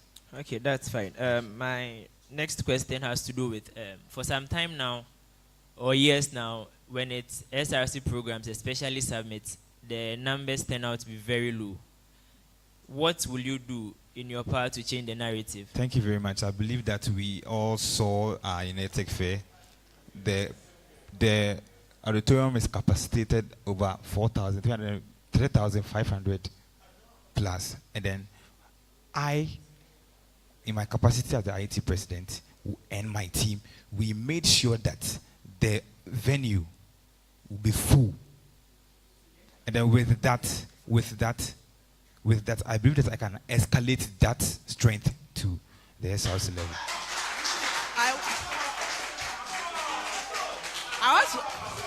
I want to ask a follow-up question to this. You said you did that. Yes. Are you sure that the students weren't enticed with something to come there? I said with my team. With your team? With, I mean, my executives and my appointees, yes. You were able to tell the students, to all of them, to come there? That's the reason why we have representatives with each class and then appointees in I think class. So, hello. since we've communicated to them to talk to their students how important the summit or the tech fair is, they should come around because it's going to benefit them themselves. So can I know the exact measures you put in place to ensure that the place was filled? Because this has been a challenge years after years. Every administration faces that challenge. That when a summit, you get less than 50 people to come, but in the entertainment sessions, you get the entire house coming. So what measures are you putting in place, or are you going to put in place? Okay, so I think what really helped me was mostly the SRC normally do stuff on the media platforms. So they would share flyer that this is what we want to do on this particular day. But for me, I went to class by class with my PRO team to tell them that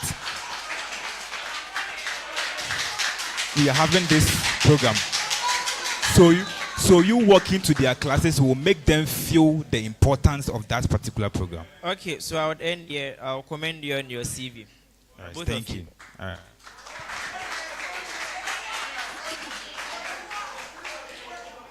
So, my question is, you happen to come to office, the SRC office, then you realize that 70% of your funds have been frozen due to past administration's accumulated debt. What would be your two topmost policies that you will implement with the rest of the funds left? So, I'll revert to what he mentioned already about the PA system. And Sarah was saying it's a trademark project or whatever that we should be remembered for. The thing is, when you look at orientation for New Year's fresh students, the PA systems that are used are not just the ones that we use in classrooms. They are massive. They are things that requires money to purchase. You can't hide. You have limited funds. Yes. So what you're trying, the reason why that limited fund is going to be channeled to that particular thing is when we are able to use to procure that, it is in turn going to give us the money back and even more profit. Why? Every department, every association, schools in this university organized association weeks and programs. Whenever they do so, they hide these things, not less than 500 cities. The small ones, they are not going to take less than 500.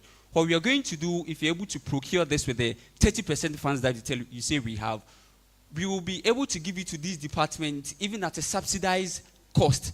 What it means is, after we have been able to purchase it, as the years go round and the schools hide these machines and they use them, we'll be able to get the amount back to be able to do other initiatives that the money, 70%, has been frozen.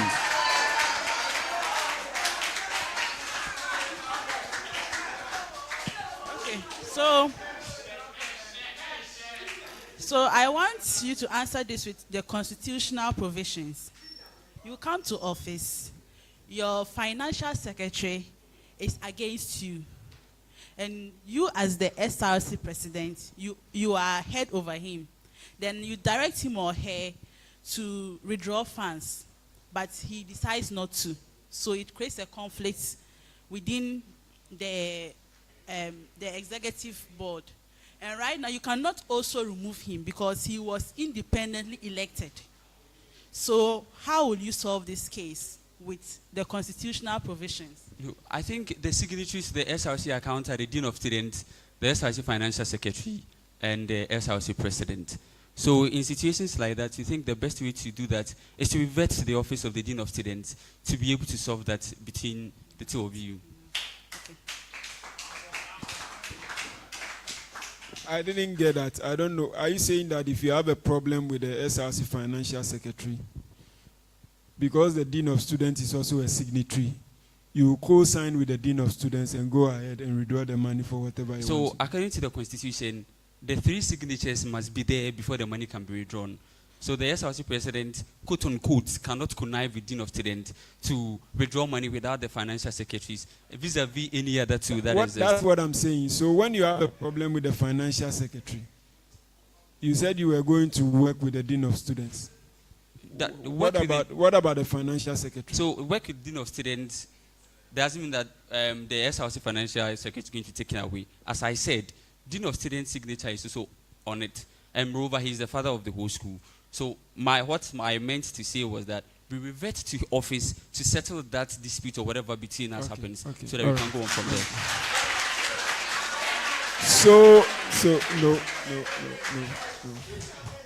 So because of time, I think we'll end the questions on the bench. We'll give the floor.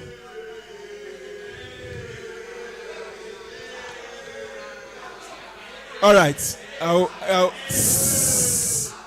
I'll allow the 3 questions, and then we are good to go.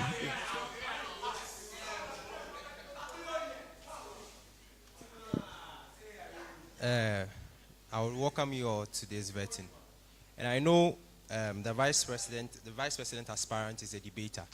So he's playing the game of political classism here. And because of that, he's using political vandalism to sway us from most of the questions that he is supposed to answer here. So I would want to ask him, if he thinks that is not what he is doing here, he should give us one practical thing he would do in his administration that would have immense contribution on the students of Uenr. Thank you very much. We take all of them at a time before we answer. Okay, so to be emphatic on it, the first sentence is flossing the purification, right? So we are not swaying anybody from what we actually do. We didn't actually get time to go through. So we didn't get time to go through the policies one by one, but one of the major things that we wanted to do was to run a 24 hours library access during the examination time. That's because we think most of the times during the examination period, most students would want to come to campus to come and learn because they don't want to stay by their bed and feel sleepy, so they come to campus. When they come, the most convenient place because of mosquitoes and the weather to learn is the library. But as it stands, the closing time for our library is 10 o'clock p.m. It means most of the times the length of their study is limited. So we'd want to advocate for a 24-hour library access during examinations time so that every student will be able to learn throughout the night if they have an exam.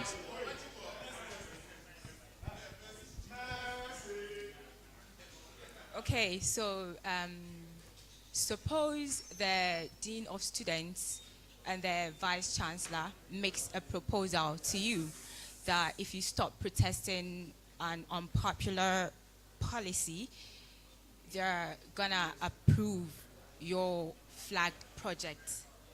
Are you going to compromise and explain to me your diplomacy and how you're going to compromise your mandate?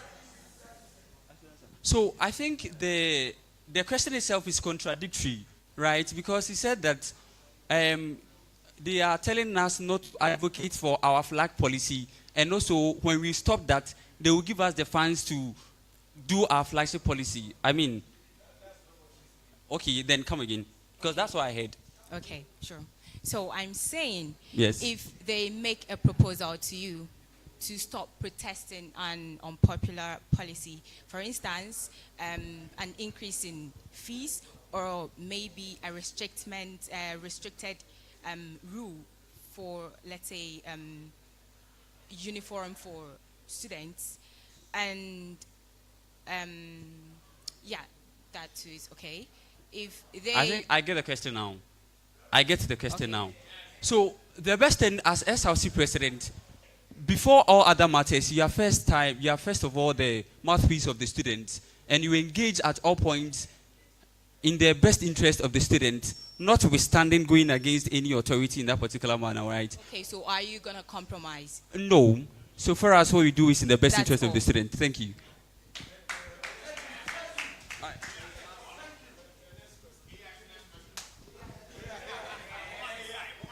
All right, I would like to direct this question directly to the presidential aspirant himself.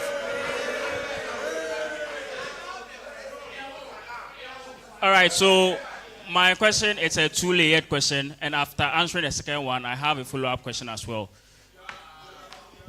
It's a layered question. It's a layered question. All right, so the first one is, when asked about the practical solutions that you have for Uenr, I believe you said you are going to establish a 24-hour library. have you looked at the size of the library blocks itself, from that of the library annex to the ones is it new hall 1 and hall 2, and that of LIBGF? If so, how do you intend on extending this 24-hour library service to all students? That's question 1. Question 2, name or mention 3 things that you've done as an ITS president successfully, and how you intend to implement such policies at the SRC level. Okay, thank you. So I believe that the sizes of the classes, the libraries are not that large.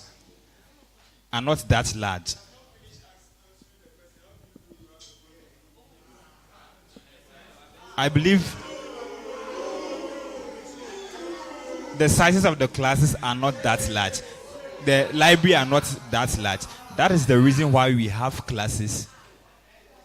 We have classes that we can also go to learn. You understand?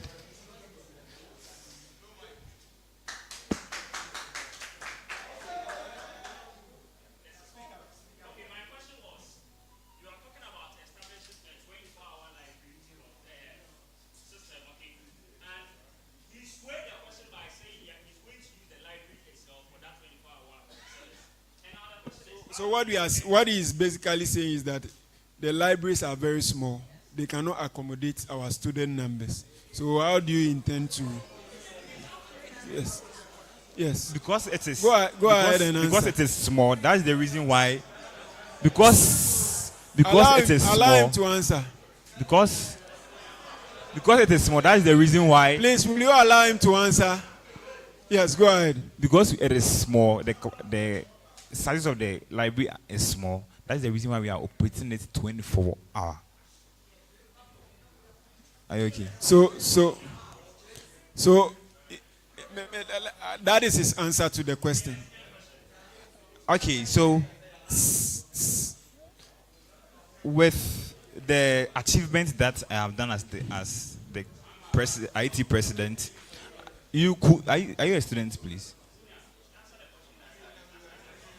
I want you to answer yourself. Answer the question. Okay. You are being vetted. You are not allowed to ask. Okay. Yes. Go ahead.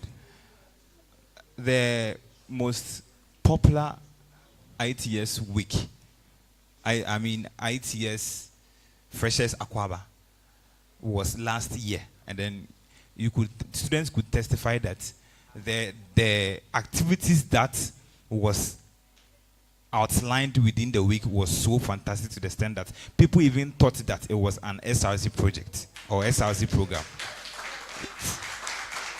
So that's one. That's one. Uenr Tech Fair was so successful. No.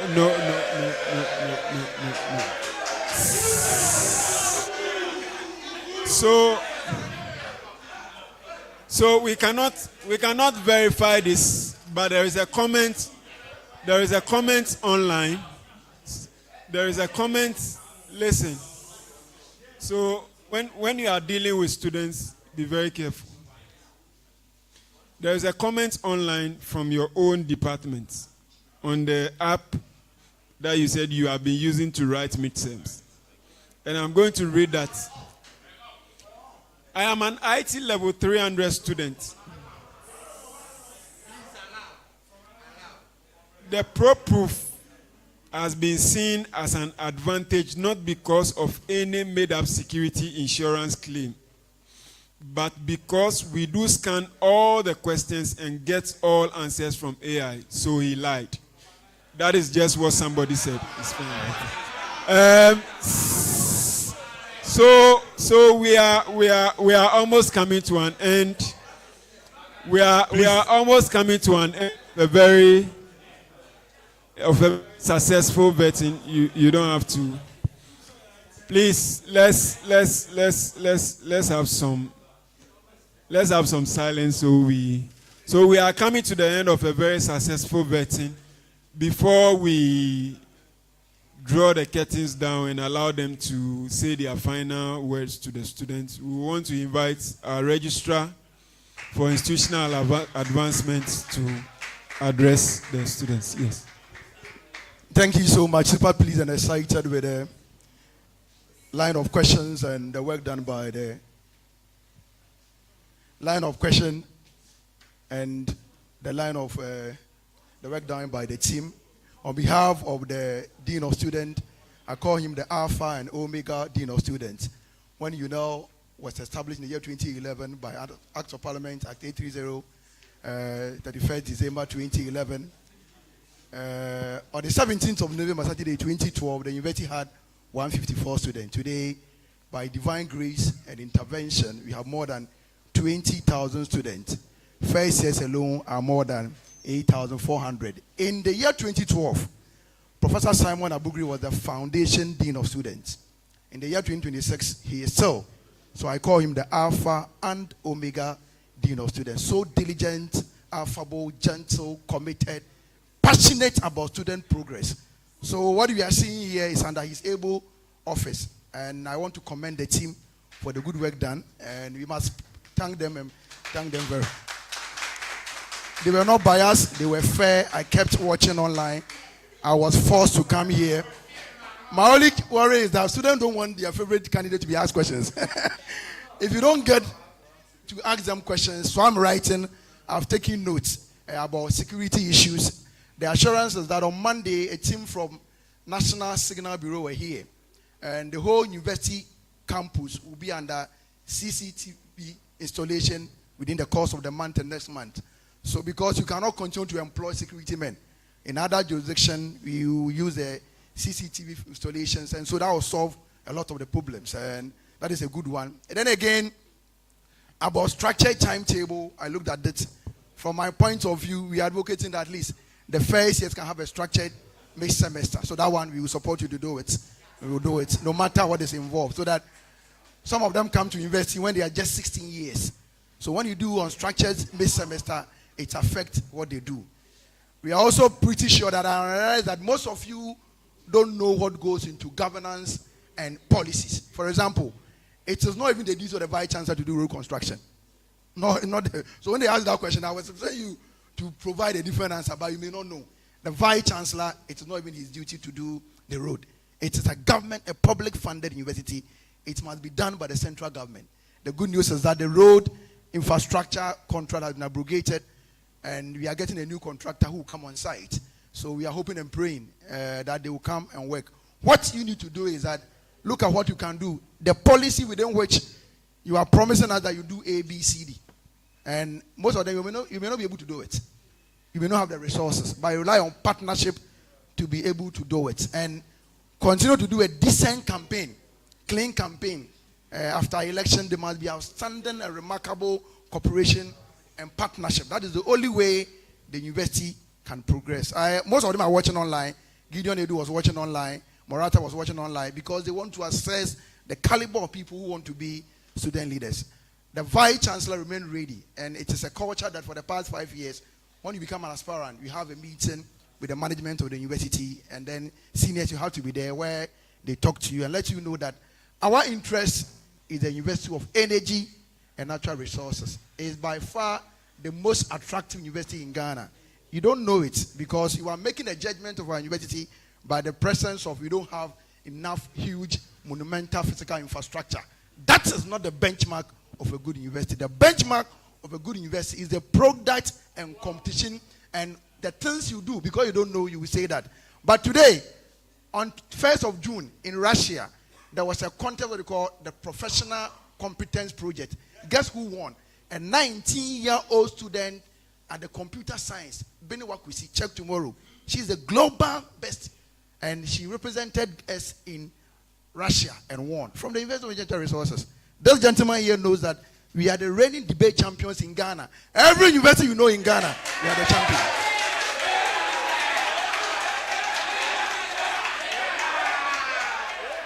So you see, I saw on TikTok other universities saying that University of Energy has been overhyped, and I was laughing. We have succeeded in letting the world know. Every woman that is short in dressing, you put up a high heel. The rationale is simple: to project your image. Life is about complementation. boast about the things you have. In this university, on Friday, the director for Ministry of Finance was here at the Earth Observation Research Innovation Center. You know that center? We are the only university in Ghana with that center. There's one center in this country, carbon time monitoring flags in Bia Forest. Nobody in Africa have that institute. We have it in but you don't know. So there's a lot of things to be proud of. When Ghana was looking for someone to measure the best debate champion, it came from here. The whole world, global best public speaker in the person of Lois Poku, who studied mechanical engineering. I wish you the very best of luck and make sure that Ghana would always remain proud of the University of Energy. Thank you so much for your.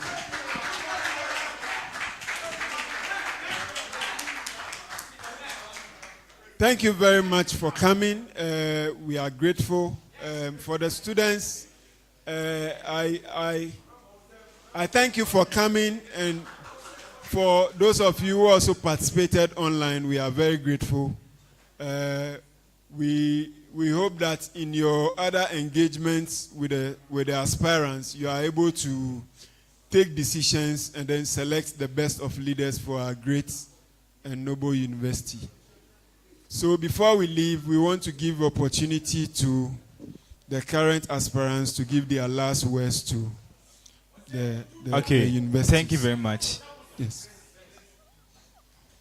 So look into the camera. The students are watching you. And then all right. So we all know the problems we are facing, problems that we are going through. You need a leader who is going to make an impact. That's the reason why Team Vince is here, to represent your interest, to empower and encourage your interest.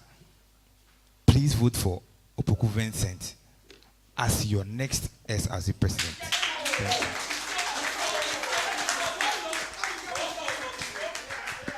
All right. So thank you very much. You are free to go. Yes. So thank you very much for coming. We bring this to an end. Thank you.